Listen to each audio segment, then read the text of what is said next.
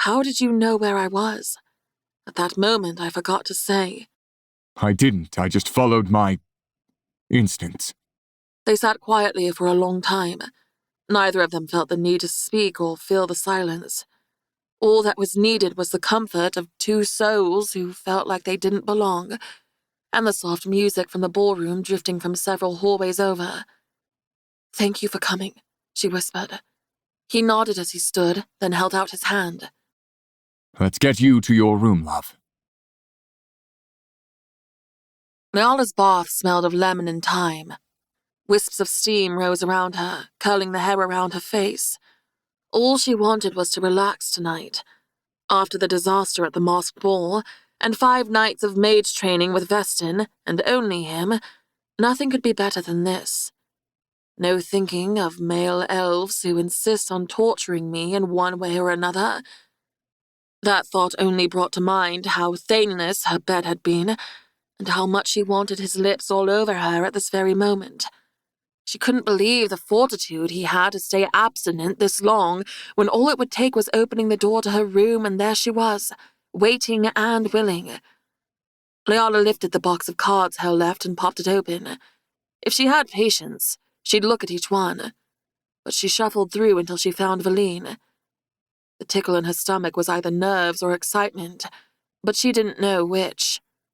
Much like the statue she'd seen, the image painted on one side was of her sitting on a throne, legs crossed. What she'd mistaken for snakes were black vines wrapped around her arms with blooms at her shoulders. The night crown adorned atop her flowing black hair. The card, like the others, was outlined in a decorative golden border, and at the top it read, Valine, and the bottom, Goddess of Night. Tiff's hands, then face, popped up over the lip at the tub by Nyala's shoulder. "Oh, pretty! That's you!" "I believe it is," Nyala murmured. She reached over to the small rolling table beside her and plucked a glass of blush wine off it and brought it to her lips. "Can I have some? Just a teeny-weeny thimble." "Sure, why not?" Tiff pulled a thimble out from behind her as if she'd been waiting to ask all night. "It will be a girls' night tonight. We should have invited Piper and Aunt Evelyn." "It's a girls' night every night for us, Tiff," Nyala complained and took a long gulp of wine. "Next time I'm going out for girls' night. I'll even take you with me." Nyala tipped a glass and filled Tiff's thimble. The little gnome grinned deviously. Nyala picked her up by the back of her dress and placed her on the side table so she could sit rather than stand on whatever thing she dragged in there to reach the top of the tub. "We'll go out and I'll yodel." With her legs spread and both hands wrapped around the silver thimble, she tipped it back for a drink. "We can do a duet. I bet you can sing. You just look like one of those elves who has a lovely voice." Nyala chuckled. "I can carry a tune, but I don't know if it's lovely," and took another sip of wine. She turned the card over. Her brows rose. A description was written on the back. The Goddess of Night is said to be created from a fallen star and an ancient flower that blooms only at night, not born of another or formed in the womb, making her one of the 7 primordials. She is night personified, riding a white chariot pulled by 2 onyx-winged horses. Powers. Her powers are of the strongest among the gods. She can manipulate darkness and shadow, as well as turn into a shadow form herself to slip through the attacks of others. Levitation in this form is possible as well, but she does not fly over long distances. She can form light, illuminating the dark like the stars and moons, and even conjure the moon's power to produce a shield or attack. Serpent-like deadly vines with poisonous blooms to impale or trap her enemies. As with all the gods, enhanced speed, strength, and persuasion over lesser beings. Nyala blinked and reread the section. This was certainly more power than she expected. She'd produced a shield and of course her vines, but turning entirely to shadow and levitating were difficult to fathom. Also persuading people with words like hell and mathicus. She read on. History. Valine is one of the Drivar, who worship the All-Mother. She ruled the solitary Night Territory, also known as House of Night, alone, until she met her mate Zarahel, or Hel, a Primvar. The group believes in the superiority of the Maker. He is the god of magic and mischief. When they combined their territories, it became known as Velhara, where she became queen and he king over both. No known children. It is said she left her own Night Territory and her mate for his cousin, the god of war, to rule over Rivengard with him, causing the great war amongst the realms. Later, she was punished by the Runevale Council and her immortality bound, to die and be reborn again and again. With a groan, Leala tossed the card and downed the rest of her wine. She pressed the cool empty glass to her forehead and shut her eyes. Did I leave Hell because I loved war more? Was it because Hell was a complete bastard, dick-ass prick? She ran out of names to call him. She couldn't accept that she simply cheated on Hell with his best friend, his cousin behind his back. It wasn't like her or Thane. Something else must have happened. Look at these, Tiff said, holding up the card for Hell and War. It says, the extent of Hell's powers are unknown, making him ranked in the top 3 amongst the Runevale gods despite not being a primordial. What's a primordial? It's the original gods not born from anyone but created by the Maker and All-Mother. Leala rested her arms on the edge of the tub. And War? It says, War is known for his brilliant mind and prowess in battle. He is not a primordial either, but born of 2 gods, Balnir and Ravenna, second-generation gods. Tiff chewed on her lower lip. War is said to be the only god Hell trusted or cared for until Hell met his wife Elaine. Oof. Leala cringed at the betrayal. Don't be sad, Tiff said, setting the cards down. Will you sing a song for me? The wine made her feel up to it. Something fun or romantic or... You pick. All right. She started humming first, swishing her toes along the surface of the water. Steam curled around her face, and she inhaled the wonderful scented soaps from the tub. A tune began to form. Words drew from her lips. She didn't know from where. But the song was sad, melancholy, and in a language she couldn't understand. But somehow she got the feeling of broken hearts and goodbyes. She might not consciously know the language, but some part of her did. Her voice lilted off the bathroom walls, the perfect atmosphere for singing that made her voice sound clear, lovelier, and tears sprang to her eyes. Why am I crying? Tiff pressed her hands flat over her heart and closed her eyes. The final word fell from Leala's lips, and she blew out a breath and plunged under the water where the silence became peaceful. She popped back up, and Tiff was wiping tears off her cheeks. You had a good voice, although we could work on your higher register. She put her hand over her stomach. You gotta really breathe deep and sing from down here. Leala swiped water off her cheeks and giggled. Singing hasn't been a priority of mine, but I liked to sing as a young girl. Aunt Evelyn was always humming or singing something. After her fingers and toes were pruned, she finally rose up. Rivers of water rode down her body, splashing into the tub as she wrung out her hair. She reached for a towel on the nearby shelf, but it was empty. Where are the towels? Well, I spilled something earlier and had to use them, but I promise I'll bring them back, freshly washed and dried. I need a towel now, Tiff, not later. Am I supposed to stand here and drip dry? She sighed, remembering she left one hanging on the back of the chair next to her vanity, and she stepped out of the tub, getting water all over the floor. A chill ran across her body from the cool air on wet skin. She hurried into her main room, turned her head, and screamed. Leala slapped her arm across her breast and a hand over her groin, then turned away. "Get out!" Leala hollered. Hell laid sprawled across her bed, a cigar between his lips, ankles crossed as if this were his room and his bed. With the flick of his wrist, the towel on the back of the chair appeared around her shoulders. I didn't look. He said as if he were about to laugh. I know if I did, you'd gouge my eyes out, probably with your nails. How did he know she was thinking exactly that? I saw you do it once to a peeping Tom. Not pretty. Leala snatched the edges of the towel and wrapped it around her body, then she whirled around, wet hair flying out and slapping against her skin. You can't come in here whenever you feel like it. He didn't move, didn't so much as tilt his chin down to see her standing wrapped in a towel.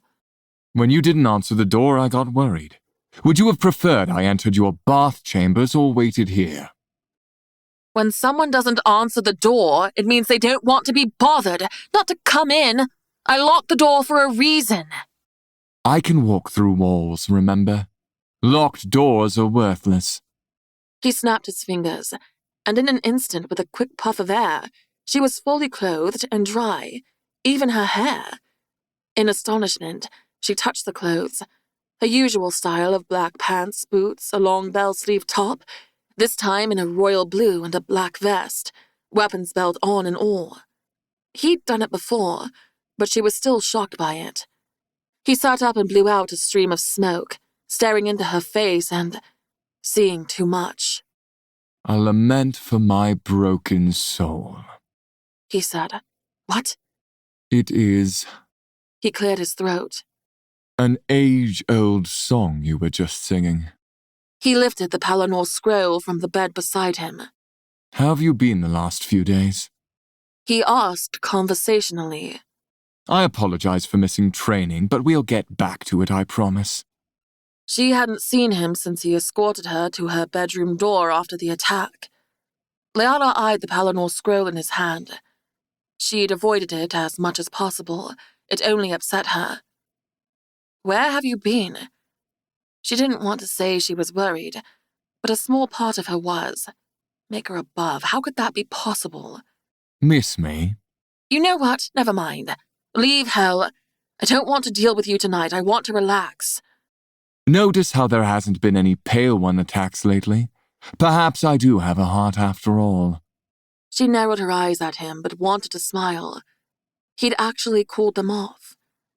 He set his feet on the floor and started reading from the paper in a voice that sounded mocking. Leala Lightbringer, the belle of the ball. Many of us watched the High King and his betrothed kiss and dance on the dais. The dream of many maidens in Palinor. To win the heart of our warrior king, who pledged himself to the Lady Lightbringer as a child. Our strong, noble leader who blah blah. He held up his fingers with the smoking cigar. He whispered in her ear, held her close, and if they missed a step, no one saw it. But that isn't the true story of the night, is it?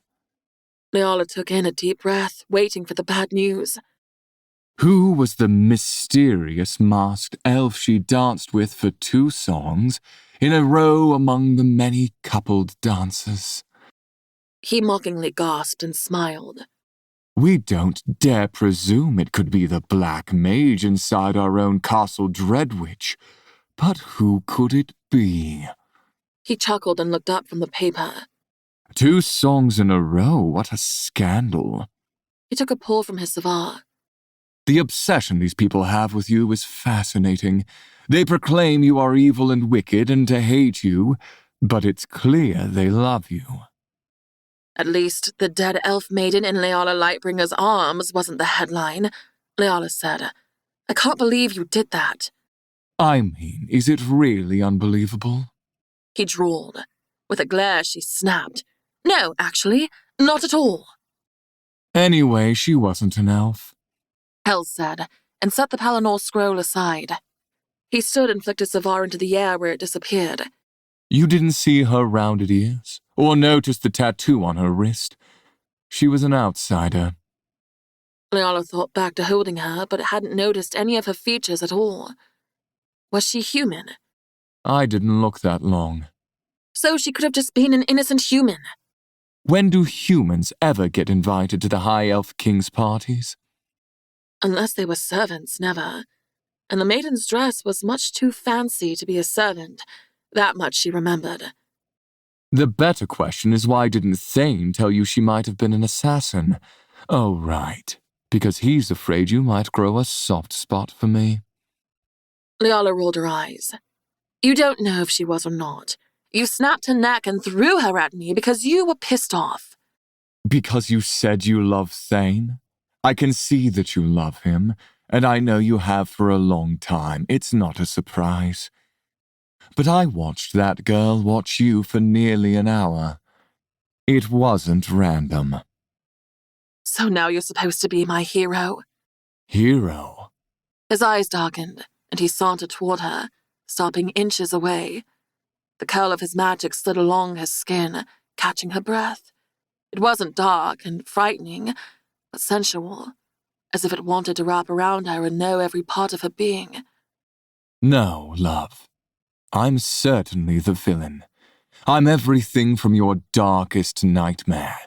I will do things that will break your heart. I will kill whoever I need to fucking kill.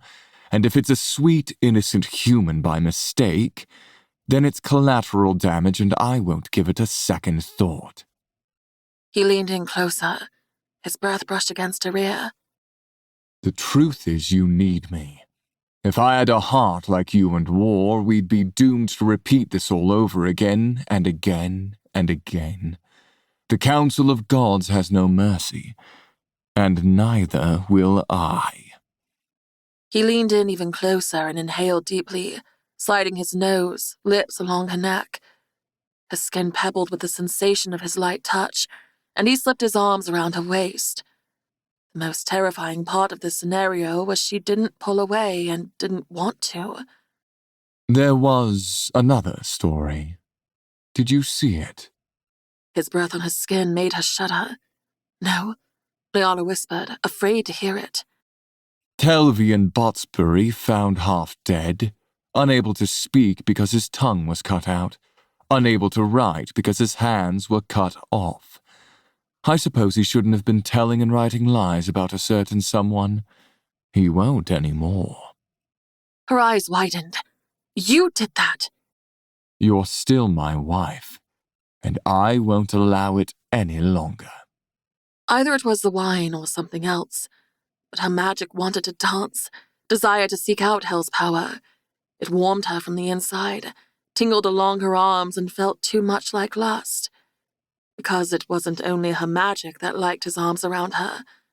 Her body reacted to his touch, craved it even. His chest rose and fell faster under her palms. His hands slid up her back, entangled in her long locks. Your magic calls to me. I can feel it brushing against my skin like a lover's caress. She swallowed hard. Please let me go. Ever so slowly, he uncoiled his arms from around her torso, then appeared by the door in an instant, breathing heavily like he'd ran for miles. He gave her one last long look, and then he was gone. Chapter 25. Hell. Hell took in a deep breath, closing the door behind him, and rushed across the hallway to the room he'd taken up. Then hurried out onto the balcony and pulled out a cigar. Fuck. His heart raced and his mind even faster. The more he wanted to hate her, the more she crept under his skin like an infection that heated his entire being. What a cruel thing indeed. While he was out searching for the Demon Prince for days, all he could think about was the first time Valine invited him to her home. When he started to fall for her hard and fast, catching feelings he'd never allowed himself before. She was sinking into him all over again, and he didn't want her to. He wanted to hold on to his hatred for her betrayal, for leaving him more shattered than anyone ever could have. He wished he could forget it all like her. To not feel the warring pain inside of wanting her so much his body could catch fire and hating her with the same amount of passion. If only he hadn't gone that day. If only he'd turned down her invitation. Would things be different now? But he fell for her story. The past. The garden at Valine's palace was warm despite the territory's rumored perpetual night. Did the sun ever shine here to grow the thick bunches of jasmine over trellis arches or the full and blossoming purple wisteria? Everywhere Hell looked, green foliage, fruit, and wild blooms grew in lush abundance. This garden rivaled even the gods of flora and nature. Despite the stunning scenery, there was only one thing of beauty he cared to look upon. Valine's black gown hugged her curves. The back was cut low in a V ending just above her divine rump. Her black hair was pulled up in a high bun on her head with curls left down to frame her face. He hadn't seen her since the time she tried to kill him for trespassing 6 months prior. She danced with his cousin, and then instead of accepting his invitation for a dance, she asked him to go for a walk in her gardens. Neither of them had spoken since they stepped out from the party of onlookers and now walked alone, side by side. She kept her hands tucked close to herself and made certain to put a decent amount of space between them. Hell wasn't sure if she didn't know what to say, or if she waited for him to speak. She was the one to invite him and war here in the first place, and he had yet to learn why. Did it have to do with the mark on his chest and her arm? In her halter-top dress that revealed her shoulders and arms, it wasn't as if she tried to hide it. Do you know why I asked you to come here? She finally said. She stopped under a jasmine trellis and faced him. I'd like to think it's because I made such an impression you can't stop thinking of me, but I doubt it. Her serious expression cracked into a soft smile. You certainly made an impression, but I wanted to explain myself. After you and War did not come back for battle as you said you may, especially after what I did, I thought perhaps I misjudged you both. You don't need to explain anything. Your business is your business, he said, although he was practically frothing at the mouth to know. I murdered a primordial, and I would have murdered you to keep it secret. You still think it's only my business? I deduced you had good reason. I never liked him much anyway. Cynic was a prick. The council wouldn't see it that way. He shook his head and put his hands in his pockets to stop his urge to touch her. No, they would not. But I'm not on the council, am I? You know the story of the gods, of the primordials. It wasn't a question.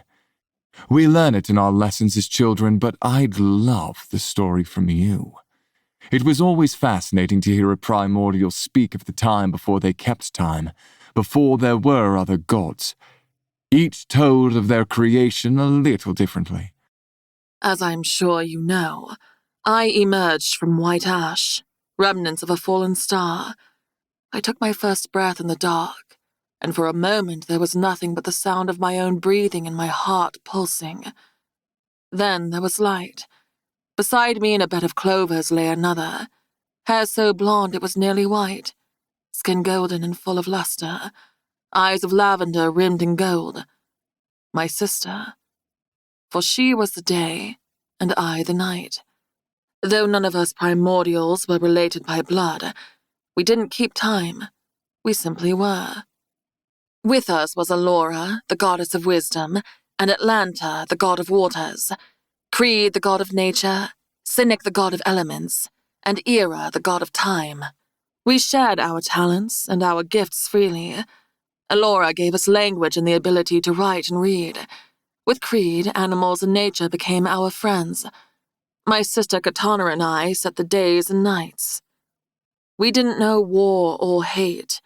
We had no need to use our powers for fighting or evil. We didn't understand the concept. She paused and plucked a white jasmine blossom from the vine and looked at it lovingly. Katana's favorite flower was jasmine. She and I were inseparable despite being opposites. She was all smiles and laughter, bright and happy. She could talk to a wall for an hour, I swear. I was more reserved, and I liked being alone under the stars as much as I liked company. And for a time, it was only us primordials. Until Allura opened a portal and we saw into other worlds. We didn't know what she'd done then, But through a swirling pool, we witnessed others like us, millions of others. People with wings who turned into giant beasts, fair folk with pointed ears who sang so lovely we were drawn to them, and many others, different in some ways, but we wanted to know them. The All-Mother and our Maker came. They said if we joined with the other races, we would learn pain and sorrow, but also joy and true love. That our powers were gifts others did not have, and we should remain fair and just. They created us to be guardians and watchers over the realms. In time, other gods were created to join us, like the goddesses of love and fertility, and the gods of serenity and truth, and many more. Not as powerful as the original 7, but strong and gifted. My sister Katana and Atlanta fell in love and had many children. Creed, Era, and Cynic mated with several of the lesser gods, even with the elves, fae, and dragons. And that's when the prejudices began. She frowned. As you well know, Elora mated with Creed only to have a pair of twins and no others. Hal nodded. Elora was said to be jealous of his many other lovers, so she only had my mother and War's father. Yes. Elora, the goddess of wisdom, is too intelligent to be played for a fool, but she got what she wanted out of the relationship. Valine pressed her lips together and looked at him, but for only a moment. I remained chaste. I didn't want children to bring into the power struggles. It became a competition to see who could create the most gifted and strongest, all to help the realms, they claimed. But I saw it as greed, and what this power did to the others. We were supposed to be the peacekeepers among the realms, and many of the others used the realms as their playgrounds. I always heard you remained chaste, but... He cleared his suddenly tight throat and tugged at the collar that felt too snug around his neck. Don't try to murder me again for asking, but are you still? It's difficult to imagine. It's been thousands of years. She arched her brow. May I finish the story? Please do, he said, tucking his hands back in his pockets to resist the urge to touch her. He didn't know why, but he wanted to hold her hand or brush her beautiful golden skin. Your Uncle Cynic had long desired me. He said we'd have the most powerful children, stronger than anyone. When I refused him, he grew angry. Somehow he got a hold of the Sword of Truth, the only weapon at the time that could kill one of us immortals. Instead of using it on me, he put it where it would hurt me most, the one I loved more than anything. My sister Katana. Hal swallowed hard. Now that was one part of the tale he'd never heard before. There were stories of Katana's murder, but it was said no one knew the perpetrator. After I lost her, I shut myself inside my territory, cut off from the other gods. I built my fortress, wards and walls no one could cross. I hid away from the fighting, the bickering, the mating, and the scheming, and let my people, who I'd brought from other realms, prosper in peace and harmony. And for an age, I made myself into a weapon. I learned cunning and guile, combat and war. I studied the realms, the other gods, lesser and full-blooded alike, until I knew everything about them. I didn't need children to be the most powerful. I would forge myself into the greatest weapon and bide my time. I am somehow sorry for your loss wasn't fitting or nearly enough. He believed every word she said, felt it all to be true. This was why she hid away for so long, why she killed Cynic. It wasn't murder. This was vengeance. Why doesn't anyone else know Cynic killed Katana? We need to make this known so you can be absolved if anyone ever finds out. They won't believe it. I tried to convince Atlanta and he didn't accept it. He said one of the primordials wouldn't do it. We were all too close, too connected. And that may have been true at one time, but then we'd grown apart. Atlanta believed it to be a jealous god who would stand to gain from her death, When a primordial dies, their powers are transferred to others in their line. He thought it was one of their own children. They couldn't have known that. No primordial had ever died before. She lifted a shoulder. But how did you know for certain it was Cynic? Valine looked him straight in the eyes. Because he told me. He wanted me to know. He took pleasure in seeing me break. He said it would only be his word against mine, and it's not as if the council would exile him. He was the head of the council. If I'd had a weapon to kill him, I'd have tried right then. It wasn't long after that Solender was found by Allura, and Katana's death sparked the wars between the Drivar and the Primevar. People started placing blame on our creators for giving us weapons that could kill immortals, and we chose sides. But you didn't fight in the battles. No. But I do praise the All-Mother, and I believe she gave Solender to us because Cynic was given the Sword of Truth by the Maker. That is the story, but I never understood why he would do that, as if he wanted to spark a war. No one knows. The Maker isn't evil. Sometimes I wonder if Cynic got the weapon some other way. He claimed to have found it. But the Maker and All-Mother haven't shown themselves since. I don't even remember how long it's been. I can't even recall their faces anymore. Her chest rose as she took in a deep breath. But they said we'd know pain. And certainly we do. But you also know joy, happiness, and love, don't you? The bad times make you appreciate the good more and all that. Or so they say. She lifted a shoulder. I am not unhappy, but I don't remember the last time I truly felt something other than when I drove Solender through Cynic's heart, and that was glorious. Hell flicked his fingers and a cigar appeared between them. These help a little with that. Had she truly smiled or laughed or allowed anyone to love her? Want to try it? He brought it to his lips and breathed in. I gave up trying to feel better with substances a long time ago. It's fleeting, not real. You're better than I, then. He blew out a cloud. Who was that blonde male with you at the party? Presco, my dragon scholar. The corners of her mouth curved ever so slightly. Why do you ask? His eyebrows raised and he shrugged. Curiosity. It was much too soon to admit he was jealous of the male who got to hang on her arm. Did you explain your story to War? No. I'll leave that up to you. She let out a quick breath.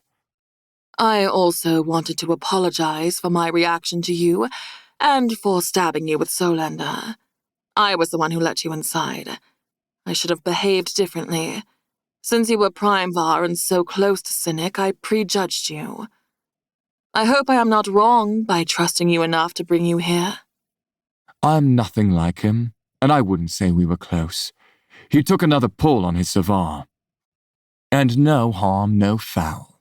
I apologize for making threats as I was the trespasser. You didn't do anything I wouldn't have. His gaze dropped to the lily mark on her arm, and he ran his fingertips over it. She jerked back in surprise as if he'd shocked her. You don't like being touched, do you? It just surprised me. It's not customary to touch so casually in my territory. My apologies, but I suppose we should talk about the mark. Sweat dampened his lower back.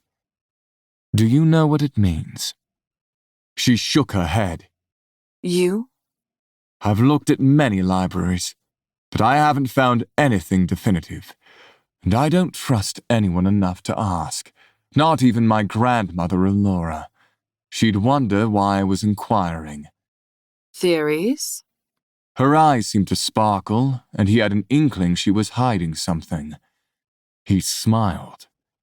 I have many. The blonde dragon scholar appeared from around the bend in the path and bowed to Valine. He narrowed his eyes at Hell before facing her. Goddess, I hate to pull you away, but guests have been asking about you, and War is, I wouldn't say under threat, but everyone is wondering why there is an outsider here. I'll be right in. He bowed again, and Hel watched him disappear. The dragon certainly had feelings for Verlaine. What he couldn't discern was if she shared them. Was this the male who broke down the chaste goddess's walls? Poor War, left alone to defend himself. Hel chuckled. But he loves attention. I'm sure he's enjoying himself. They started back.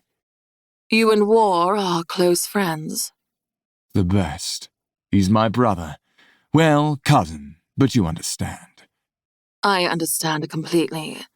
Katana wasn't my blood sister, but she was still my sister. Once they reached the double doors, Hel grabbed the handle to pull it open, then stopped and turned to face her. He found his breath unsteady. Even his hands trembled, as if her very presence ignited him with energy and made him want to shy away at once. No one had ever had this effect on him before. Will I ever see you again? He swallowed hard. I would very much like to see you again. He heard her heart beat faster, the only betrayal of any emotion. Meet me at the cliffs of Avonlea on Luna's next full moon. Chapter 26. Leala. Leala and Piper stood out in the training yard. The grass was damp from the rain the night before, which made it soggy under Leala's boots. Handfuls of other soldiers sparred in the area around them. Their swords rang with metal on metal. Some laughed as they watched a pair of their buddies grunt and beat on each other in a wrestling match. A trio of soldiers shot arrows at bales of hay painted with red targets at the center. Leala toyed with the throwing star in her hand and stared at the fake wooden soldier who was about to get a weapon embedded in its head. The breeze picked up pieces of her hair and brought the smell of the nearby waterfall. Piper pulled back on her bow. So, what's on your mind today? You haven't asked me to train with you in a while. The bowstring twanged and the arrow whistled, hitting the stuffed soldier in the chest. Well, you've been busy training others. It's not that I didn't want to. True, but there's still a reason we're out here. Leala readied her feet and threw the star. It cut through the air and embedded in the stuffed soldier's chest. I just needed to get my mind off things. Now there's a demon prince doing the bidding of the council because he wants me dead for stealing his ring, something I don't even remember doing. And I heard all about the demon from Thane and Fennin already, so I know there's more. Leala laughed. Fine. I hate Varlet. I hate her. I saw her in the hallway today and I want her gone. She almost killed Thane and stole my aunt, which then made me almost kill Talon, just to name a few offenses. And I don't know what to do about her. And the way she and Hel touch each other, it's disgusting. I want to gouge my own eyes out thinking of them. Piper frowned, and then quickly turned it into a smile. We'll figure it out. We always do. What was the frown for? Leala tossed another star and it hit with a thud. Piper pulled back the arrow and released it. She faced Leala and let her bow fall to her side. Why does it bother you that Hel and Varlet are together? It doesn't. Piper dragged her fingers through her loose hair. You said you wanted to gouge your eyes out thinking of them together. I'm worried that this bond between you will cause problems. Have you been feeling drawn to him, or do you have any sense of loyalty to him? Of course not, Leala said. I don't know much about mate bonds, but I know what it was like watching you and Thane together.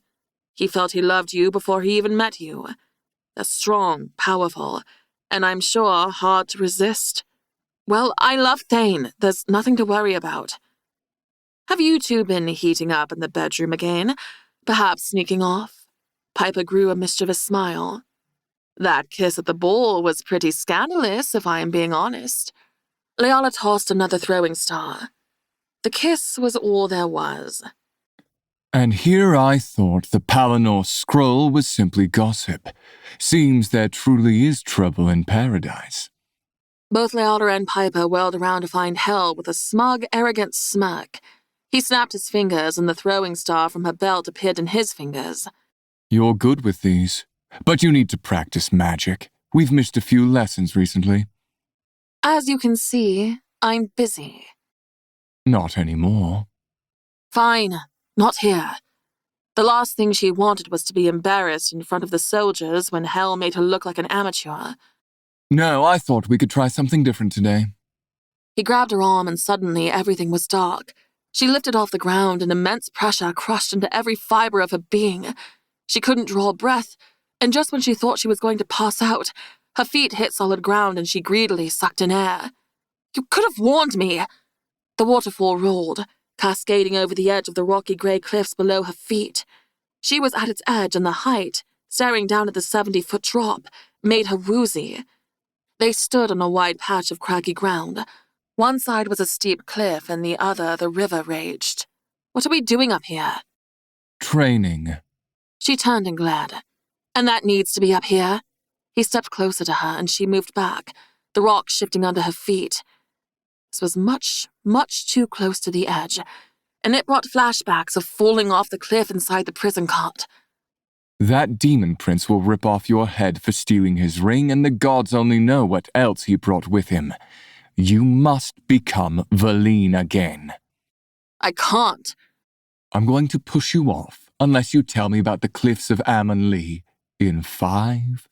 Are you insane? 4... Don't you dare! 3... Stop it! Stop counting! She held up her hands with magic flaring and stepped hard to the right toward the river. She could get across the water with her vines. 2... Vines appeared over the water like a bridge, and as she made a run for it, he grabbed her upper arm and swung her back around, and she suddenly couldn't move. His magic snaked its way through her body and held her to his will. 1... Hell! She squealed. He backed her to the cliff's edge and shoved her. A scream caught in her throat until his hands closed around her wrists, dangling her upper body over certain death. The wind whipped up around them, blowing her hair wildly. Sprays of mist wafted all around. Her heart crashed in her ears. His hold on her was the only thing keeping her from falling. The cliffs of Avonlea, Val. It's where we met up alone for the first time. She shouted over the cascading water and wind. He smiled. Maker above, she was on the verge of falling to her death, and he smiled like that. And what else? Let me up and I'll tell you. That's not how this works, love. She racked her mind for the memory. Avonlea, she chanted. What the hell happened in Avonlea? She closed her eyes and felt the sun on her skin, the smell of salt air and florals. Eyes flashing open, she blurted out, You brought me flowers and we swam in the sea. Our first date. He jerked her up into his chest and wrapped his arms around her completely. Together, they backed to the center of the small rocky platform they stood on. You know I wouldn't have let you fall. She shoved him hard in the chest to get him to let go, but he didn't move. No, I don't know that. Val, come on. I saved your ass against the demon. I came running when you called. It's Leala. See, this is why you can't remember, and it's going to get you killed. Just because you won't kill me doesn't mean you won't push me off a cliff and save me after just to scare me. He laughed. You're impossible sometimes. A mischievous smile spread across his face, revealing his dimple and pretty teeth. Then he moved her back 1 step. 2. What are you doing? Well, you said it. I'll push you off, and if you can't save yourself, then hell will swoop in to save the day. Hell, I can't fly. And I haven't been able to change entirely into shadow, just remnants. A gust of wind rushed around them, and Leala gulped, but that sparked a memory. Wait. Take off your shirt.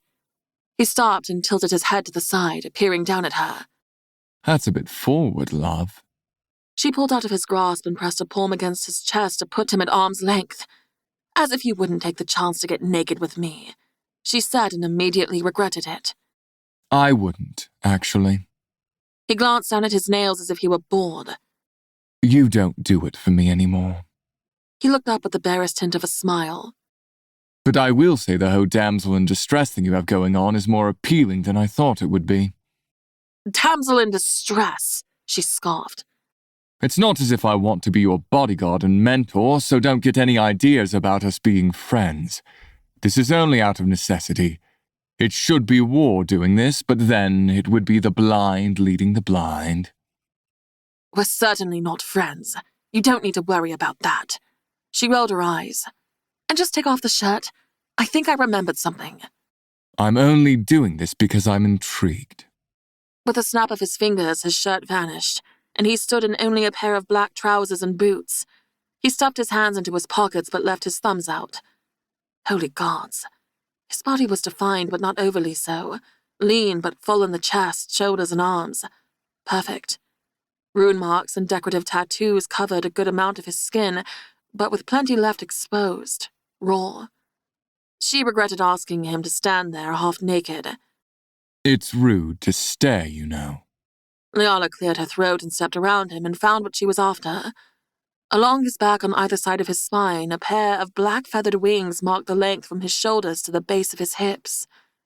Wings, she whispered, and couldn't stop herself from running her fingertips over the marks. Goosebumps rose under her touch and she smiled.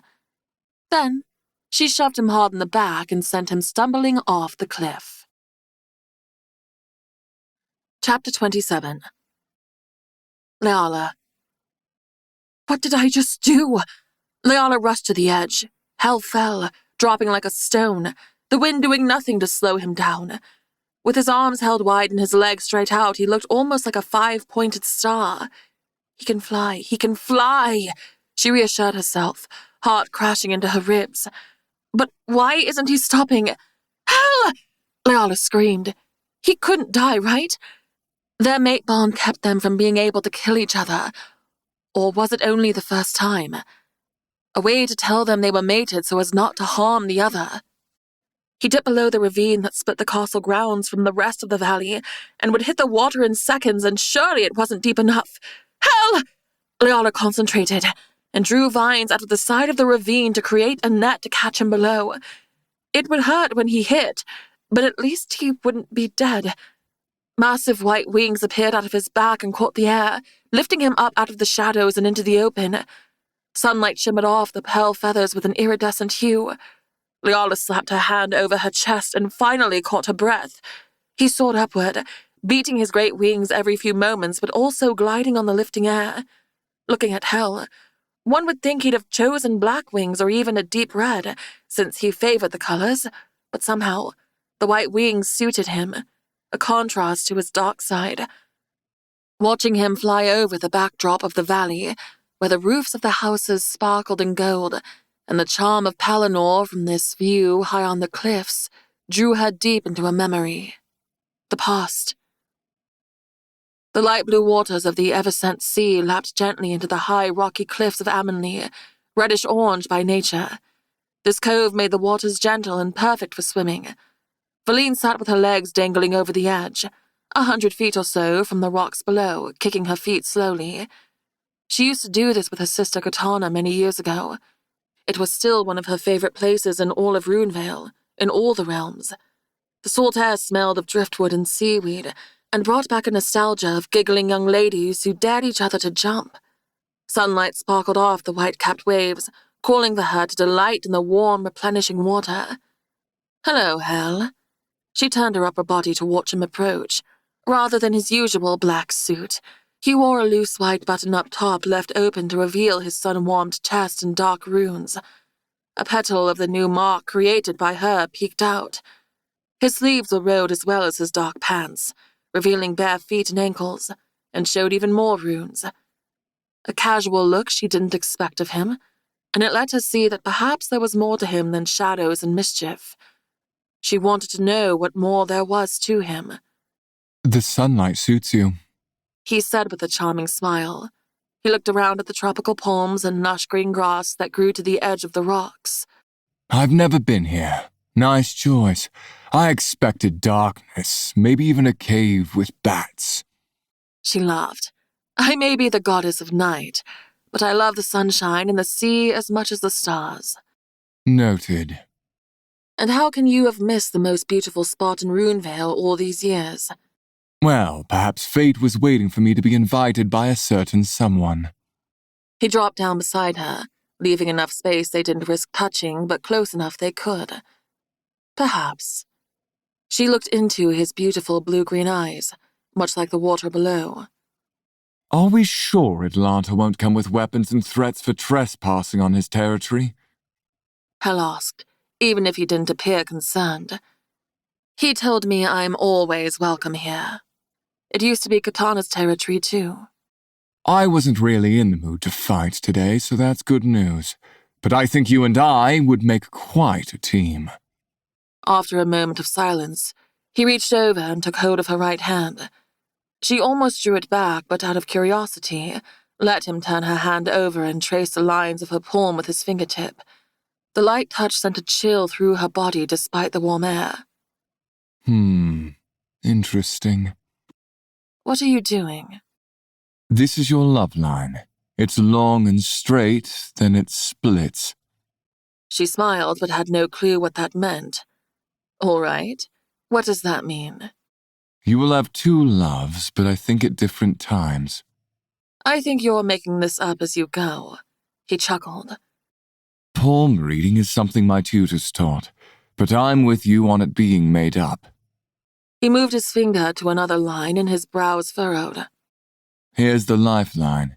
It looks to fracture, which for an immortal, that can't be right. I probably need to brush up on my readings. It was one of those lessons I didn't take seriously. He released her hand. Part of her wished he wouldn't have. We know you're on your first life, but what about loves? Are you asking if I've ever been in love? When you put it that way, it sounds too personal for our first date. This is a date? Certainly. With a wave of his hand, a bouquet of wildflowers with sprays of baby's breath and decorative greenery appeared. He leaned it toward her. See, I even brought flowers. Taking them in hand, she smelled the colorful blooms, taking in the rich florals. Have you been in love? No. She didn't know why, but she hoped he would say that. Why? You're beautiful, charming, powerful. You can't tell me you haven't had your fill of ladies. He was quiet for a moment, watching the waves roll in. I've never trusted anyone enough to let myself fall in love. Why? He turned to her with a smirk and that dimple. How about you ask me something simple like what my favorite color is? Fine. What is your favorite food? That's not simple, that's hard, excruciatingly hard. How could I choose? I do love grapes. Well, let's narrow that down to fermented grapes. Valine laughed. Wine isn't a food. I should have known you'd be a lush. Hey now, no need to take digs at me. I haven't been drunk in ages. I don't know if I can get drunk. It doesn't affect me much. I think that's how it is for most gods. But I have some drink that would knock you on your ass, guaranteed. It's probably best I don't ever drink it then, since I'm such a lush. He said, making her laugh. You have one of the best laughs I've ever heard. It's like velvet and joy and an endless night. She couldn't help but stare at him and the way his dark hair moved in the breeze. His light blue-green eyes popped against dark lashes. He was much different than she expected.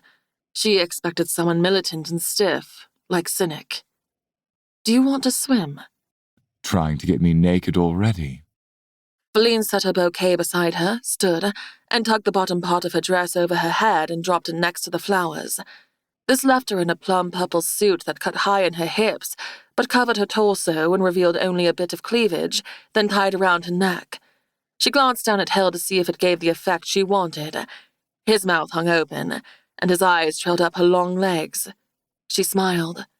It's rude to stare, you know. He jumped up and tugged off his shirt. I just didn't expect you to wear that. I thought it would be a full bodysuit. You seem so very prim. I am very prim, she said with a smile. But we're swimming. Suddenly, huge white feathered wings shimmered into existence from his back. Now it was Valine's turn to gape. You have wings. I've never seen that before. Well, except dragon wings, but yours are feathered and gorgeous. It's magic, love, for which I am the god of. I can do pretty much anything I want. They're stunning. I almost wish I had a pair myself. I could give them to you. Perhaps another time. Then she leapt off the cliff into a dive. She hit the warm water and kicked back up to break through the surface. Hell jumped, and with his massive wings spread wide, he dropped into a glide and landed on a boulder a few feet away from Valine. He crouched, and with his wings half spread, he looked like a statue. She smoothed her hair back and waited in place. So, your favorite color is red and you don't like water. She tapped a finger against her lips. You're good with a blade, but prefer magic. You have a type. Not physically per se, but you like the chase. The ladies you think are hard to get. Then once you have them, you get bored and move on looking for the next high. You vow to never marry, or if you do, it's for power. But there's a small part of you, somewhere deep down, that wants love. Real love. He tried not to smile. How could you know all that? Because I've known many males like you. I'm old, remember? You've never known anyone like me, love. We'll see. She raised a brow. You're not coming in. You just said yourself I don't like water. Come and swim. He smiled and tucked his wings before they shimmered out of existence. I'll go in there for one thing. Valine kicked her feet up and floated on her back, staring at the white puffy clouds. Name your price. A moment of silence passed. A kiss. Her heartbeat picked up, and she pressed her lips together, forcing back a smile. Well, if you want one, you'll have to catch me. But then I might get bored. He teased. I very much doubt that. You can never really catch the night. She flipped over and dove underwater. Groups of colorful fish swam away as she went deeper. Long strands of seaweed danced in bunches, and shells and other colorful creatures scattered across the sandy seabed. She kicked around to see if he'd jumped in yet. He had not. Hands closed around her waist. She twirled around, and there he was, blowing bubbles out. He grabbed her hand and kicked up, bringing them to the surface. That was too easy. He didn't lean in for the promised kiss, but they held each other's stare. The gentle waves lapped against his back and pushed him into her. His big hands slipped around her waist, and his eyes fell to her lips. An energy buzzed between them, an invisible cord pulling, winding taut. Too easy, she repeated, and reality crashed down. A flash of cynic pinning her against a wall filled her mind, pushing in for a kiss, pleading with her to let him have her, begging for a union. Give me an heir, the most powerful heir in all the realms. And part of her wished she would have. Then Katana would be alive. The thought made her sick. Hell and Cynic looked nothing alike, sounded nothing alike, but they were of the same house. He was Hell's mentor. Shifting into her lighter half-shadow form, Valine rose out of the water and then turned entirely into shadow and reappeared fully on top of the Ammonley cliffs. She snatched up her dress, left the flowers, and marched for her chariot. Too easy. She repeated in her head with a scoff, and he was right. She slipped her light purple dress overhead, stepped into the chariot, and picked up the reins. Boys, it's time to go home. The two geldings stomped and tossed their heads, ready to take flight. Hell appeared fully dressed and dry in his usual black suit right next to her in the chariot, shifting the weight. If you don't want to give a kiss, I won't ask for it. It must be special to you, and I'm not yet. I'd never want to make you feel uncomfortable with me. He smiled, trying to turn the conversation lighter. But I would accept a replacement price for getting me into the water. Would you go on another date with me? I'll plan this one. Staring straight ahead, she said, I think this was a mistake. What was she even thinking coming here to meet him? She should have never invited him and his cousin to her home. He was Primevar, and she swore she wouldn't get involved in the mating for power games, and for all she knew, that's exactly what he was after, just like his uncle was. Hell had no children yet. He folded his arms and leaned back against the chariot. I've upset you. I didn't mean you were easy. It was a foolish choice of words on my part, Valine. No, it's not anything you did or said. She finally looked over at him. are not compatible. We're too different. I shouldn't have agreed to a date.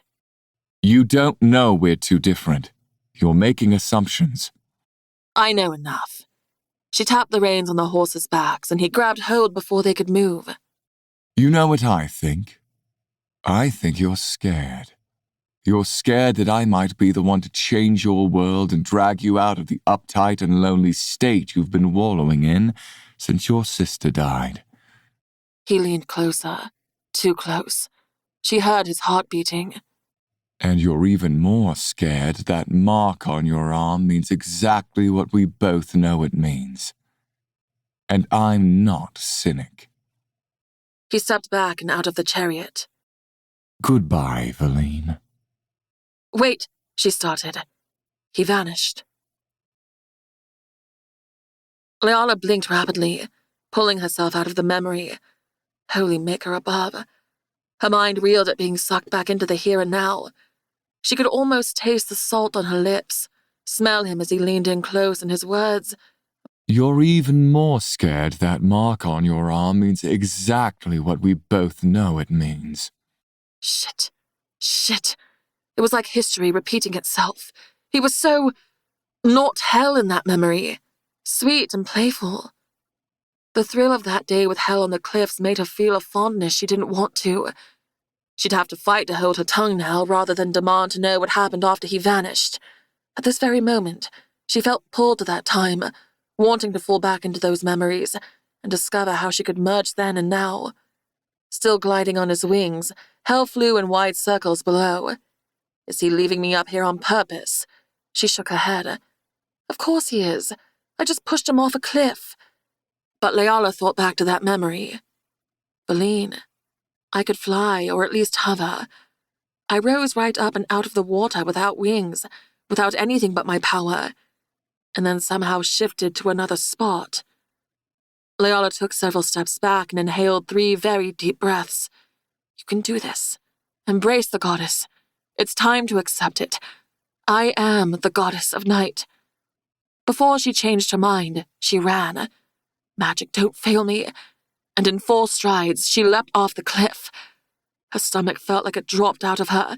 The wind whipped wildly past. So loud in her downfall, she heard nothing else, not even her own screaming. Her magic fled, tingling all over her body. Vines broke free, crashing into the rock face to get a hold. But that's not how she wanted her magic to show itself. Stop falling. Fly. Hover. Something. Tears streamed up the sides of her face into her hair. She did not stop.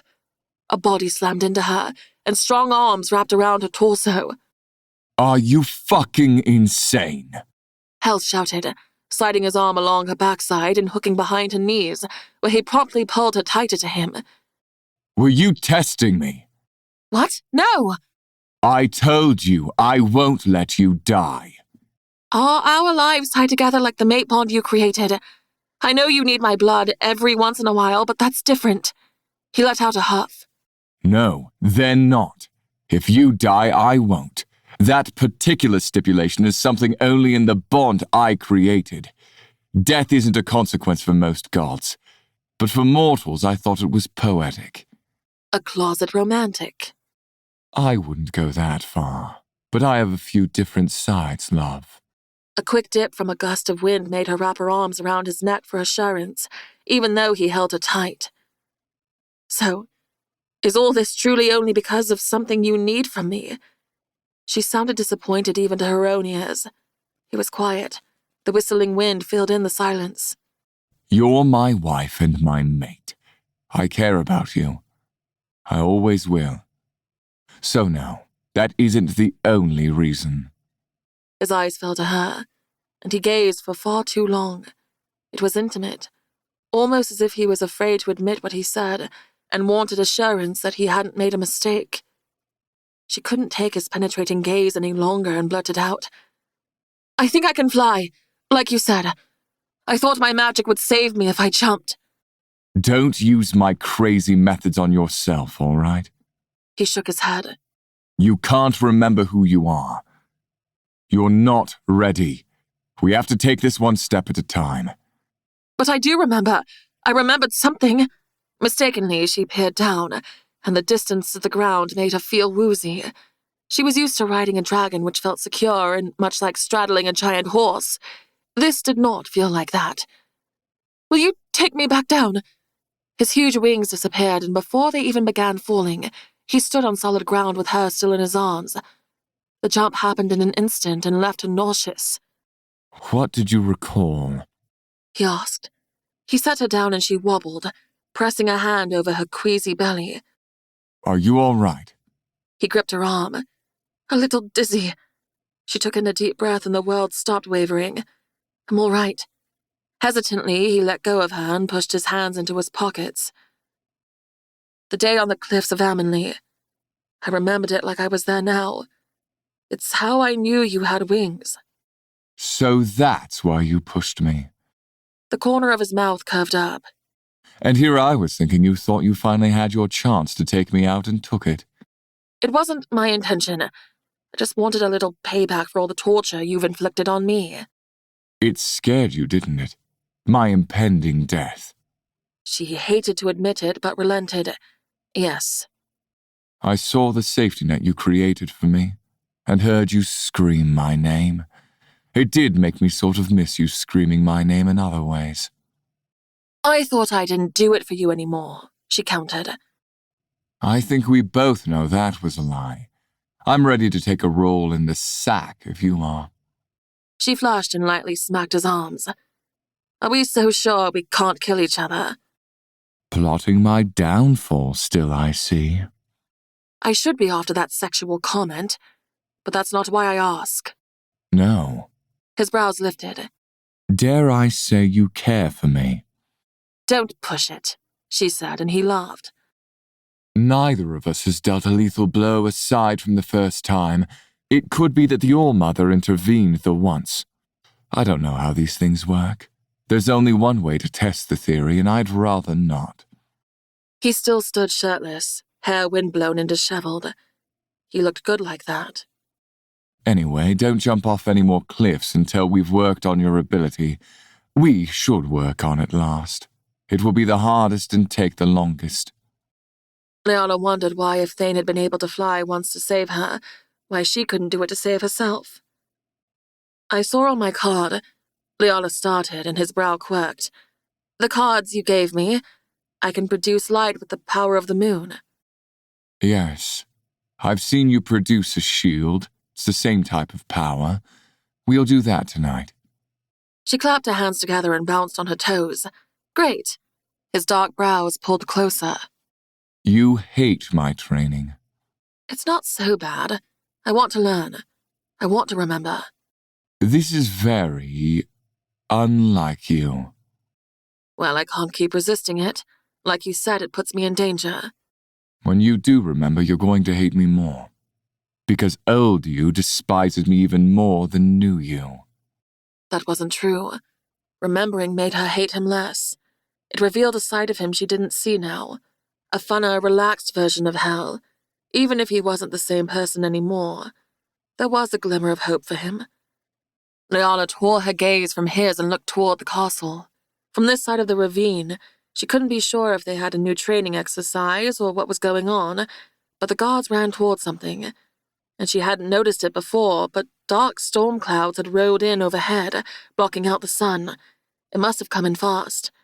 She had just marveled at hell flying in the sunshine. Whatever this is. He motioned back and forth between them. This momentary camaraderie we have, it won't last. It could. You won't say that forever. We could call a truce now and make it hold even later. A truce. He said flatly. Yes, a truce between you and me and Thane. That even when we remember, we won't fight each other. Isn't that what we're doing now? You're the only one of the three of us that doesn't remember who you are. I meant not a temporary truce. One that lasts after you get whatever it is you want from me. She sighed, annoyed that he still wouldn't tell her what that was. I've heard of the wars we caused. The fighting between realms when people chose sides. We could promise never let that happen again. Leala held out her hand to shake on it, and he only stared at it. He wasn't willing. You don't know what you're asking for. A promise not to go to war with each other when we no longer need each other. You realize I still have an entire army of cursed elves. Aren't you going to work that into the deal? If we don't fight, then you have to release them from their curse. And that would mean now. It's their nature to kill and infect mine and Thane's people, our people. They're your people too. I can't do that. Why not? Screaming pierced the air. Leala whipped around to face the castle grounds. This wasn't a training exercise. The gods were actively fighting something. Chapter 28. Thane. Thane's back began to ache after sitting at his desk for so long. The wooden chair was uncomfortable and his neck stiff from the hours leaning over the book he'd found in a hidden room behind his father's bookshelf. There was hope that something in these handwritten accounts could trigger a memory, but so far there was nothing but stories of appearances the gods made, and Laurie couldn't decide if it was myth or real. He had to figure out why Leala, Valine, left Hell in the first place. In his own memory before the council, he said he turned her against Hell, convinced her to go with him and leave Hell, but he wouldn't do that, would he? She must have left him because she wanted to, not because he tricked her. Did he truly fall in love with his cousin's wife and steal her from him? With all he knew about their friendship, he couldn't imagine it. Hell was his brother, Valine his friend. But how could he have turned her against him? What could he have said? It made him ill to think he'd betray them both like that. Poring over the pages for hours didn't recall the memory of why Valine left Hell, but it did bring back something else. The past. War walked the path through the front grounds of his manor in Rivengard. High walls surrounded the property, so high, in fact, one could see nothing but the tops of trees on the other side. But such was common in a place with shifters. Dragons could fly, yes, but shifters of all kinds called this realm home, along with beasts and flora and fauna twice the size of any other realm. Even the beetles grew to reach his knees in height. The king of the dragon shifters, Zaire, strode toward him with his advisor at his side. Both males were over 7 feet tall and broad. Zaire wore a long blue tunic that reached mid-thigh with the sigil of his house on the chest, a red dragon. War had never seen him without his royal robes, a white fur-lined velvet material that draped around his shoulders and to the back of his knees. "High praise, God of War," the king said and dipped into a bow, as did his advisor. Zaire's shoulder-length white blonde hair fell forward. "King Zaire, what brings you here today? Your correspondence didn't reveal a topic, only that it was important." He and the king had become friends over the last century, but the young king still regarded him in awe each time they met up. "Can we walk and talk?" War nodded and they started side by side down the pathway, leaving his advisor behind. "How are you?" Zaire asked. "It's been a while since we simply talked." "Things are stable at home and the realms are in order. I'd say for now everything is well." Zaire smiled. "I meant, how are you?" "Oh," War said. He'd been busy watching the tensions grow between the two feline shifter clans. When time had no consequence, one day ran into the next. He never stopped to think about how he was. "I'm fine. And you, how's your family?" "That's what I wanted to talk to you about." War paused and faced the king. "Did something happen?" "No, nothing like that." He waved a dismissive hand. "We've been friends for a long time, and yes, you have friends, but no one to share your life with." War shifted, knowing where this was going. "I don't offer this lightly or without much deliberation. My daughter Varlet fancies you. You've known this for a while, I'm sure. She is of proper age now, and I believe she will grow to be a powerful sorceress.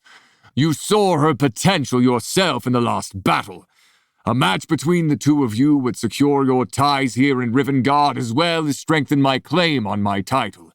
I wouldn't be challenged as often from my position." These things were true, and yet his mind drifted not to the dragon princess but to the goddess of night. He couldn't even fathom why. She was Hell's wife now. This was an advantageous match, and Varlet was a very gifted sorceress for her age.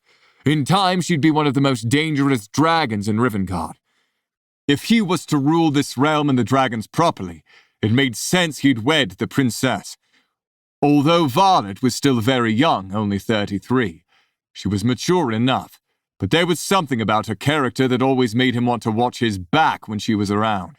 He was 500 years old, and dragons didn't usually matchmake until they hit at least 100. With a lifespan of a few thousand years, they tended to let their younger years be for play and discovery. "You don't need to answer now," Zaya said. "Just consider it. You're a god, and I know the intricacies you all have with who you mate with, but I believe Varlet would give you powerful children." War had never cared about any of that. He hadn't thought of having children yet or even considered a wife. "Is she here? Have you spoken to her about it?" "No, I don't want her to be crushed if you decline. And yes, she's waiting in your tea room." What did she think we're in discussions about? War glanced back at his manor. The tea room could be seen from here. She was likely watching them now. "About the potential of battle with the Varmus clan. They've been testing my border security lately, but with the Draconins backing me, I doubt they'll attempt a battle." War rubbed the back of his neck and tried to peer inside the window, but the daylight's glare made it difficult. "I'll take it into consideration. I know she's young, but she's ambitious." That's what worries me, he thought. He stepped into the tea room to find her inspecting the items on his bookshelf. Her golden curls tumbled down her back like a waterfall to her hips. She put a hand on her petite waist, and he couldn't help but follow the curve of her body. She was beautiful, and bronzed brown skin against golden hair, as well as the 2 black dragon horns she let grow out of her head when most didn't in this form, made her unique. How did the chat with my father go? She turned and tucked her hands behind her back. War plopped down in his oversized sky-blue chair and poured himself a cup of steaming liquid. He needed its calming properties. Battle strategies would bore you, no doubt, but I enjoy them.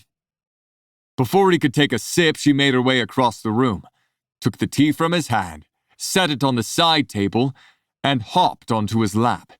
She straddled him, forcing her white dress to scrunch up to the apex of her thighs, revealing that she had no undergarments on. Pulse quickening, he swallowed hard, and her talons slowly, gently moved down his throat. Blackberries and spice filled his nostrils, her perfume. He set his jaw but didn't make a move. "Varlet, he could walk in here." With a wave of her hand, the door slammed shut, and a twist of her fingers, the lock clicked into place. You didn't care about that last time, or the time before, or the time before that. Her lips gently pressed to his throat, trailing to his collarbone. "Did you tell him we slept together?" No. Why? She palmed the sides of his face and pressed her lips to his. Her kiss was all-consuming and demanded more. Always more. Talons grazed his skin as hands slid up under his shirt. The tips dug into his chest. A sting burned his ear. Her sharp teeth scraped his earlobe, and he quietly hissed. "Because he proposed a marriage between you and me." Whether she told him or not, Zaya must suspect, and that must be why he offered her hand. Most dragons didn't expect to marry their first sexual partner, but the rules were different for the royals. Maker, he knew it was a terrible idea. But her sultry voice, the way she always found a way to touch him in front of others, but subtly, and then whispered promises of more once night fell, tickled the darkest senses in him. It wasn't love, but they couldn't seem to stay away from each other once they'd had a taste. She leaned away, licking the bead of blood from her bottom lip. His blood. She claimed the taste of it was euphoric, made her feel unstoppable, even one drop. The slits of her yellow eyes narrowed. He proposed this today? Yes. Her feet slid to the floor, heels clacking quietly.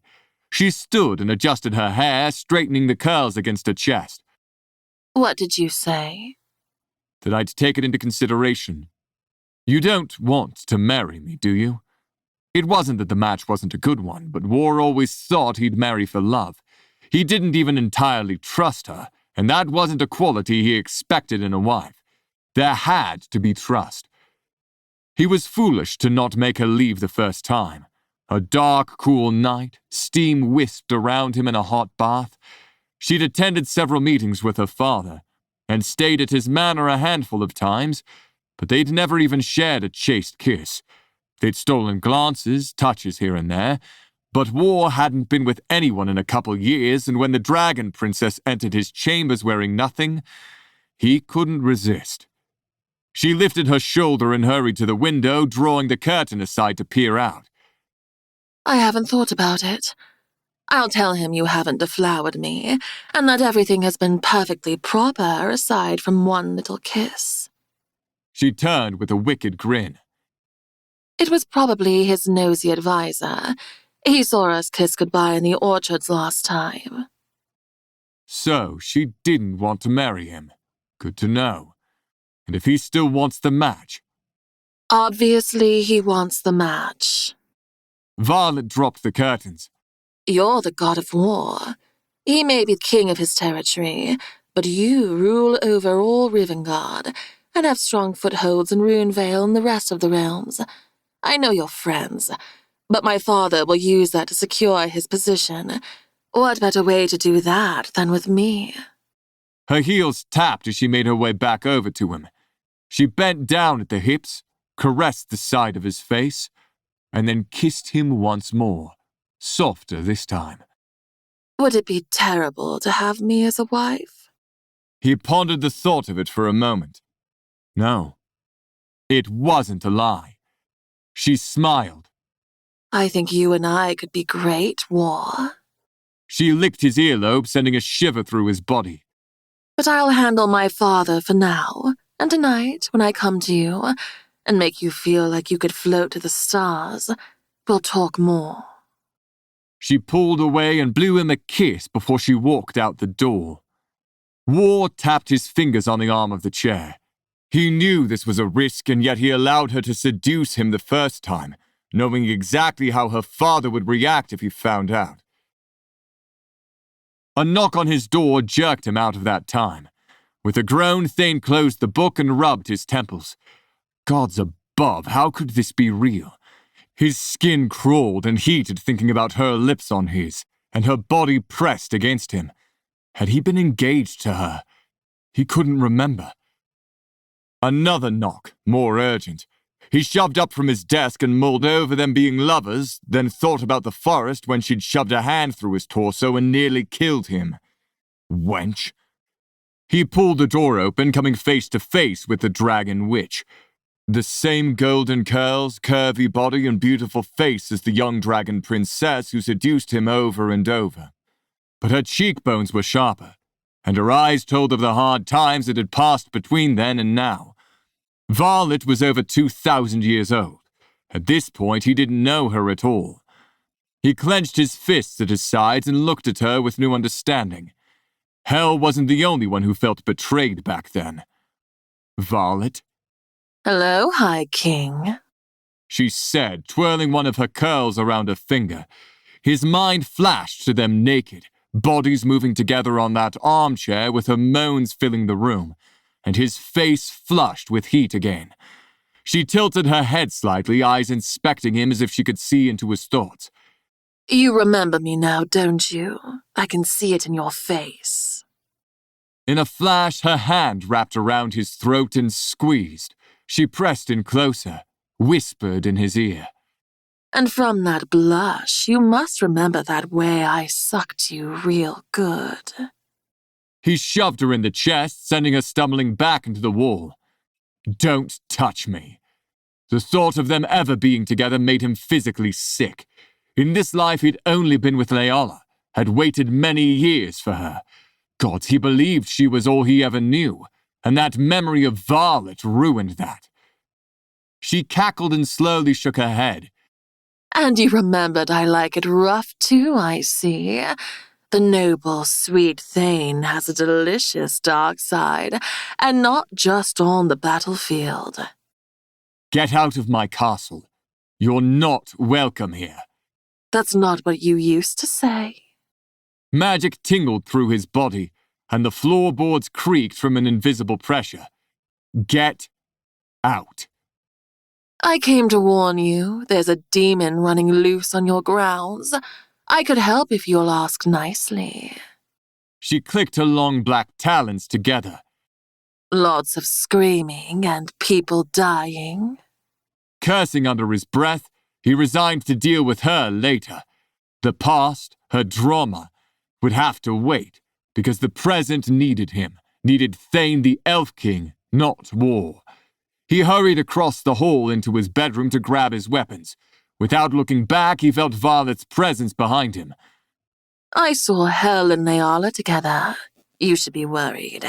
And maybe you should stop being such a gentleman and stick that cock of yours where it belongs before she forgets how much she loves you. And I don't mean in me. How did she even know he and Leala weren't sleeping together? He whirled around on her. Thane clenched his teeth and snatched up his sword off his dresser. Stay out of my business. It was easy to get the little gnome to talk, and that creature knows everything. You should keep a better eye on her. What did you do? I bribed her with food and a little truth serum. She's fine. Thane slipped his weapons holster on and looked her over. The dragon princess he once knew was long gone. You almost killed me. You took Tenebrous' side, and I don't know if I want to know how you and Hel ended up together. I could have ripped out your heart or tore through your vital organs, but I didn't, did I? I missed everything important. I knew you'd heal. And as far as me and Hel go, well, it should be easy to figure out when you consider your betrayal against both of us. It couldn't be true. There was no accepting that until he knew for sure. But then again, he would do anything for Leala. He shoved past her out into the corridor and started down the steps. So that excuses what you did? I'm not what I once was. I could have died in the forest. Violet easily kept up with his fast pace. But you didn't. I watched you from a distance over the years. I knew of your incredible healing abilities, even as an elf. This entire time she knew everything. Knew him, watched him. Gods, this was a nightmare. Thane groaned with the urge to punch himself in the face. So you broke my mate bond because... If I didn't, Hel would have lost his mind and done something stupid, like kill you. And I wasn't sure if she would have been able to wake him with a spell like that bound to her. She shoved through the front doors first. Plus, it was satisfying to watch. You two need to get over the past. Maker, it's been thousands of years. Move on. A set of guards went running by and both Thane and Violet sprinted toward the screaming. Where is Leala? Thane asked, frantically looking around for her. She's with Hel. He'll protect her. Chapter 29. Leala. The screams rose, and Leala stepped toward the ravine. What's going on? Can you see? She turned to Hel, and he'd transformed into the leather-studded armor vest he wore the first time she saw him. A black cloak and thick black pants. Without saying a word, he grabbed her by the arm, and they appeared at the base of the front steps to the castle. You need to get inside. He pushed her in the back toward the stairs. Leala stumbled and caught her balance before she fell onto the steps. The quick shift wasn't as disorientating this time around. I don't follow orders from you, she snapped and charged around him. He appeared in her path again and stuck out his arm, catching her. Don't make me do this the hard way. That demon prince and his hounds are here for you. Go to your room and lock the door. The wards I placed there will keep you safe. She tried to peer around him, and he moved in the way. How do you know it's the demon? Leala faked going one way, then dotted the other and sprinted toward the snarls, shouts, and fighting. It could be Pale Ones, and he didn't want her to know. An arm snatched her around the middle, and in one quick move he threw her over his shoulder before she could fight back. Put me down, or so help me, I will— The world spun and went dark again, and they ended up outside her bedroom door. Except this time the corridor walls seemed to be moving and nausea fought its way up to her throat. Hell shoved down on the handle, pushed through, and kicked the door shut with his heel. With his grip ironclad on the back of her thighs, he moved swiftly across the room and tossed her down on the bed. Oh, he was going to suffer her wrath now. She stood up, toe-to-toe with him, though he was at least a head taller, forcing her to look up. I've lost you 3 times, he said, holding up his fingers for emphasis. I won't allow it to happen again. Stay here. Thane is out there. Leala tossed her arm toward the window. And if you promise to stay, I'll go help him. If you don't, then I have to remain here with you and babysit. The choice is yours. I'm not the weak maiden you believe I am. I never said you were, but I am not taking chances. Leala stepped around him and peered out her window. The guards circled around a huge, hunched-back black dog, as big as a horse with rows of sharp teeth, bright red eyes. It snarled, snapped, and grabbed hold of a guard by the leg and tossed him into the air. Holy Maker above! Leala breathed, and further down there was another. This one ripped a guard in half. Blood pooled on the ground beneath it, and then she spotted Thane running toward the danger. With her palm flat on the glass, she said, "Help him! Help them! I'll stay." If you're lying to me... She turned around. "I said I'll stay! Go!" Don't set foot outside this room until I come back. Promise me. "I promise." He dashed out the door, and it clicked quickly closed behind him. Leala paced back and forth in front of the window, chewing on the corner of her nail. A quiet rustle brought Tiff swinging down a green vine from her perch, and she landed on the bed. "He frightens me, and for some reason also gives me tummy butterflies." She scurried across the floor and climbed up to the windowsill. "What's happening? I've been napping. Holy horse balls! What is that thing?" She pressed her face against the glass, palms flat on either side of her head. A demon hound. "Ew! There's so much blood! Is that someone's detached leg?" Leala paced back and forth, watching the soldiers take swings at the beasts. Violet cast a rounded cage of black bars around the larger of the two. Weapons stabbed through the bars, but didn't appear to penetrate the demon hound. It bit through metal swords, breaking them in half as if they were wood. Thane dodged under a clawed paw and swung down at the leg, but his sword didn't cut through. He dove, narrowly missing jaws, and Leala's heart jumped into her throat. What kind of weapons did they need to fight the demons?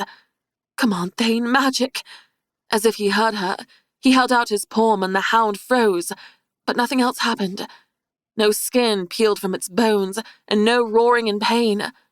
Others took turns stabbing and hacking at its hide. A knock on the door made Leala jump. She turned and stared at the thick wood.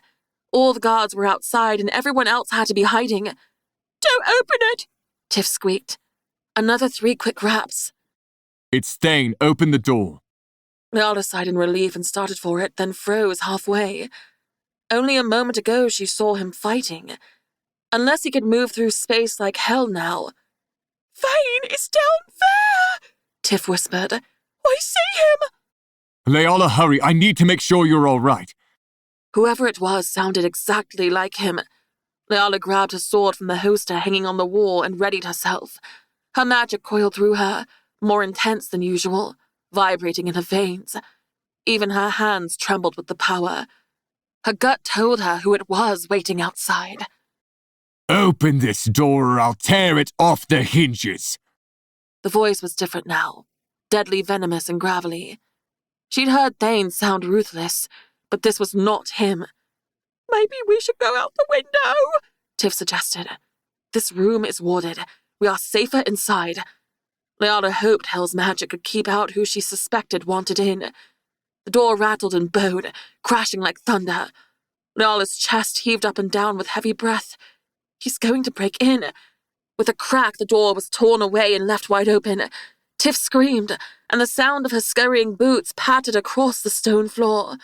Leala gulped, leveling her sword at the intruder. The demon prince with his curling horns and glowing red eyes. Hello again, goddess. He scowled and stepped forward, but as he tried to cross the threshold, he hit an invisible wall and was halted. "Hell!" Leala silently called to him. "The demon prince is outside my room." What is this? The demon prince placed his palm flat against it and pushed. Let down the guard, and I'll kill you fast rather than slow. You need to work on your bargaining skills. I already made a bargain. I kill you, and I get my ring back. They're lying. They won't ever give it to you. But I could get it back. Liana gulped.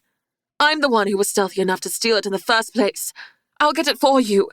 She had absolutely no recollection of the ring, this demon, or where she stole it from, or who had it now. You're a goddess trapped in a mortal body with no access to Runevale. You can do nothing for me. He slammed his fist into the invisible shield. It made no sound despite the force he hammered with. Let me in and I won't peel the skin from your bones. Let me in and I'll simply slit your throat. The longer you make me wait, the more pain I'll cause. And I do enjoy inflicting pain. Go back to the Underrealm, he growled, and his long nails tore at the wooden doorframe. He clawed at it like a wild animal digging for food, splintering pieces, shredding through it like paper. Leala backed further into the room, heart hammering. I will tear this room apart, splinter by splinter, brick by brick. And you still wouldn't get to her, said Hell's smooth voice. Leala couldn't see him yet, but heard his boots coming down the corridor. Slow, methodical taps. But if you want revenge on a god, I'm a treat. The demon pulled his glower from Leala and backed away from the battered doorway, turning his head slowly. My fight is not with you, Zarahel. But you made it so when you came for her, you know that. Rumor was you dropped this one a long time ago. His cruel smile tugged at the edge of his mouth. You know, you're looking more like me and my brothers than a god. He tapped the corner of his eye. Makes me wonder. What does that mean? A wavy dark wooden staff appeared in his hand, and a red blast of light shot out of the top, crackling and sizzling. Leala gasped and ran to the threshold of the doorway, preparing her shield. The magic hit an invisible barrier before Hell, absorbing the power, taking it in like a thirsty desert floor. The stream of scarlet grew thicker, the crackling louder and more intense. Heat bloomed from the energy blast, making Leala take a step back. To her astonishment, Hell almost looked bored in a casual stance. Finally, the demon prince halted the flow of magic and his menacing scowl faltered to something akin to worry. See, you don't have your ring, we're not in your realm, and you don't instill fear into me. Hell said calmly. You're going to have to do better, demon. A ball of swirling light began to form over Hell's palm, growing larger with each passing moment. This isn't over. The demon prince grabbed the edge of his long cloak, whirled it around himself, and vanished in a cloud of grey-blue smoke. Leala turned and ran for the window. The demon hounds were gone. She spotted Thane squatting next to an injured soldier. Letting out a slow breath, Leala pressed her forehead against the glass. He's all right. She found Piper uninjured nearby, as well as their other friends. Leif gripped someone's hand and helped them up. Fennon looked to be holding a compress over a soldier's thigh. Not a thank you or acknowledgement for coming to your aid? Hell's warm honey voice snaked down her spine. Typical. Leala turned and tossed her sword on top of her bed. Thank you. I wasn't sure if you'd hear me with all the commotion. I'll always hear you if you need me. His crimson eyes trailed over her from boots to thighs to hips. His slow inspection brought a warm flush to her cheeks. When his heated gaze finally made its way up to her face, he said, Is that blush for me, love? She cleared her throat. Don't be absurd. I'm hot from the demon encounter. That blood rushing to your cheeks. He moved closer. The pounding of your heart. You're making this difficult for me. What does that mean? She took a slow breath, trying to calm her heart, but the closer he came, the faster it beat. A slow drip, drip, drip came from somewhere. You don't see what I do. He lifted her hand and brought her fingers to his lips. A droplet of blood ran down her finger. You don't understand how I can hate you and want you more than anything at the same time. For some reason, she didn't pull away, didn't fight or protest. She stared into his eyes, entranced. He was equal parts danger and delight, like the sweetest poison. His tongue slid across her middle finger, and then his lips closed around it. It was only then she realized one of the flying splinters must have shot out and cut her finger. It stung a little, but the longer her finger was in his mouth, the more it numbed, and a pleasant heat bloomed in her belly. She jerked her hand back and stepped away. This felt much too sensual, much more than him healing her injury. Although that's what happened. The cut was gone, and he got another little hit of her blood to rejuvenate his strength. Leala took a wide step around him and headed for the exit. We need to check on the others. She stopped in the doorway and glanced back at him. Will you use your magic to heal some of the injured soldiers? Remember when I told you I wasn't a hero? Please.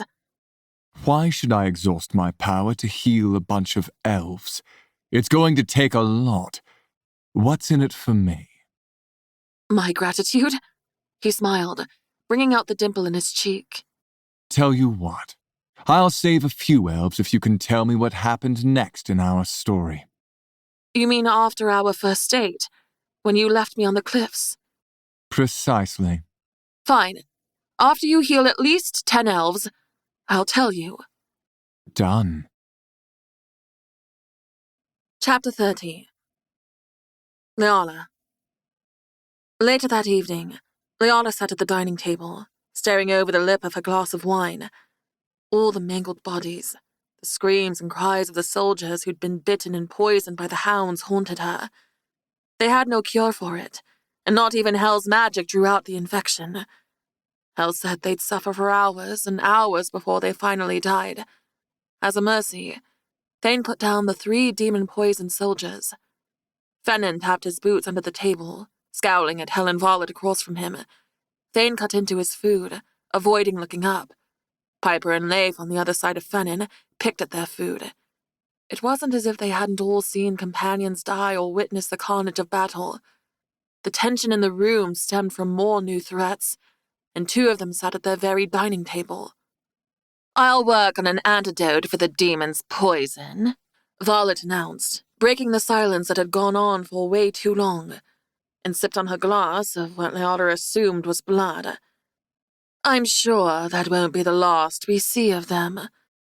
That would be helpful, Thane said, finally lifting his chin. I'm sorry, but why are they eating with us? Fennin blurted out. He'd definitely been waiting to say that for the last several minutes. Why are we tolerating this again? Him I understand, kind of. He waved a hand at Hell, then gestured to Violet. But her, she worked with Tenebris.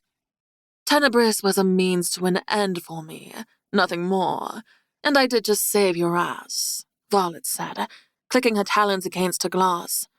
Or have you already forgotten you nearly got your arm ripped off? I would have moved out of the way on my own. I didn't need your help. He leaned forward, rapping his knuckles against the tabletop, staring her down. And one good deed doesn't absolve you from the host of offenses you've committed. I could list them out, but it would take all night. Whatever you say, elf. She lifted her brows and stabbed a cherry tomato with her talon and popped it into her mouth. Thane cleared his throat. Look, we need to come up with a plan to take out the demon and his hounds. That's why we're all here. Thane straightened his spine and set his fork down. As we all witnessed, our weapons are ineffective against them. Even magic did little damage. Hell pushed back from the table, stood up, and leaned over the back of the high chair. Since you don't remember, I'll let you in on a little secret. They're weak against obsidian, and your swords are made of steel and sunlight, but that's not something you can produce. Thane crossed his arms. Obsidian is rare and more feeble. In Adelon, yes, it's rare. Hell pushed the chair in and walked over to the long row of windows looking out across the castle grounds. But that's what can kill them. So I have to find enough obsidian to make us swords. Thane's hands curled into fists on the table. That's just great. Can't you just poof swords out of thin air for us? Leala asked. She'd seen him do that on several occasions with clothes and those cigars he smoked regularly. I don't pull things out of nowhere. They're from a place I keep them. I call it the ether.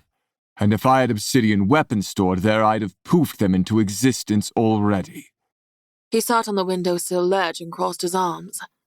And while you're collecting your obsidian, it's not safe for Leala here. Thane shifted toward him. It's not safe anywhere in Adelon. I've been protecting her all my life without your help. I think I've got it handled. Except if it weren't for me, she'd have been killed today and the other night. Thane glared at Hel. No, because I wouldn't have put her in a room by herself. Oh, you'd have kept her at your side, fighting against demons you can't kill. Exceptional plan. And where would she go that's safer than here with me and her friends that will lay down their lives for her? Thane asked, eyebrows arched. Leala swallowed hard. Yet again, Thane and the others were putting themselves at risk to protect her. What if Thane was killed because of her, or Piper, Leif, and Fennin, any of the Ravens? With me, of course.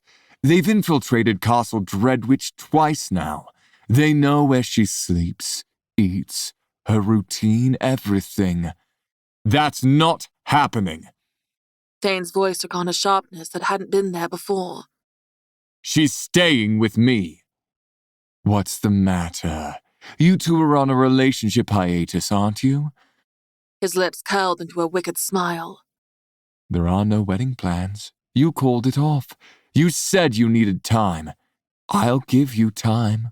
Besides, she's my wife.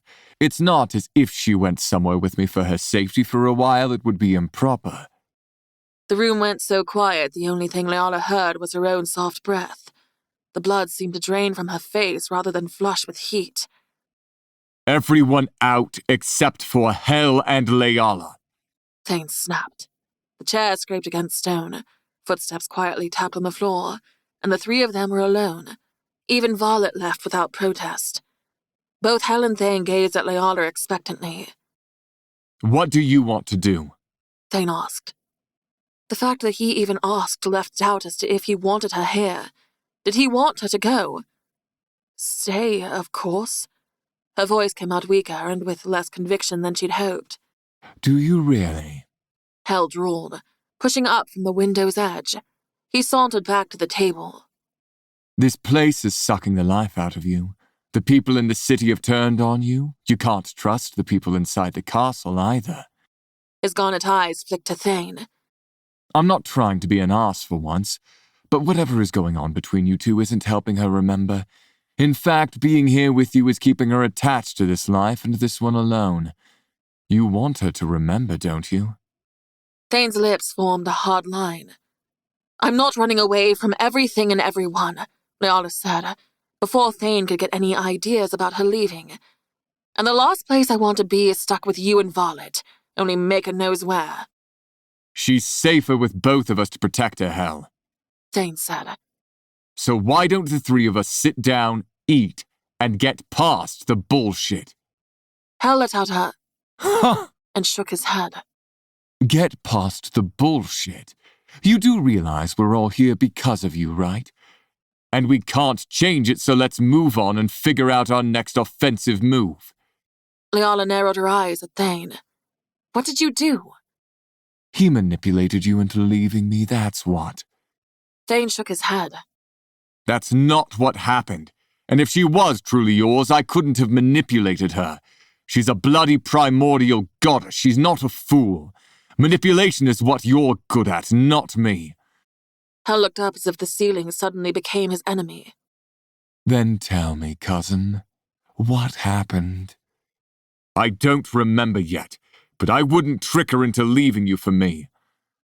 I remember perfectly well what happened, but neither of you would believe me, so I won't waste my breath. His lip curled back and he started for the door.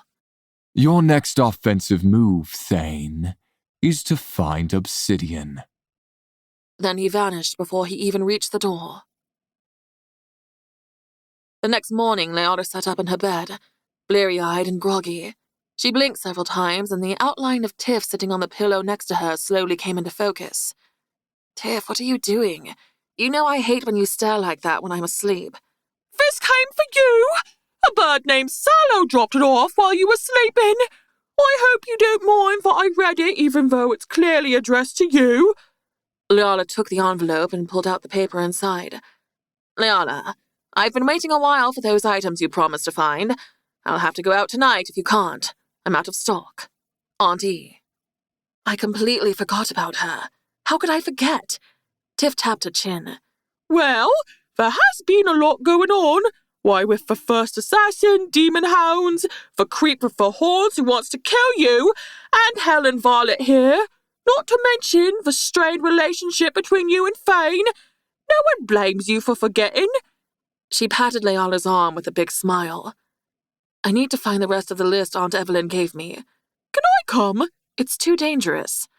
Tiff folded her arms and stuck out her lower lip. "Too dangerous? I'm not the one Horns wants dead. You are.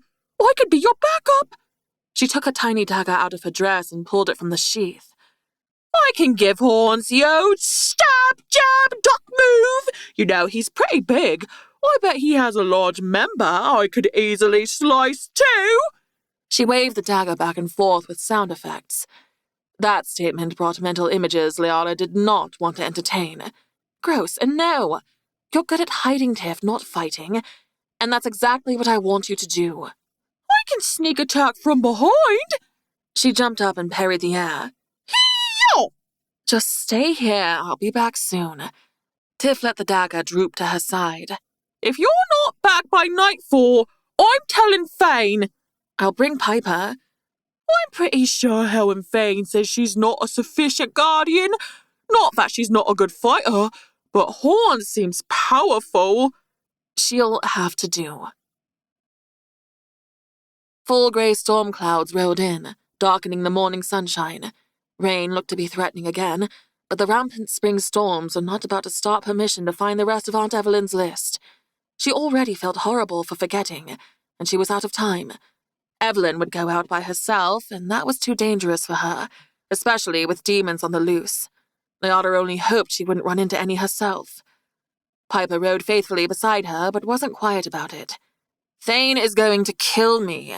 "Piper, it's fine. We'll make this quick. I might as well write the letter to my family for funeral arrangements because he's going to kill me." Leota turned midnight along an offbeat path, and Piper trotted next to her on a roan stallion.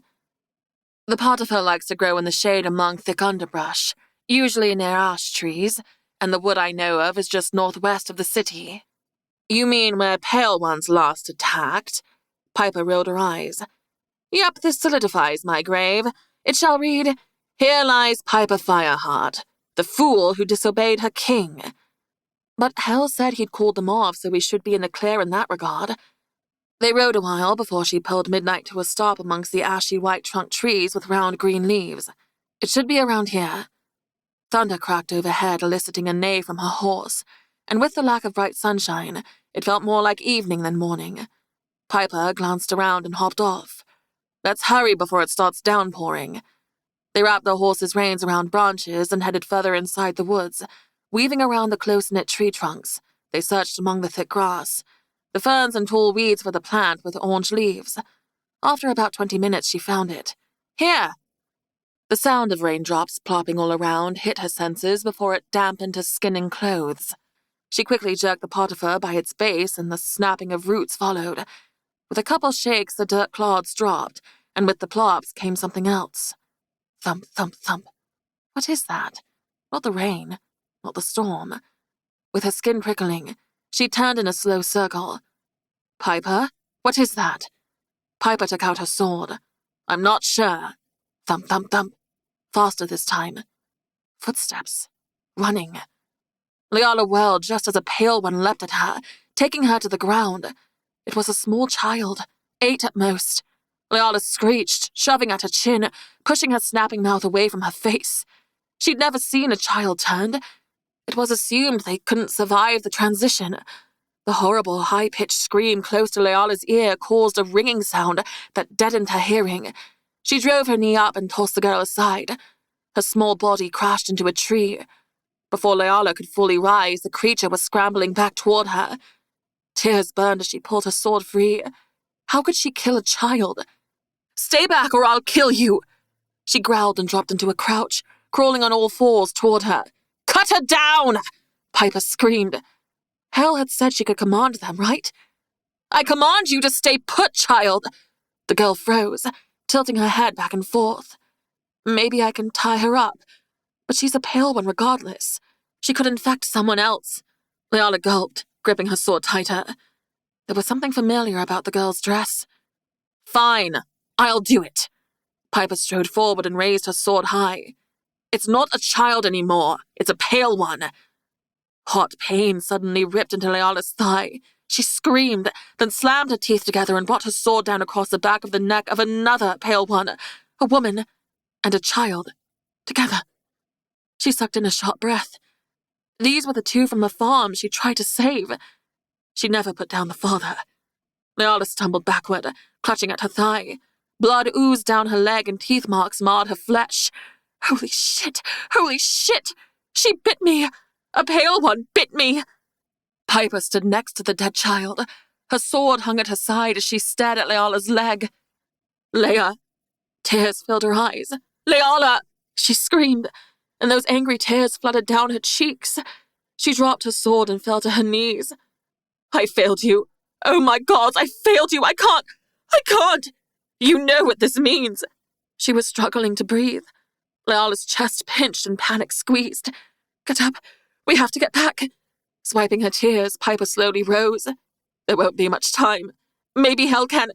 Run!" Turning, her feet flew over the ground, dodging trees, panicked breaths coming faster and faster. The scenery around her became a blur. Holy Maker above, this can't be real. How long do I have? When she got to Midnight, she hopped on and she and Piper rode side by side. She pushed Midnight as fast as she ever had. His hooves thundered over the grassy plain around the valley. Once the castle came into view, she tugged back on the reins and tore off a sleeve to use as a compress around her leg. If any of the guards saw a bite mark, she wasn't sure what they'd do or if they'd even hesitate to try and put her down.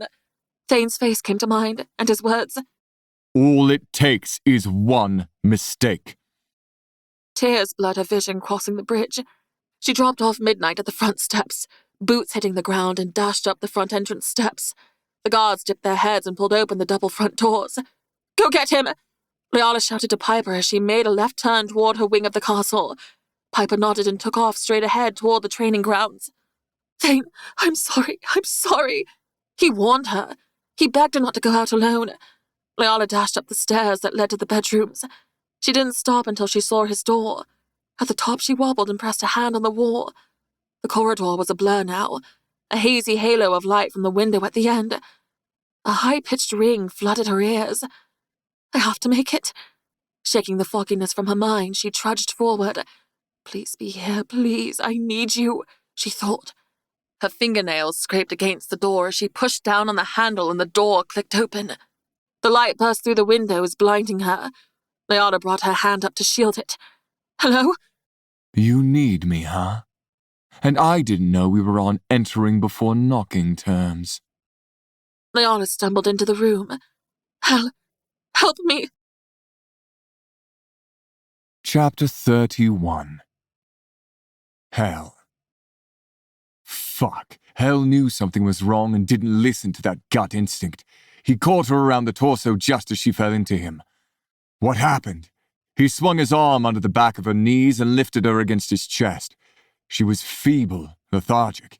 He smelled a coppery tang, but she wasn't bleeding profusely. "She bit me." Leala mumbled, gasping at his tunic as he carried her over to the daybed in the corner of Thane's office Hell had taken up. He laid her down and scanned her body, finding the wrap on her thigh. "Who bit you, Val?" He tore it free and ran his fingers over the deep puncture marks. He felt the blood draining from his face. "The child was there and I couldn't kill her, but Piper did." Tears slipped out of the corners of her eyes. Her body began to shake with her sobs. He grabbed her face, forcing her to look at him. She wasn't making sense. Her bright blue eyes were glassy, unfocused. "Did a pale one bite you?" Her chin trembled and she nodded. Can you help me? I couldn't go to Thane. I couldn't make him do it if it's too late. He'd never forgive me. He already had to kill Osric. No one is killing you. I can't be one of them. You can't allow it. She grabbed his shirt, pulling herself up. Give me my sword. I'll do it. Stop it. He uncurled her fingers and pressed her chest to lay her back down. I'll fix this. What if you can't? Help, please tell me you can save me. She threw her arms across her face and began sobbing into them. The beginning stages of the turn often resulted in hysteria. I'm going to turn. Fuck. Hell clenched his jaw, sat on the bed, and pulled her arms down. Look at me. Her wild, searching eyes locked onto his. Good. Now take some deep breaths. Better. You're not going to turn. You're a goddess. You're immune to it. He lied, but he needed her to calm down. If she had her immortal body, it would be true. But Mathicus proved someone with the blood of the gods could turn when they'd fallen from grace. And even if you weren't, I said I'd fix this. You'll be perfectly fine. I'm immune? Strands of ebony hair stuck to her wet cheeks. He gently lifted them away. Of course. But I'm so cold. She dragged in a breath. I might throw up. He tugged up the blanket and tucked it around her shoulders. Remember when I told you that you first kissed me and called me a big boy? Yes. Her voice trembled. You were right. It was a lie, but we did kiss. When? You must remember, it was after the cliffs. You promised to tell me about it. He started to rise, and she gripped his hand nearly hard enough to crush a weaker elf's bones. Don't leave me. I'm not leaving, but I need to grab something off the desk, all right? Don't leave me. She repeated, more desperate. He left me and he didn't come back. He clasped her other hand, too. I'm staying. Hell's throat felt thicker and he cleared it. He needed to get to that desk, but he could spare a few moments to calm her. Tell me about after the cliffs of Avonlea. She closed her eyes and swallowed. The silence stretched long enough to alarm him. Val? Glossy eyes settled on his face. Why did you do it? I loved you more than anything. You were the love of my fucking life, my only true love, and you broke me, you destroyed me. His brows furrowed. What do you mean? I thought what we had was real. Hell's heart pounded. It was real. I hate her. I hate you. I'm going to rip her heart out and then I'm going to tear her head off. You're starting to hallucinate. And the rage of a new pale one was starting to take hold. I need to help you. I must let go of your hand. He pulled away and dashed to the desk, jerking open the drawer of ink. Several bottles rattled around inside. Then the door popped open and War rushed in with Piper right behind him. His gaze swung from Hell over to Valine. No. Hell snatched the ink and quill, spilling droplets over his hand as he slammed it down. War's footsteps pounded across the floor, and he dropped to her side. Leala! He lifted a lock of her hair. The front strands on the right side had turned pure white. He sucked in a sharp breath. Hell started writing. Make time stop what has begun. Bring back flesh anew. Wait. That wasn't going to work. He scribbled it out. Stop the change that has begun, and War's fist slammed into his chest, crushing him into the bookshelf. This is your fault! Stop this curse! Stop it right now! I'm trying, he said through clenched teeth. She's turning. His voice became hysterical. You created this curse! She's going to be a monster! This is your fault! He punched him in the jaw, hard enough for Hell to see stars, and knocked down half the shelves behind him, spilling books everywhere. I know! Hell roared, head snapping back. A coppery tang filled his mouth. Now let go of me before I can't stop it. If she turns fully, I can't turn her back. This curse is beyond me. War dropped him, and Hell shoved past to get back to the desk. Half the ink bottle spilled across his unfinished spell. Damn it, War, you fucked it up!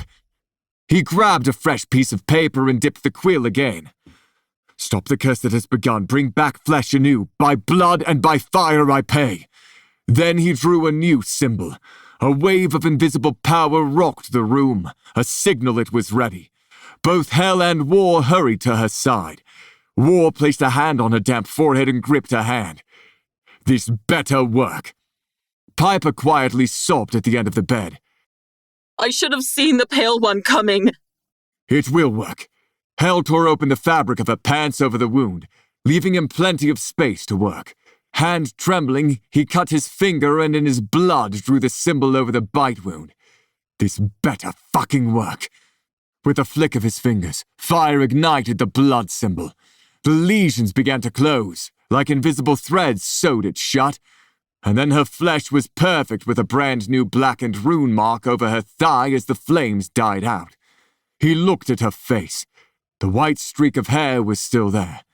He didn't think his heart could pound any harder, but it did. Val, can you hear me? Hell whispered.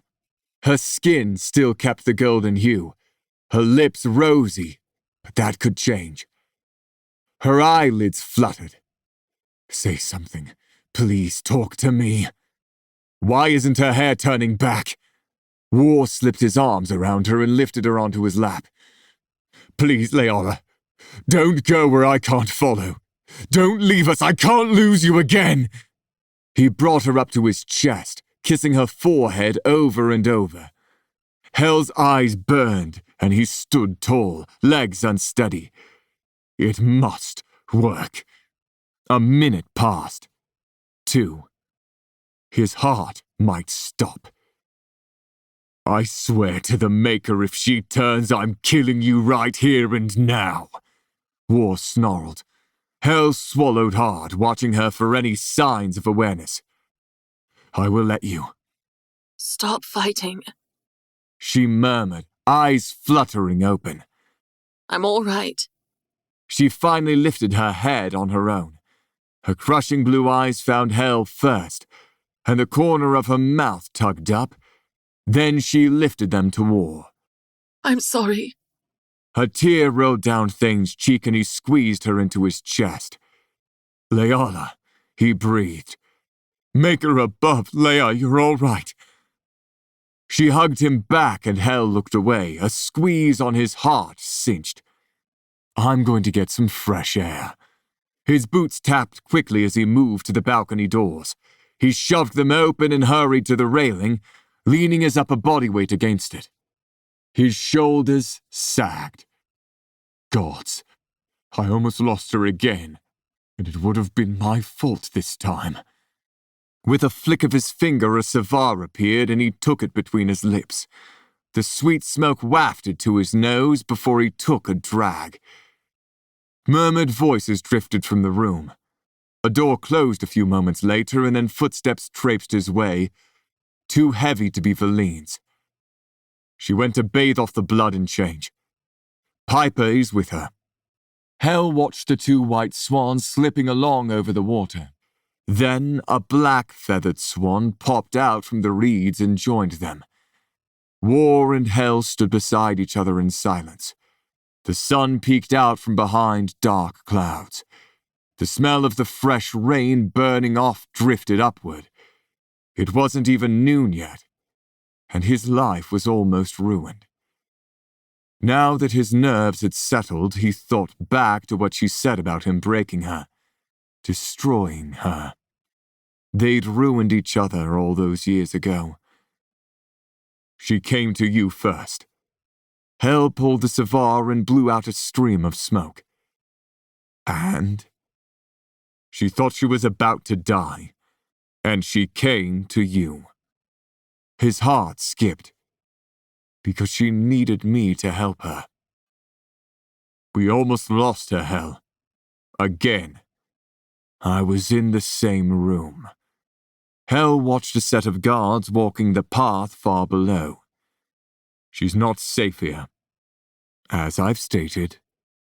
A long pause, and then he said, Take her away. Hell stilled with his cigar halfway to his mouth. He turned and stared at his cousin, clearly so in love with Hale's mate. His bright green eyes were bloodshot. Shadows existed under them, shadows he hadn't noticed before. Dark stubble from days of not shaving grew unmanaged. Even his hair wasn't sleek and styled as usual. And in that moment, Hale realized War was a better person than he'd ever be. I can't keep her safe here, War said. But you can. Hale turned away. She's not going to accept it. War grabbed him by the front of his shirt. She almost turned into a pale one. You said you sent them away, and told them not to attack.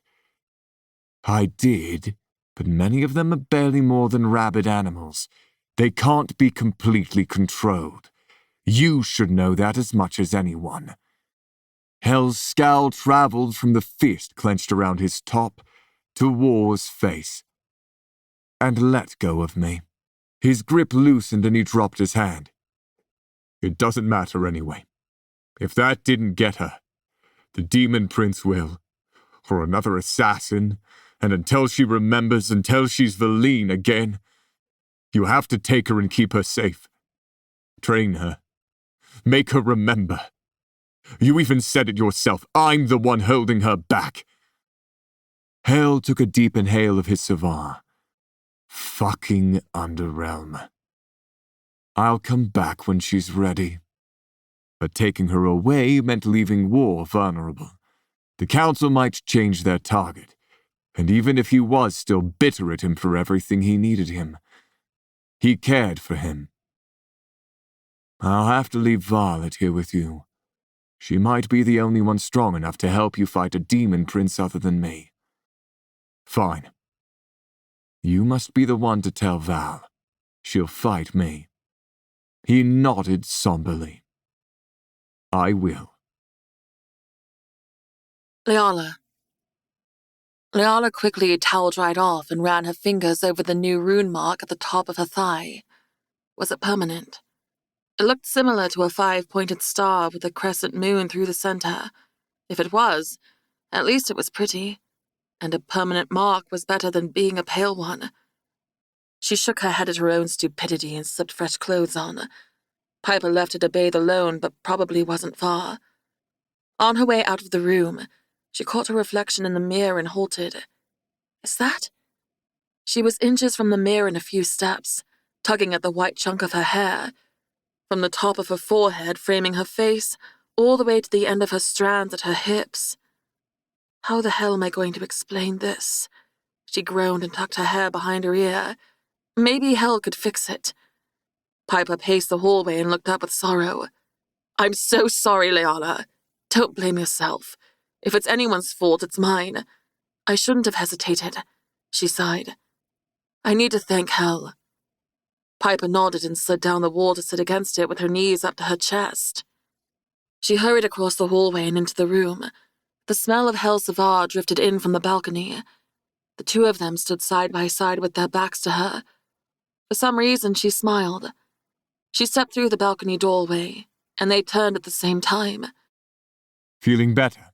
Thane asked, but he looked sad. I am. She smiled bigger. I'm sorry I scared you, but it's all right. I'm all right. I'm not going to turn. She wanted to go to him and hug him again, reassure him with her body pressed against his, but she stayed still. Thank you, Hell. Really. You saved me. He simply bobbed his head and turned back to look out over the castle grounds. Thane stepped closer, took her hands, and led her back inside the room. The pain and confusion on Thane's face made her stomach drop. What's wrong? She asked. Had something else happened? Was this only temporary? Leia. His chin quivered, but his voice came out strong, unwavering. I've always done what's best for you. I know, she said, searching his face for a sign of where this was going. You're not safe here anymore. So we can go somewhere else for a while. He nodded solemnly. Yes, you can. Just me. Slowly it dawned on her. Oh, gods, no. Desperation rose up in her throat. This couldn't be what she thought. He wouldn't. Thane, she breathed on the verge of tears. If I stay here, the Demon Prince will think you're here too. He won't expect us to part. But you can go with Hel and finish your training. Don't do this. Leala's throat ached with raw emotion. You need to go. He tore his hands away. I want you to go. Tears silently slipped down her cheeks. The rushing of her blood pounded in her ears, drowning out everything. You don't mean that. His silence said more than words. Thane, I want to be with you. I want you. I remember some things. We can go together. This isn't about that anymore. It's about you staying alive. I know what it felt like to watch you die over and over. I can't do it again. He raked his hands through his hair. I can't. Every time you die, it's because of me. It's like the All-Mother is punishing me for taking you from him. You must leave. That's not true. We always have a choice. Whether it is or not, you can't stay. But I love you. You have to go. Hel will keep you safe and help you become who you're supposed to be. A single tear ran down his cheek. Leave Castle Dreadwich. Leave Palinor. Thane. It's over between us, Leala. His face hardened. Don't make this harder than it already is. This isn't what you want, Leala said, chest aching. Her heart felt like it might crack. She glanced toward the balcony doors, left wide open for Hel to hear. He's manipulating you, clouding your judgment. Can't you see that? The only one who clouds my judgment is you. Those words were a hot knife to the heart. On shaky legs, Leala backed away. It was true. All the pain and suffering Thane had been through, every self-sacrificing, questionable judgment was because of his drive to save her, to protect her. She was his downfall. She didn't remember leaving the office or walking to the corridor to get to her bedroom. Packing her bag felt like someone else, like she was a ghost watching herself move slowly around the room. Until she broke down and sobbed into the silk covers on the bed she'd never sleep in again. She pulled her Lily engagement ring off and left it on the pillow. Chapter 32. Hel. Hel pulled his cigar from his lips and through a hazy cloud of smoke watched Violet approach. Her heeled boots tapped lightly on the stone floor. Her reptilian eyes raked over him in a hungry gaze, and he wasn't certain in which way she craved him. There were times he thought she might rather take a bite than ride him. The sitting room he waited in was one of many with wide-open windows overlooking the property, and fancy high-backed chairs with side tables and tea cookies. Valine and I are leaving, he said before she made it to the seat across from him. He'd rather have a chair between them lest she might be tempted to do something rash. She stopped and gripped the back of the cushioned chair. For how long? I don't know. Could be weeks, months, not likely years, but he lifted a shoulder. You'll stay here with War. Protect him. Take out the demon and any other assassin that comes for him. Her knuckles turned white, and her black talons punctured and drove into the backrest of the cerulean cushion. After all I did, after all the time I waited, you're just leaving with her. I waited over 400 years, and I made sure she stayed alive for you. She shook her head. Horns slowly grew out of her head, and smoke puffed out of her nostrils. Here we go. No. She said firmly. Yes. They stared each other down, seconds ticked by, and neither of them moved. I'm not bound to you anymore. You can't force me. I'm going with you. I never forced you to do anything, Violet. Everything you ever did was because you wanted to, and you're staying and doing exactly what I said. She tore her eyes away from him and gave a cruel smile. It wouldn't matter what she did. You'll always be obsessed with her. It's all about precious Val. Even if she's a lying, cheating whore, you can't let her go. And after everything I've done for you, proved to you my loyalty, loved you, even after all that, you'd still choose her. Round and round we go, me chasing you, you chasing her, her chasing war. It never ends. Hell rolled his eyes. Stop it, Violet, you're being dramatic. I need... Something from her memory. She mocked. You know what I think. I think you just can't stand to see her with him, and even if you don't love her anymore, you'll never let them be happy, and that means you never will be. Hell took a pull from his cigar. You know me well, Violet. You're absolutely right. This was what they fought about right before he went into his long slumber. She went feral when he said he'd sleep until Valine came back to wake him. Then she told him she never wanted to see him again, and she hoped he stayed asleep for eternity. That was the truth of their falling out all those years ago.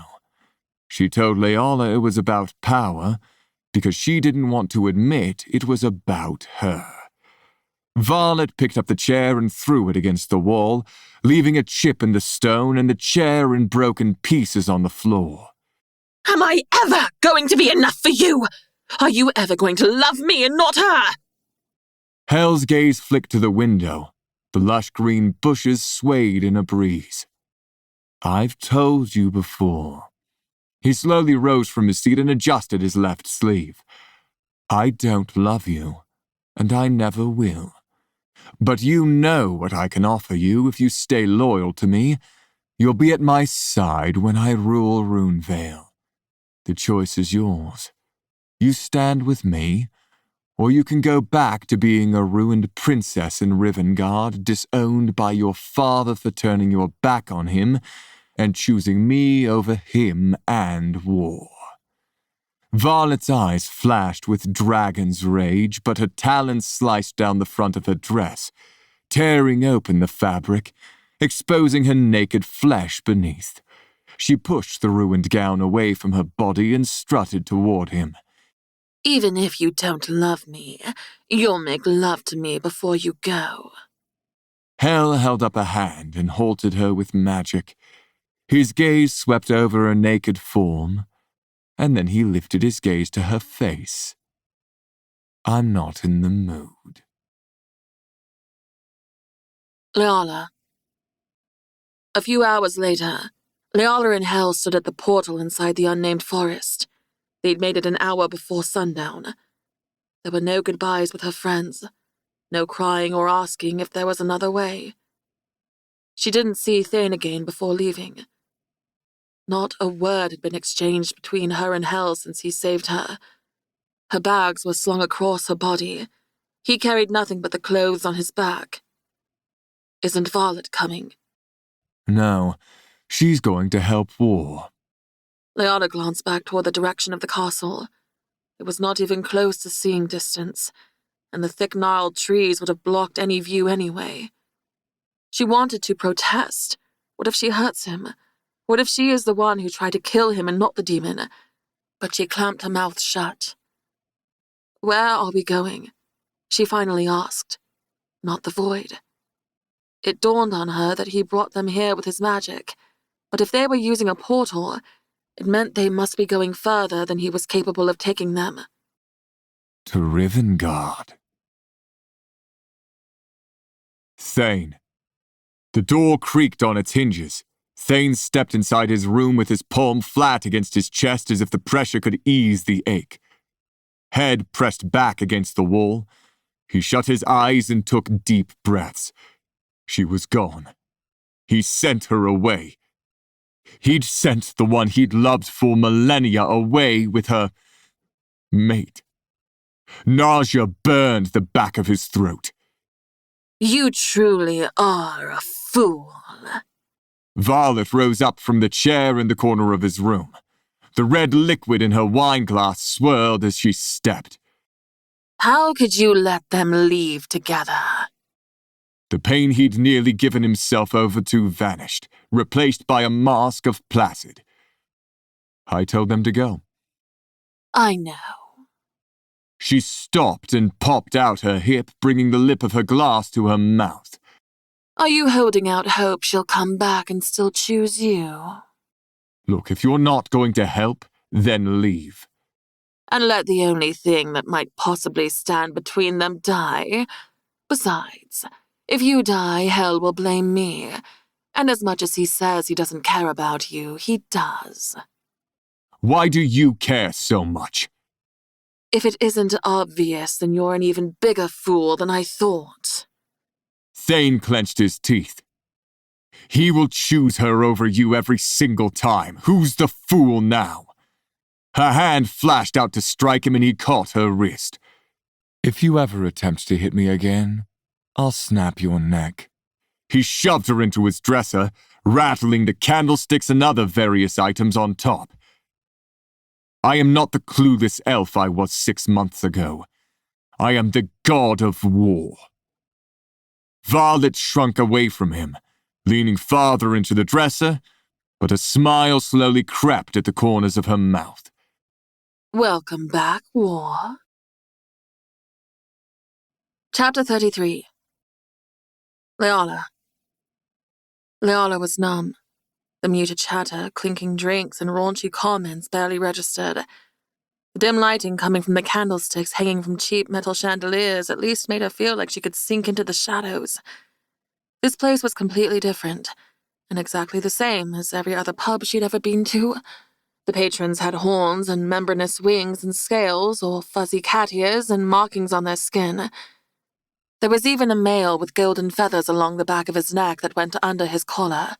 At another time, she might marvel at the many new races and languages she heard, but she didn't feel anything. She heard Thane's words, telling her to leave, that it was over, but it almost felt like a dream, one she was still trapped in. Gripping the metal handle of her mug, she closed her eyes and took a drink of ale. After only a few sips, it made her feel warm and fuzzy. The walk here from the portal wasn't more than 15 minutes. She'd been in such a haze she didn't even remember what anything looked like outside, and it was dark anyway. A giant of a male, a dragon shifter by the horns and talons, slid into the booth opposite her. She inspected him only for a moment to assess a threat, but by the time she looked away, she couldn't even tell someone what his hair color was if they asked. He said something completely foreign, words that rolled and others that sounded clicky. Her heart was broken and left in another world.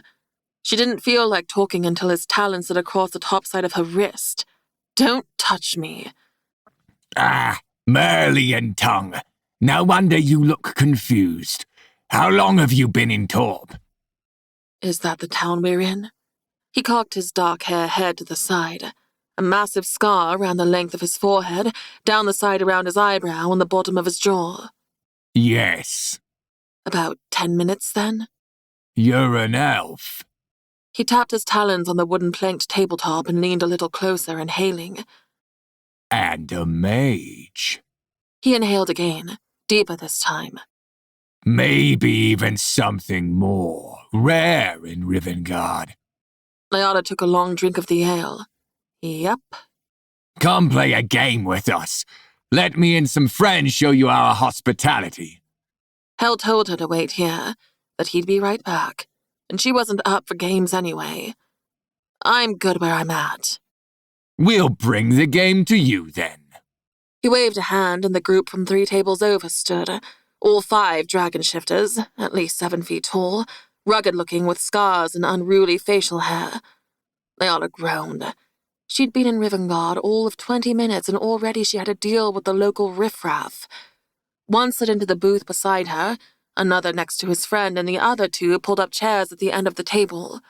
They smelled like booze, smoke, and trouble.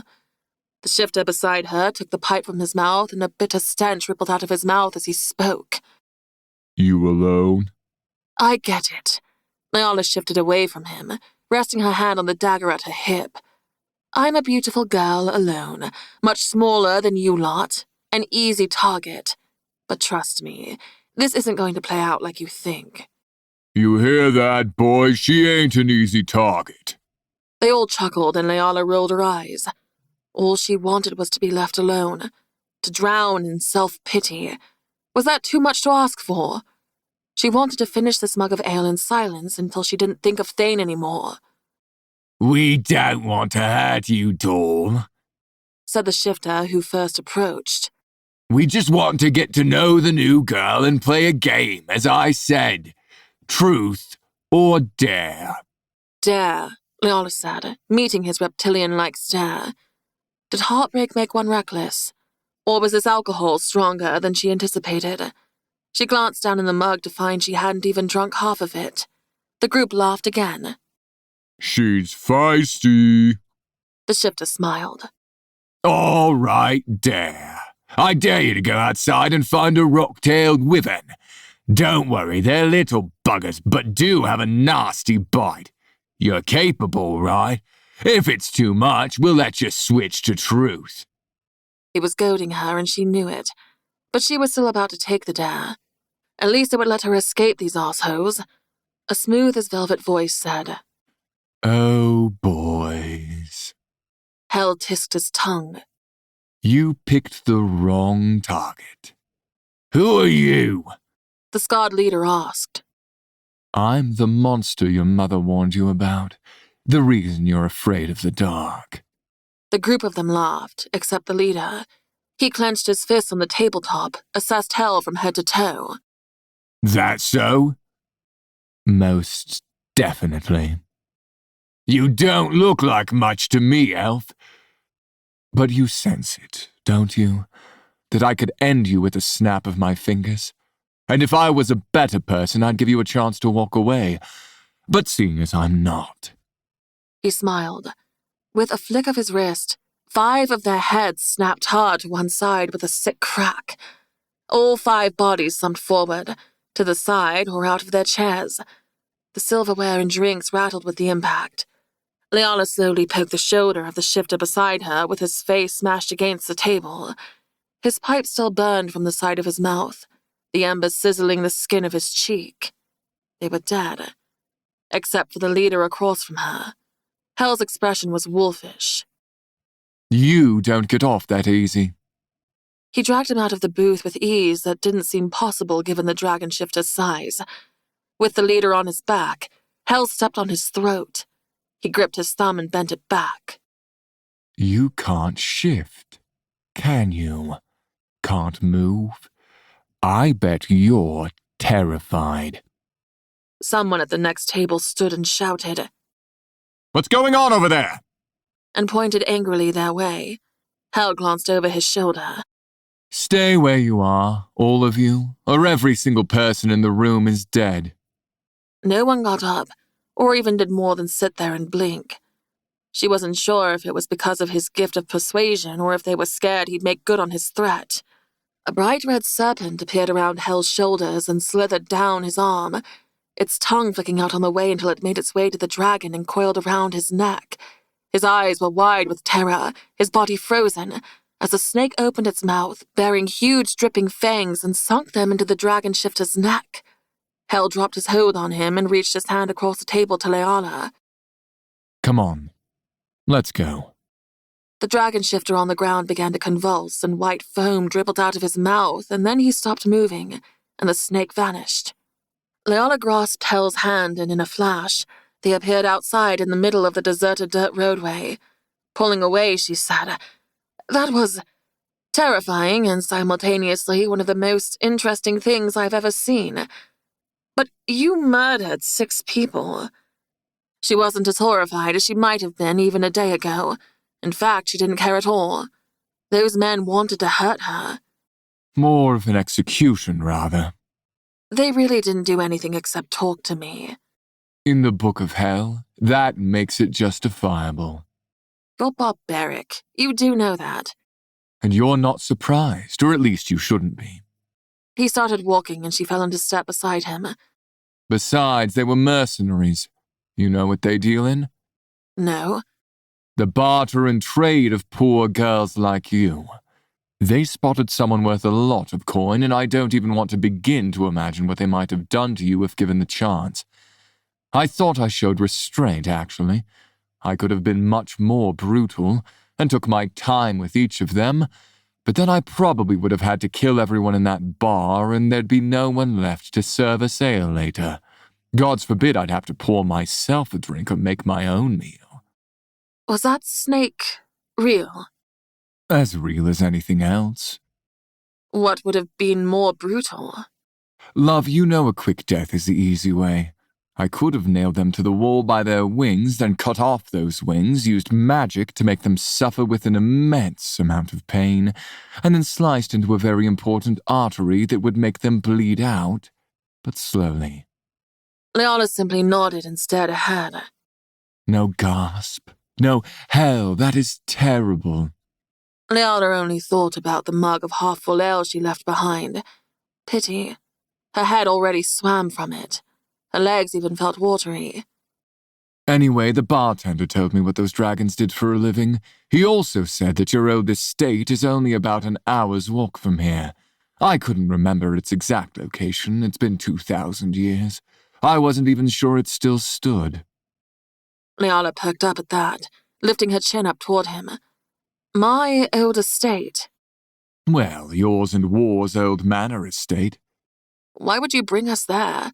Wouldn't it be awkward? As opposed to watching you and him together in person for the last several weeks. Maybe if you told me what it is I need to remember, I'll remember and we can go back. You won't. How do you know? What happened after the cliffs of Avonlea? Where did we get married? Can you levitate? Can you turn to shadow? Do you know the name of your sister and who she was? Leala stalled, putting her hand to the side of her head as if it would help her think. I had a sister. My point exactly. He said over his shoulder, never stopping his pace. She hurried to catch up to him. I know what happened after the cliffs. Why don't you tell me on the way, then? The past. Feline paced back and forth on the balcony outside her chambers. 3 days before, Hell left her standing on the cliffside, leaving things more confusing between them than before she met him there.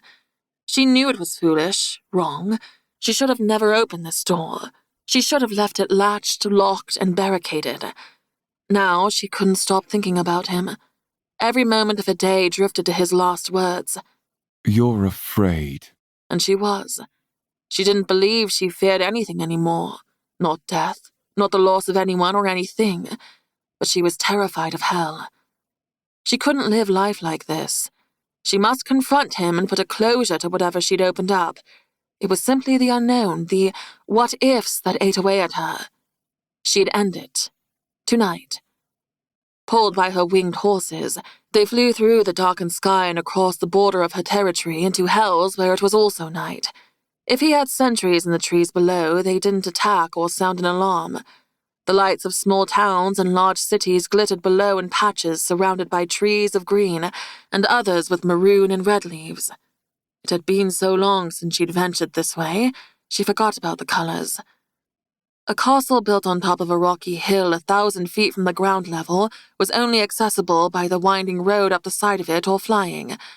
A thick fog surrounded its base, and seemed to grow thicker the closer she drew. With a tug, the horses took a downturn and glided over the wall and onto the stone courtyard. The guards didn't move from their posts, and there were several other carriages, some pulled by horses, others small wyverns or hippogriffs. She tossed the reins and hopped out, boots clacking with each step up to the front doors. This is a bad idea, she chanted with each breath. The 2 guards on either side of the front entrance bowed. Goddess?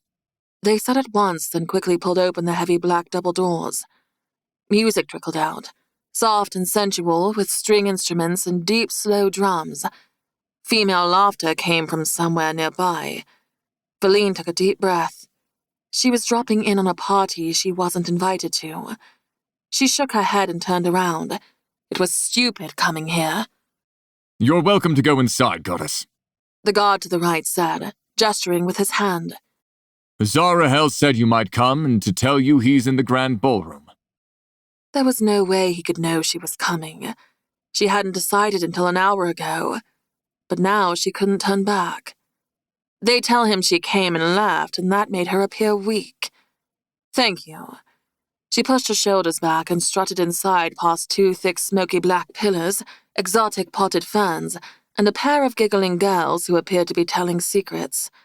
Their clothes were minuscule. Scraps of fabric covered their breasts and round behinds. She came to the top of a long set of stairs that led down into what she guessed was the grand ballroom. Couples danced in seductive ways, grinding on each other, kissing, groping. It smelled like sweat and alcohol. Hell sat on a throne on a dais above the main floor, but not nearly as high up as she now stood. With a beautiful maiden on each arm of his chair, both turned toward him. One curled her fingers around a lock of his thick dark hair. The other threw her head back, laughing at something he said. His hands rested on both of their behinds. Berline's face flushed, and something dark and dangerous deep inside wanted to go down there and rip both of the girls off his throne. She clenched her teeth. She'd never felt murderous toward random strangers. What was wrong with her? Why had she come here? She'd never been to a party like this. She didn't allow this sort of behavior in her home. It wasn't proper to act this way in public. This mark on her arm couldn't fate her to be with him in any way. It was a mistake, a dreadful mistake, and so was coming here. He finally looked up, and they stared at each other from a distance. He had to be 50 yards away, but she swore she heard his heart stutter.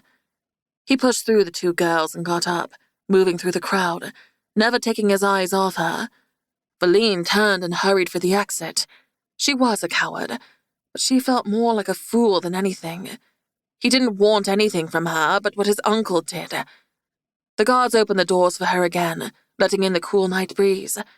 She took the stairs 2 at a time, and just as she reached the final step next to her waiting chariot, he appeared in front of her. Hello? She halted before bumping into him. Do you often make a quick appearance at parties like that? Pop in for a flash and leave them wanting more? I didn't think you'd be having a party. It's rude of me to intrude. Come back inside. She held up her palm. I'll go. I don't want to take you away from your friends. We can stay out here if you'd rather. You came to see me, not them. With her lips pressed together, she nervously pulled at the ends of her hair. She came to put an end to whatever it was that they started, but she was embarrassed now that he stood here before her. They hadn't started anything. It was one meet-up. They didn't even kiss. So what if they bore the same lily mark? He had 100 ladies in there at his beck and call, and she was certain he'd done much more than kiss at least some of them. I came to say... What I wanted to say is... She chewed her bottom lip, trying to find the right words. I harbor no hard feelings, and... I can't stop thinking about you. He moved a step closer. You're all I think about. I can't even sleep. Her eyes widened, and she swallowed to wet her suddenly dry throat. Oh, gods above, could I be any more inane? Oh, she thought. All I've thought about is the kiss I never got. And the way you smile. And that purple swimsuit. His hand slid on either side of her face, inching into her hair. And maybe if I just got one kiss, my need for it would be fulfilled.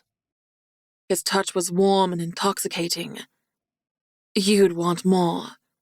His need was oddly satisfying. She'd been told Hell never kissed on the mouth. Rumor was he found it too personal, more than just a need to satiate lust. He smiled. I think I would. Maybe we shouldn't. He dropped his hands to his sides and sucked in a sharp breath and let it out slowly. We definitely shouldn't. Nope. He tucked his hands in his pockets. On a wild impulse, Berline fell forward from the last step and wrapped her arms around his neck. When their lips collided, his hands came free and gripped her waist, lifting her onto the edge of her chariot. They kissed and kissed, hands tangled in hair, tongues dancing tentatively. She felt like she was falling into an endless abyss that was him and she'd never escape. To take a breath, she pulled away and put her fingers to his mouth. There, my debt is paid. I promised you a kiss in the water, but only one. His bright blue-green eyes flicked back and forth between hers. Only one. I'm going to go now. She sounded as if she was talking herself into it. All right. He carefully pulled his hands away, as if it was a fight to do so. She swung her legs around, dropped into her chariot, and picked up the reins. After a moment, she cleared her throat. Well, goodbye then, he grinned. His fingers gripped the side of her chariot as he leaned in. I want more. She laughed. I told you you would. And then you said we shouldn't, but you kissed me, love.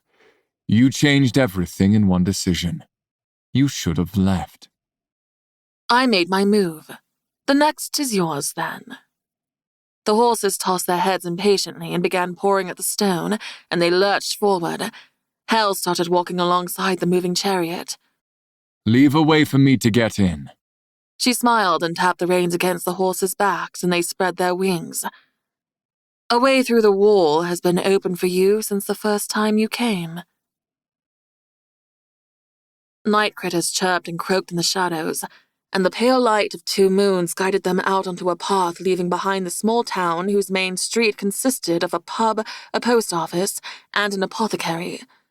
Her body felt fuzzy and warm after thinking about that memory. She briefly touched her lips. Or was it the ale? Leanna promised to tell him about it, so she turned that intimate moment between them into as short of terms as possible. Well, I came to your castle. You had a party. I was disgusted by the crude behavior, so I left. And then you chased after me, of course. Hal let out a Huh. and rolled his eyes. And then I kissed you. Make her above. It was me that kissed you first, but completely different from what you described. There was no big boy nicknames or dick-grabbing. Did you just say dick? His eyebrow raised. Val, I'm shocked at your filthy mouth. Shut up, she drawled. Besides, Valine might have been a bit of a prude, but I'm not as much. Cock is still hard for me to say aloud. Valine. He drew her name out. You naughty vixen. I think I'm drunk. The ground did appear to wobble. I can't believe Thane ended our relationship. How could he? You had half a pint of ale. It's the travel between realms. He grabbed around her bicep to steady her steps. She took note of his ignoring her comment about Thane. And you don't need to refer to yourself in the third person. You don't have a split personality. All right. I was a bit of a prude back then, but now I'm not. Better? You certainly lost those prudish behaviors over time. Wildcat in the sack. Leanna pulled away from him and smacked his arm. Stop it. He laughed. What? You know, for someone who claims not to care, you keep asking me to remember a certain kind of time spent together. She booped his nose with the tip of her finger. Did I just boop your nose? She cringed at herself and began to sway off the path into the tall golden grass. He grabbed her arm again, tugging her close to his side. Yeah, you did. And I bring up those times because it makes you squirm and blush, and I know it will get under War's skin. Whatever. Are we almost there? I'm tired of walking. My legs are even tired of walking. She laid her head on his shoulder and felt his muscles stiffen up. Maybe you can carry me. You're strong enough, right? You look strong enough. Plenty. But you can walk. Thane would, but he broke up with me, so... I was there, love. You smell nice, So do you. he murmured.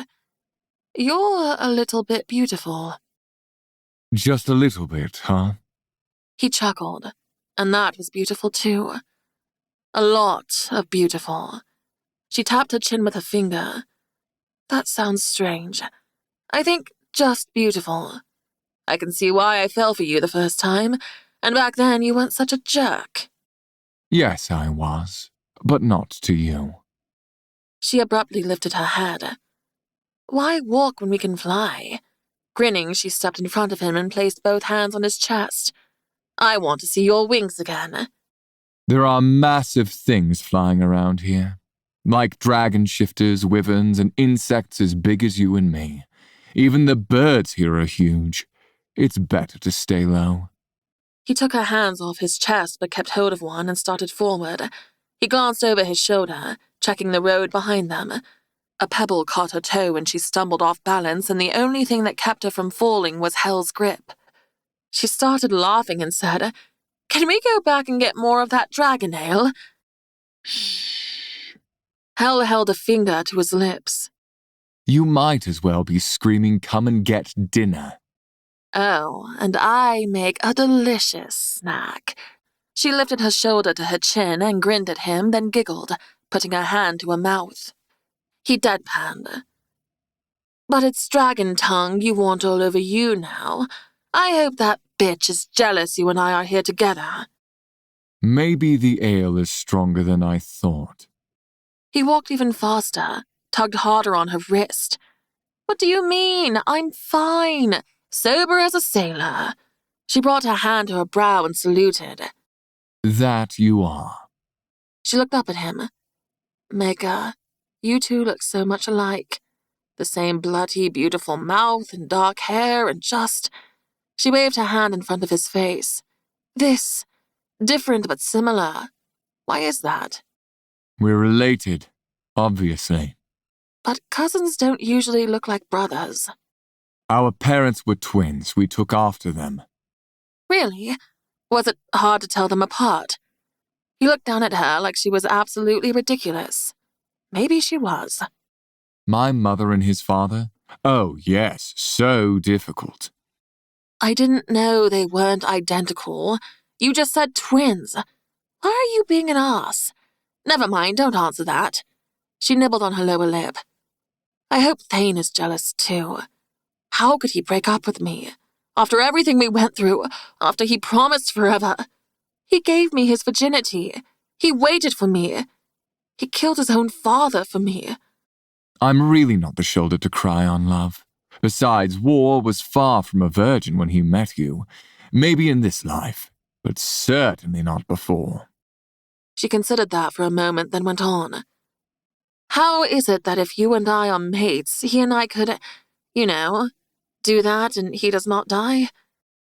I implemented the infidelity clause in the mate bond I created. It doesn't come with ours. "Bet that pisses you off." He gripped her wrist tighter and pulled her to a stop, jerking her close, inches away. I have been patient with you given the situation, but if you don't stop talking, you're going to see the side of me you don't like. She smiled and ran her thumb over his lips. "Who said I didn't like?" She leaned in closer, felt the wisps of his hair brush her nose as she whispered in his ear. "I find your dark side sexy." Her fingers tread along the side of his neck. "It might be the sexiest thing about you besides the dimple on your cheek." She heard his heartbeat faster. The slither of his magic enveloped her, thick and wanting. His hand was at her throat, his thumb gently caressing her flesh up to her chin. You're lucky I feel like being a gentleman tonight, because I think your broken heart would give me anything I want. But I won't be your mistake, Feline. If I'm ever going to have you again, it will be when you realize that I'm the only thing you ever truly wanted. When your body begs for my touch, and you ask for more. The ground suddenly rumbled with what felt and sounded like something colossal landing. Hell's arm wrapped around her waist and a hand clamped over her mouth, and they tumbled into the tall grass. Don't make a sound, He whispered to her mind. He kept his hand over her mouth. His body was fully on top of her front, heavy and solid. A low grumble and stomp shook the ground. Leola tried to turn her head to see what it was, but the swaying grass blocked everything but the sky. "What is it?" she asked silently. A dragon, fully shifted. "I can take down a dragon." In this state, no, you can't. "Can't you just snap your fingers, boom, dead?" Full shifted dragons are not that easy to kill. Leola peeled his fingers away from her mouth. "Can't you snappity-snap his neck?" No, stop asking questions. His weight seemed to grow heavier the longer they lay there, and he was pressing down on her bladder. Is it gone yet? I have to pee. He dropped his chin and glared down at her. Are you 5 when you're drunk? Hold it. The sound of massive nostrils sniffing the air made Leala stiffen up and grip Hell tighter. What happened to the poofing? Poof us! My memory of the exact location is a little fuzzy. I smell you rats. Come out, said the deep, rough voice of the dragon. No one kills 6 dragons on a Rivengard and gets to walk away. The stomping footfalls came closer. The snout came into view, blocking out the stars. Get us out of here. He can't see us.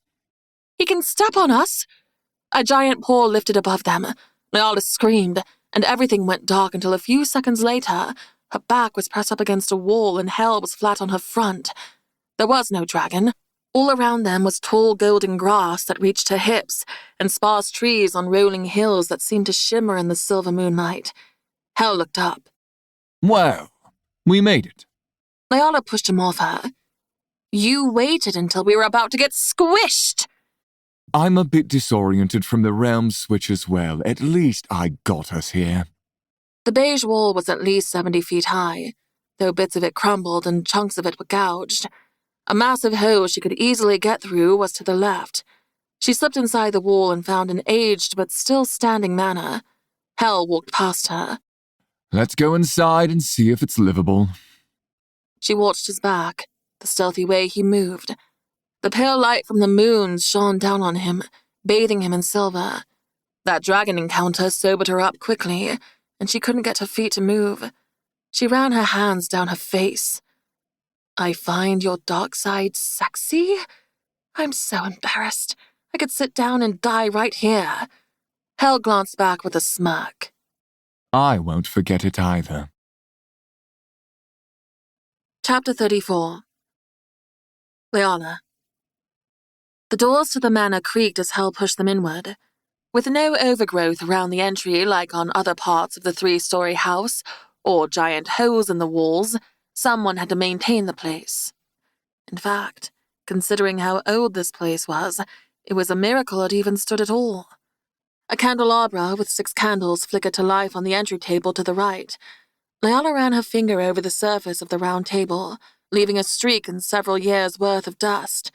Up above in the high domed ceiling was a tall crystal chandelier with chunks hanging down or missing completely. Hell's Gate was silent as a ghost while he moved to peer around the corner leading into another room. Moving light came through an archway further ahead, and then a figure appeared. Male, tall, unkempt shoulder-length light hair, wearing a nightrobe with fur trim. He might have been a dragon or a different kind of shifter, but she couldn't distinguish any features to tell. All 3 went silent as a staring match ensued. Valine. The stranger finally said, adjusting his round golden glasses. It's you. He dropped to a knee and bowed his head, setting the single burning candle he held on the floor beside him. My queen. Who are you? Leala went to step around Hell, but his arm shot out, blocking her. Prove to me it's you, Presco, before I tear your head off. The male lifted his head. You once promised me if I ever looked at Valine's arse again, you'd, and I quote, tear my skull from my spine and set it on a pike, and once it dried, you'd use it as decor in your office. Guess things never change, do they? Hell slowly smirked. It is you, you old bastard. You look good for your age. You could use a comb, however. Leala glanced back and forth between the two. What am I missing? This is Presco, your old right hand. You're too smart for his own good, dragon scholar. Hell crossed his arms. Have you been here this entire time? He stood up, bringing the candle with him. Off and on to attempt to keep this place from falling into ruin. Valine always said she'd come back one day. Then a couple days ago, the Goddess of Wisdom sent me a message to come and wait here. She didn't say why, but now I know. He started for a room off the hall and waved for them to follow. Soon Leala sat in a dusty blue armchair with her hands folded on her lap. Presco lit more candles on the fireplace mantel and on various side tables, and found a seat across from her. Good gods, it's been what, 2,000 years? And you both look exactly the same except you're elven. If the council knew you were here... Hel plopped down in the seat beside Leala, letting loose a puff of dust. They knew we were in Adelon and killed us 2 other times after our initial exile. Hence why we are here now. Valine needs to... train. By the way, she prefers to be called Leala now. Presco stared at Leala for an uncomfortable amount of time. I apologize for gawking. It is surreal seeing you again after such a long time. It suddenly hit Leala she'd seen him before in her dream. He was the one who told her that her lily mark was a mate bond. He looked older, more rugged with less boyish charm, but he still held on to youth even if he had a few lines around his eyes and forehead now. So, Leala, He said, as if tasting each syllable. you don't remember me. You don't remember who you are, do you? Yet. Hel said, crossing his ankles over the top of his thigh. It's complicated. I remember some things, Leala answered. Not much, I'm afraid. But I've been informed of the major details, like I'm supposedly a primordial goddess, and he was once my husband. Presco pushed his glasses higher on his nose. Supposedly. Like I said, it's complicated. Hel tapped his fingertips together, watching Presco with a predatory cognizance. He didn't trust him. Leala could see it. Why aren't you surprised to see us together?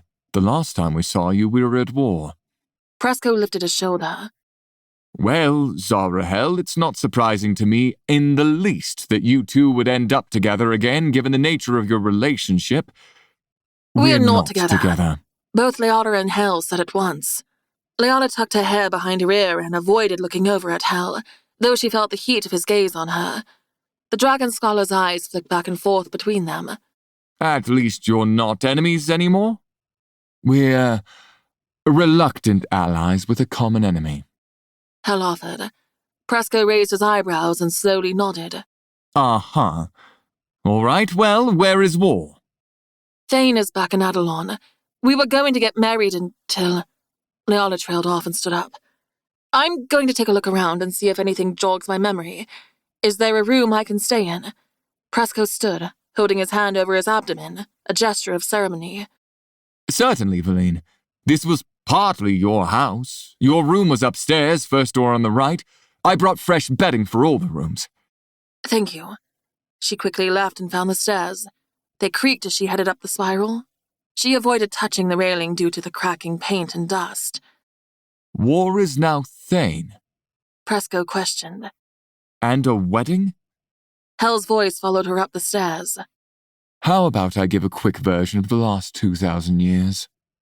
Leala came to the top of the stairs and paused before the first door on the right, left open a crack. The white paint peeled and chipped. The gold handle was round and partially rusted. She pushed it open, and a memory flashed. What is she doing here? A familiar female voice hissed. She asked. War replied. His voice was one she knew all too well. So you were at her beck and call?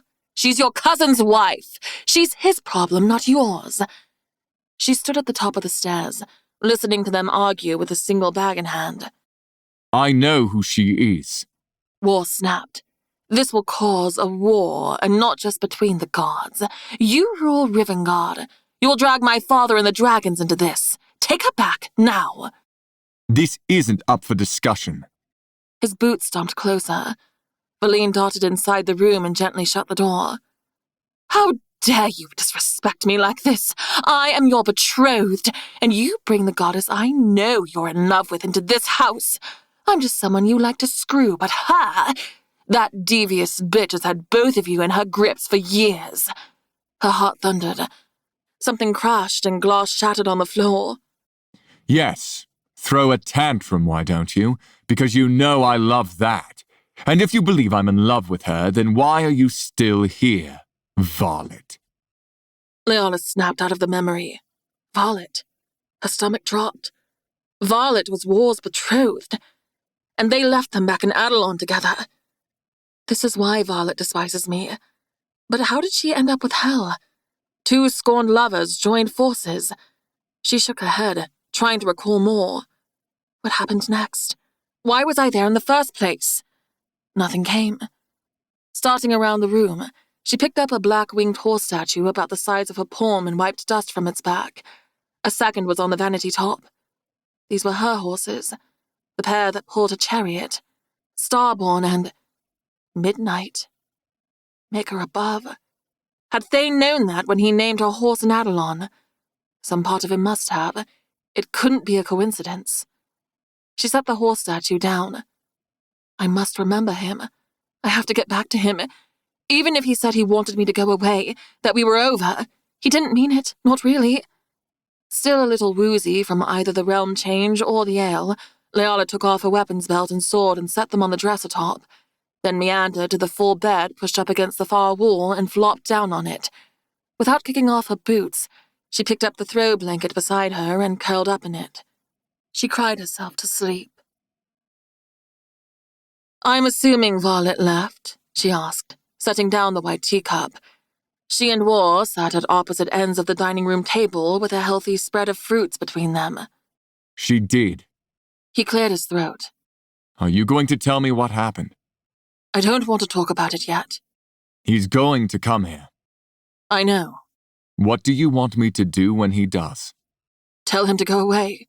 Tell him I don't want to see him ever again. War looked down at his plate, tapping his fingers beside it. You need to give me a reason if I'm going to do that. I can see you're hurt, but you know what he is to me. You're putting me in a bad position. The scenery of the dream shifted to a dark bedroom.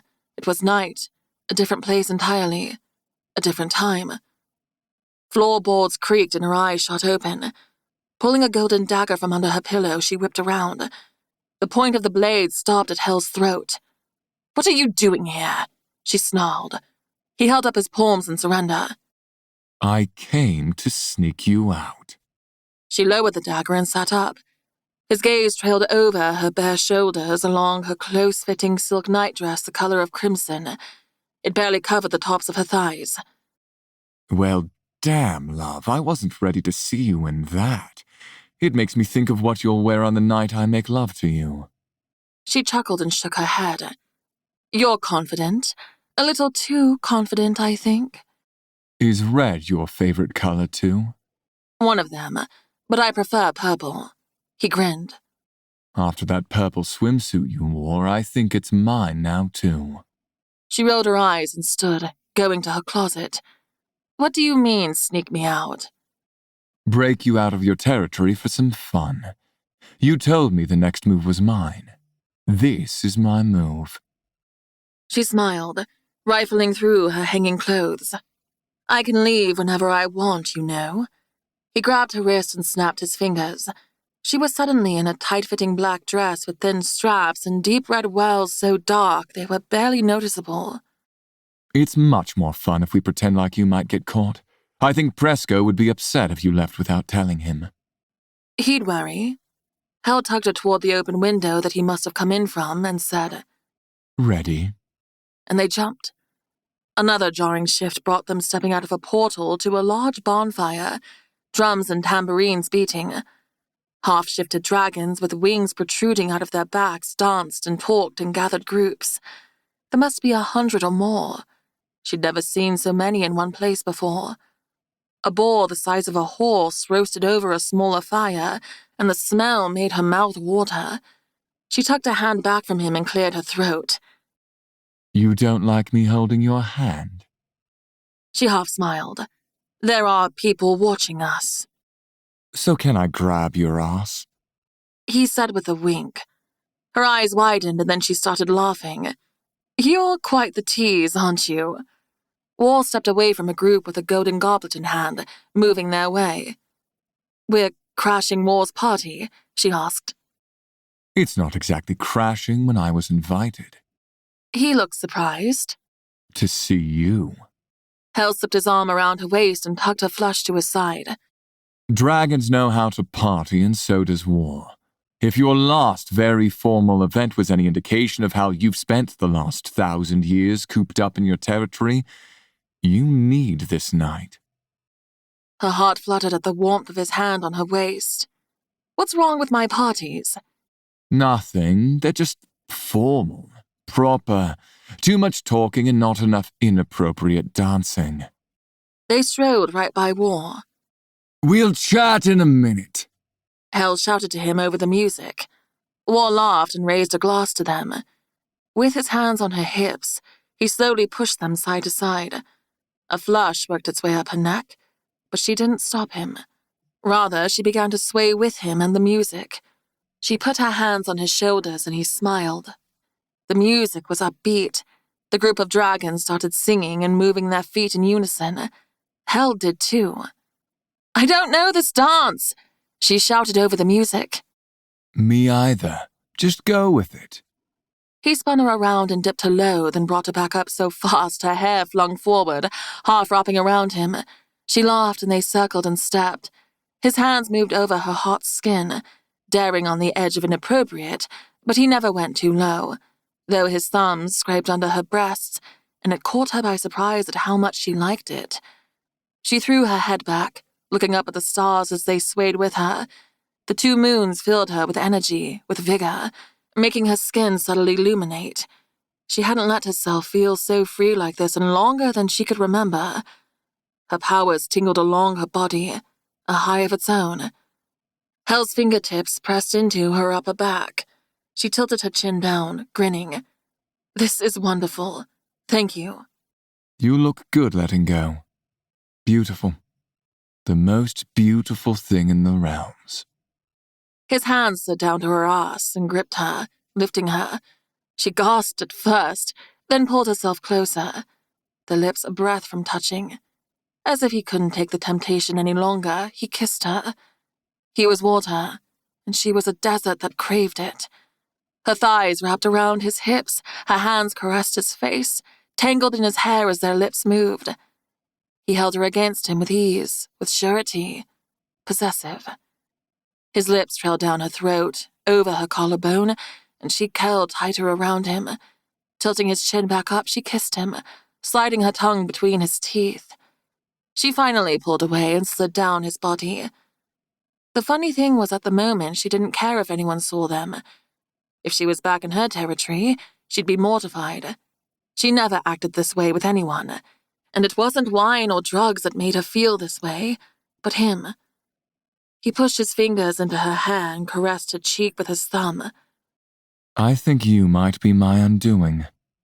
The way he looked at her, like she was the only thing that mattered, made her heart lurch. The way she suddenly cared about him made her nervous. The way her mind began to wonder if he'd taken any of those girls to bed that night at his party burned her with jealousy. It was too fast, too soon. She said, "We should go say hello to the host." All right. He slipped his hand in hers, intertwining their fingers, and they made their way over to War. Hello, cousin. War tipped his goblet back and held out his other hand. They pulled each other in for a brief embrace, and then he turned to her. I did not expect to see you here. Hell is persuasive, I know. War said with a laugh. I think he could talk anyone into just about anything. Is that so? She said, raising an eyebrow at Hell. Then I should be careful. Most definitely. Hell purred and nipped her earlobe. Very careful. I'm the bad guy. Goosebumps rose all across her skin. I'll make you yearn to do naughty things. I'll make you want to bring down those walls and call me things you never even thought of with anyone else, like mine. We'll get lost in other realms doing questionable acts, like grinding at a party with dragons. He flicked a gold coin into the air. And stealing their gold. He pressed it into her palm. Something to remember this night. Flushed and heart-pounding, she closed her fingers around it. She didn't know what to say in response, so she looked at War. "Do you like it here in Rivengard?" Hell let out a deep belly laugh, pulled his arm from her and brought a cigar to his lips. I say all that, and you ignore it and ask War a question. I think I like you. War smiled down at her. He does like you. There's no thinking about it. I never could have guessed. You stole Solender, one of the only weapons that can kill you, just to lure me out so you could see me. When you put it that way, it sounds a bit psychotic. Hell said, then blew out a puff of smoke. Then you let me get away with murder. So yes, I think it's safe to say you like me. All right, don't rub it in. Or you'll figure out you've got me wrapped around your finger already, and that would ruin my reputation. He ran his thumb over the lily mark on her shoulder. I'm not supposed to like anyone, except for War and my aunt. They were the only exceptions to the rule. You two grew up together, correct? War nodded. Remember that time we snuck into Cynic's wine stash for the party after our tutors? And he caught us on the way out, broke both bottles over our heads, and then made us drink until we threw up? Ah, yes, good times. Nothing like an arse-whipping to reminisce on. I still can't drink that flavor of wine. Were you closer with Balnir or Cynic? Balnir. War said. My father was the one who taught us all the important things. Cynic taught us to be tough and how to fight, but my father taught us how to care, and my mother taught us how to love. She is the goddess of love, so I wouldn't expect anything else, she said with a smile. I always liked her. Hell looked toward the bonfire. There was a sadness in the depths of his eyes. And what happened to your mother? She asked. I haven't heard anything about her in a long time. Hell forced a smile. Don't know. I don't mean to be rude, but in my research, I never could find who your father is. He took a long pull of his cigar. Your guess is as good as mine. She left me on War's parents' doorstep when I was a baby, and no one has seen or heard from her since. I guess she figured her twin brother would take in her mistake. Her mistake? Ouch. How could he think of himself that way? War and Valine exchanged a look. War gave a slight shake of his head, a warning not to keep going down this path. I think even if she couldn't take care of you, you are her greatest blessing. He huffed but gave her a half smile. You're an optimist. Not always. Will you dance with me again? He tossed his cigar and swept her up in his arms, getting a giggle out of her. I thought you'd never ask, love. Leala sat up in bed, blinking away the intensity of her dream and tried to adjust to the bright light filling the room. She pressed a hand over her chest. Her heart pounded beneath her palm. Holy Maker. She'd accused Hell of having mother issues, saying that if his mother didn't love him, who else could? And she'd said it to be mean. But she didn't know when she said it that it was true. Now she felt horrible. And kissing him, feeling the heat of his hard body pressed to hers, swaying with her. Her body was warm and tingly all over even now. How had he changed so much? How could his story be that War tricked her into leaving, and her memory be that he did something to make her leave? How had things gone wrong? No, I can't let the past get to me. I can't feel things for Hell. Thane. What is Thane doing now? She threw herself back on the bed and draped her arm over her eyes, blocking out the sun shining in through her window. No, she couldn't think about him either. She'd start to cry again. She had to get up and do something, distract herself. A knock startled her. Yes? I'm going out. I'll be back soon. Hell said from the hall. Leala flew out of bed and practically dove for the door. She jerked it open. Where are you going? He was the perfect distraction. He was already halfway down the stairs, but he stopped. To check out the area in daylight. But isn't it dangerous to leave me here alone? We left Adelon because it was too dangerous. This house is heavily warded against anyone who would wish you harm. I can feel the magic still in place from before. It goes out to the wall, so you can go outside if you wish. All right. His eyes flicked over her. and the corner of his mouth tugged up. What were you dreaming about? Why do you ask? She thought about how he'd swept her into his arms as his last act in the dream. You said my name. Well, moaned it more like. Goodbye, Hell. Leala closed the door, and she heard his laughter as he went down the steps. Chapter 35. Leala stepped out the front door and stood in the morning sunshine. The warmth of it against the skin of her face brought a sense of calm to her already anxious morning. A piercing bird call made her jump, obliterating her moment of peace. A red-breasted robin look-alike hopped along the unkempt path, pecking at the ground. Leala rubbed her eyes, sure she was hallucinating. The robin must be at least 4 feet tall with an orangish serrated beak that could tear a hand off. She reached for the dagger on her belt and cursed, realizing it was upstairs. Good morning, Valine. Or would you prefer I call you Leala? Leala half-turned, so she could still keep an eye on the bird. It hopped once more, then flew away, giving her a chance to think. If she was going to embrace her past, shouldn't she go by her old name? At the same time, she didn't want to give up this life. Presco stopped beside her. His golden hair was combed and tied back at the base of his neck. He wore a simple white tunic with a brown belt and pants. Round glasses reflected the sunlight until he pushed them up a notch.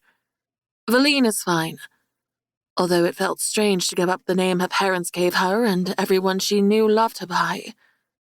So, Hell cursed the elves. Leala was surprised he'd tell him that. Word spreads through the realms. The elves have had a rough go the last few hundred years. I pity them. He claims he didn't create them, and that they did it to themselves, but I don't believe it. We all know if a spell of his isn't fulfilled, people change. That's the consequence. He did that, not the balance of nature. He told me he meant for them to be loyal as the price for not fulfilling his stipulations, but not the monster consequence. I really do believe that was out of his control.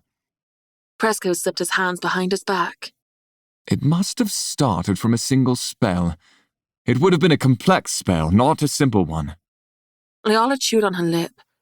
It must have been the mate's spell that started it all. Those who were disloyal to their mate would be loyal to him.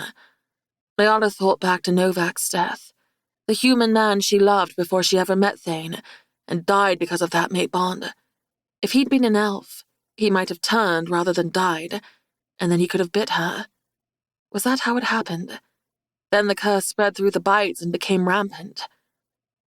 What if we destroy the spell? Would it end? But then that would mean she'd never be able to be mate-bonded to Thane again. She didn't believe Violet's lies about not being able to use it a second time. Everything Violet said came into question. What were her true motives? Did she want Hell awake so that she could have her former betrothed back?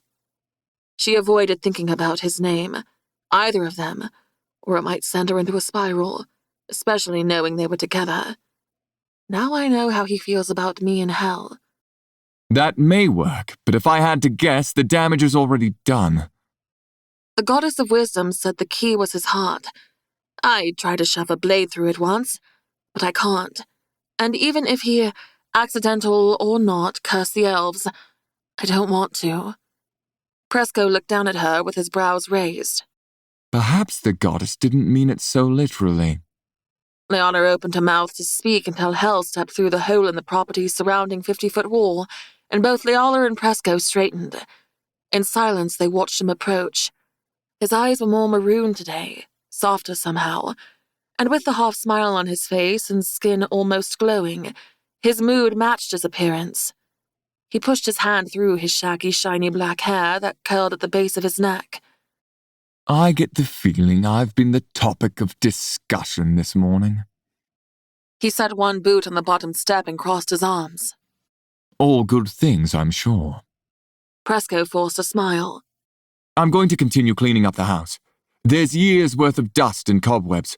I sneezed half the night, not to mention the hole in the wall that let insects creep in. He disappeared inside and the door shut behind him. You're in a better mood, Leala said. He started off to the left toward a small fruit orchard overtaken by tall grass and weeds. Leala hurried down the steps and caught up to him. He plucked a plump purple round fruit and bit into the soft skin. I found a pretty farm girl down the road, all too happy to tell me about the area. The purple juices from the fruit ran down his chin, though he quickly wiped it. I might even go back tonight. Irrational anger boiled inside her at the thought of it. You're a pig. He plucked another piece of fruit and threw it. It careened at her face and she barely snatched it before impact. And you're a little jealous. She bit into the sweet, juicy fruit. Hardly. He chuckled. Oh, I'm well aware of what jealous Valine looks like. He leaned back against the tree. Rosy cheeks, a scowl to rival a troll, and that wild look in your eyes. Maybe I'm annoyed I have to be here with you. He tossed the fruit up and down. I'll never forget the first time I witnessed your inner demon come out. He smiled and bit into the fruit. Remember, we were at that upscale restaurant having dinner. The servant had brought our food. The music was soft, the lights were low. You looked stunning in that silver summer dress. Leala could almost hear the music now. The past. The savory meat and the herb-crusted vegetables smelled divine. In this establishment in Hell's territory, only gods and goddesses were allowed, and the place was packed with beautiful people. They sat at a rounded table inside a horseshoe-shaped booth next to one another. A female sang on the stage, a slow, melodic song. "Enjoy your dinner," the servant said, and dipped into a sweeping bow and hurried off to another table. Heads kept turning their way. Eyes darted to her and away as quickly as they came. She tuned out any conversation nearby, afraid of what she might hear. Why is everyone looking at us? Hell glanced around as if he hadn't noticed. Because you're here with me, away from your house. You know how the gods love something to gossip about. We should have gone to dinner in my land. We can leave if you'd like.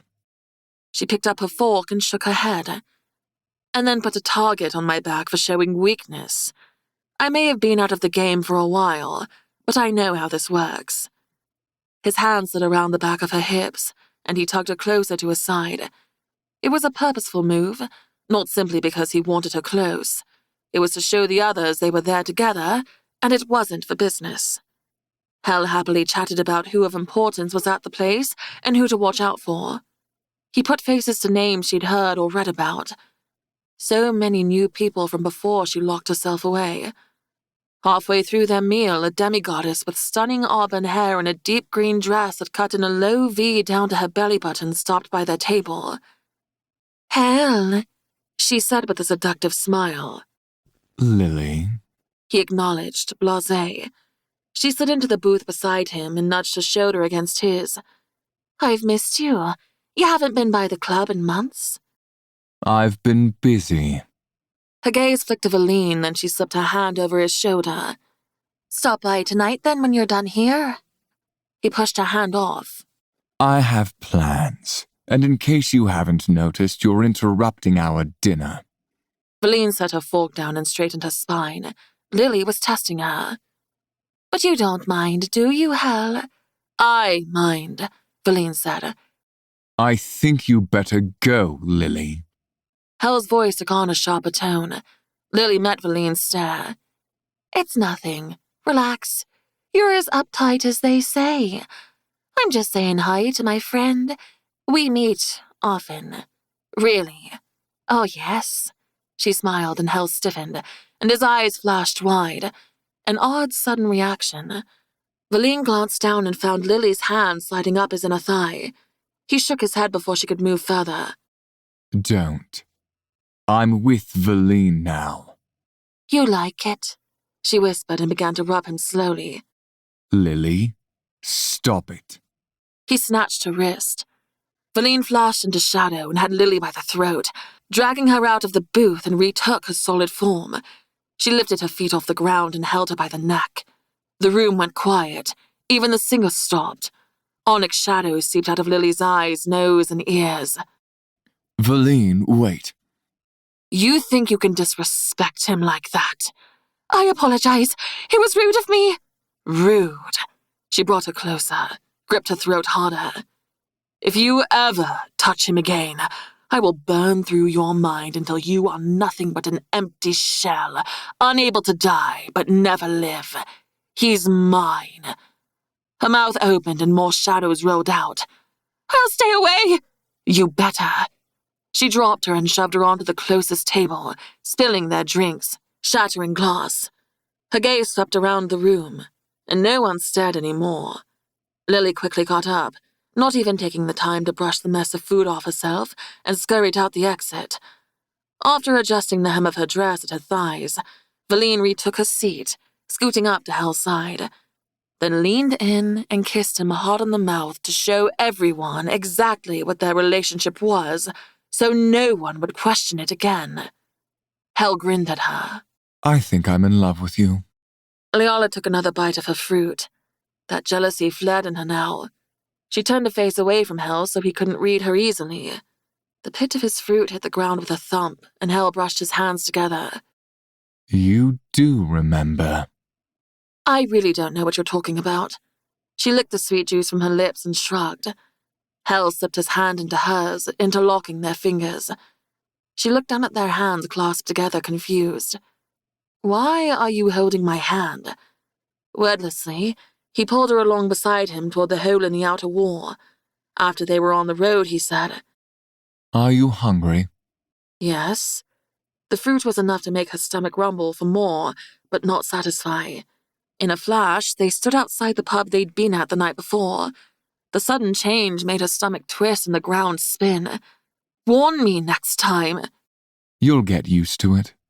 Once everything stopped moving, she took in the small town, if one could call it that. There were 3 shabby buildings and a dirt road. In the light of day, the pub looked much larger. Even the doorway was at least 10 feet tall and nearly that wide. "I thought we were training today." "We will, but you're hungry, and we can't have that if we want to make progress." "Isn't it a bad idea to come back here?" But she didn't stop him from pulling her inside. The place was just as full as the night before, with the majority of the tables filled with patrons. It smelled of roasted boar as well as raw meat.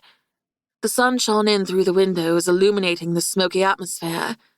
They found an empty table and Hal gestured for her to sit. "I'll be right back." He's up to something, she thought, setting down the pit of her fruit on the smooth wooden tabletop.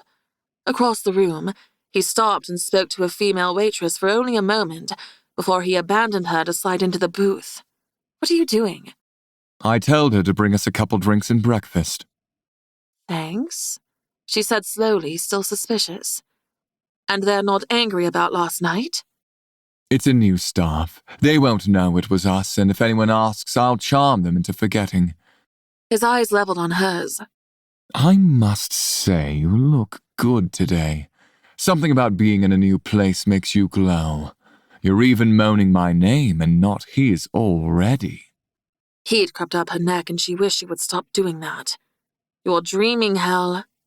Ah, there's that blush again. He pulled a smoking cigar out of thin air and brought it to his lips. "Why do you smoke those?" He shrugged. "It's a habit. I like the smell."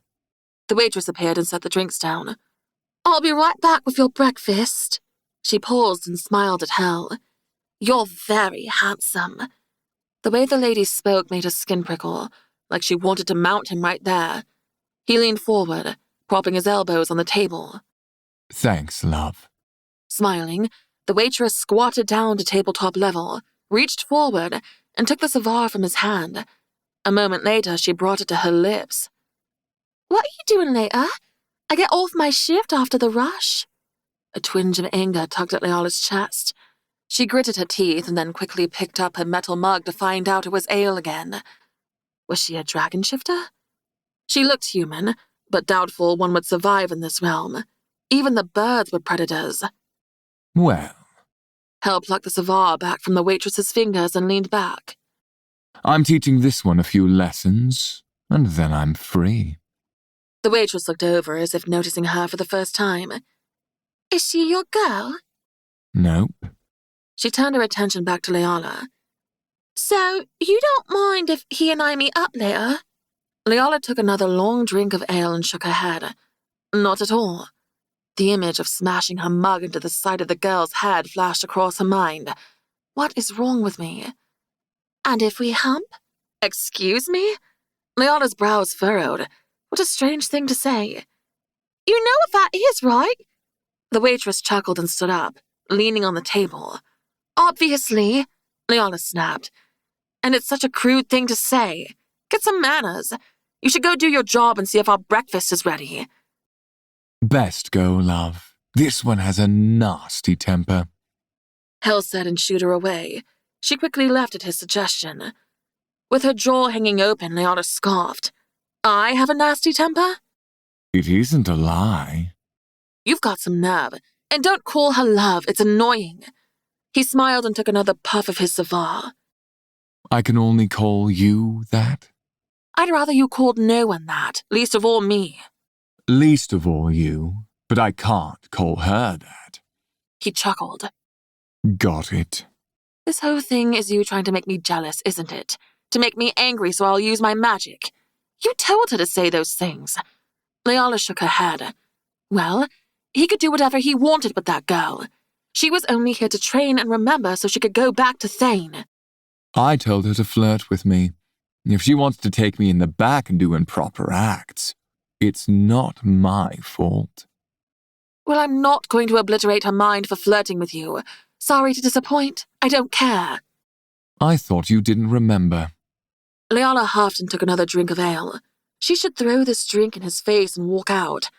But then she'd get no breakfast, and it was her favorite meal of the day. It wasn't just jealousy that made me react that way when Lily had her hand on you, you know. It was completely inappropriate, not to mention assault. She deserved what I did and more. Hell's brows rose in surprise. Agreed. And if it were the other way around, you would have done worse. He chuckled. No doubt. Was that the first time you said you loved... She clamped her mouth shut. That was not a discussion she wanted to have. He looked at her knowingly, but only said, Better slow down on the ale. I don't want to have to carry you back. Don't tell me what to do. Or maybe I'll obliterate your mind. Then all my problems would go away. You wouldn't be dead, but not alive either. God, you're mean. I wouldn't even do that to my worst enemy. Huh, that's funny. The waitress appeared again and set down the plate of roasted boar, chopped potatoes, and a side of fruit. Enjoy. She turned to Hel. So, about later? Look, lady, Leola started. As you can see, we're talking, so come back when we're done. Leola was surprised at her own rudeness. Usually she let things roll off her back.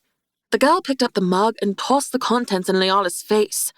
Cold ale washed down her neck and over her chest, dripping on the table. Fury burned hot and fierce in her chest. Black mist seeped from her fingers, and soon her hands shifted, then her arms, still keeping their shape but see-through. Now that was uncalled for. Hel said. You'll have to apologize. I have this thing about people disrespecting her. Leola shoved up from the table and half the room stared at her. The waitress just threw a drink in her face. She was dripping wet, and now they waited for her reaction or waited to see what Hel would do. She wanted to punch her, chokeslam her onto the table, and scrambling her mind almost filled her with delight. But then the waitress said, What's wrong with your hands? Shadows drifted from her fingers. The room began to dim as if the sun had gone behind the clouds. Revealing to everyone who she was when they were supposed to be hiding from the council and a demon prince was not the best idea. Stay calm. Make her apologize. Hel said in her mind. Leola cut Hel a glare. Was this training? Make her.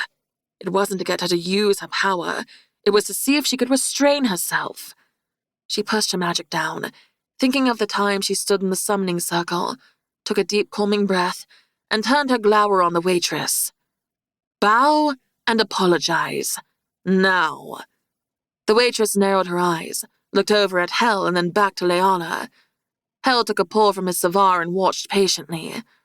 Leola swiped her sleeve across her face to clear the air, then pulled out her sword. You have 3 seconds. 3, 2... The girl bowed her head. I apologize, miss. Now what? Hal asked. Mercy or not? Gritting her teeth, Leala pushed her sword back into its holster on her back. Go. Leala turned and left the building, taking in deep, calming breaths. She stopped in the middle of the road. There were only a few people out walking about, and none of them paid her attention. But she found a nearby tree and hid behind it, to test the shadows that came out unbidden. It was time she gained control of them. Her magic hummed and tingled. She imagined her fingers shifting first, wiggling them before her face. Shadows crept out, and her hand changed to a charcoal black before going unstable. Feeling like someone watched, she glanced around the tree trunk, and Hal stood against the building, smoking, leaned back as if he didn't have a care in the world. Prick. Even if his training methods were unconventional, he was good at them, and testing her. Control, little rabbit. She heard in her head from the training sessions back in Palinor. Getting an idea, Leala smiled to herself. She closed her eyes and felt her whole body shifting. She was weightless, shadow, and she vanished, reappearing on the side of the building, forcing herself to regain solid form. She peeked around the corner, and Hal shoved off the wall and trudged to the tree where she previously stood. Val? He called, turning in a circle. The worried lines intensified. Leala, this isn't funny. She quietly laughed, watching him panic and sink lower into the shadows of the building. He must really be worried if he's using that name. Good. He hurried back into the pub, and Leala took off running in the direction of the manor. If she went fast enough, he might not see her round the bend. Two could play these games. Tears streamed down the sides of her cheeks from the wind rushing by. Her feet pounded the uneven surface, but she barely made a sound. Everything blurred. It felt like someone tugged her hair behind her, but it was the pull of the wind. She'd never moved this fast, not even close, like she was a dragon on a dive for prey. Even her stomach tickled. The giant wall came into view and she finally slowed, sucking in deep breaths. Hell was nowhere in sight, and she smiled triumphantly. She hopped through the wall and silently cursed. He sat in the middle of the front steps of the manor. Gritting her teeth, she strode forward and meant to march right past him until he said, About time you show up. Perhaps you're a tortoise rather than a little rabbit. Prick. She moved around him. Arsehole. She stopped and did a full turn. He stood and slid his hands into his pockets. Did you just call me an asshole? What's the matter? Don't you like the taste of your own medicine? She didn't even know how to respond. Thane had never called her a name back. No one did except maybe Talon. With her fist clenched at her sides, she whipped around and marched up the stairs. You're going to run away from 2 fights today, I see. Growling, Leala turned and started back down toward him. I didn't run away. I stayed calm and controlled, just like you taught me, then left because I'm covered in ale, thanks to you getting in that girl's head. And this, she gestured back and forth between them, isn't a fight. That was all her. I only told her to flirt with me. One eyebrow arched and he stepped closer. But what if I did this? He vanished and appeared behind her, sliding his hand around her throat. He leaned down and ran his nose and mouth along her neck. You smell good. Leala stiffened, her entire body tensed. Goosebumps peppered her skin. Her magic didn't fight to break free. However, she took control of her breathing, pushed her fear and agitation down. Where's my little rabbit? His hand marginally tightened on her throat, pulling her back close to his front, but it wasn't uncomfortable. She's gone, Leala said. You've gained control. I'm proud of you. I think even just a week ago you'd have lost control of your magic back there, and we all know how you reacted to me touching you. He released her and stepped around. You're not afraid of me anymore. No, she said and smiled. He smiled back. My little rabbit has outgrown her nickname. Whatever shall I call you now? How about my name? She said flatly. Which one? She hesitated but said, Val. I like Val. So do I. He went around her, his shoulder brushing hers as he passed. It would be rude of us to leave all the cleaning and repairs to Presco. We'll be here a while, so we might as well make it to our liking. I thought we were training. We did. You passed. Chapter 36. Leala. The afternoon was spent cleaning the manor. Leala started by wiping the tops of mantels in the dining room and sitting areas. The dust was inches thick, and she had to dunk her cloth into the bucket after a single swipe. This was going to take days, if not a week, just to clear the dirt out. She enjoyed listening to Presco and Hel chat about dragon politics, how many kingdoms and clans there were now, 7 dragon clans with 1 king, and the king was now Varlet's younger brother. Hel ran a broom across the floors. The swishes of the bundled straw scraping stone became a steady sound.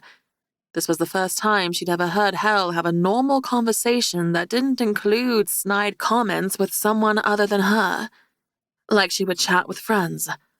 He laughed at appropriate times, had witty comebacks, or added to whatever Presco said.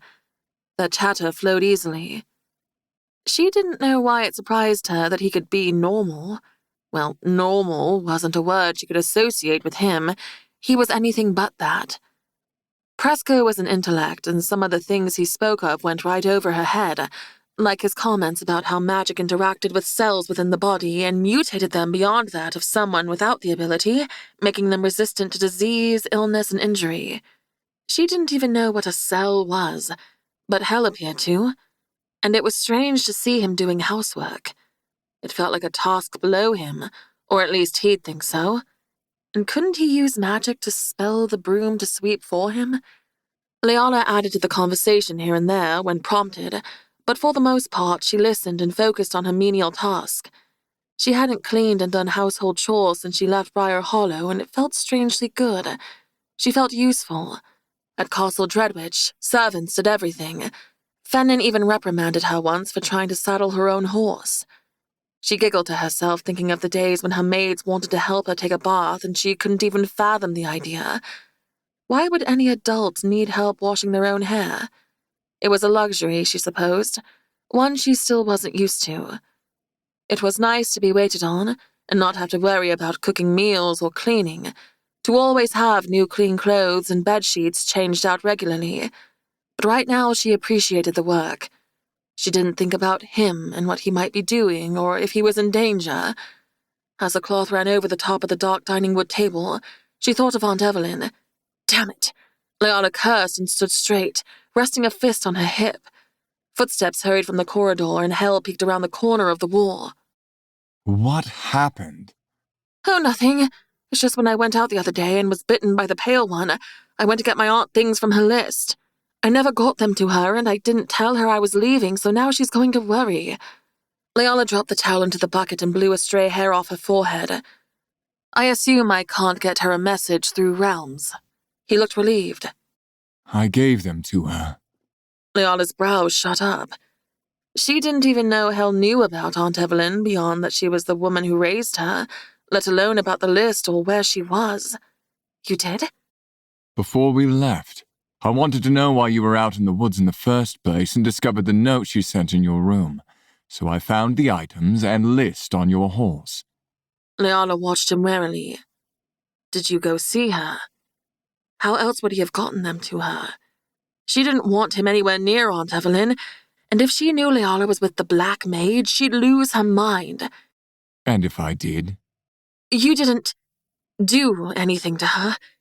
Tell me you didn't hurt her. He stepped further into the room and set the broom against the wall. I do you a favor and deliver the items on the list, and you think I hurt your aunt? It's not as if it would be wayward behavior for you.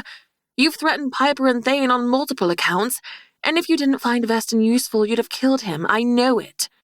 I did kill him. He's dead. Notice the old mage wasn't around for the last few lessons. Leala's heart ached and slammed into her ribs. She recalled this threat about drowning Veston in the pond. You didn't. He chuckled. No, I didn't kill him. I do things with purpose and reason. You killed the guards the day you arrived. And those guards were so important to you? No, but that's not the point. You tried to kill me in the tower before ever even speaking to me. You're not Miss Innocent. Oh, I wonder why. And you cut open my wrist and drank my blood without permission. I'd say it was necessary, but I wanted to know what you tasted like too. He smirked. I'm surprised War put up with your attitude for so long. He needs a sweet girl, and you're far from that. You're... A fucking asshole, yes. I'm the bad guy. Don't forget it either. He snatched up the broom. And I didn't hurt your aunt. I didn't even go to see her. I sent the items by magic. He left the room, and the sound of the straw broom scraping the floor started up again. After an hour or so, the tension melted away. The three of them sat down for a meal, and it was as if they never had the argument. Leala lost track of the days after that. She cried herself to sleep at night thinking about and missing Thane, woke up and trained with Hell, usually practicing magic in the yard, turning herself into shadow over and over, or creating a shield to protect herself against his attacks. He wasn't as hard on her as in the past, as if being away from Thane and Palinor put him at ease. They cleaned, patched holes, ate meals together, though she complained about the lack of variety. Something other than fruit from the trees, nuts, and dried meat would be nice. Presco slaughtered a giant bird and roasted it, but it lacked salt or much flavor. Without a general store nearby, they didn't have luxuries, and outings to the pub for a drink and a meal were few and far between. As the days went on, they chatted like three old friends. She supposed that's what they were. Her memory was slow to return, more often when Presco and Hale spoke about the past. Flashes of things came here and there on her own, or at times in her dreams. Simple things like riding her chariot through the night sky, the pretty, colorful lights over her territory, and how she controlled whether or not to let the sun in or keep the skies dark. It was strange and yet normal to think she had control and power over an entire realm. She even remembered flashes of a beautiful blonde goddess, with a laugh that was infectious, and a smile that lit up the sky. Katana, she thought her name was. She loved her like she loved Aunt Evelyn. Was this her sister? Some nights Hell left. He never said anything to her. She'd only hear the front door open and close. Where he went, she didn't ask. With the sounds of beasts growling and throaty calls echoing in the dark and terrifying screams, she worried he wouldn't come back. With her hair combed and tied back in a braid, Leala came down the stairs with a bundle of dirty clothes. It was wash day again. She only had 4 sets, and according to Presco, the nearest large town was 2 days away, as the dragonflies, and she hadn't made it there yet. Maybe soon, but she needed to start cleaning up the yard. The weeds and foliage were overgrown everywhere and took over the outside of the manor, even climbing up to the roof. She stopped by the library, where Presco usually was in the mornings. The shelves were free of dust. The lamps and vases shined with new life. He sat at the desk with a small open book in front of him, his quill scratched over the parchment inside it. "Good morning," Leala said. His head lifted with a grin, and he pushed his glasses up. Morning, Valine. "Any plans today?" Nothing too important. Would you be interested in going to the city in the next couple of days? I told my wife I'd be here for a few weeks at least, but I want to give her an update. He set the quill down. "That would be great. I need more clothes, too." She raised the pile in her hands marginally higher. "And I want to meet her and your children." She didn't remember Presco well, but enough that she cared for him now. Even if they didn't have a past, she would like him. He was kind and good company over the last several weeks, and she got the feeling that he would die for her if he must. That was how much he cared. Excellent. He smiled again. It's funny seeing you like this. Like what? Doing laundry, cleaning floors. Not that you ever shied away from work, but you're a queen and a primordial goddess. "Oh," she said and shrugged. "But I'm also an elf raised by a human as well. What are you working on?" It's my journal. I've documented many of my days for most of my life. Am I in some of them? His brows raised and he scratched his head. Certainly. However, most of them from that time were destroyed after your Banishment. Nearly everything in this manor was confiscated. Most of what is here now I brought over the years. I managed to save a few items before they came, but not much. Her shoulders sagged. It would have been nice to read about her life. We may not have my journals from then, but your journals are in perfect condition. She perked up. Mine? Why didn't you mention this before? Well, it didn't occur to me, and they were confiscated rather than destroyed, but they currently reside at the Draconan Treasury, one of the most secure places in all the realms. Even many of the gods store items there, at least they did. Draconan, she repeated. That was Prince Ronan's last name. That is the name of the royal dragons in Adelon. They are one of the most powerful families here. Although not royalty, I'd say they are just as powerful as the king and clan leaders, if not more. They have more treasure and hold everyone else's. So if I tell them who I am, will they let us inside? He laughed. Oh, no. Unfortunately, they are bought and paid for by the council, and came to an agreement after your apprehension all those years ago. You're an enemy, even if they once worshipped you and war. Then my journals may as well not even exist. She let out a heavy sigh. Not necessarily. They are in a secure vault along with the rest of your belongings. With yours and Hell's magic, we might be able to get in. He leaned back in the wooden chair and it creaked under his weight. With his hands folded on his abdomen, he said, But if we manage to get them without being arrested or killed, they are written in the primordial language. It's not the tongue we speak now. My original language? Yes, it is what the gods speak. It has only changed marginally over time, unlike many languages that vary and reconstruct on the whim of the next generation. That's why I prefer it. How many languages do you speak? He cleared his throat and she thought he might be blushing. 132. With all the realms and different species and dialects, I only know maybe even a quarter of those in existence. Wow. Leala smiled. That's impressive, Presco.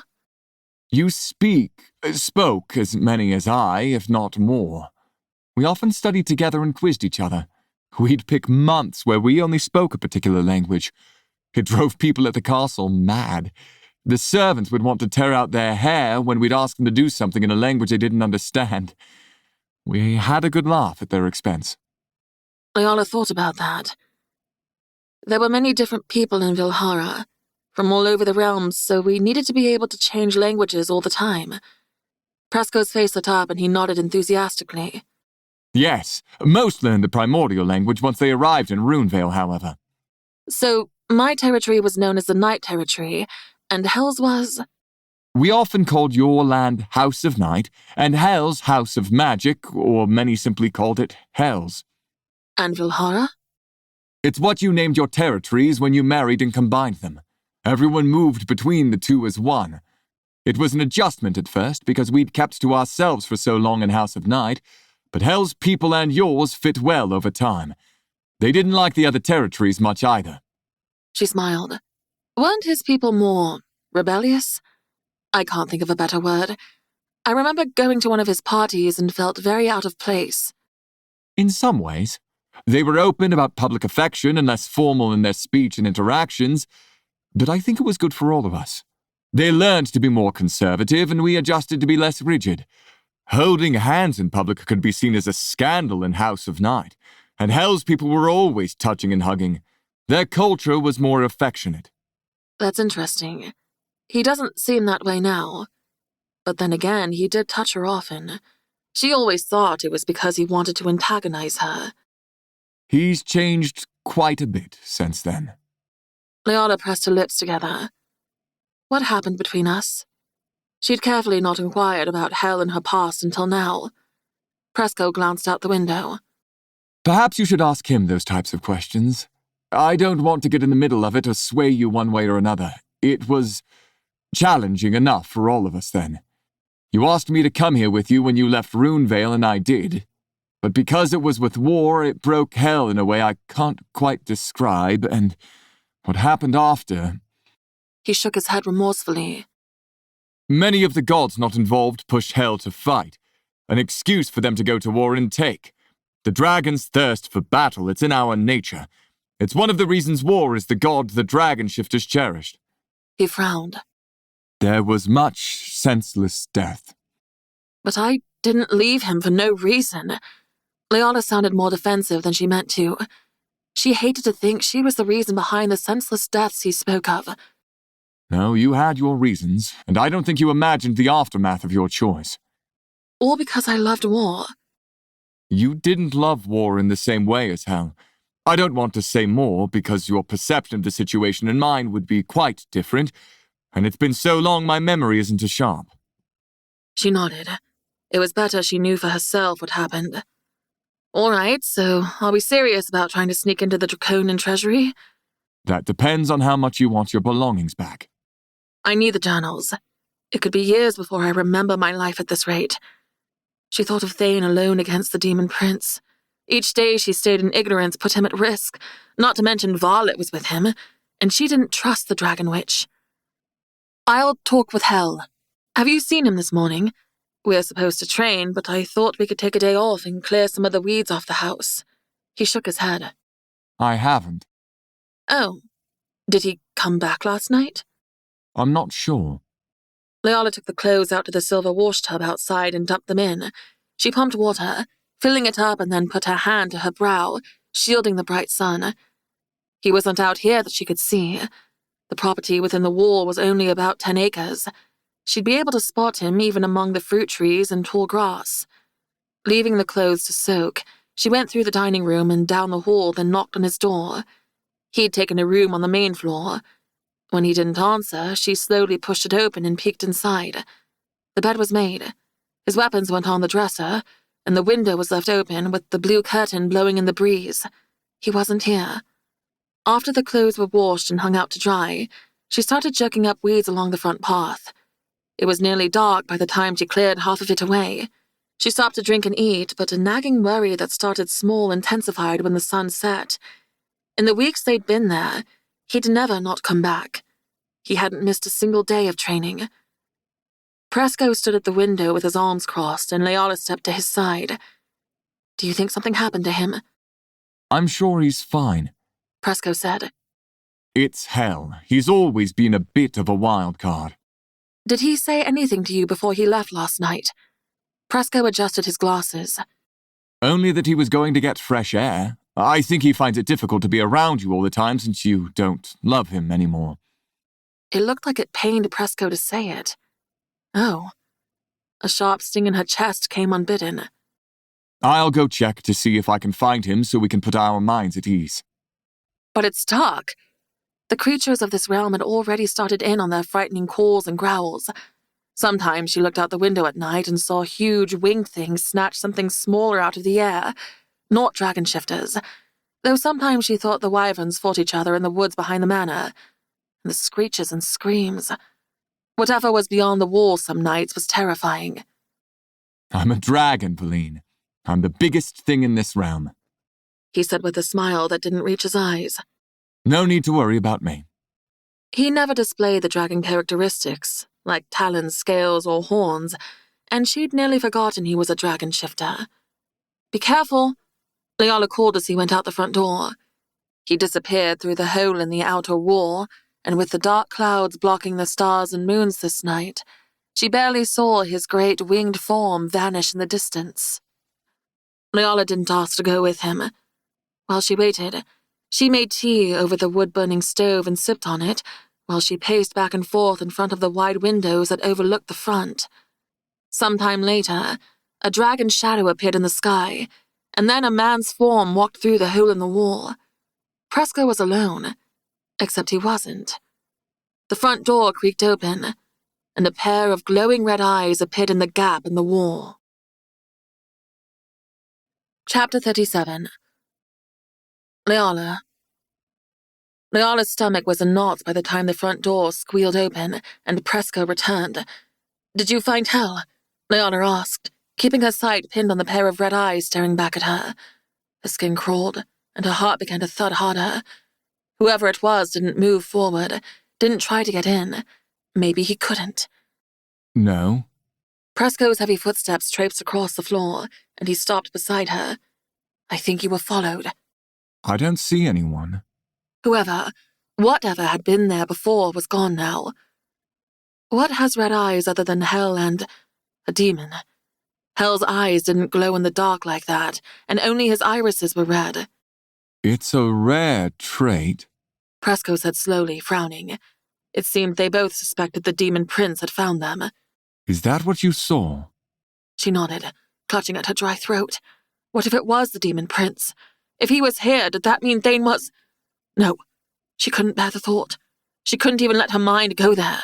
I think we should keep looking for him. No news is good news. I'm certain he's fine. Where would he go? Presco shrugged. I don't know, but you're safe inside the wall and not outside it. It's best if we wait until sunrise. From what I've read, demons can't be in direct sunlight. It weakens and blinds them. Leala finished her herbal tea and went to her room. While sitting on the edge of the bed, she tugged the curtain aside. A giant bird with a craned neck perched on top of the wall. They claimed nothing with the intent to hurt her could get past the magical barrier, but still she was on edge. Every creak in the house, every screech outside seemed louder with hell missing. Things were always scarier in the dark. Ironic that she was the goddess of it. She lay in bed with the blankets tucked up under her armpits, staring at the cracks and stains on the dirty off-white ceiling. Paint was another item they'd have to get in the city. A scraping sound like nails dragging across glass made her go rigid. Her heartbeat shot up. Her mind flipped to the demon clawing to get at her back at the castle, those malicious red eyes glowing. He'd come to take his vengeance, to kill her, and she had no obsidian blade to fight. If she couldn't fight him off, she hoped she'd leave Presco alone once he got to her. Slowly turning over, she grabbed a dagger from under her pillow.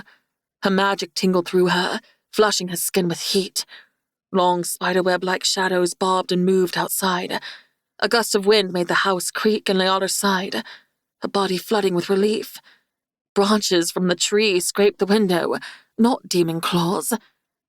With her dagger tight in her grip, she lay her cheek down on the flat pillow. She didn't know how many hours she lay there, but eventually she slept.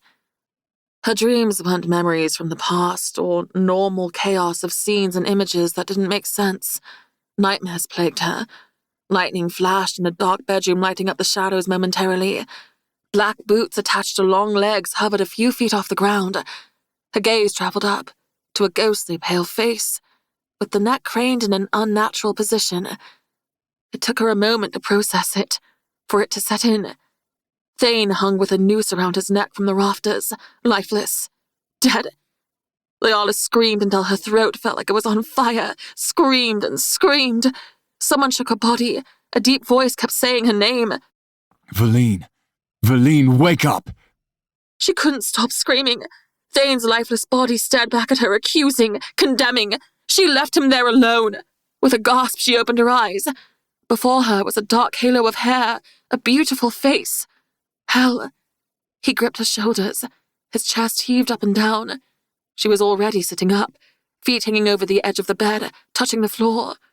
Her throat felt raw and sweat dampened her brow. Hell. His usual smug or bored expression was lined with tension. God, you scared the piss out of me. The image of Thane hanging dead made her want to throw up. She couldn't shake it. Thane, what if something happened to him? We have to go back. It felt too real. She tried to get up and he held her tighter, keeping her in place. You were dreaming he's fine. Tears burned her eyes even though she tried to rationalize the image of Thane dead wasn't real. She had been dreaming like he said. But what if it was a prophetic dream? We have to go back. I have to see him and make sure he's all right. Tell me about it. He was... The words felt like dust in her mouth. Someone hung him in his room. Hell sighed, and it sounded more like relief than frustration. You know how I know it wasn't real? How? Because War could never be hung to death, as if he couldn't snap the rope with his strength or magic. She breathed deeper. He's right. It was only a dream. It didn't make the image any less terrifying. Where have you been? He stood up, and the heaviness of his grip on her shoulders lifted. He headed for the door as if he wasn't going to answer. I'll explain in the morning. Go back to sleep. I saw the demon. He halted and slowly turned. Where? When? Through the hole in the wall. I only saw red glowing eyes, but it must be him. And you fear that if he's here, then Thane is dead. That's why you had the nightmare. What if? He's not. How do you know? I just know. I'd feel it if he was gone, and you probably would too. Leala's brow was tugged down. Feel it. Despite everything, he's my blood. My brother. The last time he died in the life before this, I felt him go like a sharp pain in my chest. And it was the same pain for you. I found your body in the barn. We'd only met days before, but I knew you were special. He swallowed and had a far-off look on his face. You were barely 17. I ran to fight whoever it was and felt the sting moments before I found War's body still bleeding out. He and I had been friends for a couple years. None of us remembered who we truly were, but still. I let the assassin kill me after that. I didn't even fight. I felt I'd lost everything in one moment. I gave up. You'd only met me days before. She thought about that. I wonder if when the three of us are together, it creates a power that they can sense. Something like that? You remember the other times. They are like vague dreams to me. Short lives and forgettable.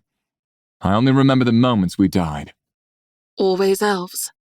Yes, I think the elven form is the only body that can hold our immortal souls because of their innate magical nature. I suppose we could have been dragon shifters, but that's not what fate dealt. It made perfect sense given how many elves had been mages at one time. It's not going to happen again. Hell promised. The scraping of the branches on the window made her jump. All this talk of death and seeing Thane like that put her on edge. How could the council be so ruthless toward us, killing us over and over? It's extreme. Do we ever get forgiveness? It's not about forgiveness. It never was. Then what? It's about power, Valine. We threaten theirs. You could never be controlled by them. You didn't bend the knee. Then Hell lifted his shoulder and sat on the end of the bed. His weight shifted her toward him slightly. He kept his distance and stared down at his hands. I don't know about you, but I'm not waiting for forgiveness. I will fulfill the vow I made them a long time ago. I will rule there, and they will regret ever punishing us like this. That's why you need the Pale Ones, isn't it? To fight for you. He nodded. As much as it's regrettable what they were a gift, an army without morals, without fear, and with a sole purpose of serving me. There is a part of me that feels guilty that somehow I'm responsible for the curse, that I'm responsible for the loss of so many innocent lives. And if I could go back in time, I'd find out where I went wrong and stop it before it happened. But I can't. He was quiet for a moment. I am selfish, and I will use them to take my revenge, just as I will use you, and War, and Varlet. He looked over at her, stared into her eyes. Never forget what I've become, Valine. Trust only that I will do what I must and not what is good. I am not like War, and I never will be. A chill ran along her spine. Hell was wicked, horrible, but it wasn't without reason. She finally understood him and everything he'd done. The council murdered them over and over and would keep doing it, so he had to become a monster as evil as they. She slipped her legs under the blanket and lay back down on her pillow. I will fight with you, Zarahel. When I'm ready, I will help you take down the council. And it only hit her after she said it. Mathicus and Varlet had been correct when they told her she'd stand beside him. His eyes glittered in the moonlight shining in from the window. You only use my full name when... He closed his mouth and scooted back on the bed to lean on the wall it was propped against. With a deep breath, he folded his hands over his abdomen. Go to sleep, Val. She believed every word he said about not trusting him, but she didn't feel in danger with him near. She didn't fear he would hurt her while she slept. She didn't fear him at all anymore, and that probably made her a fool. But her eyelids were heavy. And even if she wondered when it was she only used his full name, she couldn't stay awake to ask. Leala woke to sunshine filtering in through the curtains. Surprisingly, she didn't have another nightmare. Just usual dreams shifting from one odd thing to the next. Her spinning in a field of wildflowers with butterflies lifting off blooms was the one thing she recalled. She was oddly at peace this morning. Tears didn't threaten to overwhelm her like many mornings do to a broken heart. A light wind made the old manor creak and groan. The tip of her nose was icy, but she was warm and cozy under her blankets and extra warm against her back. There was also something solid there, and something heavy across the top side of her ribs. She didn't dare move, but glanced down to find a rune-tattooed hand resting on her torso. Holy Maker above. Gentle breath brushed the back of her neck, and her whole body tensed. He was on top of the blanket. She was under. The quilt was a barrier, but sleeping beside him created intimacy, a trust that wasn't quite there before. Part of her wanted to go back to sleep and curl further into him. But she slowly wiggled toward the edge of the bed, and his arm tightened around her, pulling her back to him. Closer than before, her belly seemed to jump, and her heart fluttered faster. Turning her head ever so slightly, she saw he was still asleep.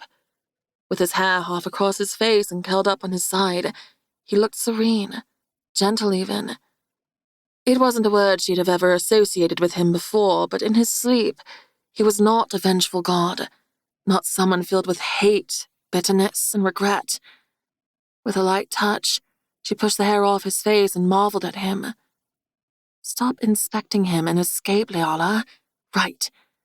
If she lifted his arm off, he'd wake up, and she blushed just thinking of what he might say. If she didn't, she was stuck cuddling with him, and he had to wake up eventually. The last thing she remembered, he sat near her feet. Trying her best not to disturb him, she scooted again, hoping to slip out unnoticed. He mumbled something that sounded like, "I love cows," and she pressed her lips together, trying not to laugh. Carefully, she pulled the corner of the blanket and lifted it, and his fingers brushed against the small gap of exposed skin on her stomach. Goosebumps rose across every inch of her, and then his breathing changed, less deep and rhythmic. She froze. The tension suddenly thickened between them. He was certainly awake, and he knew that she knew. She couldn't stay any longer and slipped out, setting her feet on the freezing floor. Why was it so cold in here? The wind outside must be bitter, and the cracks in the house let in a breeze. Goosebumps rose along her arms and across her skin. She wanted to dive back under the blankets. Without looking back or saying a word, she padded across the wood floor. The board squeaked lightly under her weight. She cringed each time until she stooped to the fireplace and picked up the flint. She tossed a bundle of dry grass on top of the wood and hit the stones together, creating sparks. After several tries, she cursed under her breath. She'd done this 1,000 times, and yet the stupid thing wouldn't light. Suddenly, heat flared and the fire roared. The wood burned hot instantly, popping and sizzling. She turned and Hal sat up on the bed, leaning casually back against the headboard. He still looked sleepy, with heavy eyelids and disheveled hair. "Thanks," Leala said, holding her palms close to warm up her cold fingers. The heavy silence stretched between them. He finally said, You were shivering. She stood and turned to warm her backside. "What?" Last night. You were cold. "Oh. Why not just start the fire?" she thought. And as if he heard her, he said, You always hated a fire at night because the light woke you. She did get her best sleep in total darkness. And did he hear that thought? She was sure she didn't send it to him. He smiled. Yes. Her cheeks warmed. "You lied. You can hear my thoughts all the time, can't you?" I didn't lie. There are times when you unconsciously let me in. It's when you feel comfortable with me that I can pick up on your thoughts. When you want me to connect with you. At least that's how it was before. Is that true? She wondered. Do I want to feel connected to him? He smiled even wider, bringing out his unbearably attractive dimple. Unconsciously, you must. Well, my guard is up now, he chuckled. Is it? So you're not thinking about what I'd look like naked in your bed? Leala scoffed and turned away. No, I'm certainly not thinking that. But at his suggestion, the thought came unbidden. The image of him stretched out on her bed, nothing but smooth, bare skin and muscle. I have tattoos across the V of my hips. Do you remember what they are? He silently asked. She nibbled on her lower lip. 2 halves of a crown, and in the center a bold script he'd tattooed in black ink, King. She knew he was trying to get her to think of his body or other parts of him just south of those particular tattoos. Bloody god of mischief. You do? So what if I do? You used to lightly trace the letters with your fingertips. You knew it turned me on, but I don't think you knew just how much. Leala imagined lying on the bed now, the 2 of them bare-skinned, while she brushed her fingers across all his tattoos, memorizing every inch of him. She cleared her throat and quickly changed the subject. Where did you go yesterday? Presco went looking. When you didn't come home, we thought you might have gotten yourself into trouble. He hopped off the bed and started for the door. I'll show you. Chapter 38. Leala. With a blanket wrapped around her shoulders, Leala followed Hell down the stairs. He turned and stepped into the kitchen. On the wood-block counter sat a sack of flour, a block of butter, a jar of milk, salt, a pot of honey, and even a small bag labeled sugar. Where did you get all this? She smiled, realizing this was why he'd disappeared. In the town over from the general store. You've been complaining that you wanted more variety, and I thought I'd make you my famous scones for breakfast. Leala grinned even wider. You have famous scones? Oh, yes. He grabbed a bowl out of the cupboard and then started by pulling the strings on the flour sack. For some reason, and I can't imagine why, she drawled. You don't strike me as a baker. He chuckled. I'm a fabulous baker. It was a hobby of mine, but it's been a while, so hopefully I still remember. You'll have to be the judge. All right. Leala pulled up a stool and sat at the edge of the counter block. The black wood-burning oven suddenly roared to life. Soon the kitchen would warm up, and she wouldn't need to hold the blanket so snugly. Why did you go to sleep for 400 years waiting for me? Wouldn't you have gotten just as strong with the time while awake? A scoop of flour went into the bowl. I made myself unkillable while I slept, and it was the only way. Awake, there was a chance I could be assassinated, and I was determined not to have to go through another life. It was the goddess Alora's idea. I found a way to contact her with the stone and scepter. So I slept and waited for you and war. Butter plopped into the bowl next, and a puff of white splattered across his navy shirt. He cursed under his breath and swiped his hand down to brush it off, only making it worse. Were you lonely? 400 years was a long time to spend in a dream world, but then again, maybe it went by in a blink. I didn't seem to awaken or become aware until I felt your presence, which would have been after your magical bond to war broke. But I also had the sense that I'd been trapped in a dream state for a long time, and I wanted out. Leala thought back to his voice finding her before she knew him. Come to me. I need you.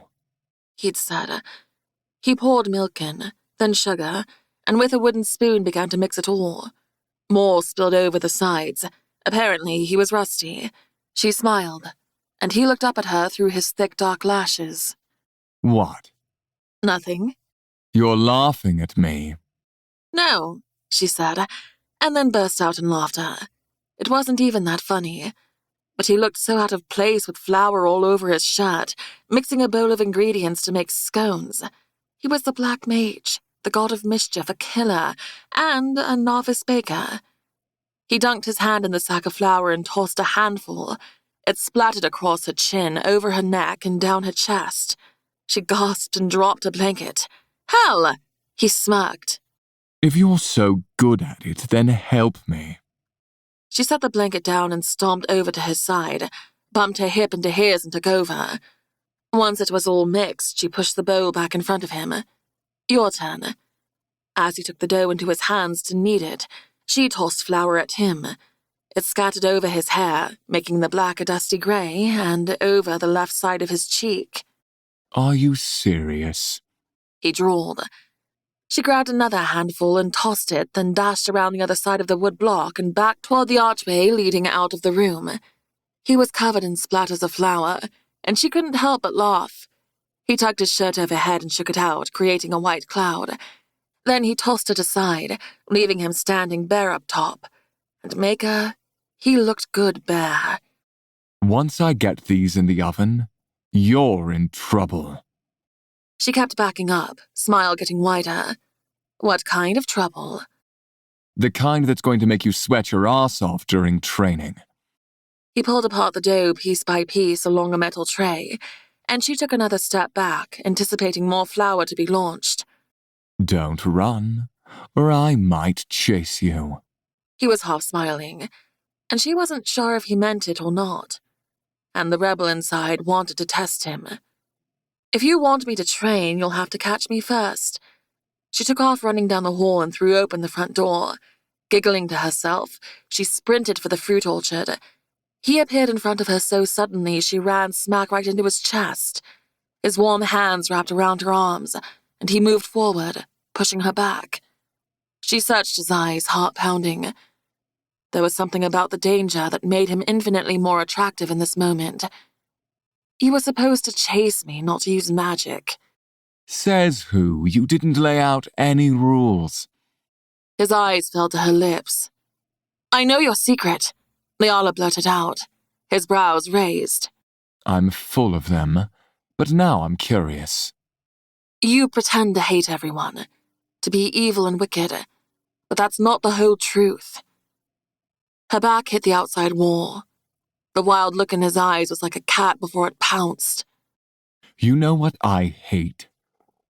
I crave you in every conceivable way, and I hate it.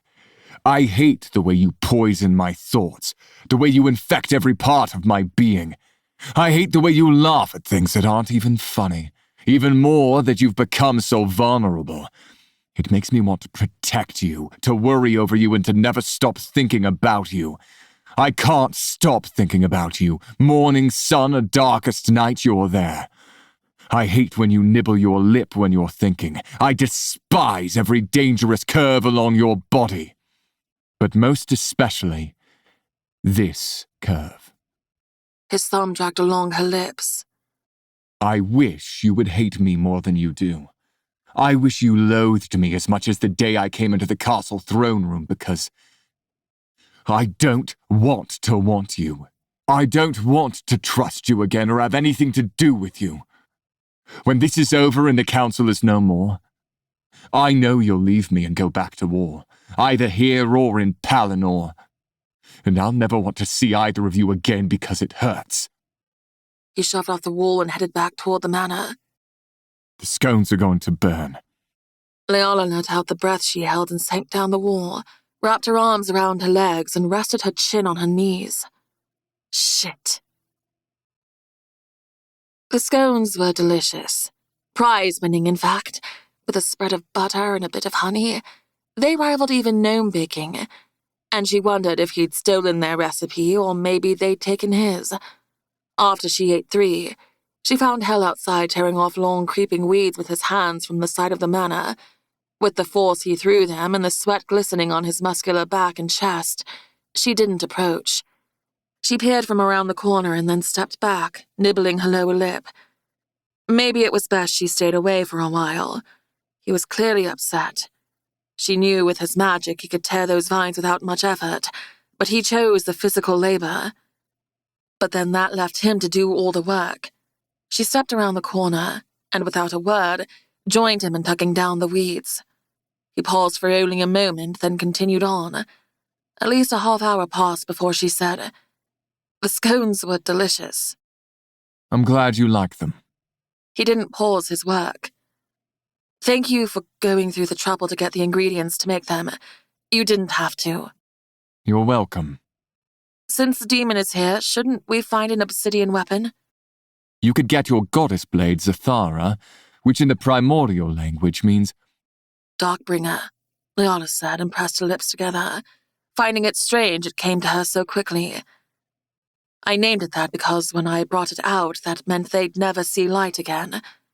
He broke his scowl and the corner of his mouth threatened to lift. And the irony of your other sword's name isn't lost on me. He jerked down a thick green vine that snapped halfway from the top and toppled.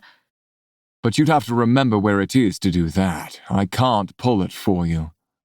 Pull it from where? The ether.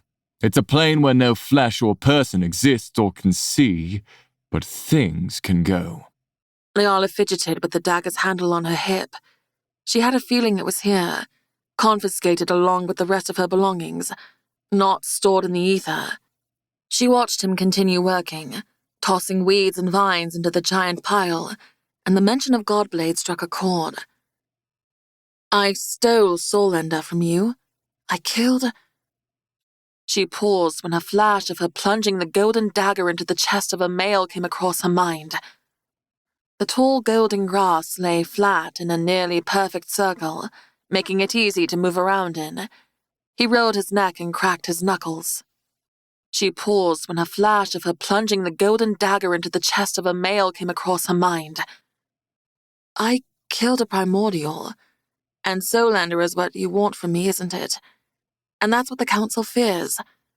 I have the only weapon that can kill one of them. He didn't even pause. Yes, you killed Cynic, one of the 7 originals, because he murdered your sister with the Sword of Truth, the location of which no one seems to know. I think the knowledge of its resting place died with Cynic. And no, you told me where Soulender was. Moments before they executed us, you whispered its location in my mind. But again, I can't pull it. Only you can. And you can bet it is the reason the Council fears us. I'm the reason we were banished. This is my fault. Killing a god is banishment if not execution, and I dragged you both down with me. He stopped and wiped the top of his forearm across his sweaty brow. His chest heaved up and down from the hours of exertion. It wasn't the sole reason for our banishment, just one among the list. But it all began with me. I stole Soulender from my family, from the Council. Leanna remembered her dream where they talked about this exact thing. So you could see me. She couldn't help but slowly smile. He laughed at himself, bringing out the dimple, and his cheeks even colored a light pink. Yes, I was young and a fool. And you were the most stunning goddess I'd ever seen. You were what, 500? It's not that young. And even now, though it's been 2,000 years, most of that time doesn't count. We weren't even alive through much of it. If we're being technical with time spent breathing and in the void, I'm 903. You're an old lady. Even with the 2,000-year gap, you're at least 10,000 years.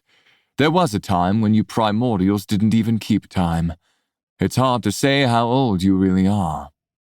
That's bewildering. She couldn't truly comprehend it. He chuckled. A little bit. Leala jerked up a huge weed that grew nearly as tall as she. She wanted to ask about the wars, but that would be a touchy subject considering they'd been on opposing sides. For weeks, both of them avoided talking about anything to do with the time she left him and after. He waited for her to follow and started for the clearing they'd battered down. Come on, let's train before we lose motivation. The tall golden grass lay flat in a nearly perfect circle, making it easy to move around in. He rolled his neck and cracked his knuckles. The sunlight glistened off his bare chest, illuminating his tattoos and rune marks. Leanna stayed a few paces further away than normal. He usually wore more clothes. Shadow. Leanna focused on her power and felt her body shifting. Shadows enveloped her entire being and then returned. Good. Shield. A blast of red crackling energy careened toward her. She threw up her hands, and the attack crashed into her barrier, fizzling out. Excellent. He began to pace slowly back and forth. You should be able to levitate by now. It's hard for me to imagine lifting off the ground with no wings or reason, and after I jumped off the cliff and it didn't work. And it's easy for you to imagine changing entirely into shadow? He waved a dismissive hand. You should also be able to persuade. Your speed and strength are as much as they'll be until we get our immortality back. Like command someone to do something and they have no choice but to do it. She thought back to him demanding she take her clothes off, and though her cheeks were already warm from the sunshine and work, the heat intensified. You should also be able to resist persuasion. We've been at this for over 9 weeks now. Test me, Leota said, holding her arms out to her sides. He closed the distance between them, leaving inches. He gently grasped her chin between his fingers, garnet eyes locking onto hers. Tell me you hate me. She felt a sensation, like light invisible fingers gliding through her scalp, and said, "But I don't hate you." He smirked. Tell me why you were afraid of me. I'm not. Then tell me what it was like the first time you took me into your bed. Her cheeks flamed as a flash of him unbuttoning the back of her dress flitted across her mind. She scowled up at him. Why do you always have to be an ass? Why is my asking being an ass? We were married, it was our wedding night. You asked me to wait. A test of my devotion. She felt his power grow stronger. So tell me, did you enjoy it? Leota smacked his hand away. Stop it. I'm with Thane. But she wasn't. His scowl deepened. No, you're not. Or did you forget your last conversation with him and why you cry every night and every morning? He may as well have stuck a knife in her chest and twisted it. It was bad enough he'd witnessed their breakup, and now he heard her crying about it. And the only time you haven't cried was this morning, with me there. When he curled up with her, warm and vulnerable. With tears burning, she turned her face away. You didn't answer. Did you like it when I carried you to the bed and laid you down for the first time? She remembered her dress falling around her ankles, and he slipped one arm behind her back, one under her knees, and swung her up against his chest. The way he looked down at her, she'd never seen someone more in love. It wasn't her first time, but with him it felt new, magical, intense. Turning away, she pushed back his magic she felt wrapping around her like a cloud. Of course you liked it, He said. You loved it. You wanted me all the time. You wanted me like you wanted air. With a snarl, Leala whirled around. So did you. You couldn't keep your hands off me. You were in love with me from the moment I kissed you. You would have done anything for me. If I'd have made you wait 100 years, you would have. No, the moment I fell in love with you, Verline, was when I saw you standing at the top of those stairs in my house. There were 100 ladies there, but I only saw you. You came to me when you should have let me go. You promised me forever, and I, you. He raked his fingers through his hair. That's why I can't understand where it all went wrong. Tell me why. She was shaking her head, baffled at it herself. I don't know. Because she knew she'd been in love with him, that she'd have done anything for him. She'd have gone to the ends of every realm to be near him, fought any monster, forsaken all others. But he did something, broke her heart, crushed her soul. She felt the ghost pain now, but she couldn't think of a reason. Why couldn't he tell her what went wrong? Something was missing from both of their memories. He grabbed her arms, squeezing gently. Tell me. His magic enveloped her, and the pull to spill her every secret was there, but no memories surfaced, no words came. I don't know. He let go of her and turned, stalking away. How long were we married? She shouted after him. He stopped and whirled back around. 9 years. It's nothing in the life of a god. It may as well have never happened. He flicked his fingers out to the side. Just a blip, the blink of an eye. It doesn't matter. It does matter. 9 years ruined the last 2,000 years of our lives. Yes, it did. He said with a sneer. Which is all the more reason for you to remember how to open the way back to Runevale. You're the one who closed it. And the sooner you know how, the sooner we can part ways. Me? Leona stared at him, realization crashing in on her like a brick wall folding. That's what you want? You need me to open the door for you? Yes, so how did you do it? Because not me, nor any other god or goddess has been able to lift whatever magic you did to trap them there and keep us out. Not even the goddess of wisdom knows how. She only knows it was you. Chapter 39. Leola. Later that evening, after Leola packed her bags to leave for the city, she went looking for Hel. Her journals could be the key to unlocking the past fully, the key to knowing how to open the way to Runevale. They could stay behind the walls for a few more months, hiding away from the Demon Prince, and she might remember everything. But what if it took years? Even the weeks being stuck here made her slightly stir-crazy, and that's when she had chores and things to do. She popped her head into Presco's study, where he usually was. He had several beakers lined up on the desk. One bubbled a bright green, two purple, and one like liquid silver. What are those? He jumped, apparently not seeing or hearing her approach. Clearing his throat, he pushed his glasses up further on his nose. I'm experimenting with potions. It's how I make my livelihood now. What do they do? He smiled and his face lit up. Many things. Most I make are simply for fun or vanity, and it is a lucrative business. If you drink this lighter purple, it turns your skin or scales purple for a few hours. I'm trying to perfect the formula for a longer duration. He held up a finger. Or I have a recipe to change your hair color if you'd rather that. That change will last until you buy another potion. Hair is less stubborn, very popular with the ladies. He lifted the silver beaker.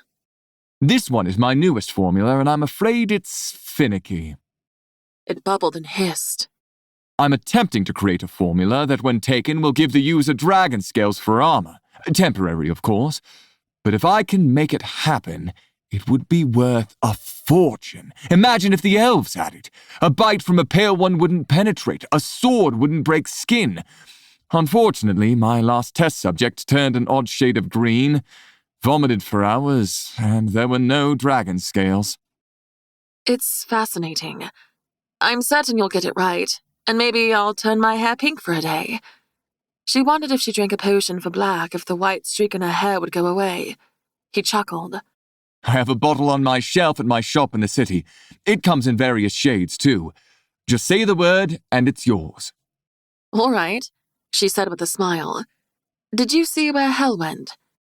He went out the front door about 10 minutes ago. Thanks.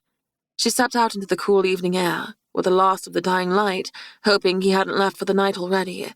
A splash of water caught her attention. He must be washing clothes. Although, wouldn't he do that with magic? He always did. She even watched an enchanted broom sweep the floor for him once. Well, he wasn't washing clothes. Leona stopped, blood running hot and cold at once. He was naked in the metal tub. I guess I should be thankful he's not naked outside the tub. Steam rolled out of the water, his head laid back against the rim, strong, muscular arms resting on the sides. The tub only reached up to his armpits, but was long enough he could stretch his legs. Her sight fell directly to the lily mark on his chest, the one she gave him by trying to stab him with Solender. She apparently had a habit of trying to stab males she would fall in love with. He opened one eye and then closed it again. Well, he saw me. No point in running off now. Why didn't you tell me sooner about me being the one to close off Runevale? I couldn't have you open the way unprepared or without me if you remembered. And what makes you think I won't now? He lifted his head and splashed water over his chest. You won't. You know you need me. He cupped water in his hands and rinsed his face, then scrubbed his hands over his hair and lifted his chin. You're just going to stand there and watch. I mean, if it was the other way around, I think you'd try to murder me. But I don't mind. Look all you want, love. I know you like what you see. I never said I didn't. You've always been beautiful. A little bit, or a lot?" he teased. "More than you deserve to be," he laughed. "Why don't you come closer and get a better look?" She knew he was teasing, but folded her arms and shook her head. Without warning, he stood. Water cascaded down his very naked body.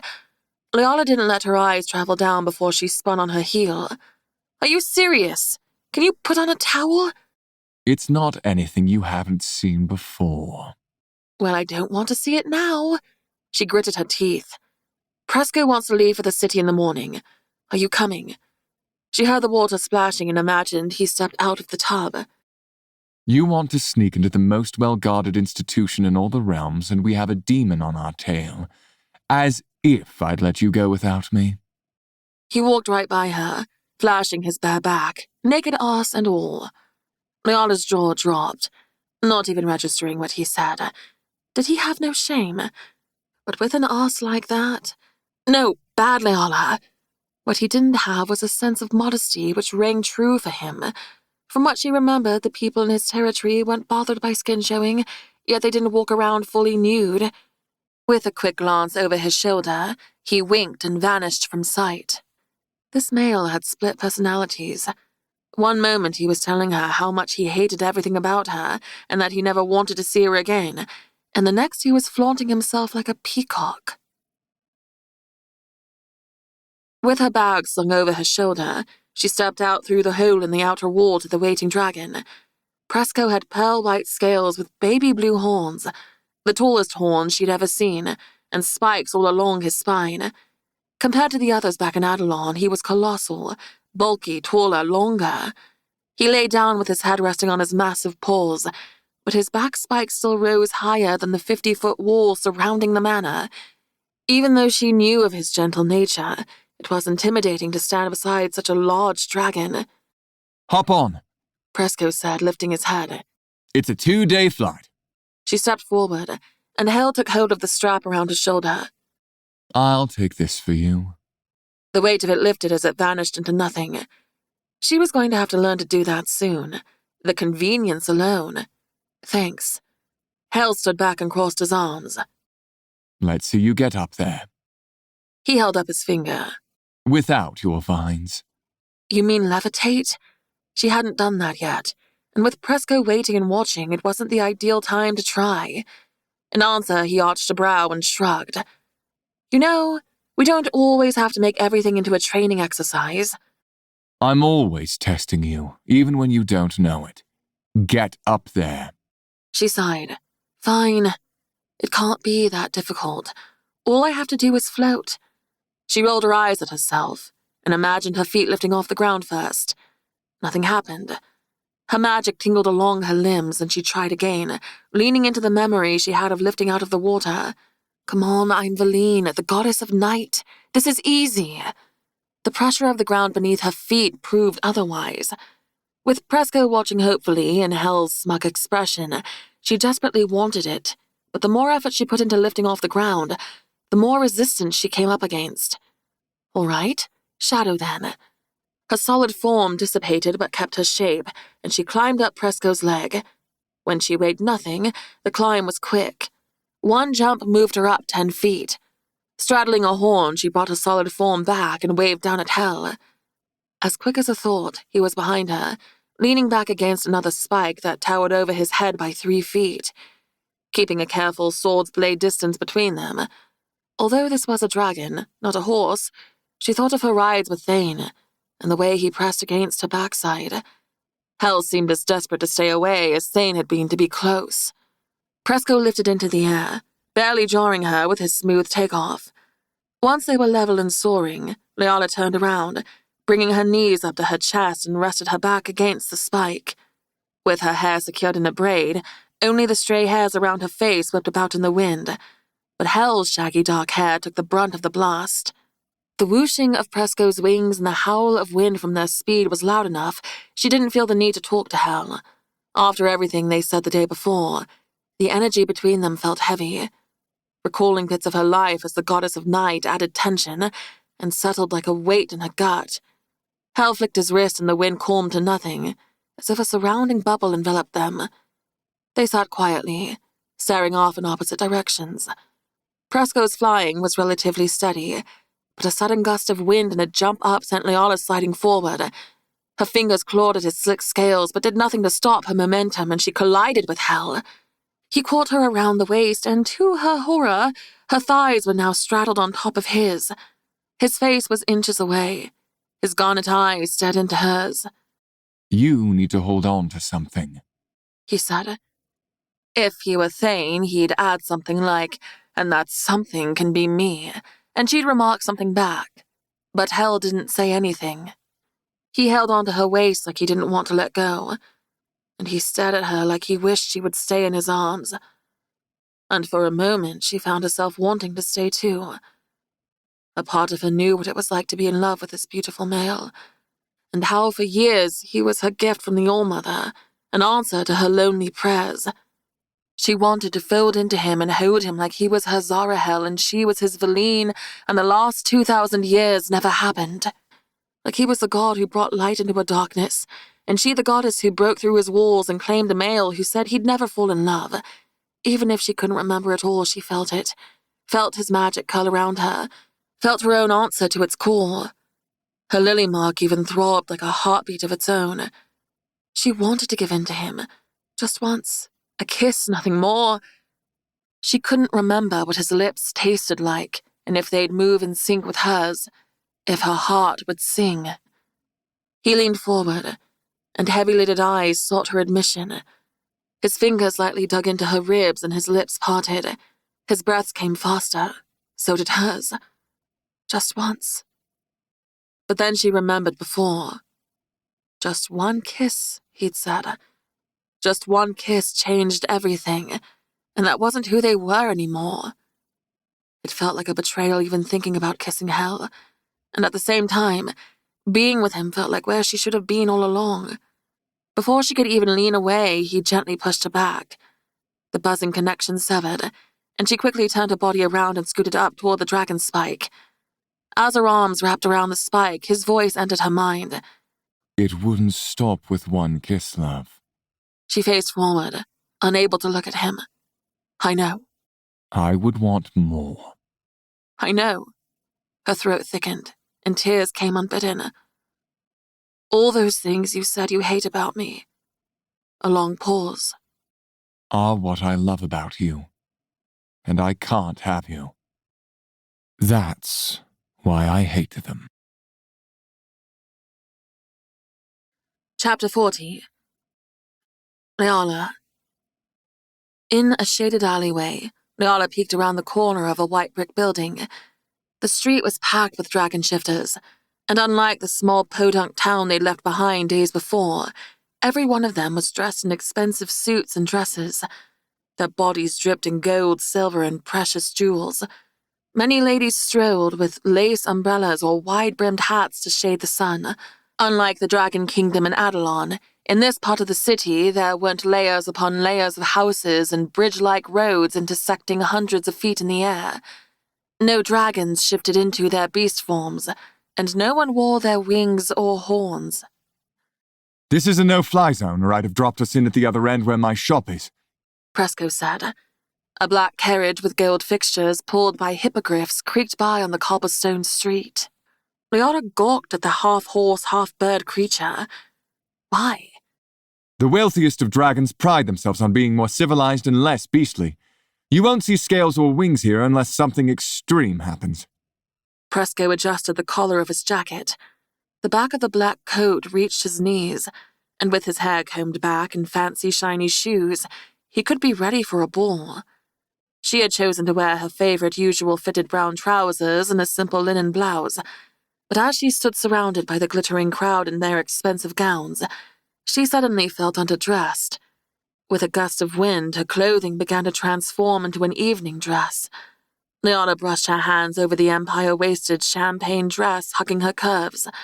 The long sleeves were sheer and wide, tightening in silk cuffs at her wrists. Moments before, it had been on the mannequin in the window across the street. She narrowed her eyes at Hell, who wore a black suit much like Presco's. That's stealing, you know, Leona said. Add it to my list of offenses, love. Leala lifted the flyer for an opera she found pinned to the wall, hosted by none other than the richest family in the realm, the Draconans. Are we going to this tomorrow night? Hell raised the crook of his elbow to her. It's our best opportunity to be introduced to the Draconans and find a way into their treasury. He turned to Presco. It's best if you are not seen with us in public. If something goes wrong, you and your family will be ruined as well. There's no need for that. Fine, I'll walk a few paces ahead. Follow me.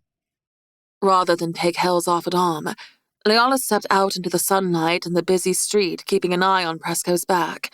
Even with heeled shoes, Leala was the shortest female in the crowd, and although her pointed ears were covered by her long hair, Dragon's gazes drifted to her. Hell stood up beside her and slipped his arm around hers. While we are here, you are my wife. We're wealthy elves from the east, a city called Neptune in the diamond trade. New money, or they'll expect to know who we are. You can go by Leala. They won't know that name, and call me Czar. Our surname is Black. With a snap of his fingers, a diamond bracelet and a gaudy necklace heavy around her neck appeared. Oh yes, how could I forget Mr. Black? You thought about this on the way here, didn't you? Obviously. And you'll have to pretend you actually like me, dear wife. And I'll have to pretend I'm actually your wife. Don't expect the benefits. You are my wife. There's no need to pretend, benefits or not. You keep saying that. But even if this wasn't an entirely different life, didn't we get divorced? Or is that not an option in Runevale? His brow lifted. Have I ever called you my ex-wife? No. We chose a blood-bonded marriage, and you must go through a ceremony to end it. We never did, and neither of us ever signed the documents to record an official separation. Why? Hell lifted his shoulder. Because a part of us didn't want it to be over, she thought to herself. He gave her a knowing look that made her spine tingle but said nothing. Leala cleared her throat. Where did the diamonds come from? That shop right there. He pointed right to a robin egg blue building with pink peonies filling the ledge of the inside window, surrounded by displays of diamonds and other precious jewels. We can return them when we leave if it will make you feel less guilty. I'd feel less guilty if you paid for them to begin with. First she calls our marriage pretend, and now she wants me to buy her diamonds. Hell said loud enough for Presco to hear. Presco glanced over his shoulder. Give her whatever she wants. Best advice my father ever gave me when it came to my marriage. Hell laughed, crinkling the corners of his eyes, and Leala couldn't help but smile at how genuine it sounded. Hell picked up her left hand and swiped his palm over top of it. Her left ring finger now held a silver band with a half-an-inch-long pear-shaped black diamond with 2 crescent moon diamonds on each side facing inward. She brought it closer to her face, and flecks of silver inside the black diamond looked remarkably like the night sky. Even if she remembered being married to Hell, it still felt like someone else. And to even play pretend when it wasn't pretend made her inside squirm. It's huge. Is this from the shop, too? Of course it's huge. We're diamond dealers. We must play the part. Act like you're better than everyone, and I'm sure you'll fit right in. You'll have no trouble with that. Ha! Hell tugged her closer until their hips met. When you're a god, it's in the core to be a pompous ass. Leala rolled her eyes. Need I remind you you're an elf now? A powerful one, but not immortal. Best keep talk of gods to a minimum. Presco said quietly. I don't think anyone will recognize either of you given the length of time past, but the blood of the gods is very present in your veins. Many will believe you to be descendants. Don't give them any reason to ask further questions. Leala pressed her lips together. Why do they hate the gods so much? Us dragons were attacked in a brutal war and then abandoned. Most don't know why the way was shut. Leala stared at a lady with fuchsia hair and a matching dress strolling past, and another with vibrant blue locks. And the closer she inspected under those hats or umbrellas, the more she noticed bright hair colors. There were few who didn't look to enhance the color, even if it was a shinier brown or a brighter red. You weren't joking when you said your hair potions were a lucrative business. Presco nodded to a passing couple who waved at him and said hello. After they passed, he peeked back once more. Well, I don't like to brag, but Presco's Potions has become a staple in the lives of many ladies. Congratulations on your success, Presco, Hell said. Thank you. He said, grinning with pride, and turned back around. Hell reached up and twirled the white lock of Leala's hair around his finger. Perhaps this can be turned back? He stared at her a moment contemplatively. On second thought, I like it. It's unique, as are you. Leala lowered her voice to say, You don't have to start pretending to be a good husband. No one is watching. He leaned in close, until his lips brushed her ear. Oh, yes, they are. And it's not an act. I meant it. The line between hate and love was becoming increasingly thin. Presco turned into his shop, Presco's Potions, and they paused for a moment outside, then turned in. The crowded lobby was filled with shelves and shelves of different colored potions with labels she couldn't decipher, and ladies drinking tiny tubes full of bubbly liquid with handheld mirrors, watching their reflection for their hair to instantly change color or grow longer. One lady's hair went from straight blonde cut at her shoulders to bright red curly hair down to her hips in a matter of seconds. Leala looked up at the sign on the wall with the prices and nearly gasped. 1,000 silver for one bottle, 2 for 1,500, and the ladies in here were testing out different colors and styles like they were free.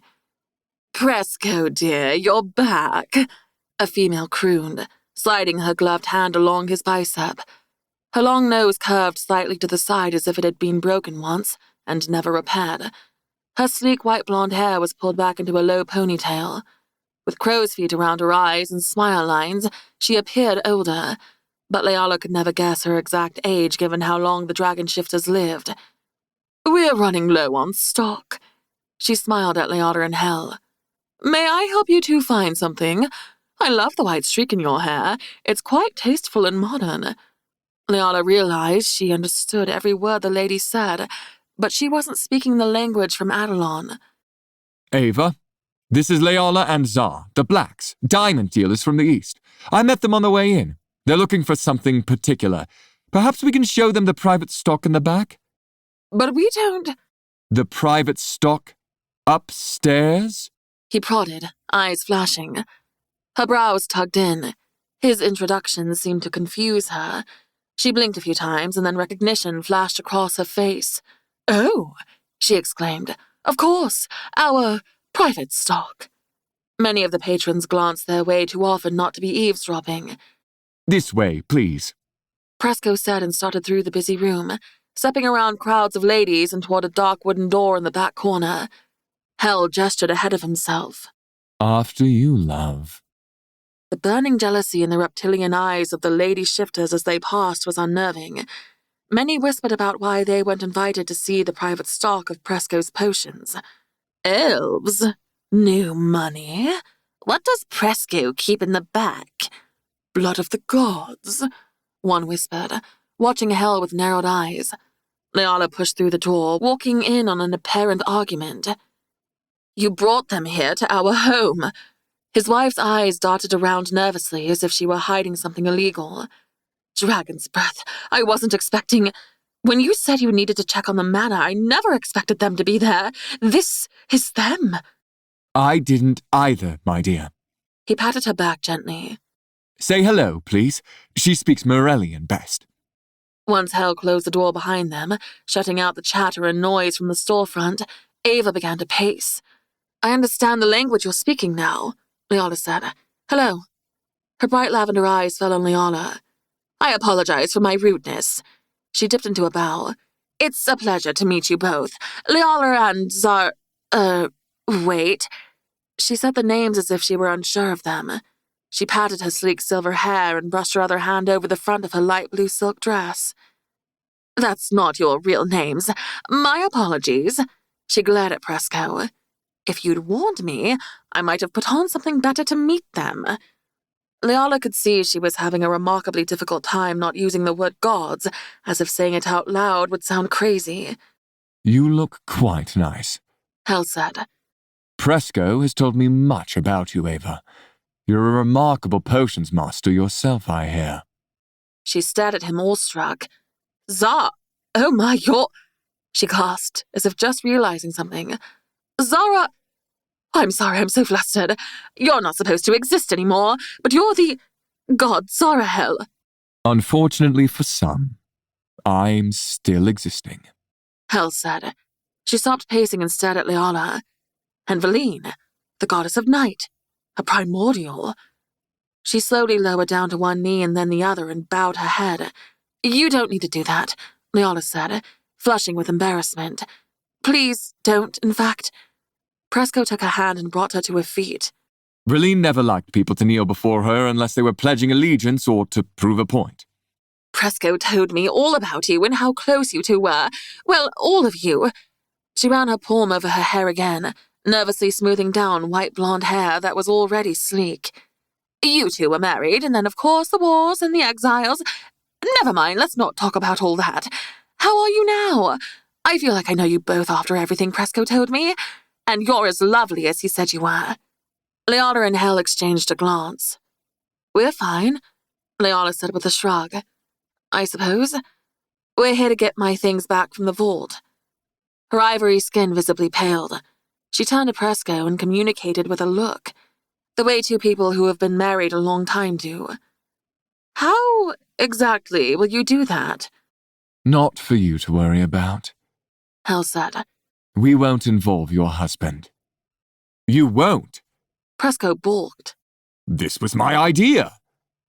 You don't need to risk your life and freedom or hers. Presco pushed his glasses up the bridge of his nose. You're forgetting who Valine is to me. She is my queen, and I am her right hand. I swore an oath to her before you ever met her. Hell growled, and Leala stepped in between them. Let's not. We'll discuss this later. She met Hell's garnet eyes. This is not the time or place to fight with Presco, she said to him silently. Surprisingly, Hell didn't respond, only turned away. For now, can we be shown to our rooms? Upstairs, there is a guest room, second door on the right, Ava said. Only one room? Leala asked, and her stomach dropped a little. Presco gave an apologetic smile. Our place in the country is bigger. Here we only have a small apartment above the shop. We really do apologize. I'm sure you're used to much more luxury and your own chambers as well as a shared room, Ava said. Hell slipped his arm around her waist and briefly kissed her temple. Her skin burned where his lips met. We'll not complain about sharing a room. You're doing us a favor. He gestured toward the stairs. Shall we? Chapter 41. Leala. At the top of the stairs, Leala was met with a set of love seats, a small round table centered between them. A gold vase of peonies sat on top, and the floral scent drifted in the air. A kitchenette with pristine copper pots and pans hung along the wall above the sink and white countertop. The entire right side opened up to floor-to-ceiling windows offering a spectacular view of the busy street below. Hell slipped through the second door on the right as instructed, and Leala quietly followed him, until she gently closed it behind her. He was already sprawled out on the massive bed that dominated most of the room. It was at least 8 feet long and even wider. A small love seat sat next to the one window overlooking the street. Leala tugged the forest green curtain closed. I take it you're claiming the bed? She plopped down on the matching green velvet couch. This bed is plenty big for the both of us, even if you're a cover stealer and flop around like a fish on land. With narrowed eyes, she crossed her legs. Rather than argue the point that was a clear exaggeration, she said, Why are you trying to leave Presco out of this plan?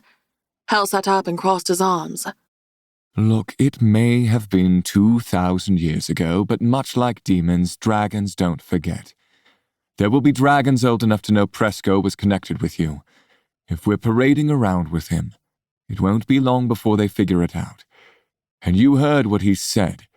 They don't hold favor for the gods anymore, and I'd rather not spend time in a dragon prison or be executed. I could just as easily say that about you and me together. Actually, it's the last thing they'd expect, given we were enemies locked in a war against each other before. The corner of his mouth tugged up. So the more you're hopelessly in love with me, the less suspicion they'll have. Leala chuckled and rubbed her thumb over the top of the massive diamond on her finger. She had a feeling it was hers from before. I'm a great actress. If either of us is going to expose the truth of our marriage, and we're not the happy couple we claim, it's you. You even hate the curve of my lips, remember? Oh, and you're so fond of me. He rolled his eyes. Pressing her lips together, she didn't know what to say. His stare seemed to heat her from within. Several beats passed in silence until he finally said, Are you? His brows furrowed and his garnet eyes sparkled in the sunlight filtering in from the window. Leala kept quiet. The truth was she did care about him. If I didn't know any better, I'd say you were concerned for Presco's safety, and you're getting a little soft. Don't worry, I'll keep your secret. Hal let out a dark chuckle. But you do know better. His and his family's safety are more your area of concern. But if it will encourage you to side with me, then yes. Presco going to prison or being killed would devastate his family. Leala's stomach seemed to knot, thinking of his wife's screams if he didn't make it, and his children. Anyway, you were going to show me how to push and pull things from the ether, and I need to test my persuasion skills before this opera event. He scooted off the bed and picked up a potted fern from the stand next to the bed. With a curl of his finger to call her forward, she stood, and he pushed the fern into her hand. It's easy. All you have to do is think of the ether, imagine this fern vanishing and it's gone, tucked away in your own hiding place. When you want to retrieve it again, you imagine the same object in your grasp. Your powers will do the heavy lifting. All right. Leala rubbed a fern frond between her fingers and thought of a place where no one could exist. But things could go. A place of nowhere. And imagined the weight lifting from her palm and it disappearing. The tingle of her magic warmed her skin, but the fern didn't budge. I'll help you the first time. Hal placed his palm flat beneath hers. His warm touch sent a pulse of electricity through her. She couldn't help but stare into his eyes, surprised at the gesture. His methods were usually much more brutal or tricky. She nodded and kept her gaze pinned to his. The longer they stared, the more the temperature in the room seemed to rise. He swallowed hard. Think of how vast and endless the stars and worlds are, and then picture the blackness in between. He said, eyes closed. She imagined the moons, shimmering constellations, colorful nebulas, the vast inky blackness surrounding it all, and found herself dancing with Hal there, both of them smiling and laughing, carefree in a way Leala had never been. In a heartbeat, the weight of the fern was gone. She opened her eyes to Hal's smile.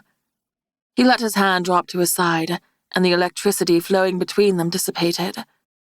Good. Now call it back. Keeping her palm up and open before her, she pictured it there again, the weight of it, the smell of dirt and the feel of it, the fuzzy texture between her fingers. And suddenly it was there again. Smiling, she lifted her gaze to his. I did it, he chuckled. Yeah. She quickly set the fern down and thought of Darkbringer, her goddess blade, and imagined feeling the weight of it, the smooth pommel. But after several beats, it didn't come forth. With a frown, she tried again and no luck. It must be locked in the vault, and magical wards would prevent her from being able to retrieve anything that way. But Solender, it too was gold, shorter than Darkbringer, with an inscription along the blade, though she couldn't recall exactly what it read. She stowed it in a silver chest with black runes engraved all over it. It wasn't just left floating around the ether for someone else to pull, even if it was a rare talent. In her mind's eye, the lid of the chest popped open, and in reality, Solender flashed into her palm, heavy and yet light. She sucked in a sharp breath. felt the hum of its power, a subtle vibration. The only weapon left in all the realms that could kill a god, the true reason they were hunted. Hell stared at it, face unreadable. What if he'd lied and it was the thing he'd been after? She had it right here out in the open for him to take. Whoever possessed this dagger was the most powerful being in all the realms, the most feared. You should put that away. Hell said. Someone might sense it. Breathing a sigh of relief, it vanished back into the chest, sealed in tight. Are you ready to mind control some poor fool to do your bidding? Not to do anything bad, Leala said with a scowl. You do something bad? Of course not. He said with a smirk. We'll save the fun for me.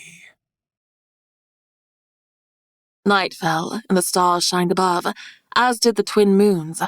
Several streets over from the affluent Pearl Avenue, they came upon what appeared to be a party for young adults. Hooting and hollering young males jumped off the roof with wings spread wide. A whirlwind from them speeding past whipped her loose hair. A few roaring bonfires gathered groups. Loud music of drums and tambourines and other thumping instruments came from the mansion with 4 white pillars holding up the overhanging balcony. Young dragon ladies wearing scant dresses with horns growing out of their brightly colored hair, some with wings on display, some not, gathered in groups in the front yard with bottles of what must be wine and liquor in their hands. A stark contrast to the upscale, wealthy street of establishments they'd been at with Presco. Ah, perfect. Hell said, coming to a stop outside the white picket fence surrounding the home. Now, when you're using your persuasion, look them in the face, and it works better if you touch them.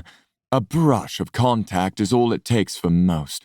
For more resistant minds, longer touch. I remember. She hadn't forgotten how he made her follow his commands. Be subtle about it, casual. We don't want anyone figuring out who we are. He flashed his pretty white teeth. Smile. Use that charm I know you have somewhere in you. I got it, Leala drawled. What are you going to do? I'll be around, grading your performance. Leala rolled her eyes and walked through the open front gate. All right, this is simple. Look someone in the face and command them with your power. Make her above. Taking someone's free will isn't what I should be doing. But she needed her journals, and if they were going to get into the vault, she'd likely have to persuade a few guards to take a break or look the other way. She walked down the gravel path leading to the house, searching for a target. It was better she chose someone alone or in a small group so no one could see what she was doing. With the amount of alcohol being consumed, she wasn't sure it would matter either way, however. Before she chose some poor unsuspecting fool, as Hell put it, a young male approached her. His dragon scales were the color of brushed aluminium, and they flexed and moved like rippling fishes underwater in the torchlights. Even without the dragon's scales, his broad shoulders and 7-foot stature made him an intimidating figure to stand next to. With a tilt of his head, his scales shifted to tanned skin. It's been a while since I've seen an elf. She held out her hand. My name's Leala. He smiled and grasped her palm, dwarfing her hand in his massive grip. Caliban Draconin. Draconin? Leala murmured and kept holding his hand. They might not even need to go to the opera if she could get him to spill secrets. Your father must own the treasury. My great-grandfather does, but it's more of a family business. He looked down at their connected hands, smirked, and kept a gentle hold. At least it wasn't awkward. She finally pulled her hand away. I'm new in town and was passing by and saw the party. I thought I'd drop in. I hope I'm not intruding. Not at all, Leala. He fished for her surname. Black. That's a nice ring you have. Married. She looked down at her hand, thankful she hadn't taken it off. They almost planned to go into this party not knowing each other, but that would have ruined their story at the opera with Caliban here. She was sure Caliban would be there with his family. Yes, he's here somewhere. She glanced back but didn't see him among the crowd. What brings you to Ackliff? We're in the diamond business and looking to open a shop on Pearl Avenue. And you know you'll need the backing of my great-grandfather to do that. He chuckled and rubbed the back of his neck. So your husband sent in the pretty elf in elegant clothes to meet with me first, and get your foot in the door. Leola smiled, realizing how overdressed she was compared to the others in fine but still more casual attire. My husband doesn't send me to do anything, dear. He laughed at that. My mum's the same way, even if my father would never admit it. Leola brushed her hand against his and locked in his gaze. I was hoping for an invitation to the opera tomorrow night. Is that something you can provide? Her magic tingled. Her voice sounded more melodic, sultry. Of course. He said, looking dazed. I can get you onto the balcony with my family. All right, it actually worked. That would be wonderful. Mr. Black will be pleased. Leola took a breath. I've been so curious about the treasury. We'll of course need to store our money and some diamonds there. How will our goods be protected? He blinked and cleared his throat. That's not something we discuss, but you can rest assured anything you keep there will be safe. It's never been breached. Leola gulped, losing confidence in her ability. If he got suspicious and she couldn't get him to forget, their cover was blown. That's great, Leola said, gut sinking. Hell, the treasury has never been breached. His voice entered her mind immediately. I'm aware. How's baby Draconin? Strong-willed, but I did get us an invite to the Draconin balcony for the opera. Excellent. Leola searched the loud groups around them, but couldn't find him anywhere. Caliban! A group of boys shouted at him, waving wildly from the roof. I should let you go. I look forward to meeting the rest of your family tomorrow evening. How will they know to let us in? Just tell them I invited you and show the guards this. It will get you in anywhere in this town.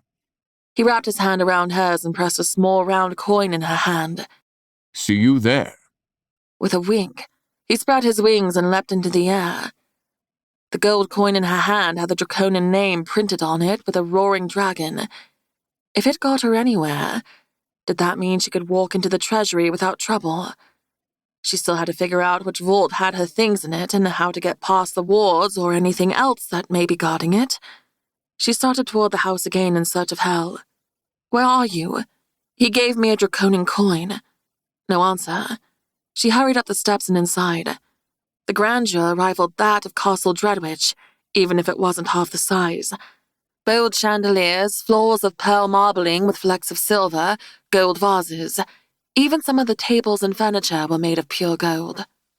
It wasn't her taste, but beautiful nonetheless. Hell? Leola spotted a black lily on the ground, then another and another, leading to a girl sitting alone in a chair. She touched her wrist and locked eyes with her. Did you see who left the flowers? Yes. Where did he go? She looked confused. I don't know. Leola cursed under her breath. He'd probably persuaded her to forget. Damn it. Forget I asked. Hurrying down a wide hallway lined with navy blue carpet, she opened doors one by one, peeking inside. Where in the realms did he go? No one got to him, did they? If either of them would be a target, it would be him. He was the one who invaded the dragons all those years ago. Valine fought with war and the dragons, not against them. She found another trail of blooming lilies to a lone young male leaning up against a doorframe. He hiccuped and smiled at her. Leola gripped his wrist. Tell me where the elf you encountered is. I don't know. I didn't see anyone. Leola groaned and was about to walk away, but stopped herself. She could persuade just as easily as Hell. I need you to forget what he told you and remember. You must remember. He said he's outside in a gazebo waiting for you, He said, pointing out the window to the dark of night. Of course this was training. Now forget you saw me and go join your friends. He simply nodded, and Leola quickened her steps. When she found him outside, he sat in the gazebo with his arms propped up on the back of the bench. She would be remiss if this didn't remind her of the night the demon attacked, but with him here, she felt secure. He watched her approach with a predatory awareness like a hawk might a mouse. That was easy. Pretty soon you won't need me. I think I'll miss that. I might miss that too, she thought. Did you know this was the Draconan's house? I thought this was only to practice my persuasion skills. Yes, and yes. He patted his lap, a gesture for her to sit. No. I was a little jealous of the way you charmed baby Draconan. You don't smile at me like that. The tiny magical lights floating above their heads reminded her of stars and gave his skin a soft glow. She noticed the darkening circles under his eyes and knew what he would need from her soon. She gave Helen even closer inspection. Glossy eyes, flushed cheeks, and he smelled of alcohol. He must have taken a few shots of strong dragon liquor. She held out her hand. Come on, I passed your test. It's time to leave now. He grasped her hand and the rough calluses rubbed against her skin. When he stood, he didn't let go of her hand. We're not quite done yet. Ask me something. Persuade me if you can. His wasn't a mind she thought she could crack, but there wasn't harm in trying. Fine. She met his stare, and the intensity of it made her insides flutter. Clearing her throat, she squeezed his hand. How did you get the scars on your chin and eyebrow? You should have healed perfectly. Well, love. The cadence of his speech slowed, and he blinked lazily.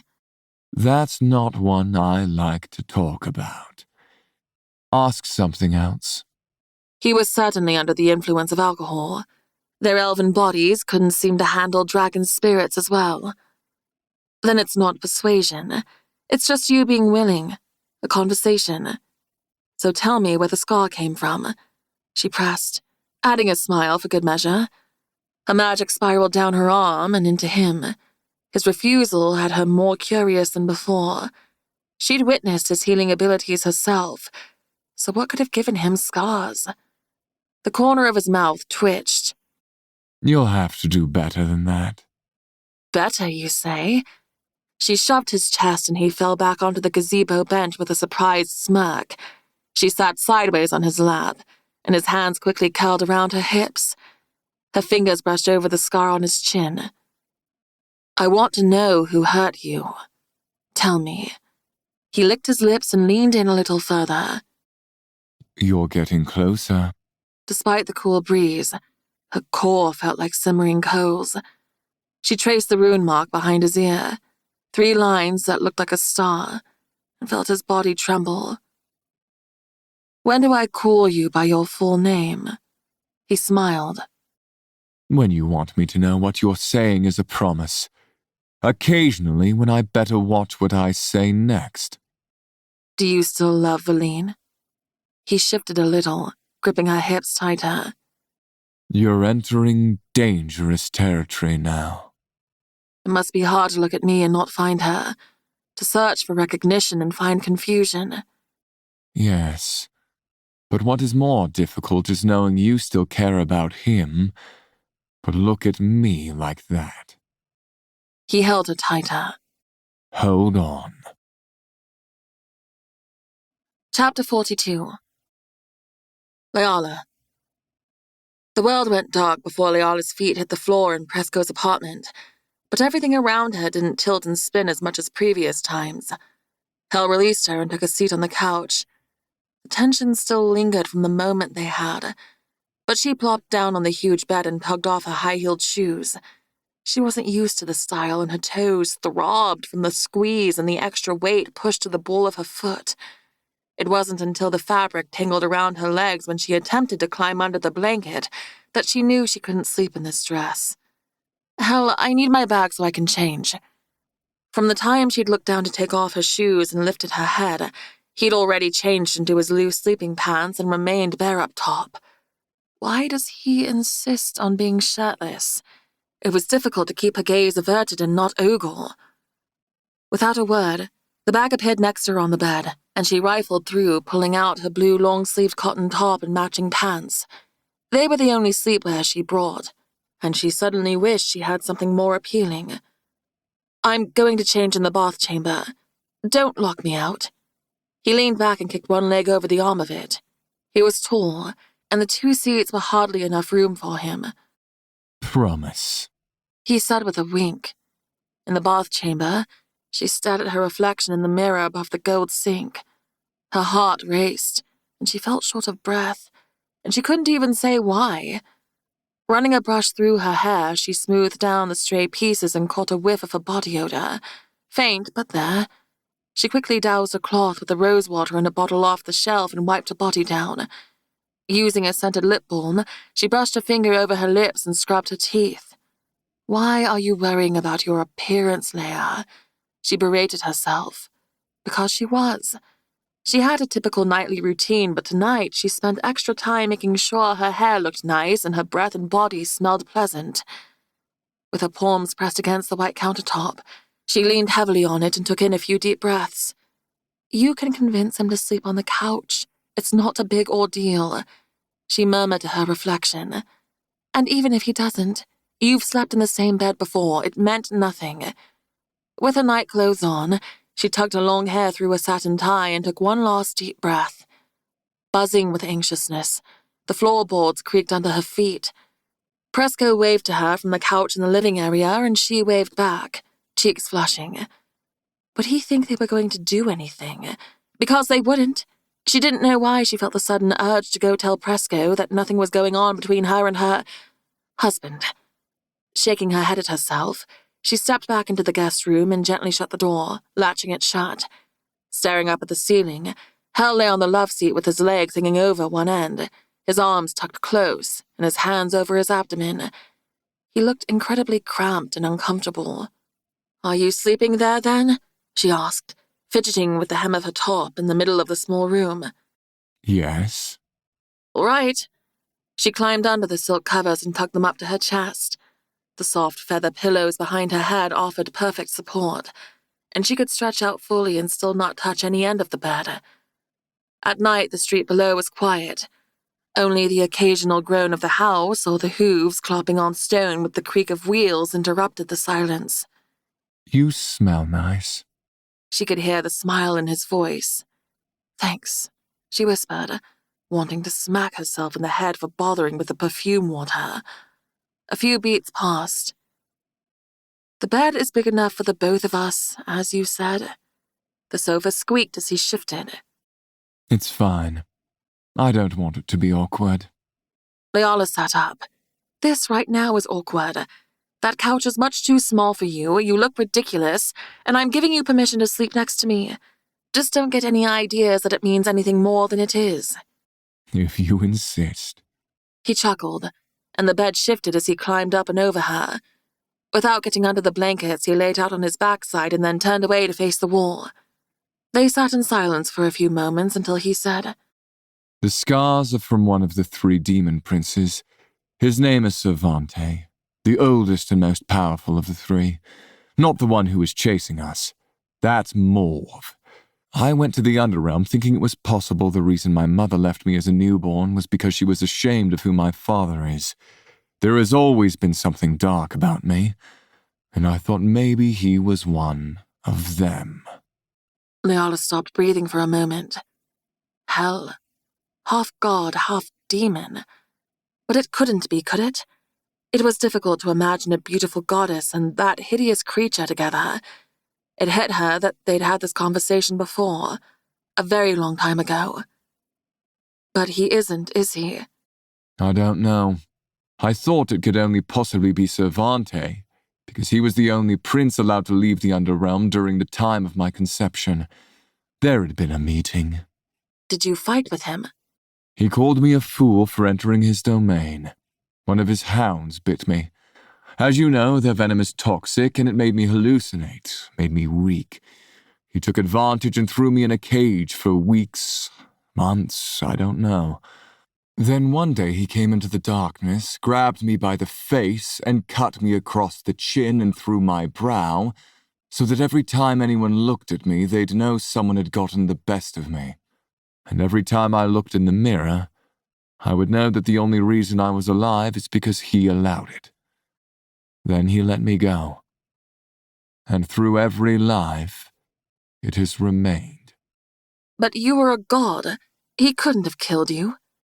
He could have kept me there with steady poison, trapped with the damned dead in the Underrealm. it wouldn't have been living. She was suddenly angry, furious that he'd been there alone. Someone would have come for you eventually, wouldn't they? I don't know. Leala had the urge to reach over and touch him, brush her fingers over his beautiful tattooed wings and comfort him somehow.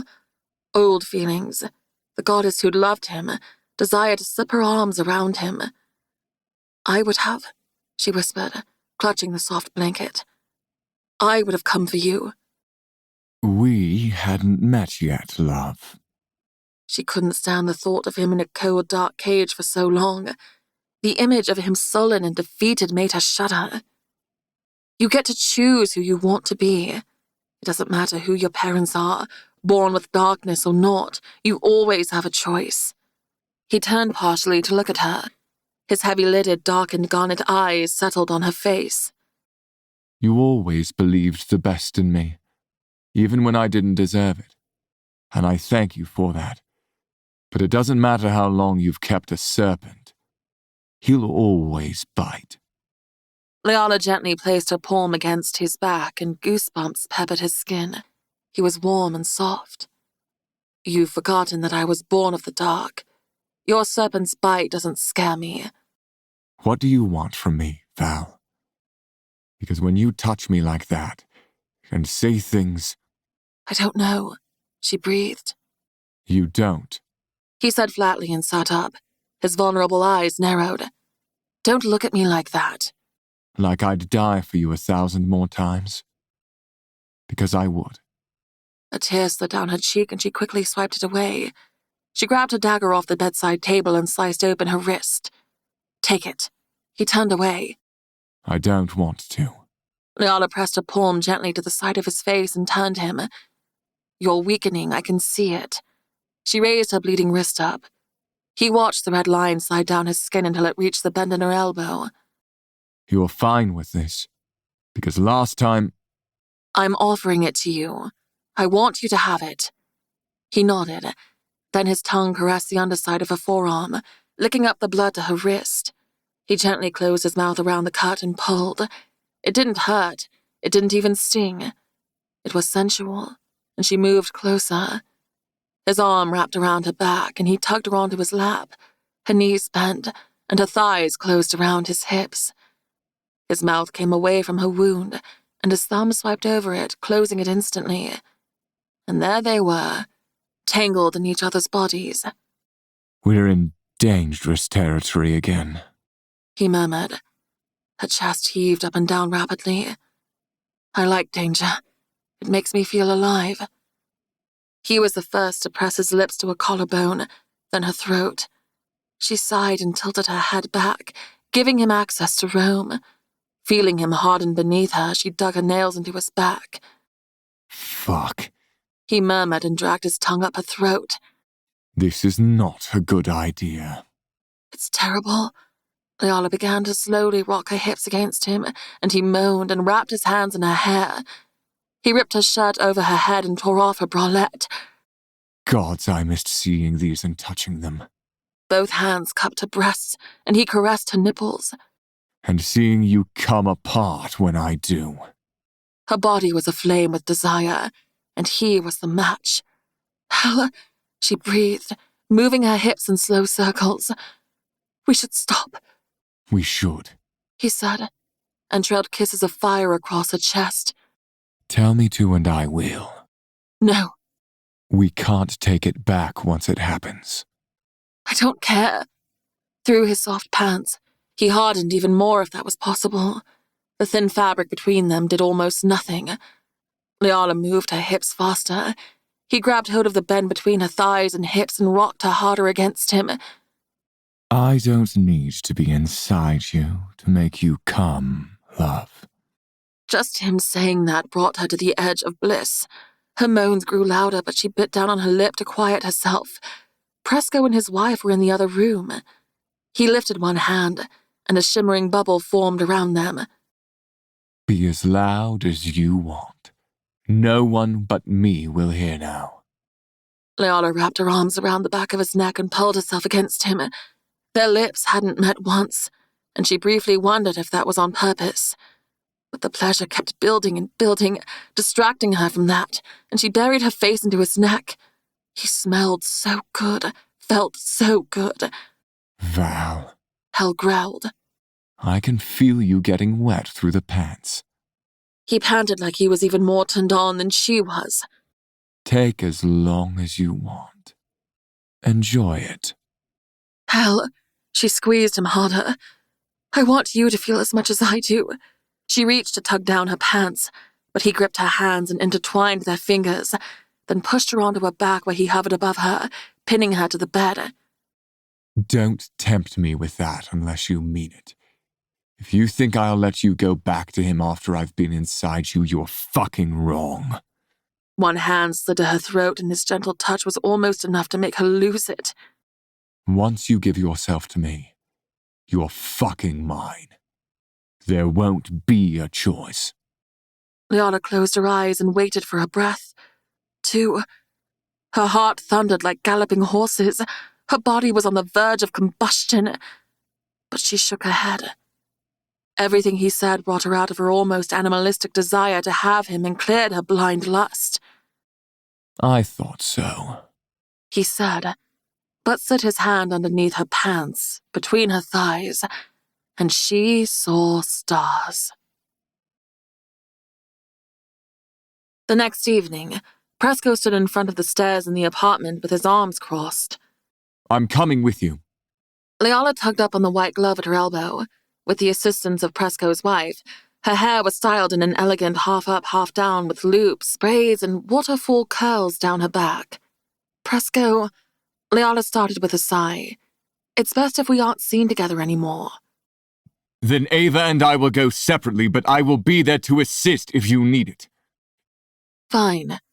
Hell's footsteps lightly padded on the wood floor. His arms slipped around Leala's, and then he leaned closer to Presco. Stay out of my way tonight. He fixed the popped front lapel of Presco's suit and patted his chest. Presco was a full 6 inches taller than Hell, and broader in every way, but at that moment, Hell was more intimidating. A moment of silence passed, and Presco gave a curt nod. Of course, Hell. On their walk down the city block, they were both quiet. Hell had been gone most of the day. She didn't know what he'd been up to. He wasn't in the bed when she woke up that morning. He slipped his hand into hers and gave it a gentle squeeze. Last night doesn't need to mean anything. All right, Leala murmured. But it did to her. She didn't do sexual acts with males who didn't mean something to her. It was a momentary lapse in judgment on my part. I shouldn't have let it get to that point. We shouldn't have shared a bed. We won't tonight. We didn't have sex, so like you said, it doesn't mean anything. Her heart felt like it was crumbling with each word.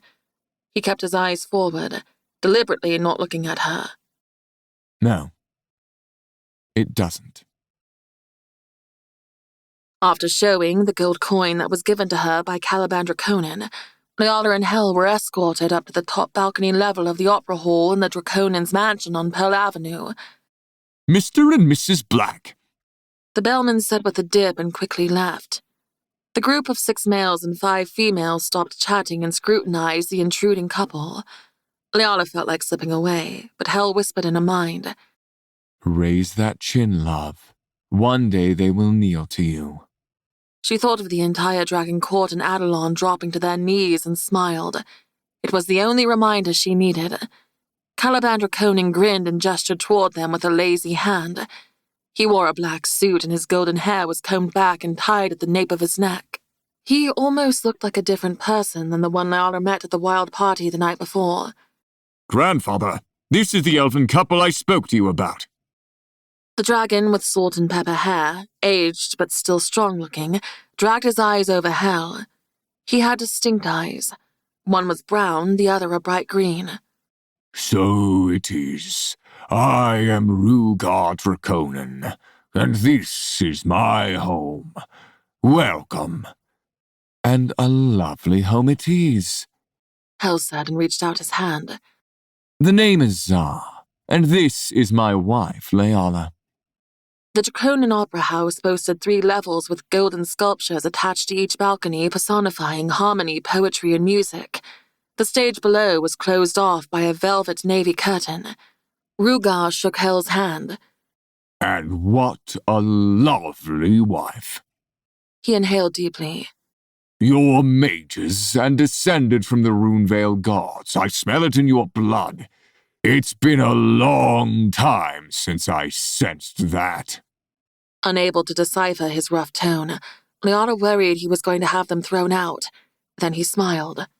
My grandson is a good judge of character. Hel smiled and slid the back of his hand across Ayala's cheek. I think your grandson was dazzled by a pair of pretty blue eyes. Rugar let out a deep belly laugh and slapped Caliban on the back and squeezed his shoulder. Caliban's cheeks reddened. He's a young male. What can you expect? Rugal went around and introduced the others on the balcony. His wife, son, brother, their spouses, a business partner not related to the Draconians. Liana would never remember all their names, but his wife had soft pink hair and a cleft in her chin that made her memorable. Then Rugar said, Caliban said you were looking to open a diamond shop on Pearl Avenue. We are, as well as hold our precious belongings in your treasury. Hel said.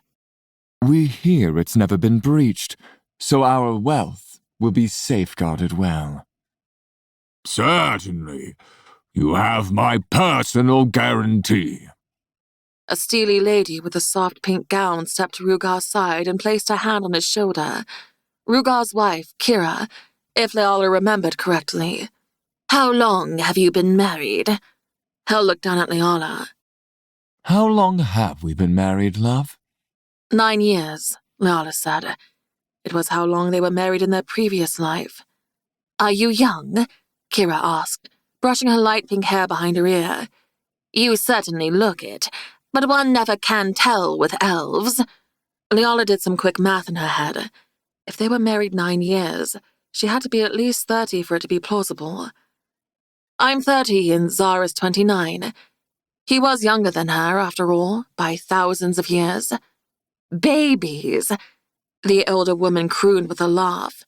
Dragons don't usually marry until they are at least 100.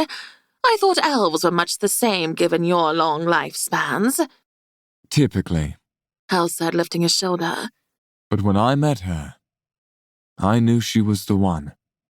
He smiled at Leala, and it reminded her of the night before at the gazebo, and that led to other thoughts of him kissing her bare breasts later. And I simply couldn't lose her to someone else by waiting. She's intelligent, ambitious, and beautiful, of course. A smart male, Rugar said. To be young and so in love again. I can see it in your eyes, Kira said with a soft sigh. But I can always tell by a kiss if the couple will last. The early years are like a hot flame, burning and often flickering, but long marriages are made of those leftover embers, eternal, unquenchable, and simmering. Rugar and I have been married for 1,200 years. Leala looked up at Hel. Was she implying... Well, go on, Kira said while motioning with her hand. Let's see it. Everyone watched them with curiosity. Leala gulped and felt heat creeping up her neck. He deliberately hadn't kissed her last night, even if they did other things. She and Hel locked eyes. Only if you want to, He said in her mind. But kissing on the mouth is special to you. You're special to me, love. You'll want more. I will always want more. His hand slid up the sides of her face, and he leaned down ever so slowly. She could hardly breathe. Her heartbeat thundered in her ears. Something about this was almost as intimate as last night, even with people watching them. His sweet breath swept across her lip first, and he waited there for her. He didn't force it. He waited. Her fingers wrapped around the lapels of his suit. 1 beat, 2, and she pressed up on her toes. Their lips met. Gentle at first, uncertain. And then it was like Kira described, a flame, Hot and unquenchable, wanting, needing more. Everyone else may as well have disappeared as his arms closed around her. Her hands gripped harder at his suit. His lips claimed hers, gentle and yet possessive. His teeth softly clamped on her lower lip, and he gently sucked. A quiet moan escaped her, and he slowly pulled back. Leala stared up at him. He couldn't seem to pull away either. That was a mistake. A monumental mistake. Just like the night before, and yet... "Now that was a kiss," Kira said, pulling their stares from each other to her. "I think you were meant to be." They finally pulled apart and Hell cleared his throat. It might even be written in the stars. Hell teased and gave her a chaste kiss on the cheek. Rugar brought the back of his wife's gloved hand to his lips. My wife is never wrong. Now is the time to go find out where your vault is. Hell whispered in her mind. The show is about to start. I'll keep them distracted. All right. I'm going to freshen up my lipstick. Excuse me. She dipped into a curtsy and turned away. She peeked over her shoulder on the way through the curtain to see the others chuckling. Kira patting Hell's forearm affectionately, and Hell staring after Leala with the kind of look that made her believe that kiss, last night, and the time they shared meant more to him than he would admit. That even if he said it didn't mean anything, it meant everything. And he would forgive all her past and give her the world if she forgave him too. And for one moment, she thought there might not be a line he could cross that she wouldn't forgive. Leala hurried through the empty corridor and made a quick turn. According to Presco, the opera house was connected to the manor where they lived, and the Draconans' main offices were on the top floor. Turning to Shadow, Leala slipped through the dimly lit halls, passing servants and guards undetected. Her thoughts kept sliding to Hell in that kiss, but she must focus. Once she reached the top floor, Presco stepped out of a darkened inlet. Leala returned to her solid form and frowned. "You're not supposed to be here. I don't want you getting into trouble." This way, quickly. He waved, and with the shake of her head, she followed him. At the end of the corridor was a door nearly as wide as it was tall. This is Rugar's office. He'll have the files to tell you which vault number is yours at the Treasury. Leala pressed her hand against the keyhole, and a vine crept its way inside and broke the locking mechanism.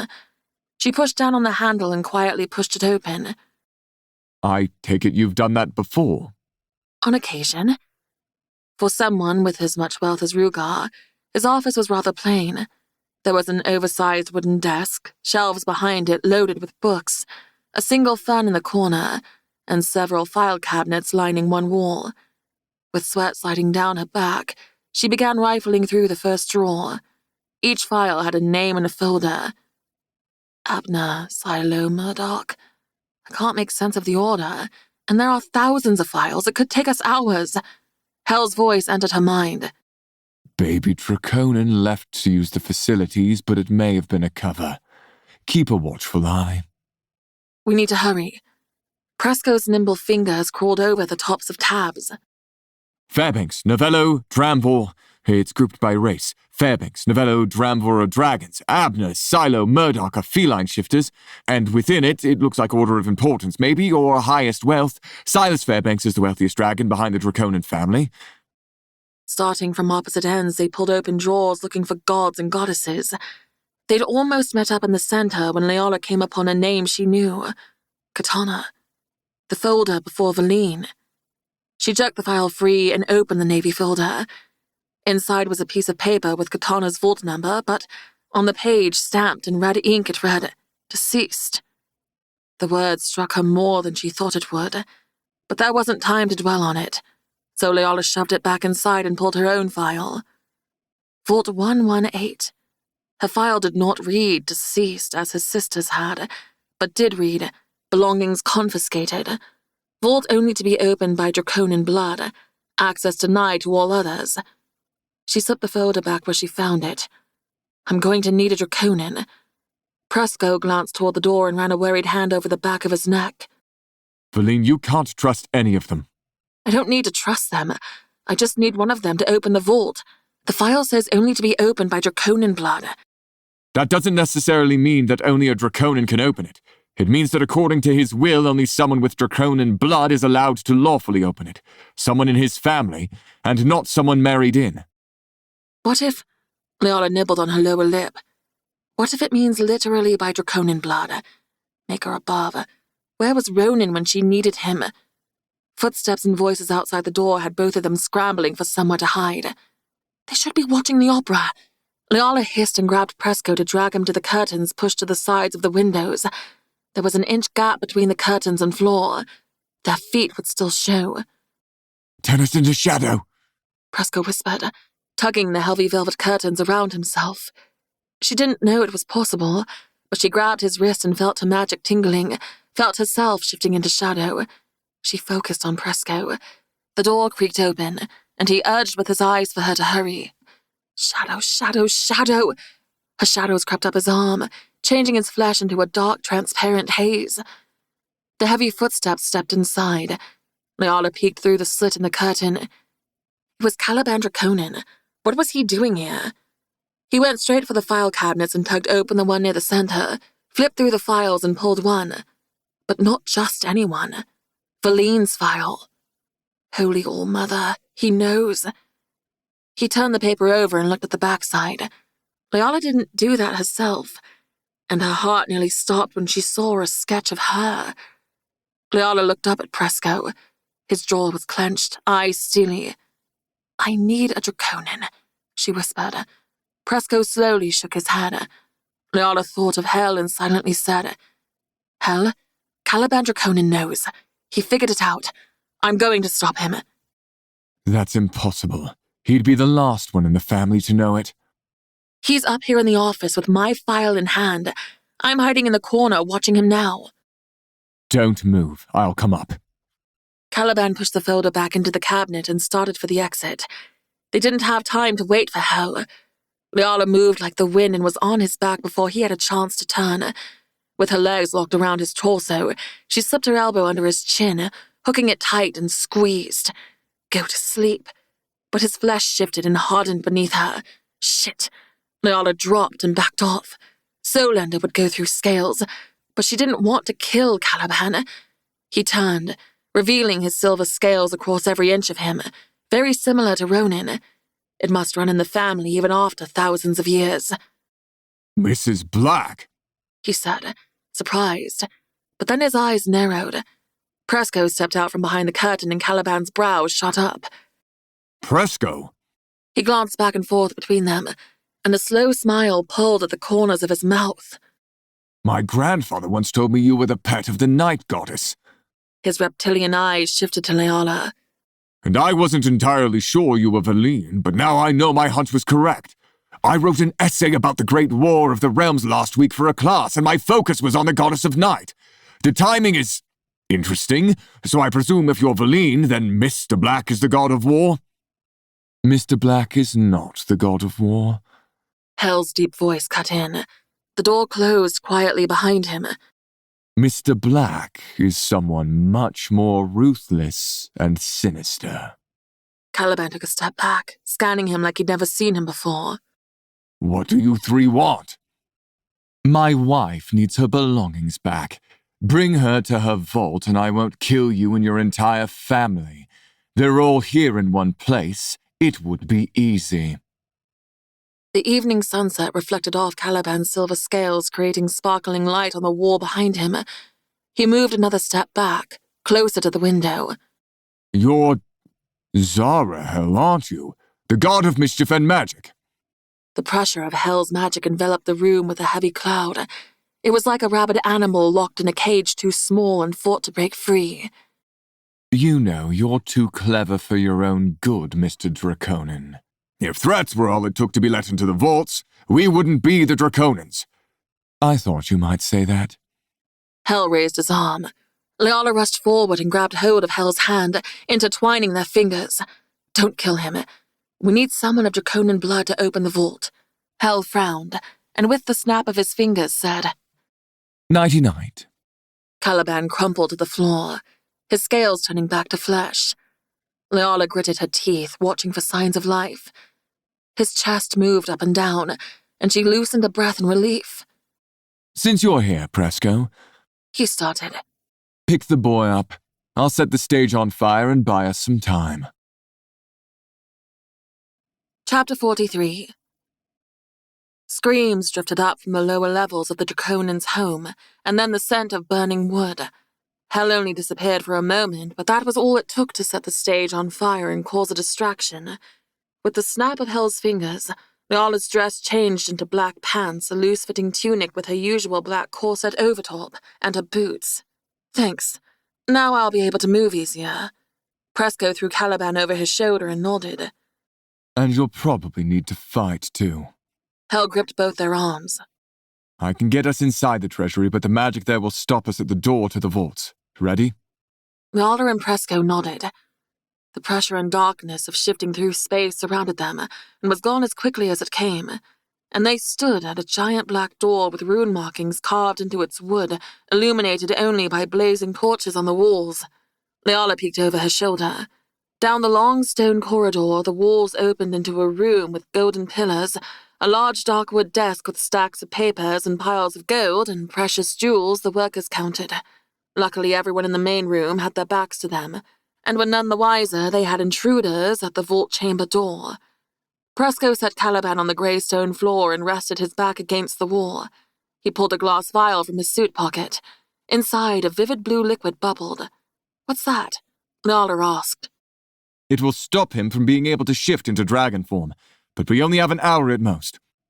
Caliban may seem like a sweet young male, but his dragon is ferocious. He fights in the underground fighting ring and has been champion for the last year, even against much older dragons. He pulled the cork, parted Caliban's lips, and poured in the liquid. A little stream trickled out of the side of his mouth, but he swallowed most of it, and then his eyes fluttered. He's waking up. Wide-eyed, Nyala turned to Hell. Get the door open before he yells for help. Hell ran his fingers over the runes and murmured under his breath. Clever, he said. I can fly, but I have no wings. I can cry, but I have no eyes. Do you know what I am? Caliban groaned and pressed a hand to the side of his head. Now would be good, Hell, Nyala urged, peeking down the hall again. The sounds of coins clanking, patron chatter, and paper shuffling came from down the main chamber. Footsteps came next. Someone was coming. Hell pressed his finger to each runic letter, which glowed faintly after he touched it until he spelled out the word within the riddle. Cloud. The shiny silver vault door slowly opened inward, not making a sound. Presco dragged Caliban in, and Hell promptly shut the door. I hope we weren't seen or it's over already, Nyala said. They waited quietly for an alarm bell or raised voices, but none came. I think we're in the clear, Presco said, and bobbed his head to continue. Torches on the walls lit with their presence and led down a long windowless brick passage. The air was stale and a little damp. There was no telling how long the tunnel would go. It went as far as she could see. How did you figure out the riddle so quickly? Nyala asked, glancing down at Caliban, who rolled over onto his hands and knees. I'm the god of mischief, love. I practically invented riddles. He flicked his wrist and Caliban lifted up, body rigid and jaw tense. His toes were several inches off the ground. Now, Mr. Draconan, I expect you to be on your best behavior. If you try anything, I'll rip out your heart and use the blood from it to open her vault. Is that clear? Infinitely. Good boy. Presco grabbed Caliban by the shoulders with the blade at his throat, and the group started down the brick-lined corridor until they came to a split-off into 3 different directions. A quiet rustle of wind swept past, making the place sound like an endless hollow cavern. There were no signs on the walls to direct them, just various colors of brick walls and ceilings and torches lighting in all directions. It was strange. Although there was no one else here, she felt as if someone was watching. Nyala scanned the wall to her left, and for the briefest moment, she swore she saw a pair of eyes. But she blinked and it was only stone. Which way is Vault 118? Nyala asked. Caliban lifted a shoulder. Don't know. It's a tunnel of mazes that shift and change all the time. It could be anywhere in here. Over the tunnel to the left, a wall began to click into place, forming brick by brick until it was as if the entryway never existed at all. A few feet over, another way opened up. If it's always changing, how do you find the vaults? Presco asked. A deep rumble came from somewhere below their feet as if the floor groaned and might shift too and give out on them. There was nothing to hold on to, nothing to grab if it did. The brick wall to her right appeared to have a strange outline at its center, although she couldn't quite distinguish what it was. It might be the depiction of an animal of some kind. Then it disappeared to reveal plain brick again. There was something down here with them. But what? With a pit growing in her stomach, she glanced at Hal. Are you getting the sense we're being watched? Yes. Hal gripped Caliban's face between his fingers, digging the tips into his cheeks, and said, How do we find the vault? His voice changed slightly, smoother, and only someone who paid close attention would notice the shift. He was using his gift of persuasion. Caliban stared at him, mouth twitching, but blinked and spat in Hal's face. Draconans train all our lives to resist mind compulsion, and not even you will get me to talk. A moment of utter silence passed. Leala knew she'd compelled him over something minor, but when it came to the treasury, he didn't break then either. Hal let out a low growl and she winced, knowing something harsh and swift would follow. He reached inside his suit jacket and pulled a knife. The glint of its blade reflected the torchlight, and he shoved it into Caliban's side. He gasped. Hal ripped the blade out and a splash of blood hit the ground, followed by Caliban's strangled cry. You have 20 minutes before you bleed out and die. Presco drugged you with a potion so you can't shift to heal and fight back. Hal said. Tick-tock, Mr. Draconan. Caliban's face scrunched in pain, and with pitiful puppy-dog eyes turned to Leala for mercy. She couldn't be the weak link here. They needed to get to the vault. But Maker above, could she stand by and let an innocent person die so she could get her journals? Leala paced back and forth as several minutes passed.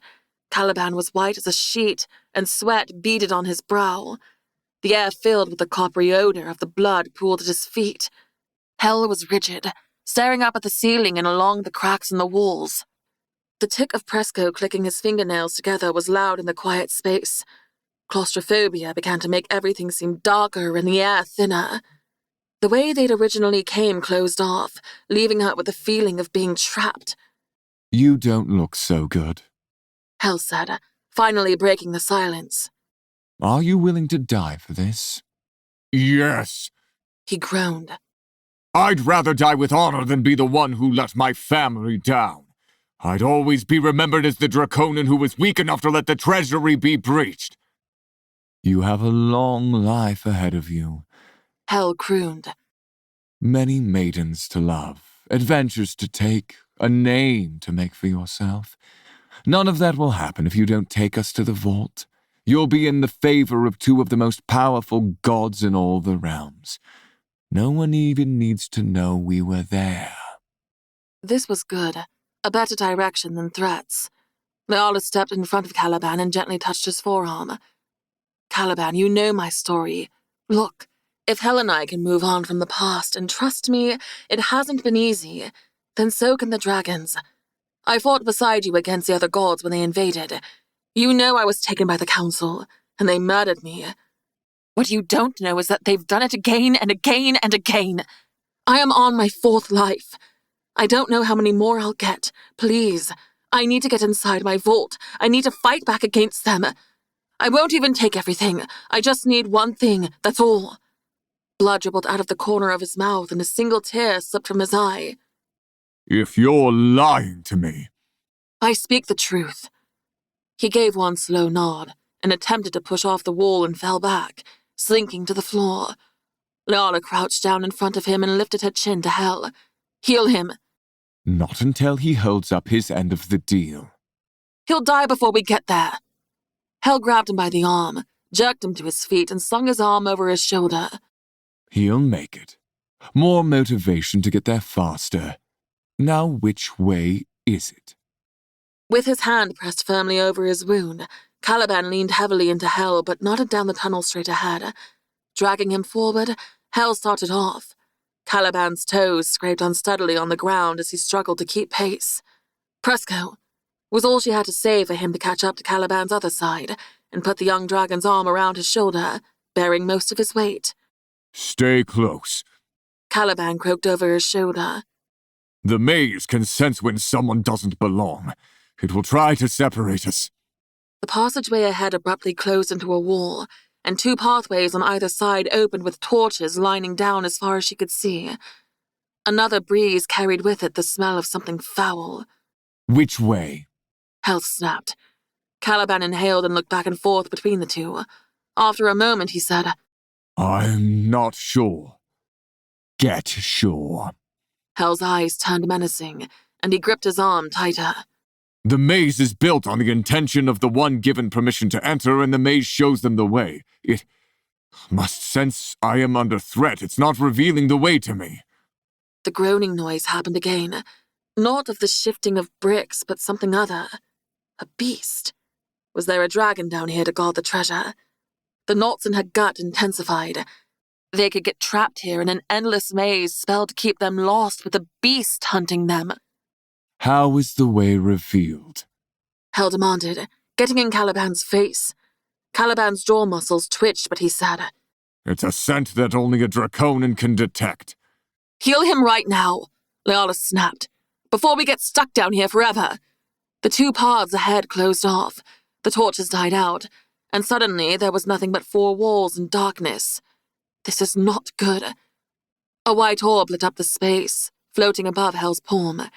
He sent it up to the 8-foot-high ceiling, revealing they were trapped in a possible 10-foot by 10-foot room with no doors, no windows, no means of escape. Presco backed into a corner, breaths coming faster and faster. Have I ever mentioned I'm extremely claustrophobic? Dragon scales moved across his skin, and he began punching at the brick. Sparks from the impact rained down at his feet. Small chunks of stone came loose, but he didn't even make a dent. I have to get out. The growing panic in his voice increased with each hit. Presco, calm down. We will get out, Leala said, but she too was finding it harder to draw in breath. This is magic, Hell. Do something. I can't break through wards like this without knowing what they are. The walls began to move inward, scraping and groaning with every inch. Presco shoved his palms against the wall and pushed, but his shoes only skid backward. Leala rushed to the other side, letting her magic hum, turning her hand and arm to shadow. She tried to push through the wall, but it hit against the solid barrier. Their powers seemed muted here, or the wards to escape were stronger. There was no walking through walls to get out. Hell rolled his neck and closed his eyes. Are you meditating at a time like this? I'm trying to get the ward to reveal itself to me. With a flick of his fingers, varied blue rays of light slithered along each wall, rolling like ocean waves. Hell's mouth pursed. This is even more complicated than I thought it would be. The walls kept moving in. Each variety of blue is a layered spell. Each has a code of its own, a different makeup. It would take me weeks to get through them all. Caliban coughed up a spray of blood. Then heal Caliban! Fine. Hell nodded and thrust his palm against Caliban's side, and a warm glow emitted from beneath it. In a moment, Caliban breathed easier, his face no longer contorted with pain. But the walls were still moving in, making the space between each other smaller inch by inch. They'd soon be shoulder to shoulder. Caliban flung himself at the wall, pressing his palms to the stone, and chanted in a language she didn't know. The blue waves Hell revealed began to vibrate and then darkened. The walls halted and began to retract again. Torches appeared and lit, and a moment later, a corridor opened ahead. It's that way. He sounded out of breath. Turning to Presco, Leala gave him a reassuring nod. You're all right now. We're going to make it out. His entire body trembled, and his blonde hairline was soaked in sweat. Those gold-rimmed glasses were crooked on his nose. He fixed his spectacles, straightened his suit jacket, and together they trudged on. Hell leaned closer to Caliban and said quietly, If you betray us, I will heal you and hurt you over and over again and not let you die. I won't. After several hallway switches and pathways opening and closing, they came upon a monumental door labeled 118. It must rise at least 12 feet tall and half that wide. It wasn't made out of wood, but a silver metal that looked to be ancient with a smattering of rust and dirt. There was no door handle or any visible means of entry. Caliban swung his head from side to side, as if he expected someone or something to appear out of the tunnel behind them. That made Hel watch him with suspicion, and she knew he was showing much more restraint than he wanted to. He won't betray us. He wants out of here too. You're too trusting. Hel said back. What sort of beast do you think is down here with us? A dragon?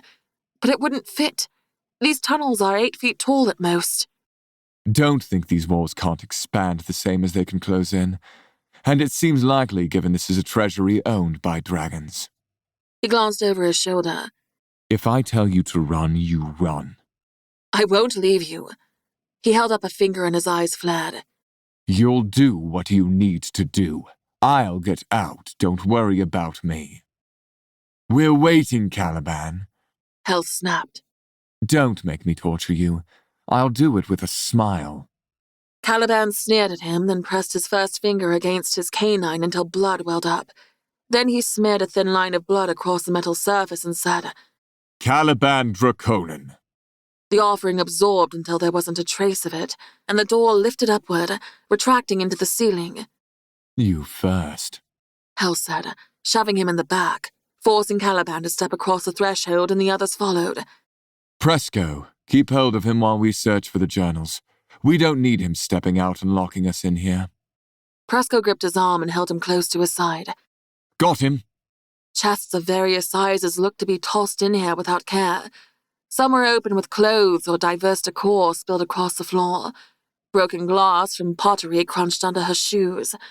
There was also furniture, paintings, and even several containers of gold coins. Hel started on the right, opening lids to the trunks, moving quickly. Leala spotted a chest in the back with a book hanging out of the open corner. Shoving past all the old furniture, hopping over a broken dusty couch, and around crates, she got to it and lifted the lid. The books were simple hardcovers with various designs and colors. Some had pages hanging loose. They looked in almost new condition, which made her believe they were spelled with magic to preserve them. They'd have to be thousands of years old. I think I found them. She grabbed the first one on top and opened it to a random page and began reading. It's been 711 years and 13 days since I set foot outside my territory. It's more difficult than I thought it would be, staying here, and not exploring the realms or even other places in Runevale. I'm supposed to be a protector of the realms. It's not in my nature to sit idly by. 700 years of 1,000. There wasn't time to dwell. She set it down and grabbed another book. There was one specific time that she was desperate to know. She skimmed the pages and picked up another and another. Hel stood at her side, arms crossed. We'll need to bring them with us. I know. The more she pulled out, the more appeared beneath it, as if it was spelled to keep thousands in a chest that should only hold maybe 20 at most. The rumbling growl of the beast was louder, closer than before. We need to leave, Caliban said urgently. With her heart beating faster, she gripped the chest on both ends and imagined the ether, imagining sending the chest there. But it didn't move. It's the ward. It keeps anything from magically moving in or out. Hel flicked his fingers and the chest lifted off the ground and floated beside her. It will follow. Let's move. As she was about to walk out the door, she spotted the glint of a golden blade. Darkbringer. The low roar sounded nearby, much closer now. Valine? Hel shouted at the threshold. Move your ass! She darted for the blade, snatched it up, and sprinted out the door. The group ran behind Caliban with the chest flying alongside Leala. What is it? They are the guardians of this place. Caliban called over his shoulder. That's not very specific. Hel snarled. The hallways shifted and changed as they ran. Caliban never hesitated on which turn to choose. We're almost there. And with the last word, the corridor in front closed. Caliban ran into it and slammed his fist into it. Damn it, they know you took something without permission. They! Leala shoved a finger into his chest. They! What are they? Panting, Caliban turned and looked around frantically. Shit. He muttered and pressed his back against the wall. Sweat glistened on his brow and temples. There! The sound of grinding stone from behind made Leala whip around. The tunnel began opening, the bricks melting away, shimmering out of existence to reveal a massive dark cavern with a ceiling that could be 100 feet high. It wasn't one beast, but several, coming out of the shadows. 10-foot-tall creatures with grotesque faces that resembled a misshapen lion with great wings, and made entirely of grey stone. Each footfall rumbled the ground like a stampede of horses. There must be 20 of them. Gargoyles. Hell murmured. I should have known. What are gargoyles? Leala whispered. Unkillable guardians made of stone. Hell appeared in front of Leala, and a sword made of blue light formed in hand. Stay behind me. Open the way, Caliban, Leala said. I'm not in control anymore. What do they want? Whatever you stole.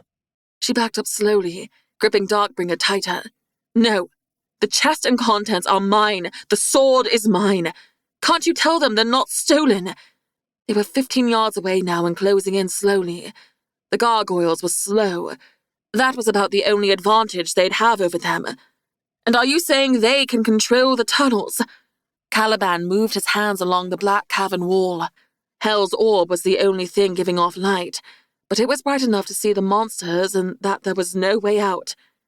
You took it without the permission of my family, and yes, that's what I'm saying. But they do obey your family. Hell said, raising a dark brow. So tell them to back off and open the way. They're intelligent. They'll have recognized you threatened me on the way in.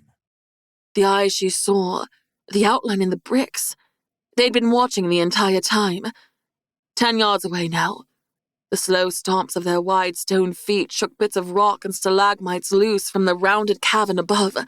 Caliban wiped sweat from his forehead. But when this happens, an alarm is set off. My family will know intruders are here.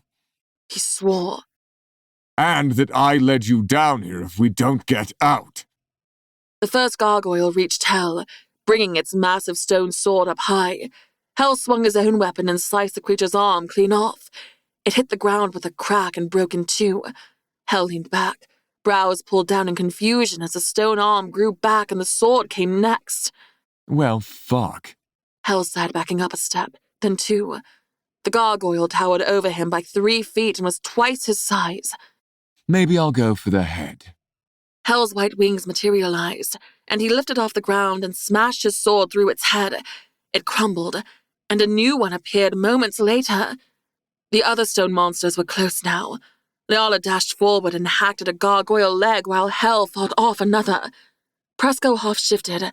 Pearl's scales covered his body and his clawed hand broke through the stone monster in front of him. A weakness. We need to figure out their weakness. Hell hit it with a blast of fire. It blackened the grey, but it only took seconds to regenerate. It's not that. What is stone's weakness? Presco mumbled. Earth? No. Water? Leala swung her sword, cutting gargoyles in half, but they regenerated almost as quickly as she could break them apart. The 10-foot monster in front of her chopped his sword at her with a swiftness that caught her off guard. She ducked, and it whooshed over her head. Another at her back hacked its blade. She dove and rolled, springing to her feet. Her vines tore through the ground, circling the monsters, but they broke through them like they were but blades of grass. Their steps and swings came faster. They seemed to get quicker each time she hit them. And now she was surrounded, leaving her nowhere to go. 4 of the gargoyles closed in on her. Her eyes darted back and forth, waiting to see who would strike first. The one directly ahead kicked when she'd expected a sword strike and slammed her straight in the gut, knocking the wind out of her. She stumbled back into the one behind her. Another sword came up and she threw up her shield. It smacked with a hard crack, sending her flying to the ground and rolling across the floor. Val! Hell roared and dropped down in front of her. With one swing, he cut down the 4 gargoyles attacking her. Their stone bodies crumbled and instantly started rolling back together. He pulled her up and held her close. Are you all right? She nodded, brushing the dirt and bits of stone from her clothes. It's just a bruise. Presco, we need a weakness. I've tried wind, water, electric bolts. Nothing is working. The gargoyles swung harder, faster. Leala and Hell fought back to back. Sweat dripped down the side of her face. Her arms began to tire. She moved side to side, ducking and dodging to miss attacks, like she'd practiced her entire life. But the ground beneath Leala's feet became slick with mud. Ice! Presco blurted out. Try ice! A blast of icy white frost shot out of Hell's palm, covering the gargoyles in moments. Hit them now! Presco shouted. Hell swung his magic sword, and in one chop, the gargoyles shattered into 1,000 pieces. After, Hell went wild, slicing through them all, swinging his sword with precision and grace. She had to admit it was attractive the way he brandished his weapon, his wings carrying him from one to the next, twirling and spinning in almost a dance. When there were no gargoyles left standing, and only crumbles remained, Hell smirked and lowered to the ground. Well, that wasn't as hard as I thought it would be. Now would be a good time to open the way.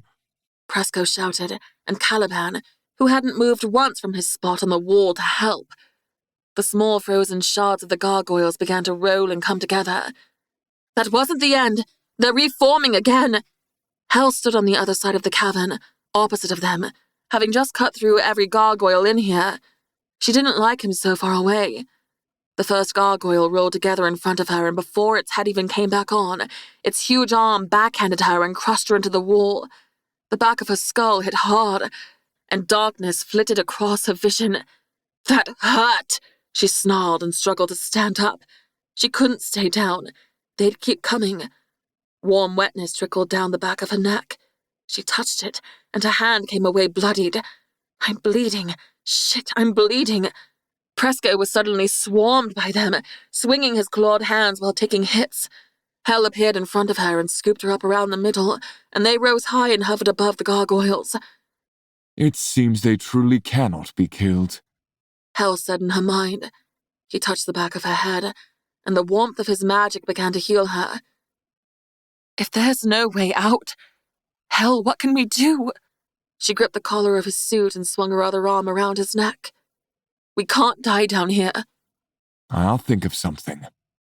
Still holding her close, his wings beat steadily. His eyes scanned every crevice and every dark corner of this cavern. There. The way opened over there. Caliban shouted, pointing left to a brick tunnel opening once again. Hurry! Hell tucked his wings and dropped into a dive until his feet hit the ground at the tunnel's entrance. He pushed her inside and turned, blocking the attack of a gargoyle. Her chest of journals flew in right after her and hovered at her side. Presco! Leala shouted. He was still under siege by several and looked to be tiring. I'll get him, just go. Hell vanished and reappeared beside Presco. He threw another blast of ice from his palms, freezing the gargoyles. But it was only moments before popping and snapping echoed around the cavern as they broke free. Hell shoved Presco toward the tunnel and ran behind him. Come on! Leala hollered, waving for them to hurry. Presco made it in, but the brick wall appeared in an instant, leaving Hell on the other side. Hell! Leala slammed her fist against it. Open it! She shouted at Caliban. Open it now! It's too dangerous. Caliban said, stepping into the torchlight. And Hell was the one who started the wars against our realm to begin with. He might do it again. You were the one who closed the way, weren't you? She snarled and brought the tip of Darkbringer's blade at his throat. Open the fucking wall. You won't kill me. He challenged. You need me to get out. Panic swelled in her chest to the point it ached. Open it! Hell, are you all right? Tell me you're all right. He couldn't fight those gargoyles forever. They'd just keep regenerating until he eventually ran out of stamina and energy. Silence. Leala gripped Caliban by his suit jacket and lowered the blade. We may need you to get out, but you don't need your pecker to do that. He's her mate, Caliban. Presco said gently. She won't survive his death. Open the door. Caliban ground his teeth, swore, and then the bricks in the wall fell apart, creating a doorway. The smell of loose dirt and damp earth filled the corridor. Leala took a step forward to peer into the cavern, ready to rush inside to help him. He stumbled through with the edges of his clothes torn and parts shredded. They got much faster once the wall closed. The bricks shifted again, closing the gargoyles off in the cavern. Leala sighed with relief and threw her arms around his neck. "Are you all right?" She backed off a step and patted his dusty shoulders. "Why didn't you answer me? I thought... You better answer me next time." I'm fine. His mouth twitched as if he held back a smile. After that, Caliban took them on a straight shot to the main door of the treasury vaults. "Is there really an alarm sent out to your family? Will they be waiting outside?" Leala asked. Soon, if not already. Caliban said. Leala took a deep breath as the big metal door opened with Caliban's touch. All they had to do was get outside, and Hell could use his magic to get them out in an instant. The hallway was clear. No one waited to arrest them. Thank the Maker. When the door swung closed, the group seemed to let out a collective sigh. The hallway was lit with torches, and a skylight at the end let in plenty of light. Down at the far side, the archway opened up to the main area of the treasury and was still busy with patrons and workers alike counting money. They appeared to have no clue the treasury had intruders or that anything was stolen. That was intense. Caliban said, running a hand across his sweaty brow. Honestly, the most excitement I've had in a long time, minus the stabbing and almost dying part. "Thank you for getting us out," Leala said. She pushed off the wall, heartbeat steady once again. "How can we repay you for your help, for your silence?" Hell let out a dark laugh. I'll tell you how we can repay him. In the blink of an eye, Hell shoved his magical sword straight through Caliban's chest. Leala squealed in shock and then slapped her hand over her mouth. You closed us in there on purpose. You tried to have us killed. "Hell, he got us out," Leala whispered. He knows who we are, Valine. You think he wouldn't go directly to his family after this? You think they wouldn't hunt us? He jerked his sword free, and Caliban slid against the wall and fell to the ground with a thud. We don't need another enemy right now. She watched the blood pool around him. He was so young, honorable. He died to protect his family name. Even if he did trap them with the gargoyles, he changed his mind. He set them free. With tears burning, she looked up at Hell. He didn't deserve to die. I told you once I'd kill who I needed to kill to keep you alive. And I told you I'd do things that would break your heart. Without waiting for her to respond, he grabbed her wrist and then Presco's, and they vanished, leaving the youngest Draconian dead in the back of his family's treasury. His family, the city, likely the entire realm would be in an uproar, looking for his killer. They could no longer stay at Presco's. Chapter 44. Leala sat next to a small fire, propped up on a pillow and a blanket under the night sky. Rather than being inside the manor, her soul longed to be under the stars, even if it was a chilly night. Since Hell knew the exact location of the manor, they traveled with his magic. They had grabbed their belongings from the apartment above the potion shop and told Presco and Ava to keep the business running as usual. If they closed and left, it would look suspicious, and as it stood, no one should suspect Presco or his wife of anything. Hell was right. The only public interaction they'd had was guests being shown a special back room. Presco planned to meet up with them in a couple days in case anyone came and questioned him. He didn't dare leave his wife to go through an interrogation alone. Leala cracked open the first journal. They'd gotten home the day before, but she'd put this off. She knew it would change things between her and Hell, and right now, she didn't want that. He lay beside her with his hands behind his head and his eyes closed, humming a familiar tune, one she thought she knew from before. To read through all these journals would take years, so she picked something in the middle. Entry 29973. Katana believes in true love. She believes there is one perfect match for us. I've been alive a long time, and I don't know if it's true. She looked down at Hell, admiring the curve of his jaw, the way his skin seemed to be luminescent under the moonlight. Her fingers twitched, aching to touch him. His long dark lashes fluttered, and he opened his eyes as if he sensed her gaze on him. What is it, love? Nothing. He turned onto his side and propped up on his elbow. He plucked the book from her fingers. Katana believes in true love. He read. She believes there is one perfect match for us. He smiled. The dimple on his cheek deepened. He snapped the book shut and set it aside. You didn't think so then. Do you now? She took her lower lip between her teeth and traced the outlines of her wedding ring. Maybe. He sat up. I'm going to do something selfish. It's wrong, but I'm going to do it anyway. Her eyes lifted to his face. What? She thought he might lean in, kiss her again, but he didn't. Ask for your forgiveness. You're going to read horrible things about me in those. Things I did. Just tell me what you did. She thought back to the dream she had sitting at the table with War when he asked her what happened with Hell, and feeling like her entire world imploded and went dark. She never thought she'd see light again. Fuck, Feline, what didn't I do? For one, I joined against you in war with the council when they found out you had Solander. He looked away. I was angry. It was more than that. I don't know if there is even a word for what I felt. He abruptly stood. Just keep reading.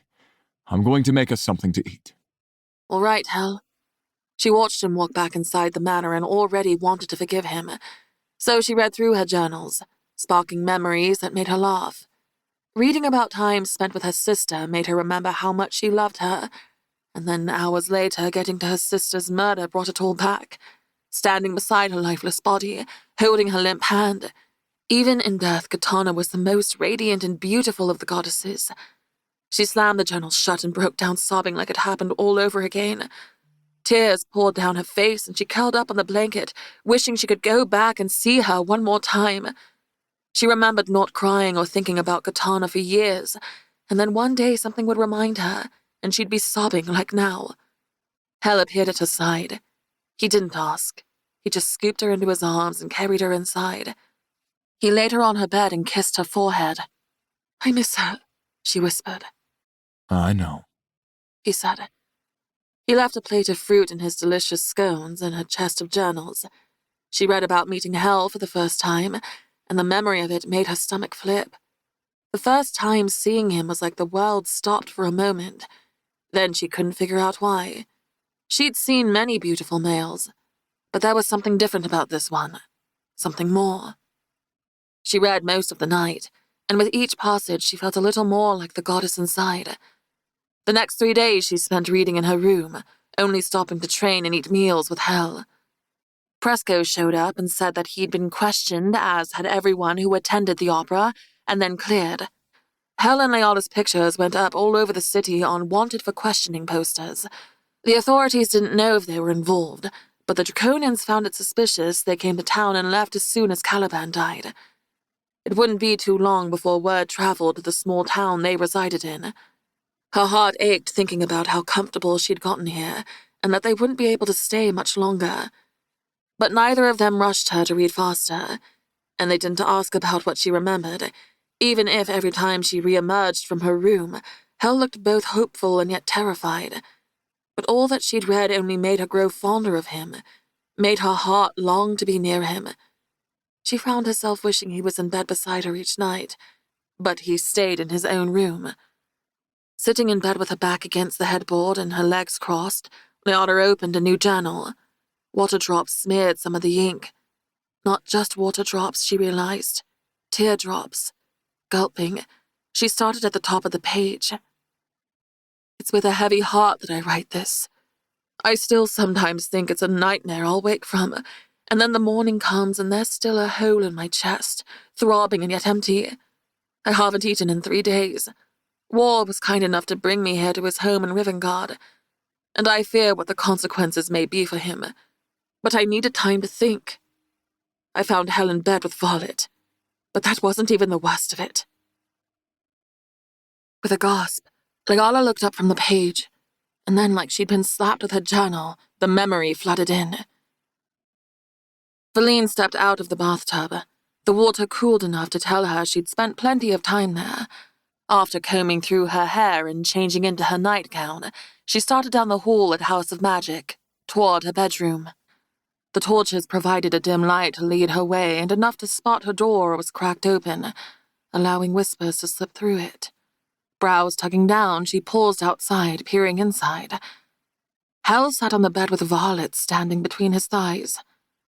It won't be much longer now. Hal said. And you know this marriage is just for appearances. It was a marriage for power. It's you I truly love. He stroked the side of her face with the back of his hand. I need her to give me a child. A full-blooded god, you know that. It's been 9 years and no child, Violet argued. Hal chuckled. 9 years isn't long for us. My Uncle Cynic and I had a wager from a long time ago. Who would get the primordial goddess to bear a child? He tried to force her because he was a fucking imbecile. I got her to fall in love. He'd be jealous if he was still alive. You know, it was almost fate that she killed him for me. Violet slowly went to her knees before him, leaned forward and kissed him on the mouth. How have you fooled her this long? Or is it me who's the fool, believing that one day you'll make me your queen? I'm the god of mischief, love. Fooling people is what I do. But you're too clever for that, little dragon. He paused and glanced toward the door. She was nauseous as she sank back a step, and he continued. Valine told me last night that she wants to have my baby and that she's finally ready. The only primordial without a child, and after thousands of years, I'm the one who will break her. He smirked and peeked at the door again. She'll return soon. We'll have to make it quick tonight. Valine's legs felt weak, watery. The pounding of her heart drowned out the rest of their conversation. The edges of her vision seemed dark, like the walls were closing in around her. She almost charged in there and let them both feel the pain burning her from the inside out. But she found her feet moving backward, and her body silently carrying her down the hall. Where she was going, she didn't know, but she had to get out. She couldn't breathe. She needed fresh night air. Tears streamed down her face as she boated along the road down the side of Hell's mountaintop castle. The wind tugged at her hair as she pumped her arms, as bare feet slapped over stone. A scream burned the back of her throat, but never released. Trees and boulders whipped past until time seemed to disappear, and she was at the bottom of the mountain. Panting for breath, she shoved her hands into her hair, scraping her nails across her scalp. How could this be real? How could she have been fooled for so long? Valine. She whirled around to find War standing there, his features made clear in the light of the moons. Even in the dark, she knew she saw tears streaked across her face. Her usually pristine hair disheveled and barefoot in her short silk nightgown. Valine. War breathed and stepped toward her. She retreated in reaction. Was he in on this too? Did he know? Did something happen? Are you hurt? His gaze roamed over her to check for injuries, no doubt, but her wounds were not seen by the naked eye. Where is Hell? She buried her face in her hands and her shoulders shook with silent sobs. I'll go get Hell, War said, and before he could step back, she gripped his wrist. No, she had to get away from Hell. He'd played her for an utter fool, and she'd allowed it. She'd made her vows to not involve herself with the other gods, to not bear children for a reason, and now she was reminded the hard way why. The first time she learned that lesson was the death of her sister. Now it felt like her own ending. Take me to Rivengard, to your house. War pulled out of her grasp, nearly stumbling to get away from her. I don't understand. I can't stay here anymore, please. Her voice broke on the last word. She didn't like to beg, to plead with anyone. He shook his head.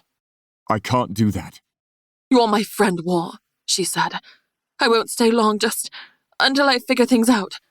Until I can control my pain, my fury. Her hand shook from the unrelenting emotions that seemed to set fire to her soul. If she went back, if she stayed, she'd burn through every person in that castle, and not everyone deserved her wrath. Why? She didn't want to say. Violet was his fiancée. There was more than one person wronged. Valine had thousands of years on War to learn to control her emotions, her temper. War had a short fuse. She pressed her lips together and stayed silent. I won't start a war for you. And if I take you away in the middle of the night to my home, that's exactly what will happen. You know what hell will think, what anyone would think. You and I have been close for years. It's not like that. But it would look like that. I must get away from here. I don't know where else to go. House of Night. No. He'll go there looking for me tonight, and I just can't see him. I need a few days or I'll do something terrible. House of Night must be protected. She shut her eyes and felt her power rise. It was time to close the walls again, to keep them safe from the outside while she figured out what to do.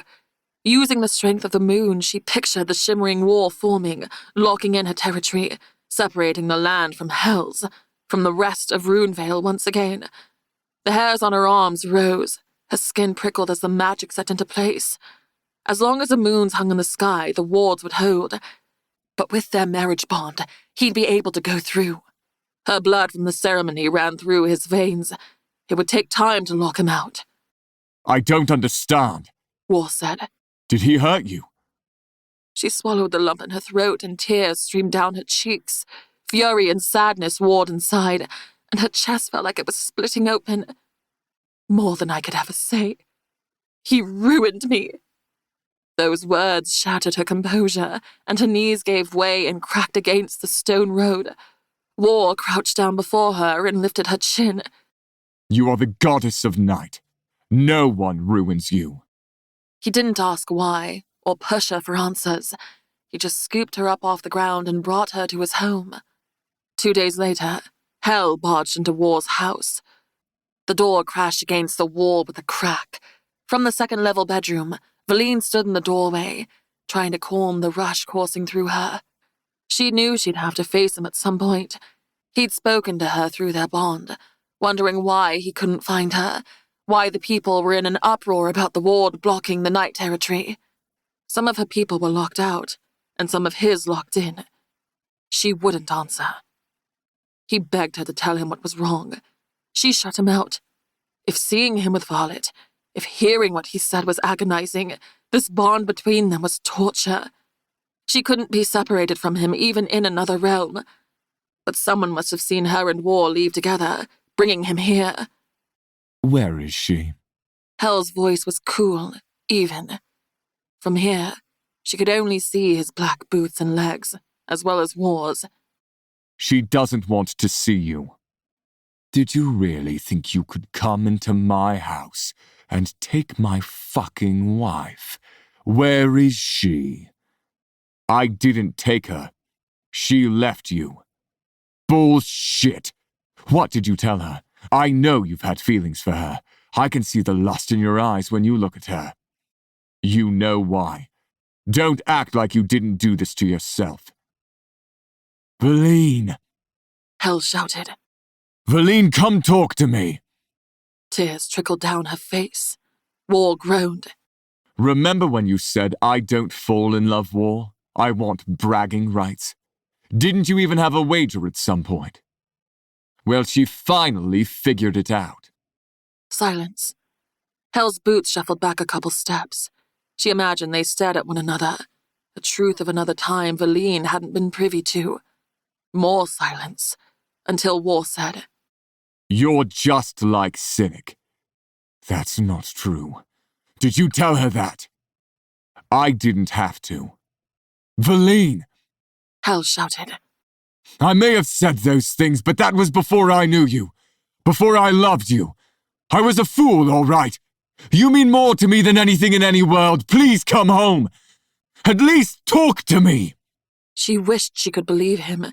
He sounded so truthful, as if he meant it. But she saw him, heard the truth with her own eyes and ears. And with Violet, of all people, with his brother's betrothed, the thought of her kneeling between his thighs, tugging at his pants, made her want to vomit. He confessed that it was the dragon princess he loved, and Valine was only for power. The god of mischief indeed. If she wanted to come out, she would. You tricked her, didn't you? Hell snarled. You dare betray me. Lie to her and get her to fall for you behind my back. You're supposed to be my best friend, my brother. That's not what happened. And I thought you'd changed. I thought you were a better person because of her, but I was wrong. Everything is just a game to you. You're fucking my wife, and you think I'm the wicked person. The house began to tremble with hell's magic, the walls creaking. A crack opened in the ceiling above Valine's head. She'd have to go down there and intervene if a fight broke out. I haven't touched her. Get out of my house until you can cool off. If she wants to see you, she'll come to you. I guess our brotherly bond means nothing when it comes to a goddess, huh? And you can tell her not to bother coming home. I don't want her if she can be so easily fooled. Then he was gone. But that wasn't the end of his attempts to speak to her.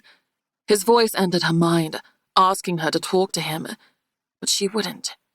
He kept telling her how much he loved her, but she never responded. What she saw could not be unseen, nor was it something she could ever look past. He promised he wasn't like the others. He promised she was his one and only, and he lied. He promised he wouldn't use her for power, and he lied. There was no reason to speak to him, to let him convince her it wasn't true. He'd fooled her for long enough. Until one day there was nothing but silence, and instead of a call to her mind, there was an invasion of an army. For a god who let another steal his wife was weak, and so he would have to fight to get her back. He might have the council on his side, but Valine had the one thing they wanted most. Valine shot to her feet, her bedroom darkening with storm clouds of fury. Leala was gone. The girl who would have mercy. The girl who would forgive. The goddess turned a shadow and dropped through the floor into the center of the main room. Presco closed his book and stood from his chair, concern lining his eyes. Is something wrong? "Where is he?" she snapped, voice harsh and full of shadows. You remember? Everything. Not only did she remember the betrayal with Varlet, his betrayal of their sham of a marriage, and his lies trying to cover it all, but she knew everything that she ever was. The thousands of years-old goddess born of darkness and the remnants of a fallen star at the birth of Runevale. The goddess who ruled House of Night, who became the greatest weapon in all the realms to avenge her sister. The goddess who foolishly fell in love and then fought against her powerful husband and the brutal council of Runevale and nearly won. I think he went outside. She didn't have to take a step before Hell appeared at the end of the room with a table, chairs, and multiple sets of furniture between them. With his hands in his pockets, he stood there, with a line formed between his brows, and his careful garnet eyes watched for any sudden movements. When you remember, you'll hate me even more. He'd once said. He had the fucking balls to ask for forgiveness for this. Maybe he felt guilty for what he'd done, but in this case, time did not heal wounds. Let's get this over with, love. Let me have it. Don't you love me? She picked up a vase and threw it. It crashed into the wall just beside his head. You selfish, lying, manipulative fucking bastard! She was shadow and moved faster than light. Her fist crashed into his drawer and knocked him through the wall, opening up a hell-sized hole to the outside. This was a long time coming. She had 2,000 years to process her grief and let the wound fester. She jumped through to the outside and stalked toward him. He was already on his feet, shoulders tense, defensive. How dare you try to turn this all around on me and war? You act like you're the one who got burned. Then you have the fucking nerve to come into this life and threaten me and try to convince me that I am just a whore who left you for his cousin. Solander was in her trembling hand. If I could kill you with this, I would. Who knows? Maybe I can. She slashed at him, but he vanished as it sliced through the air. That's what you're angry about? That I called you a whore? He chuckled darkly, shaking his head. And here I thought it would be because we destroyed everything we loved in a bloody war. That even after you allowed war to wrongfully convince you I only use you for power over a fucking bet, so we could snake his way into your heart, I still came to fight for you. I started a war with my brother to get you back. Ugh! She screamed. It's the hypocrisy, she snarled. The lies. You made me look like a complete fool. You ruined my life. You and Varlet are the reason I left and why our marriage ended, not me and War. He didn't trick me into falling in love with him behind your back. You tried to turn it around on me with your mind games. His eyes narrowed and he slowly stepped to the side. They began to circle one another, waiting for a strike. You're going to have to explain that one, Valine. You can't talk your way out of this. I saw it myself. I heard every word of betrayal from your very lips. You are a serpent, more than I ever thought you were as the Black Mage. His brows furrowed. What betrayal? My immature, stupid ass saying I only wanted you for bragging rights before I ever married you? Varlet had nothing to do with anything. Don't act like you conveniently forgot that, but remember everything else. And here I was falling for your poor, pitiful, no one cares for me act yet again.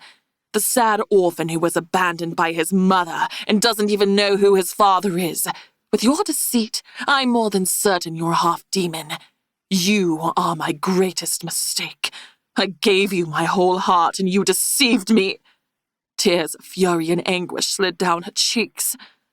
I was ashamed I ever trusted you, so much so that I couldn't even face you. His eyes darkened. Valine, tell me right now what you're talking about. I saw you with Varlet in our bed. I heard what you said. I heard from your own mouth that you only wanted me for a child, just like Cynic. But it's her you love. And it's more than obvious all these years later. You're still fucking that bitch. She's still with you. His eyes grew wider with every word. That's impossible. I said I saw it! She screamed, eyes burning with tears. She swung at him, and the blade sliced across his shoulder, cutting open his flesh, revealing a thin red line. She threw her fist and cracked him in the jaw. His legs swept her feet out from under her, and he took her to the ground. They flipped and rolled, fighting for control, until she ended up on top, pinning him down by the shoulders. Stop with your lies, your manipulation. You got caught, god of mischief. He bared his teeth. I'm not lying. I never touched Varlet until I was the Black Mage. I didn't even know her well until she decided to join the war on my side. Why would she join your side if you didn't know her? Because you took her place, Valine. She was supposed to marry War, and he was in love with you. His knee knocked her in the side, dropping her to the ground onto her back, and his legs cinched around her thighs, his hands wrapped around her wrist above her head. No, she shook her head, breathing heavily under the weight of him. She didn't fight him anymore, but stared into his garnet eyes. No, I saw you together. But the worst part is you only wanted to use me to get a powerful child, just like Cynic wanted. You wanted to be the one to break the goddess of night. Well, congratulations, hell, you did. You utterly destroyed me. Let's all give him a round of applause. Hell released her arms and rested his palms flat in the grass on either side of her head, hovering above her. I don't know what you're talking about. I loved you. You're my wife and my mate. If we never had a child, it didn't matter to me. I just wanted you. That's all I ever wanted. And I may have said some stupid comments to War about bragging rights, and I might have even had a waiter with Cynic, but it was all just bullshit from when I first saw you. But it meant nothing after I knew you, I swear it. I am sorry I ever said those things. I fell in love with you. It was real. Stop it, Valine snapped, but a sob caught in her throat at his words. It was real. Stop lying. Drop the act. It's been long enough. War wasn't the one who told me about what you said, or your deal with Cynic. It was you that said it to Varlet. I'm not lying. His voice lowered to almost a plea.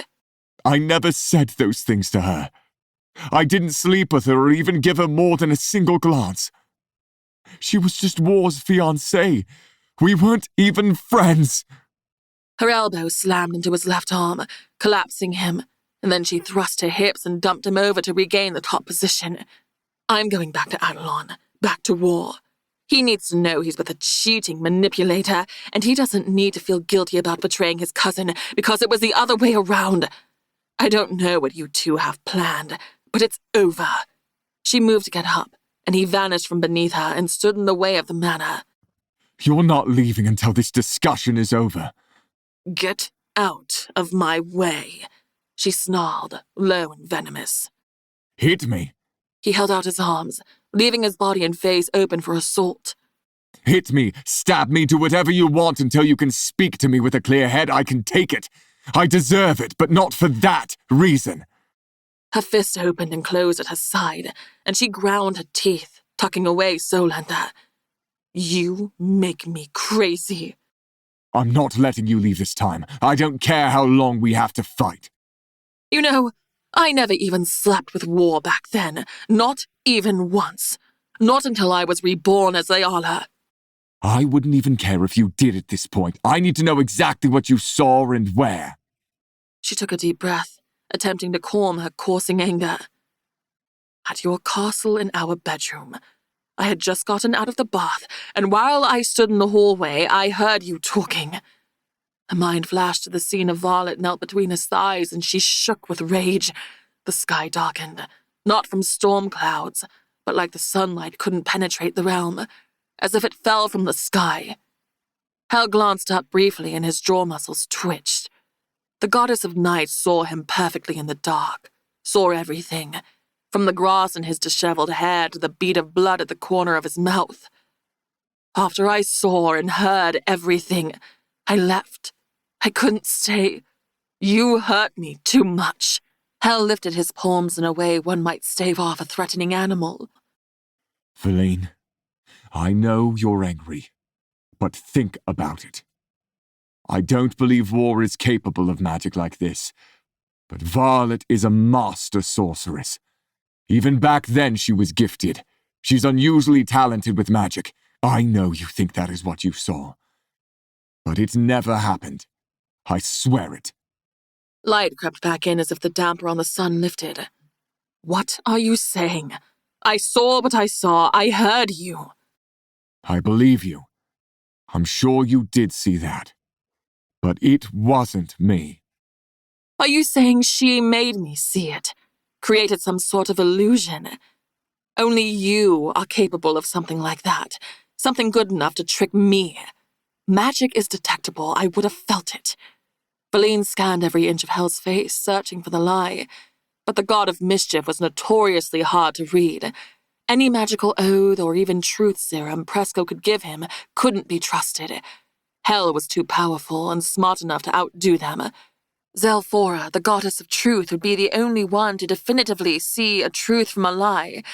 And even if she was one of the few goddesses she trusted, she couldn't contact her. And it wasn't as if she couldn't lie, too. Maybe he only regretted his choice after he lost her. Maybe it was only then he realized he loved her. But it was too late now. There are few capable of magic that could, but she is one of them. There are ways to cloak magic. I've seen her. I know her. Supposing Violet was capable, why would she? And how could she know about Cynic?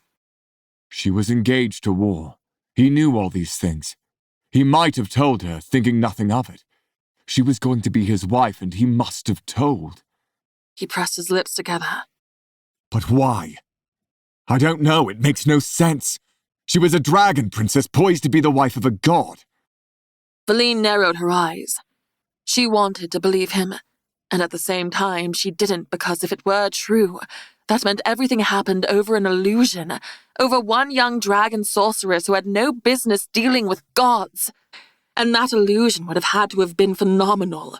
She even smelled the dragon in that room and left no hint of magic.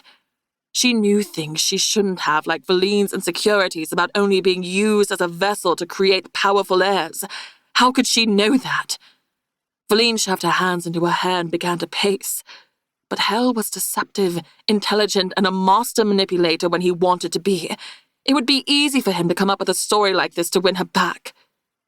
Did you tell the council I had Solander after I left, because they knew? No. I would have implicated myself by doing so. Someone else knew. If Violet knew I killed Cynic, she knew I had Solander. She stopped pacing and a cold chill ran through her body. Remember the person who blackmailed me into getting the Demon Prince's ring? I never saw her face. What if it was Violet? She could have created an illusion like that with the power of that ring. All things she thought were separate issues now fell together. She looked up at Hel. Holy All-Mother. She said I'd remember something that happened between you and her, and I could never speak of it. Her stipulation was silence, or I'd break my end of our deal. I think I just broke it. Hale looked paler than usual. Because it wasn't real. And she didn't want you to realize it by talking to me or even War.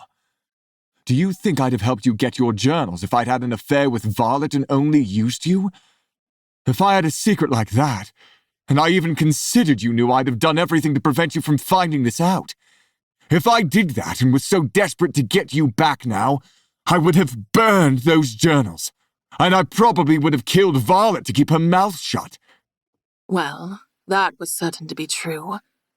Not if you loved her. His hands trembled at his sides. I don't love that bitch. I never have. He growled. I asked for your forgiveness ahead of time for fighting against you. For what I said about only wanting bragging rights in the wager with Cynic, not for this. Cynic. In that room with Violet. He called him Uncle Cynic. Hell rarely, if ever, called him Uncle. But we'd talked about having a child. How could she have known? You came to me and you brought that up, not me. I never did. Not one time, because I knew how you felt about it. And I told War when you did. I thought he was happy for me. But maybe he'd been in on this whole plan with Violet. He loved you then and loves you now. Maybe he wanted you enough to plan this with her. She thought back on it. It had been her who asked if he wanted a child. She felt like it was right. He was her mate. With him it felt safe. The All-Mother had blessed her and she trusted him. I don't believe War would do that. Funny how you trust him straight away, but not me. You are deceptive by nature. He is not. Maybe not. He relented. But love gets in the way of better judgment. And even if he wouldn't deceive you like this, Violet would. I always knew there was something she hid from me, but never could have guessed it was this. Why did you think that I left you for War so quickly? You assumed it without question. Hell's upper lip curled, and she could see he was about to fire off an answer, but then he paused, took a breath. One of my servants, a trusted one who'd been with me for centuries, told me he saw you kiss War, weeks before you left. He said you'd been sneaking around talking in the shadows behind my back. So I watched every interaction with suspicion, but I couldn't fathom it until he said he saw you in War's arms as he carried you away, and I couldn't find you anywhere. He suspected you'd planned to leave for a while. I didn't believe it until I found you at War's house in Rivengard. Who was the servant? Valine snapped. Orion. Valine sneered. The dragon shifter, Orion. Who would take orders from his dragon princess over you? It all started to make sense. I still don't understand what motive she would have. All this because War loved me and not her. There's probably more to it, but I'm sure that was part of it. But Violet loves you, not War. I saw it on her face in the tower. Hel was quiet for a moment and then said, Violet doesn't love me. She loves what I can give her. And that is? Power a dragon could never have on her own, even with a demon prince's ring. Do you know how much stronger she grew just being around me, learning from the god of magic? She told me once she always thought she should have been born a goddess. She asked me to make her immortal. Even if I could, I wouldn't have. He paused. I thought our fight before I went to sleep was her jealousy of you. And maybe it was in part. But if she did all this, it was more than that. You threaten her power more than anyone, and the only reason she doesn't kill you was because she knows you're the key to opening the way back to Runevale. Valine thought about what Violet told her in the cottage in the mountains. You know what he cared about more than me, his power. And you know what I cared about more than him? Mine. This wasn't about love at all. It was all about power. Do you believe me? Hal asked. There was a desperation in his beautiful face she'd rarely seen. It would be convenient to be able to blame everything on Violet. And even if they had this discussion all those years before, she wouldn't have believed him. It was too raw, too real. But time had softened her to Hal again. Time had given them the gift of chances. But what convinced her the most was Violet's stipulation of silence. There were too many coincidences for it not to be true. At her hesitation, he dropped to his knees. Broken. Shattered. Never had she seen him this desperate, not even last time. Before, he'd been angry. Now he was groveling. A tear slipped down his cheek. His fingertips clasped his thighs, indenting the fabric.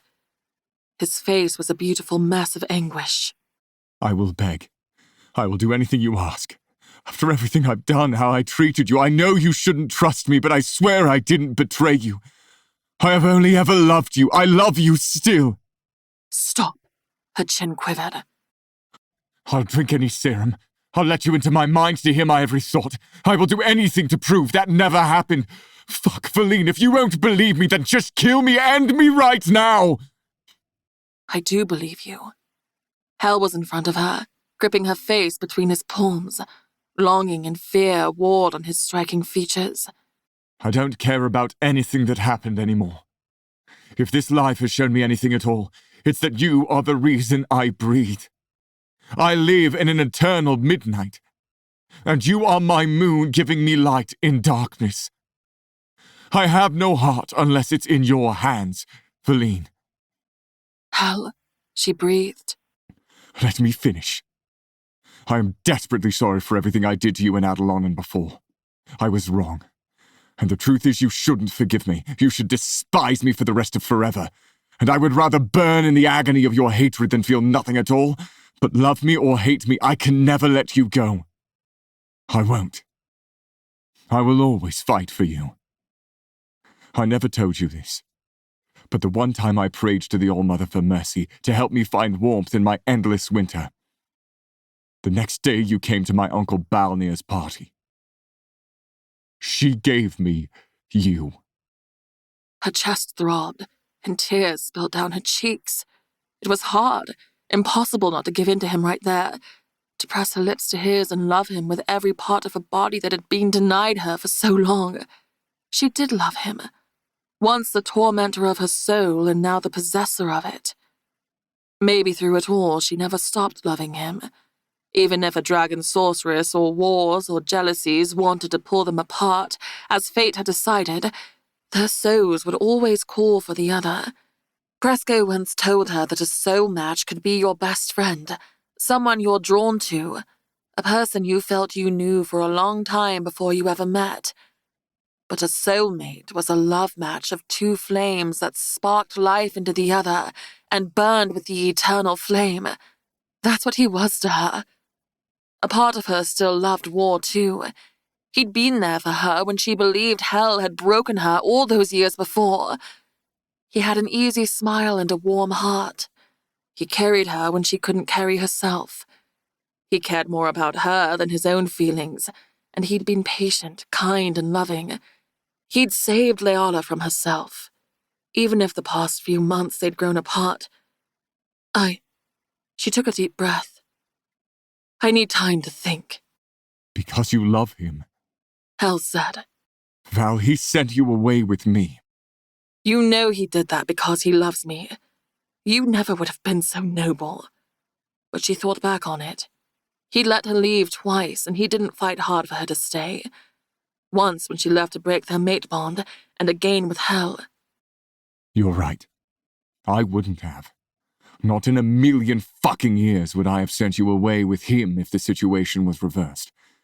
I would have found a way to protect you myself, not give you up and risk losing you forever. I would have never stopped touching you and loving you or pushed you away while waiting to see if you still wanted me once you remembered. I would have fought for you. I may not be selfless or noble, but I do love you, and I'd do anything for you but give you up. Anything, including starting a war with his cousin to take her back, including creating a curse for an army so he could stop the council from being able to kill her over and over. Even if he hadn't meant for them to be monsters, he created that spell with the intent of having a loyal following. She knew deep down the reason Adelon burned was because Hell loved her, even through hating her. And that devotion drove him to become the most feared and hated person in the realms. Passion pushed him almost to the point of madness, and she loved him for it. His fingers brushed her hair behind her pointed ear, and his touch sent goosebumps down her spine. Darkness built in his face, storms of jealousy and anger, and then it faded away to understanding. Valine closed her eyes, letting a tear slide down her cheek, and his thumb swiped it away. I don't blame you for falling for him. He's easy to love. So I will wait for you to find that he was best for Leala Lightbringer. But I am the only one for you, Valine, Goddess of Night. Chapter 45. Valine. Valine stood in what had been her bedroom for the past 2 months, staring at her packed bag. Hours had passed since she fought with Hell. Hours to contemplate her love for 2 people who'd come into her life at different times when she needed them, and to comprehend the sorrow and loss she and Hell faced because of what Varlet did to them. She cried for the choice she had to make. She cried for the one she would hurt, because she did love them both for different reasons and in different ways. Fear held her in its grip, knowing what her choice would do to either of them. From the dresser, she picked up the winged horse statue of Midnight given to her by War. In her first life, when she moved to Rivengard with War, he never once pushed her for a relationship. He fought beside her against Hell and the Council. He gave up everything for her then, just out of true friendship, because he believed it was the right thing to do. It was Thane in this life she'd truly fallen in love with, not War. Thane the Elf King. He got her to fall for his charm, his relentless pursuit of her, and he loved her enough to not take advantage of her ignorance, and even selflessly sent her away with Hell because he knew that was what she needed to remember. He had a heart of gold. How could she not love him? She set the statue of Midnight down, knowing who she was going to hurt, and a part of her would die with that choice. Presco, we're leaving. Valine came down the stairs of the manor with her bag of belongings slung over her shoulder. Presco poked his head from around the corner, pushing his glasses up. 2? Adelon, you're coming. I know you have a wife now, but I need you. He stepped into the hallway, squared his shoulders, and bowed. His golden hair fell forward, and he brushed it back as he stood. Absolutely, my queen. Shall we not worry about the hole in the wall, then? She stopped and inspected the space they'd spent the past 2 months. The light blue couches they'd gathered around, the dining table they'd spent hours chatting at, and the long months she'd spent here with War. The hole in the far wall she'd knocked Hell through let in a breeze that ruffled the curtains along the front windows. It doesn't matter. I don't believe I'm coming back. Ever? Rivengard is not my home. Presco's brows raised, and a smile tugged at the corner of his mouth. You want home to be House of Night again? Hell said you could open the way. Or do you intend to stay in Adelon? He suddenly appeared worried to hear the answer. Hell stepped into the doorway of the front entrance and leaned against the frame. His brows pulled tighter, jaw muscles clenching, eager and worried to know the answer to that question. After all, House of Night, Vilhara, was the home they shared together. 2,000 years had passed since she'd been the ruler of that territory. There was no telling what had become of her people, or who ruled there now. No doubt it belonged to another god or goddess, although it was possible her wards held up all this time, keeping out anyone who didn't belong. The thought made her smile. She liked to think they were happy, thriving and waiting for her to return, not slaves of some asshole. She searched Hell's face, those garnet eyes so foreign to her memories, with the hope that she might be with him again. The only one who ever held those pieces of him together. A soulmate. Despite all his faults, he was the love she couldn't give up. He was the first and should have been the only, and even though it would hurt war, he would have to understand. Hel was right. Thane was the love and mate of Leala's life, but Hel was Valine's. He was the only one who could match her fire, and she could embrace his darkness because she was part of it. With a deep breath, she met Hel's stare. His body froze, terror and anticipation written all over his face, fighting for dominance. Until she said, "My home is in Vilhara." He looked like the weight of 1,000 suns lifted off his shoulders and strutted forward. He was a king seeking to conquer, and she was ready to drop to her knees and submit. So we're done with the games? We're done with the uncertainty? Her heart pounded with how sexy he looked coming for her, gliding like a predator going for the kill. Yes. You might want to make yourself scarce, Presco. He was already on his way out. Valine set down her bag and fell off the last step into Hel's arms. Her lips crashed into his. His mouth opened, allowing her tongue inside, and his grip on her hips tightened, his fingers digging into her skin. You know what this means? That you will want more, she said and smiled against his lips. I love you, Hel. I wish none of this ever happened. It was always supposed to be you. My heart is yours. She pushed a lock of hair off his forehead and kissed the scar on his brow. I knew it at Presco's apartment, but I was too scared to say it. You asked me what I wanted that night. I want you. Every part of you. The good and the bad. It feels like I've waited an eternity to hear you say that. She hadn't seen him genuinely happy in a long time, but he was now. He circled his arms around her waist, lifted her off the step. Then they were moving through darkness until they stood on the rooftop balcony overlooking the manor's property. The cool night air swept through his hair. The stars and moons were bright enough to see the planes of his face, his body, but it was dark enough to keep secrets. The sounds of chirping crickets and the coos of birds filled the evening around them. A bed waited up here, along with a few books and a gold pot of jasmine. He tossed her onto the soft leather duvet, and she fell back waiting for her king to take what was his. Are you absolutely certain? He climbed over her, straddling her body, pinning her arms down beside her head. His lips crashed into hers, and a soft moan escaped her. I'm certain. He let out a low growl and his lips moved down her throat, leaving a trail of heat like molten lava. The kisses intense with passion and need. You want me to make you mine, love? Yes. He released his hold on her and sat up. You know my rule. He slowly unbuttoned his shirt, agonizingly slow. Once I have you, that's it. There is no one else. There is only you. His smile was pure seduction. You're not afraid of my darkness anymore? She gripped the soft blankets beneath her, eagerly awaiting his touch. It was never your darkness I feared. It was that I craved it. Give me your serpent's bite. Infect me with your venom. I want it all. He let out a wicked laugh and pulled off his top, revealing his glorious body.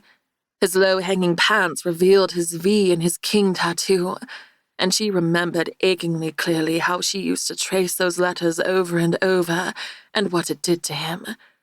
With a snap of his fingers, her clothes vanished, and she was in a crimson nightgown as sheer as his want for her. Good gods, I knew you'd look delicious in that, but damn. She trembled as he climbed over her and hooked her legs around his hips. His fingers trailed across her lips, just a brush, a tease. You're the most wonderful being there's ever been, goddess of night.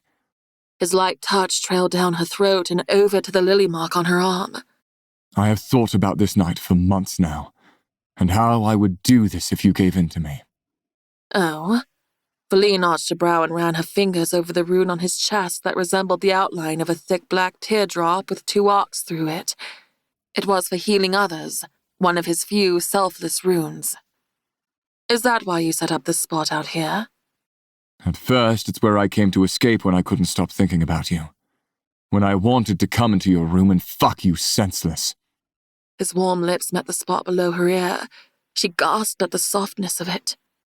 But sitting out here under the stars alone only made me wish you were with me.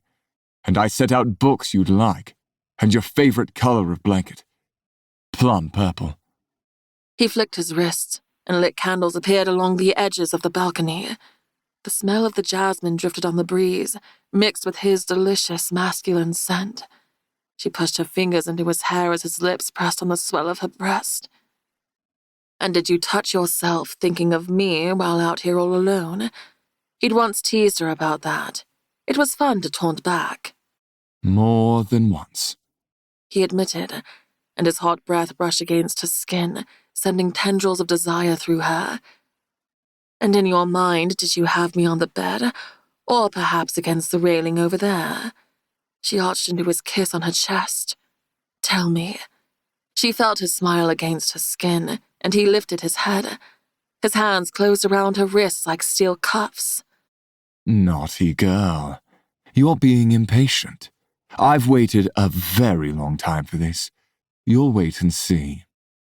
Feline dropped her legs from around his waist. We can do it more than once. If I recall correctly, you're good for 3, maybe 4 rounds.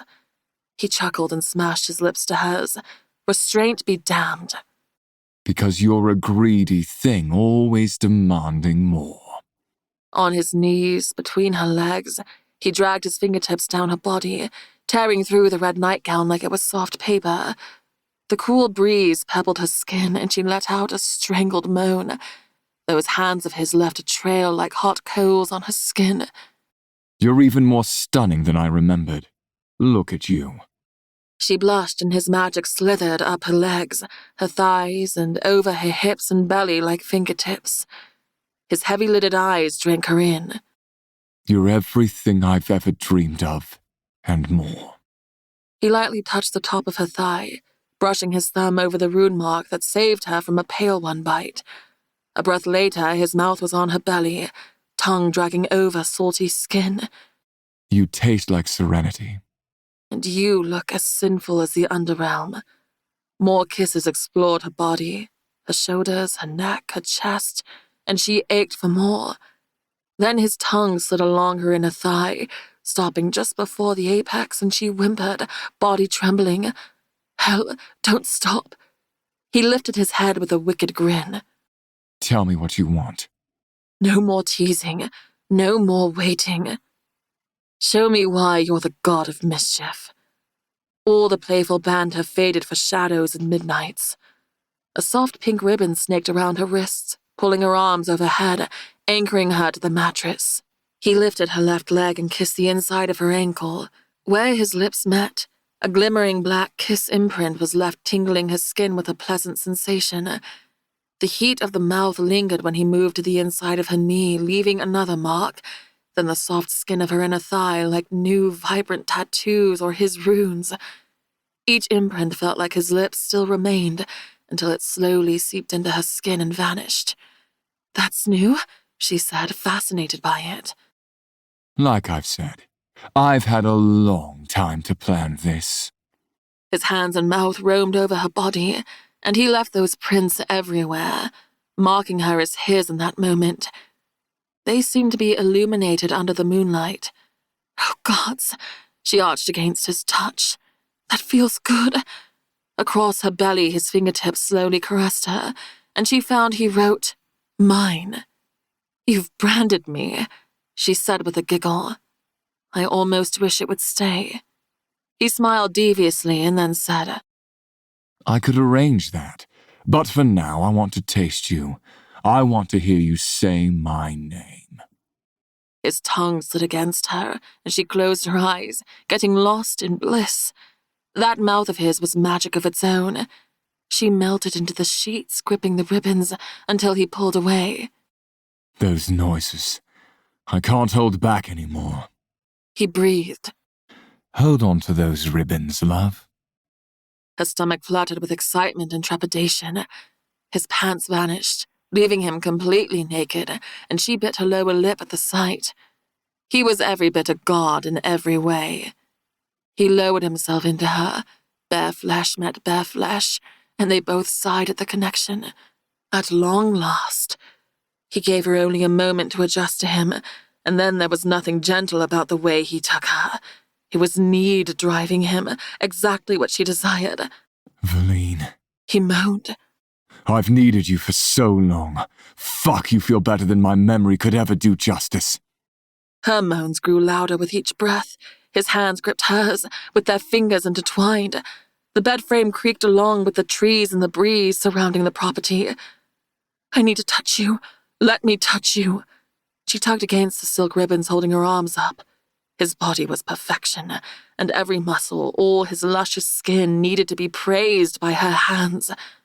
Then break free, love, if you can. He taunted. She jerked on the soft fabric hard. They held fast, until she turned her hands and wrists to shadow and slipped free of both his grip and the ribbons. Her nails scraped his back, then her teeth nipped his neck, mocking him as hers. He hissed lightly, but she knew he loved it. I love it when you get feisty. And I love every curve, every freckle, every sound you make. The breeze moved across damp skin. The full moon shining down from the heavens made her feel stronger. The dim light illuminated his face and created shadows at once, revealing the two sides of him, the one she knew and the other he gave the world. Then he slowed his rhythm, deepening it. You're mine. He whispered in her mind. Never forget again that you're mine. I'm yours. My wife. Your wife. He kept his intense, deeper rhythm until she wanted to beg him to go faster, but reveled in every touch, every kiss, every brush of his fingers across his skin that left his magic on her, and every sound he made. Say you're my wife again. She smiled, wrapping her arms around the back of his neck and kissed his lips softly. I'm your wife, Hel. You're my husband. He shuddered, and goosebumps rose along his skin. Then he hooked his arm around her back and rode her on top. She licked the salt from his skin off her lips. Magic slithered along her like his hands everywhere. It was enough to drive her to the edge. I love you, Hel, she said, gazing down into his eyes. Shadows began to roll off her, and he moved quicker with her. Gods, I love you. I love you inside of me. I love you touching me in the way you say my name. Valine, you're close. He murmured. Come for me, love. He already knew what those shadows meant. Don't hold back. Her breathing came faster. She rocked harder, and he moved himself rapidly against her. She gripped the top of his hands resting on her thighs and let the pleasure overwhelm her. She didn't look away from his piercing gaze as she lost herself in him. Her moans grew louder. Anyone nearby would hear. Hel! She crooned. A glittering shimmer, like 1,000 falling stars, rippled across her skin from her core down to her toes and up her chest. You're so beautiful like that. If you could only see what I do. And with a deep groan, he gripped her thighs, holding on like he might disappear if he didn't, and gave in too. Every one of his runes lit up with a glowing amber outline that lasted a few seconds before they faded to flat black once again. She rolled into bed beside him, breathing heavily. Being next to him was like locking in a lost piece of a puzzle, one that had fallen and been lost for so long, and to find it was like coming home. He curled one arm beneath her and pulled her flush against him. I want to see you do that again. But I need a minute. She laughed and folded into him, nuzzling her nose into his neck.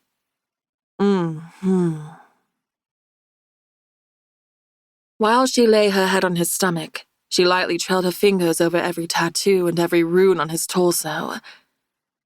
The one good thing about all this is I got to fall in love with you all over again. He smiled. And this time around was much harder of a fight. Was the payoff everything you desired? Do you even have to ask? You sent me to serenity and back. She smiled and pressed her lips to the letter K. Baby, don't do that unless you want round 4. Maybe I do. His laugh vibrated her body. I'm going to need a rune for stamina and a hard cock. She burst out laughing and pulled herself up to his chest so she could look him in the face and tug the soft blanket up with her. I'm more than satisfied. His hand slowly rubbed up her bare back. There was something she needed to tell him, but she didn't know how it would make him feel, and to lose this peace under the stars, wrapped in a warm blanket. What is it? He asked. I know there's something you want to say. I can sense it. She gulped and let out a slow breath. We'll need war to open the way back to Runevale. That's fine. He said without hesitation. I always planned to go back. We're not leaving him there. Her rapid heart slowed. That reaction was different than she anticipated. There wasn't even a spark of jealousy in his face. No, of course not. But I didn't want you to be surprised. It will require all 3 of us to be at peace with each other, to be on the same side. After what happened, I didn't want us to go back until we were happy again. You have such a good heart. If it had been me, it would have required vengeance, the heads of all my enemies, and maybe their offspring too, not love and peace. Valine rolled her eyes, but he wasn't joking. I never would have guessed. You wanting vengeance and heads rolling? Never. He smiled, revealing his dimpled cheek, and wrapped a lock of her white streak of hair around his finger. At some point, she decided she'd keep that streak as a reminder to never hesitate.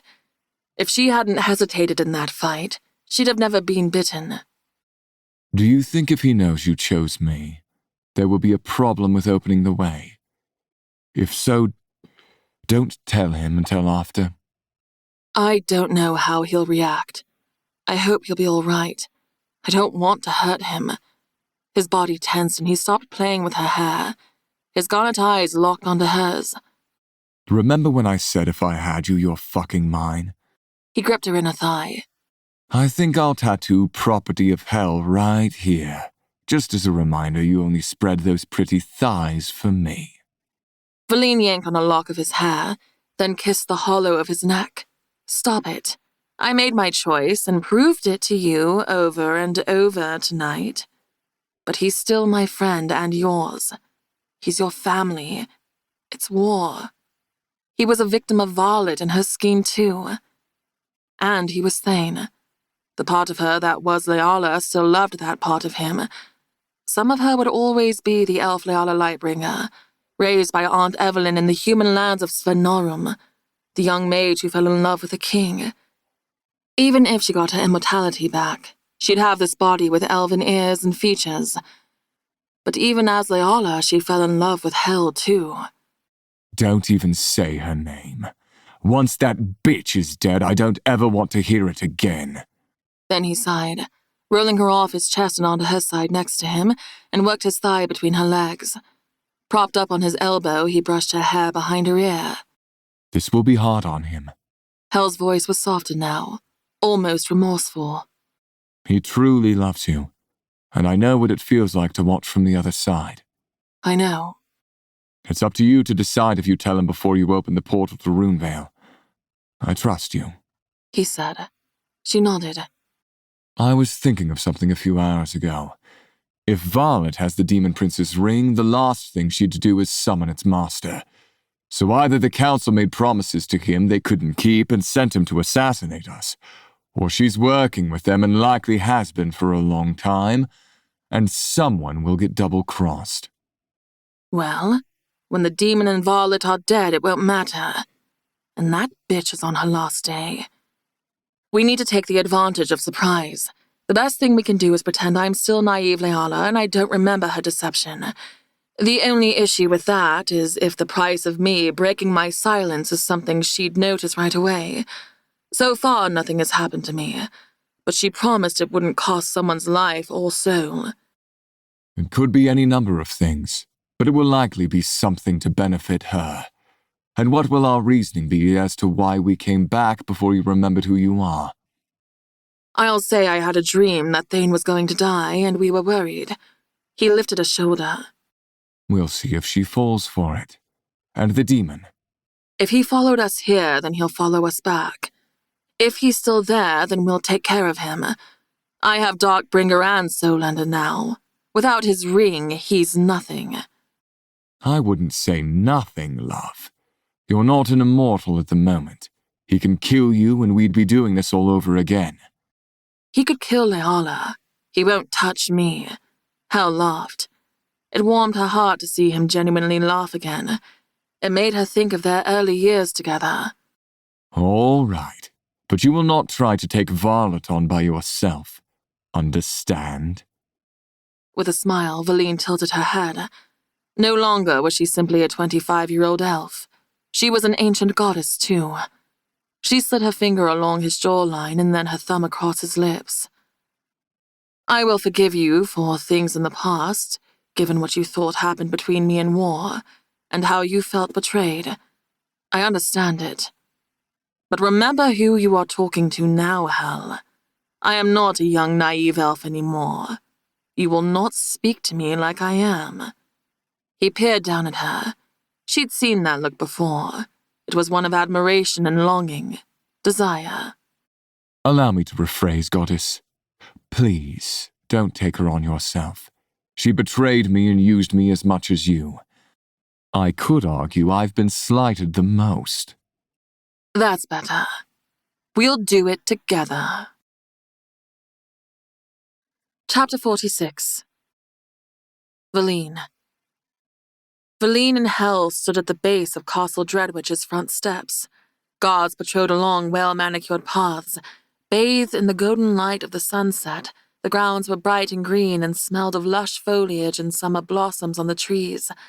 Butterflies and buzzing bees flitted from bright, colorful bloom to bloom. Everything looked the same as it did the last time she'd been here. They left Presco on the other side of the ravine to keep an eye out for the demon prince. With her stomach in knots, she started up the deep gray stone steps. Before she could talk to War about anything, they had to take care of Violet. She couldn't guess what transpired between them over the past couple of months. They'd once been engaged, so she didn't know if that was something he would have rekindled while she was gone or not. She hoped that wasn't so, because she was going to cut that wench's head off. The guards dipped into bows as they approached and then pulled the double entrance doors open. Lady Lightbringer. They said in surprise. She paused before entering. Where is King Thane? Behind you, lady. Hel had already turned to find him at the bottom of the stairs dismounting Phantom. War's long dark hair blew in the breeze. It had grown even more, down to his waist now. His bright green eyes took her in, and he smiled warmly. Her stomach fluttered and she started down the stairs, slowly at first, then moved quicker until she was in front of him and wrapped her arms around his hard torso. He was safe. You're still here, she breathed. He put his arms around her, hugging her back. He smelled like the woods. Did you think I was going somewhere? I was worried. She pulled back and let out a long, slow breath before she glanced over her shoulder at Hel. There was no sign that he was bothered, although she knew her affection for War wouldn't please him. The smooth planes of his face were neutral as he sat on the steps with a Savar, watching them through the haze of the smoke. She realized then he hadn't smoked at the manor and their time together there, but now he was back at it, a habit that he kept when he was unsettled. She was convinced you were going to die and insisted we come to check on you. Hel said. Prophetic dreams or some such nonsense. War's brows furrowed. I'm sure I'll be fine. I thought you two weren't coming back until... She hated lying to him, but she'd have to keep up the facade until they found where Violet was. They couldn't risk her overhearing and figuring out they knew the dragon's secret. They wanted surprise on their side so she wouldn't run. I remember some things, not everything. She tucked her arms behind her back. Where's Violet? Hel asked. I haven't seen her today. He pulled off his black riding gloves. We've been hunting the demon. We took down one of the hounds 3 days ago and he vanished after that. Violet didn't come back with us. You found the obsidian? Valine mused.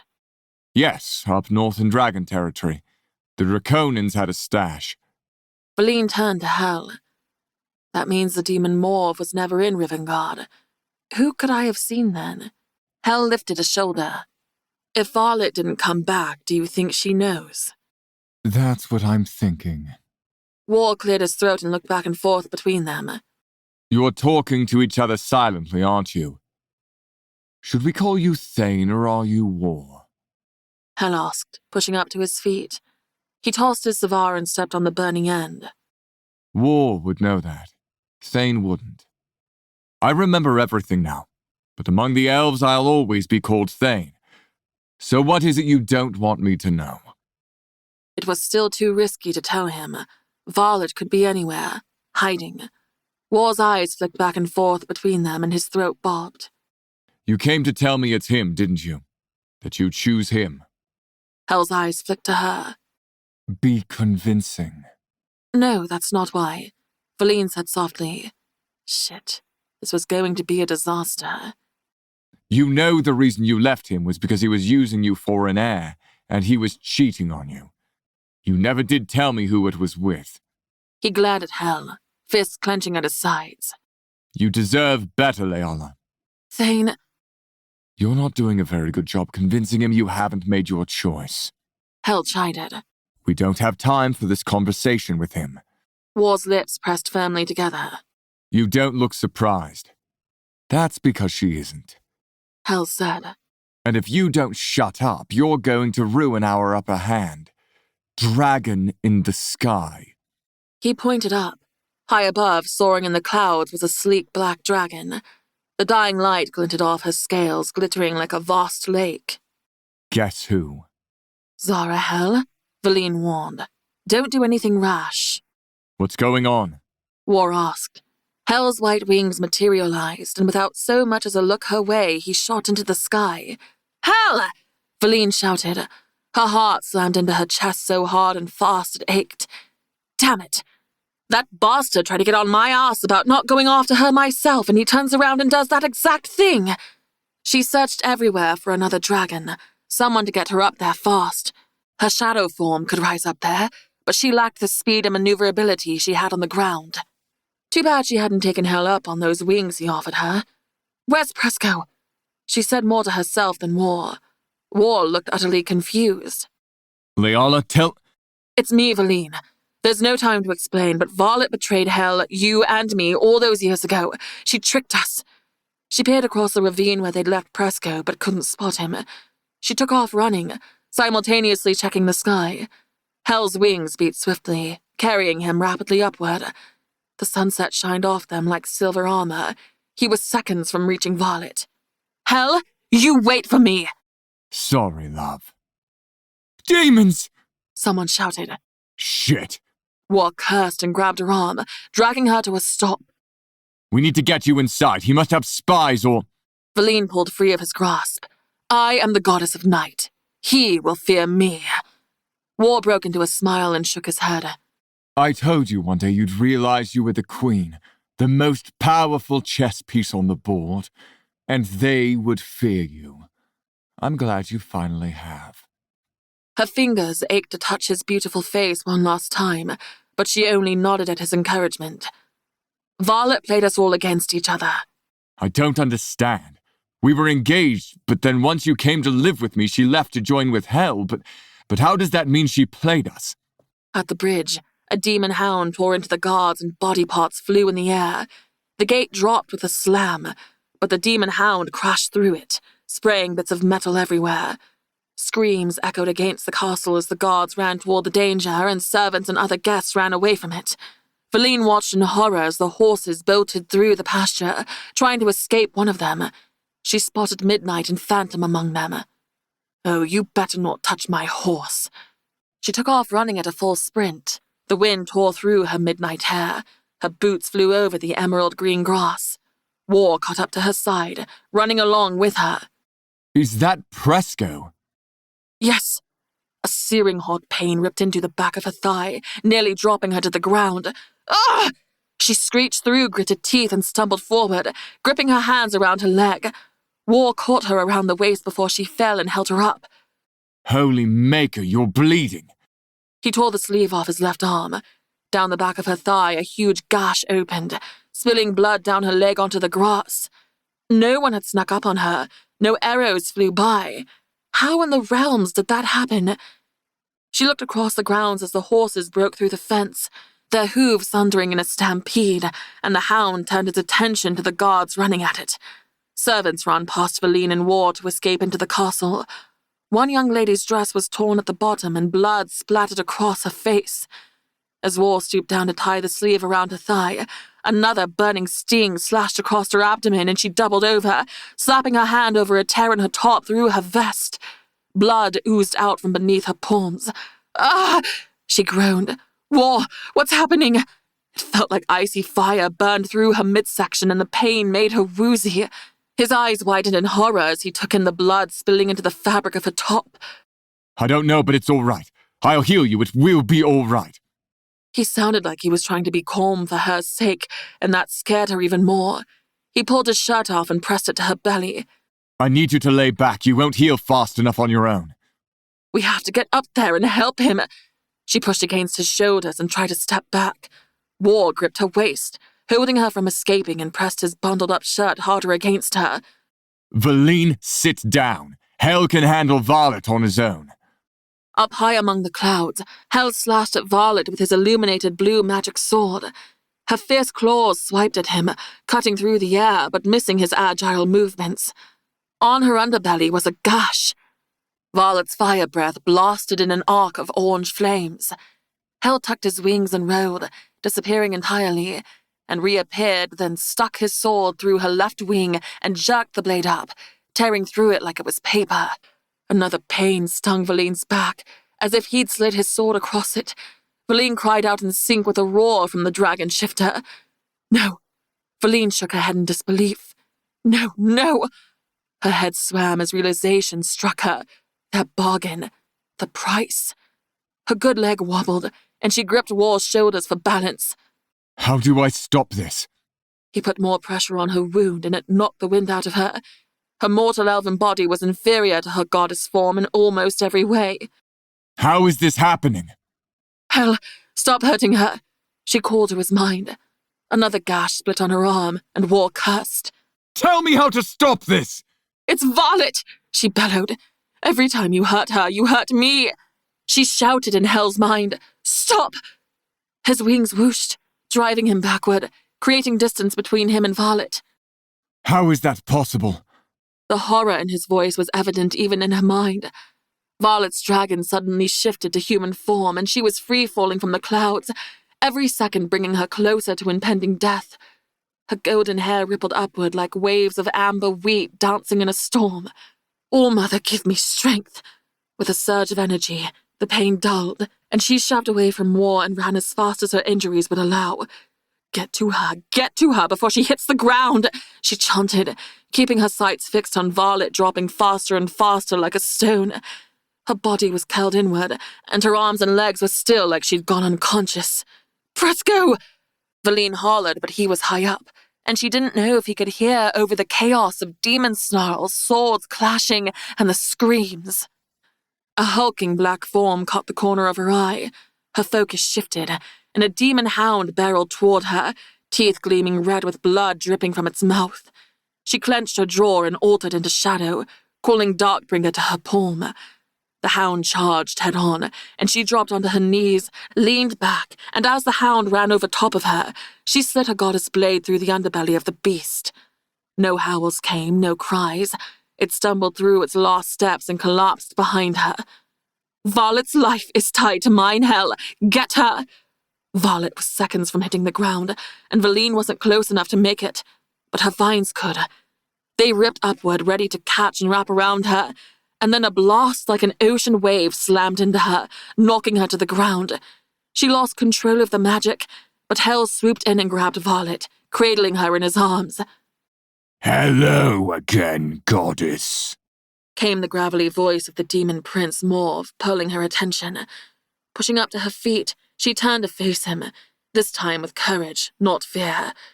But black spots flitted across her vision. The wounds on her body weren't healing fast enough, and the expenditure of power and energy weakened her. The rush of the fight had kept the pain at bay momentarily, But it all caught up to her. Waves of unbearable agony rocked her core and her legs buckled. She dropped to her hands and knees, barely able to draw in a breath. Blood plopped onto the grass below her. Drip, drip, drip. Where is war? She wondered. Where is hell? A deep laugh made her skin crawl.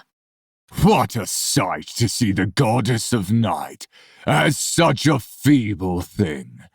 It almost takes the pleasure out of killing you. Almost. The demon prince's horns protruded out of messy white hair, and those bright red eyes pinned on her with disdain. He was immortal, and her goddess blade wouldn't kill him, but it would send him back to the Underrealm, if she was strong enough to wield it against him. The black spots in her vision grew darker and spread more. I cannot pass out. Stay awake. Stay awake.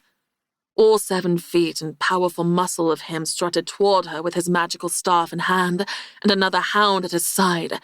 There had been 3, and she only killed 1.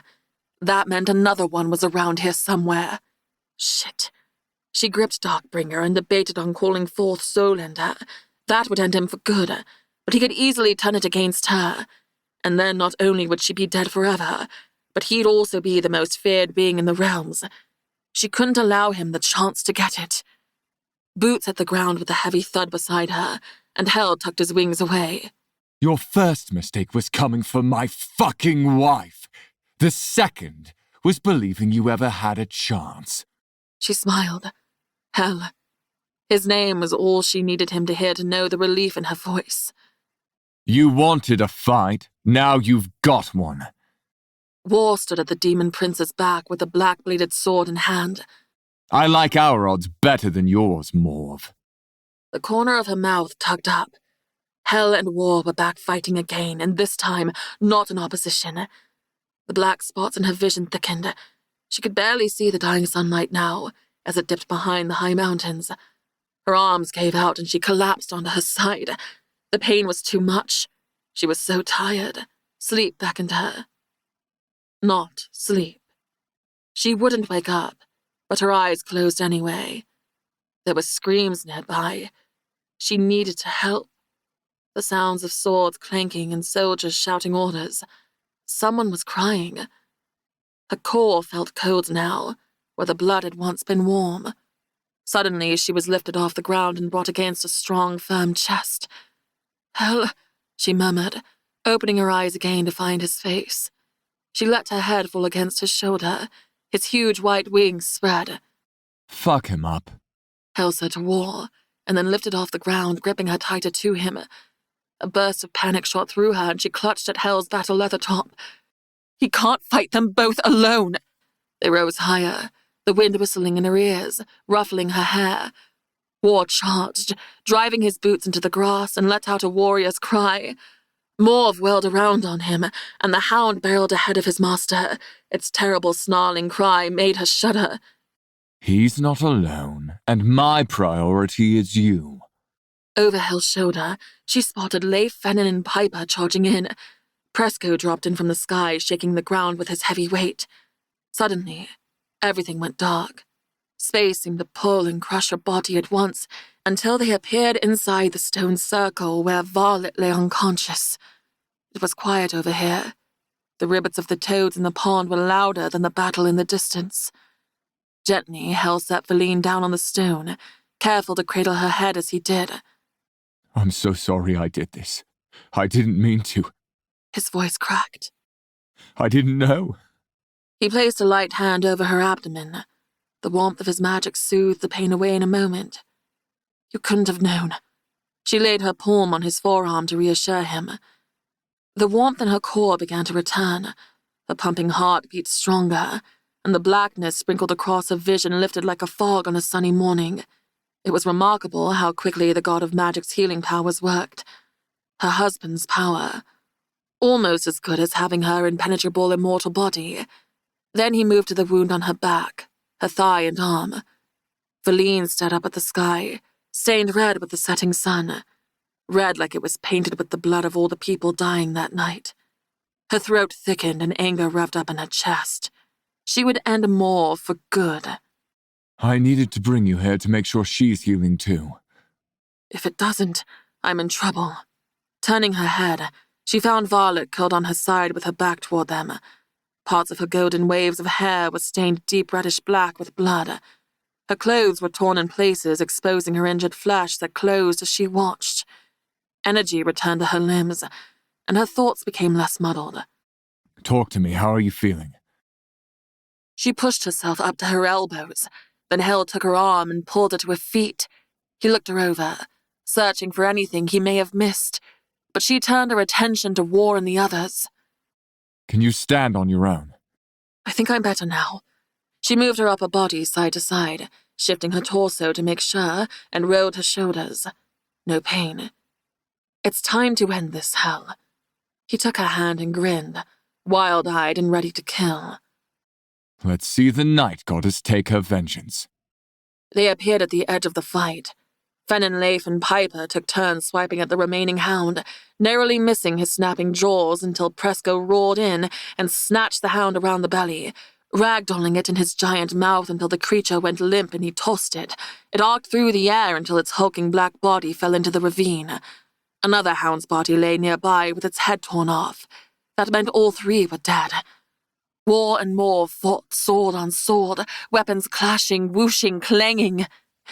They moved like a dance with eloquent footwork, striking here, dodging there. But something was wrong. Morv was good but flawed, so why hadn't War ended this yet? No one was as good with a blade as he was. He picked anyone else apart easily. Then she saw the torn flesh from a bite on his left forearm. The hound. It's poison.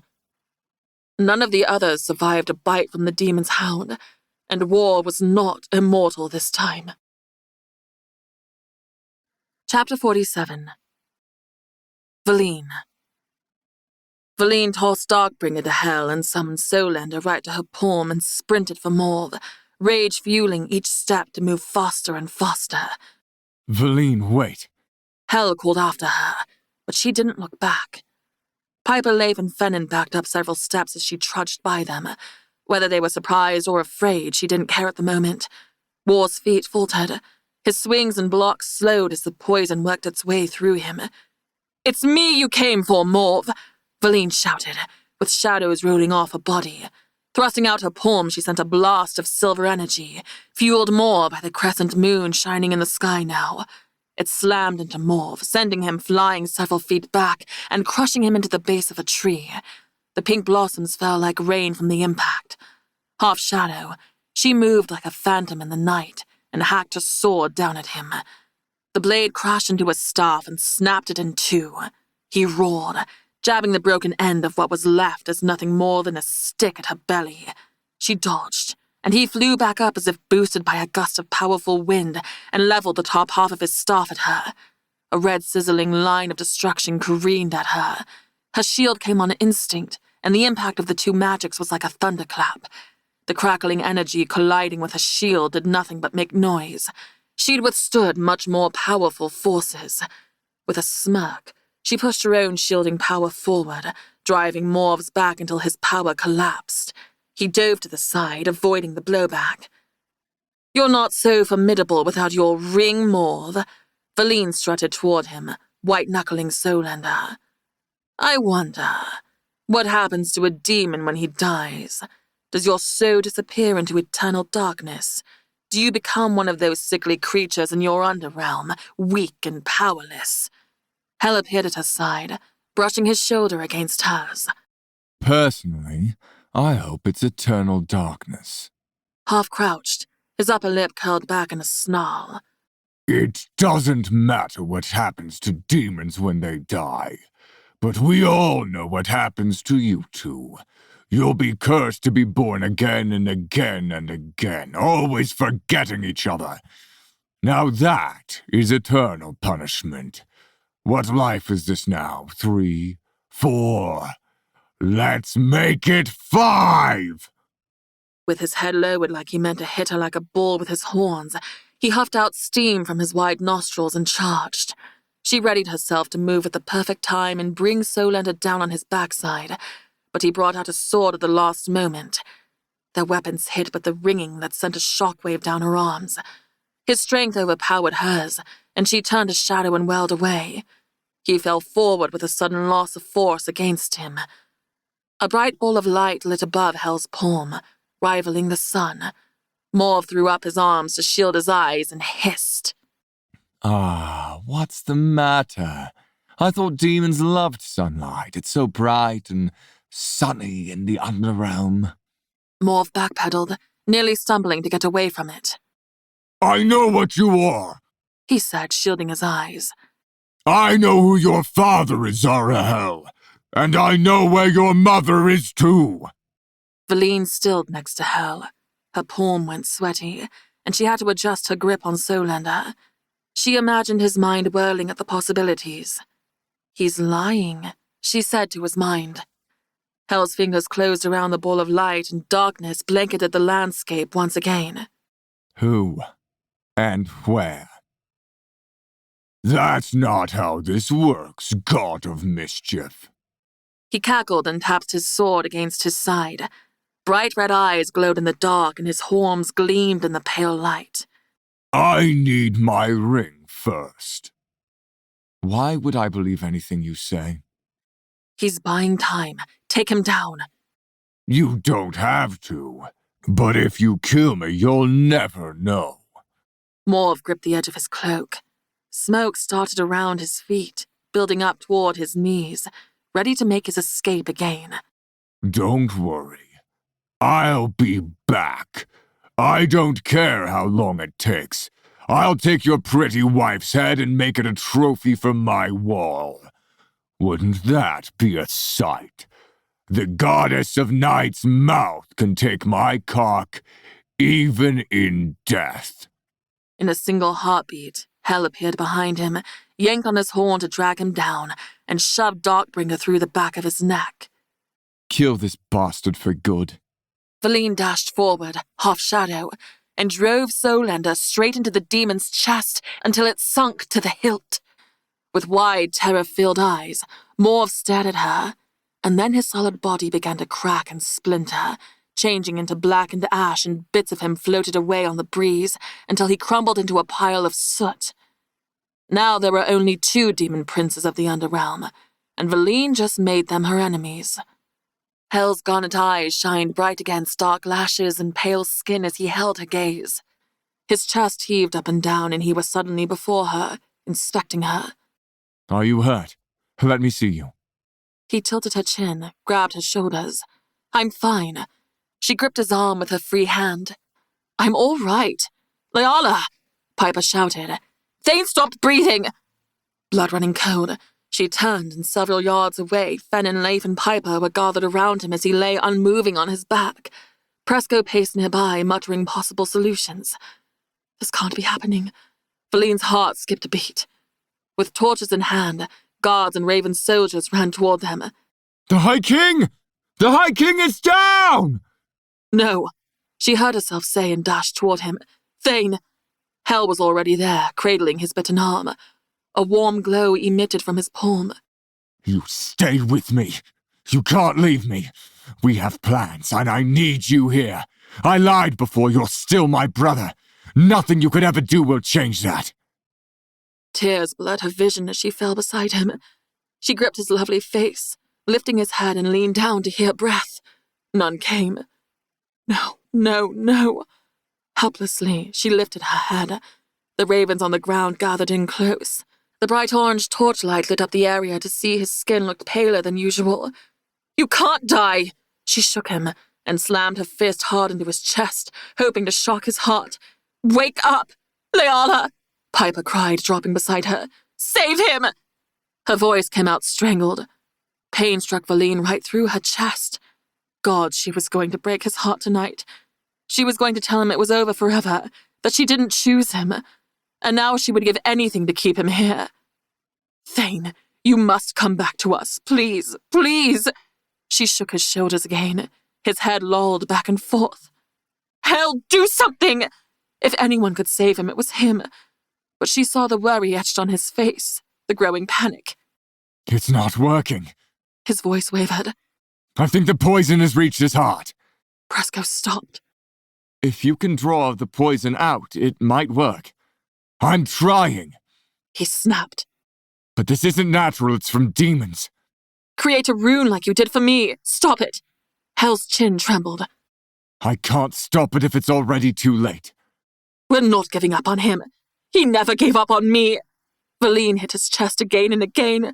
With tears pouring down her cheeks, she took his face in between her palms once more. You have to stay here, do you hear me? You can't make us wait to find you again. He didn't stir. His heart didn't beat. Thane, please. Her voice broke, and she felt her insides crumbling, felt the hope slipping away like a bottle going out to sea. The sound of Piper's sobs filled the silence. Fennin kept saying, No, no, no. She fell back onto her behind and wrapped her arms around her knees and let out a scream that burned her throat. Then Violet appeared and shoved Piper aside. Move, all of you. Was there hope in the person who nearly destroyed them all? They all gave Violet plenty of room. Hell began to pace. Violet, I swear on everything that is holy, if you don't save him, I will find a way to kill you.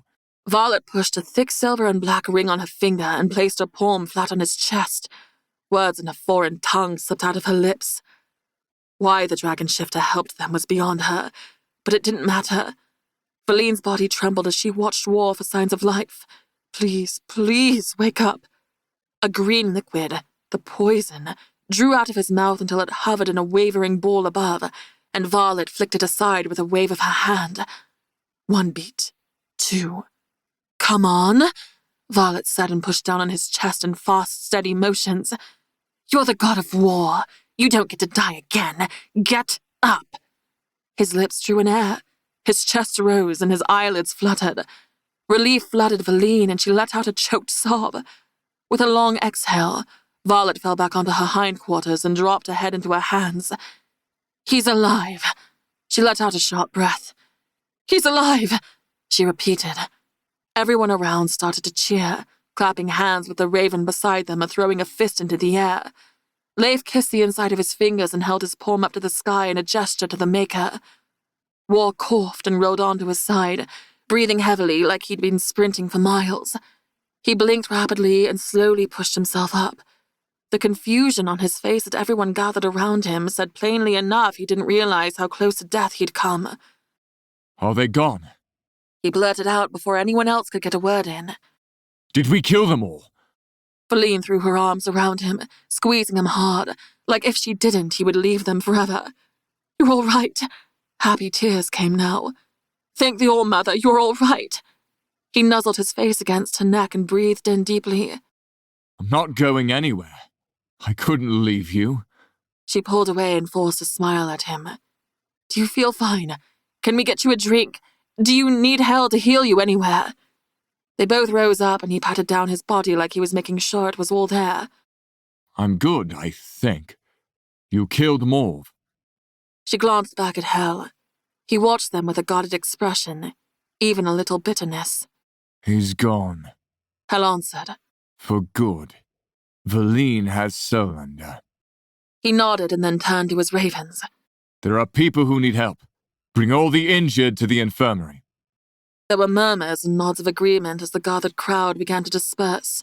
Some of the soldiers came by and clapped him on the back. Many smiled and acknowledged him as High King before they left. When all that remained was the usual group, Valine turned to cut a glare at Violet. Saving War didn't absolve her of anything. Bind her. Presco was the first to move, but Violet jumped to her feet, holding up a palm with the demon ring, and he halted. Look, it was a long time ago. Your betrayal is fresh in my mind. Valine's fist clenched at her sides. You must have forgotten who you're dealing with. I knew exactly who I was dealing with, Goddess of Night, whom my life is now bound to. I knew you wouldn't be able to keep that secret, that you'd never stay silent after what you witnessed. A lie. It was all a lie. Violet let out a dark cackle. Hell was so devoted to you, it was pathetic. I'm surprised you believed it, although I am good. That illusion worked better than I ever hoped. All it took was a dash of truth, a play on both of your insecurities, a few whispered lies to all three of you, and it was over. The mighty always crumble from within. In a flash, she had her hand wrapped around Violet's throat, not tight enough to hurt, but she was barely able to restrain herself from choking her. Why? Careful. Hell was right beside her, his hand wrapped around her shoulder, easing her off Violet, but she didn't let go entirely. You could hurt yourself. Violet licked her bottom lip. Why? Because you had everything I wanted. Immortality, might, love, devotion. The god of magic who I knew could give me power like I'd never dreamed. Her reptilian eyes flicked to hell. I learned how to create illusions from your personal spellbook that you stupidly left unguarded in your castle. She turned back to Valine. You even had the heart of my betrothed. And now, because you were foolish enough to make a deal with me, everything that happens to me happens to you. If I die, so will you. If I get a scratch, so will you.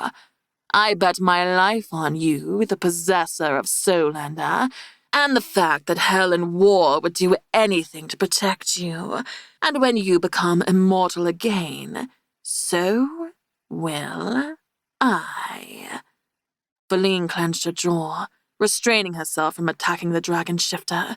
The person who'd ruined her life and countless others was now bound to her. Clever witch. She would get her wish of becoming an immortal after all. This isn't over.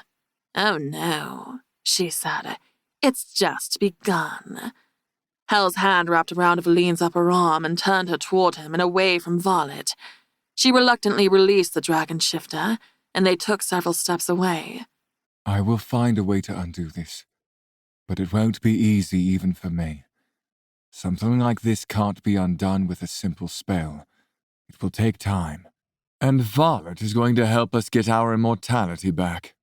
He looked at her. Aren't you? Because it benefits you, and you care more about yourself than anyone or anything. She smiled, reptilian eyes flashing. I am at your service. As much as Valine wanted to punish her, what could be done? War stepped forward, standing between the three of them. He shook his head in disbelief and raked a hand through his hair. If I'm putting the pieces together correctly, you're saying that the only reason you left Hell was because of her. She was the one you thought he had an affair with, but I didn't. Hell finished. For assurance, he turned to Violet. It's true. He was never unfaithful back then, at least not with me. Although in this life, we did have many hot and heavy nights, mornings, afternoons. Shut the fuck up! Hell said, ready to charge her. I may not be able to kill you yet, but don't think I won't find the darkest, dirtiest prison cell imaginable and put you there. War looked like he was going to be sick as his emerald eyes went back and forth between Hell and Valine. We would have never been together, or even lived here in Adelon at all. You never would have fallen in love with me. This wasn't supposed to happen. He looked off into the distance and ran his hands down his face. A smear of dirt and blood spread over his cheek. She wanted to comfort him, to say it wasn't true, but that would be a lie. The truth was it was always supposed to be Hell. He was always the one she was supposed to be with, and that was destroyed, stolen from them. So, she stood in silence staring at him, unable to find words, unable to go to him because she wouldn't break Hell to do it. Piper put a hand on his shoulder. Maybe it wasn't supposed to happen, but it did, and you're here with us now. Fennon stepped up to his other side and nudged him with his shoulder. We wouldn't have it any other way, Thane. You're our High King, and my best friend. In that moment, she realized even on the darkest of nights, when all seemed lost, and no light could shine at the level they had fallen, a glimmer of hope could always be found. Don't you all get it? If it wasn't for her, Hell never would have become the Black Mage. There would be no curse and no war with the Pale Ones. The elves would still have their magic. His chin shook, and his eyes filled with tears as he met Hel's stare. And I never would have lost my brother. For the first time ever, Violet looked guilty. It wasn't an emotion Valine thought her capable of harboring. His pain made her even more angry with the dragon. And we can't take it back. Hel said, striding forward. But we can let it go. He jerked him into a hug, and Valine couldn't hold back tears. Chapter 48. Valine. Valine paced the hallway outside her old room. Everyone had come inside to bathe away the blood and dirt of battle. Violet was held in one of the rooms with Catagas serum in her and handcuffs. With their new connection, the serum affected Valine too. But she'd take dimmed magic over letting that horrible dragon wench run free. Hel lay on the bed in her room to give her time to talk to War alone. She just hadn't gotten the courage to knock on his door yet. There was no time like now. With a deep breath, she rapped her knuckles on the door and stood back to wait. Footsteps lightly hit the floor and the door swung inward. Valine. He said in surprise. The smells of sage and cedarwood lifted off his clean skin and hair. "Can we talk?" she asked. Of course. He stepped aside and gestured for her to step in. He closed the door and made his way over to the huge four-poster bed. She wandered around the edges of his room, taking in the furniture she'd come to know. The candlesticks she once threw at him. The bed where she tried to kill him and made love to him. It felt different now, like she didn't belong. "How have you been?" He smiled and shifted back on his bed to lean against the headboard. You came to ask me how I've been. "I haven't seen you in months. It's a proper question." Well, He sighed and rubbed his chin. I was worried and miserable. I was scared I made the wrong decision and also terrified it was the right one. I found your ring on the pillow in your room. His gaze fell to her hand. I see you have a new one. Well, old one. She'd never taken off her wedding ring. She lifted her hand and inspected it, like she didn't have every curve and sparkle memorized. He already knew. "I want you to know I loved you. And if I was only ever Leala Lightbringer, you would have been it for me. You would have been my life and my mate." Tears filled her eyes. "But I'm Valine too. And like you said, remembering the past changed everything." He nodded, his chest rising. We would have been happy. "Yeah," she breathed. Her heart felt like it was breaking all over again, just like when he told her it was over months before. "We would have." I wish loving you was enough. But he's your soulmate. Before you left deep down, I knew it would be him once you remembered. She swiped at her cheeks. "Why do you have to be such a good person? It would almost be easier if you were mad at me. You'll always be important to me. But it's him." He chuckled. I could never stay mad at you, and I know. She smiled through the heartbreak. "Despite every horrible flaw, every terrible thing he's done, I love him. He was always supposed to be mine, and maybe now he won't be so wicked." I wouldn't count on that. I think we've only gotten a taste of what he will do to destroy the Council and protect you. "You're probably right. There was no depth he wouldn't go to take vengeance for this punishment, to live up to the vow he promised the Council all those years ago." He nodded, his green eyes sparkling in the candlelight. All I want is for you to be happy, Valine. Him too. "But what about you?" A single tear fell down his cheek, but then he broke into a grin. Well, it certainly won't be with Violet. They both laughed, and she said, "You will find her one day, your wife. But she better be damn near perfect." It will be hard for her to top you. She smiled. War had loved her for a long time. Thane, too. "You're coming with us to Runevale, aren't you?" He took in a deep breath and looked toward the window. The long sheer curtains blew in a gentle breeze. Crickets chirped and an owl cooed right outside on the balcony. I don't think I have a choice. You'll need me to take on the council, or we'll all be right back to where we started. He said. And I can't do this shit all over again. I can't love you and lose you again. The bed creaked as he got up. His light steps padded on the stone floor as he sauntered over. She swallowed hard as he leaned down and kissed her forehead. I let you go the day you went away with him. Becoming war changed me too. He lowered his voice and whispered. But a part of me will always love you. She found Hel still in her old bedroom, sitting in the corner chair.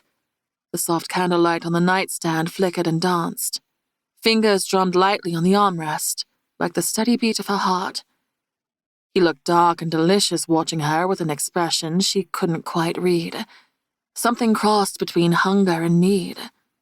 Hel sat with his legs wide and patted his lap. With a methodical sway, she closed the distance slowly and dropped onto him. His fingers curled around a lock of her hair, brushed over her throat. With a flick of his wrist, a shimmering bubble appeared around them, a veil of silence. I don't want him to hear. I could hear your conversation like I was in the same room. These walls are thin. She knew he would. Although a part of me is sad, it's you I can't live without. Even when I thought you used me, that it was Violet you loved in secret, I was still so in love with you. It's why I couldn't face you back then. I feared I would give in even after what I thought I saw. He groaned and nuzzled his nose in the nape of her neck. I really wish I could put her head on a pike. You and me both. But knowing her, she'll fight and scheme and do everything in her power to make sure you get your immortality back for herself. And I think she proves she's even better at scheming than me. His button-up shirt was left open to his chest, revealing his runes and the lily mark. She drew little circles on his bare skin. If she so much as looks at you... I'll put her in her place. Don't worry, these eyes are only for you. He turned her face and kissed her lips softly. I want to marry you again, or at least renew our vows. It's been too long. Too much has happened. I want to be married to Miss Lightbringer too. He nipped at her neck and she giggled. A closet romantic. I'll get you a new ring to represent both the elf and the goddess. Your aunt and your friends will always see you as Leala. Hel said. She couldn't help but smile. Be careful. Your heart is showing. And I'll get you a new ring too. You'll have to, because I destroyed my last one. Of course you did, she said and rolled her eyes. He laughed and it sounded joyous and wonderful. And this is the part where you say, yes, Hel, the most wise and powerful god, I will. She chuckled, thinking back on their training sessions where he told her to call him that, and gave him a brief kiss. Yes, Hel, the most wise and powerful god, I will marry you again. The round stone portal in the middle of the unnamed forest looked as beautiful and ancient as it ever had. Bits of moss grew at the edges of the weathered grey stone. The red thorny roses at its base were in full bloom. The sun shined down through the thick trees above, creating streaks of golden light. Leif stood at attention, his bright blue eyes keenly searching the area around them. This forest was notorious for dangerous creatures, after all. When you open it, will they know? Not unless they try to travel outside the realm. Valine answered with her moon and stars crown glittering on her head. They'd probably have someone test it every day, Piper murmured, toying with one of her red braids. Looking at her made her think of Fennon back at the castle, left in charge as regent until High King Thane's return. He said he would keep that name among the elves, but they could call him War if they wanted. For 2,000 years? Tiff said, creeping out from behind Valine's boot. Seems like a bit of a stretch. Exhausting, too. They'll test it often enough. We won't have much time before they know. Presco said, adjusting his glasses. With crossed arms and a smug chagrin, Violet nodded in agreement. The spies will tell if not. War scratched at his smooth cheek, brushed a hand over his raven-armored chest with the emblem of Pelennor on it.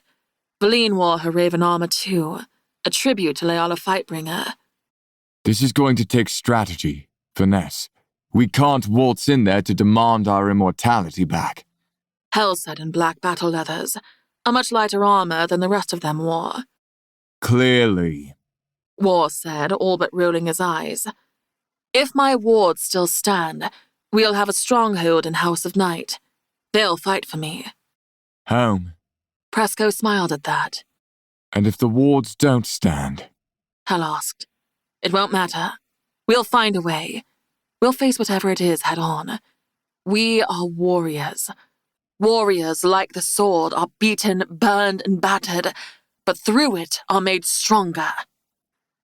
Valine thought about her last moments before the blade came down across her neck, how she'd gazed at the two people she loved most, and how she'd drawn on their power to close the way, paid for with their lives. The goddess of wisdom once said the key to ending the curse in Adelon was Hell's heart. She had that now. He wasn't bitter and angry anymore. The key to opening the portal was the three of them being one again, fighting on the same side. The curse would no longer exist in Adelon. Hell kept the Pale Ones confined to the void until they would call on them in Runevale to fight. Give me your hands. Hell and Thane both held out their palms and she took them, squeezing them both, drawing on their power. She felt their magic mingle with hers. Hell's dark and cool, War's warm and bright. There was no pressure on one or the other to be stronger or to fight. They were at peace, finally. The three magics seemed to have missed each other as they warmed her body and made her almost giddy. What death closed, let love open. A ripple of power blew her hair back and shook the ground. The portal sprang to life, a swirling pool of gray-blue until it cleared, revealing the other side. Wavering, colorful lights painted the dark, glittering sky. A vast landscape of lush green hills and black rock mountains. House of Night was still there waiting for her return, waiting for fate to call the elf, the queen, and the goddess home. The three of them stepped through first and the others followed behind. You told Aunt Evelyn, right? Tiff said sweetly. Of course, Valine answered. When this is all settled, I'll be able to bring her to House of Night. The colorful lights streaked across the night sky above their heads. The aroma of rain on dry grass filled her nostrils, and she took a deep inhale. Home. It smelled like home. A loud pop, then a sizzle and crackle jerked her attention to the left. Another portal opened. Two more. One bright like the sun, the other dark and menacing. Hell took a step closer to her, brushed his hand against hers. Did you open another doorway? I only meant to open this one, but... A female appeared in the swirling bright circle, stepping into the dark realm of House of Night. Valine's heart dropped into her stomach. Bright white blonde hair, golden skin, and the most beautiful of all the goddesses stood there. It was impossible, but it was his sister. Katana? The bright circle of light snapped in on itself and was gone. She looked around, appearing confused and disoriented. Valine took a step toward her, then froze. The other circle next to the portal they'd opened from Adelon sizzled and swirled like a black pool of tar. It groaned like the hull of a large ship until another figure came through. Hell took a half step in front of her, a protective move, and he gripped her arm. It's going to be all right, love. I won't let him touch you or Katana. It took her a moment to realize who the male was and why Hell reacted that way. Cynic. Hell said. You're supposed to be dead. To be continued in Book 4. This has been Fate Calls the Elf Queen. The Elf Queen Book 3. Written by J.M. Kearl. Narrated by Bridget and Jake Bordeaux.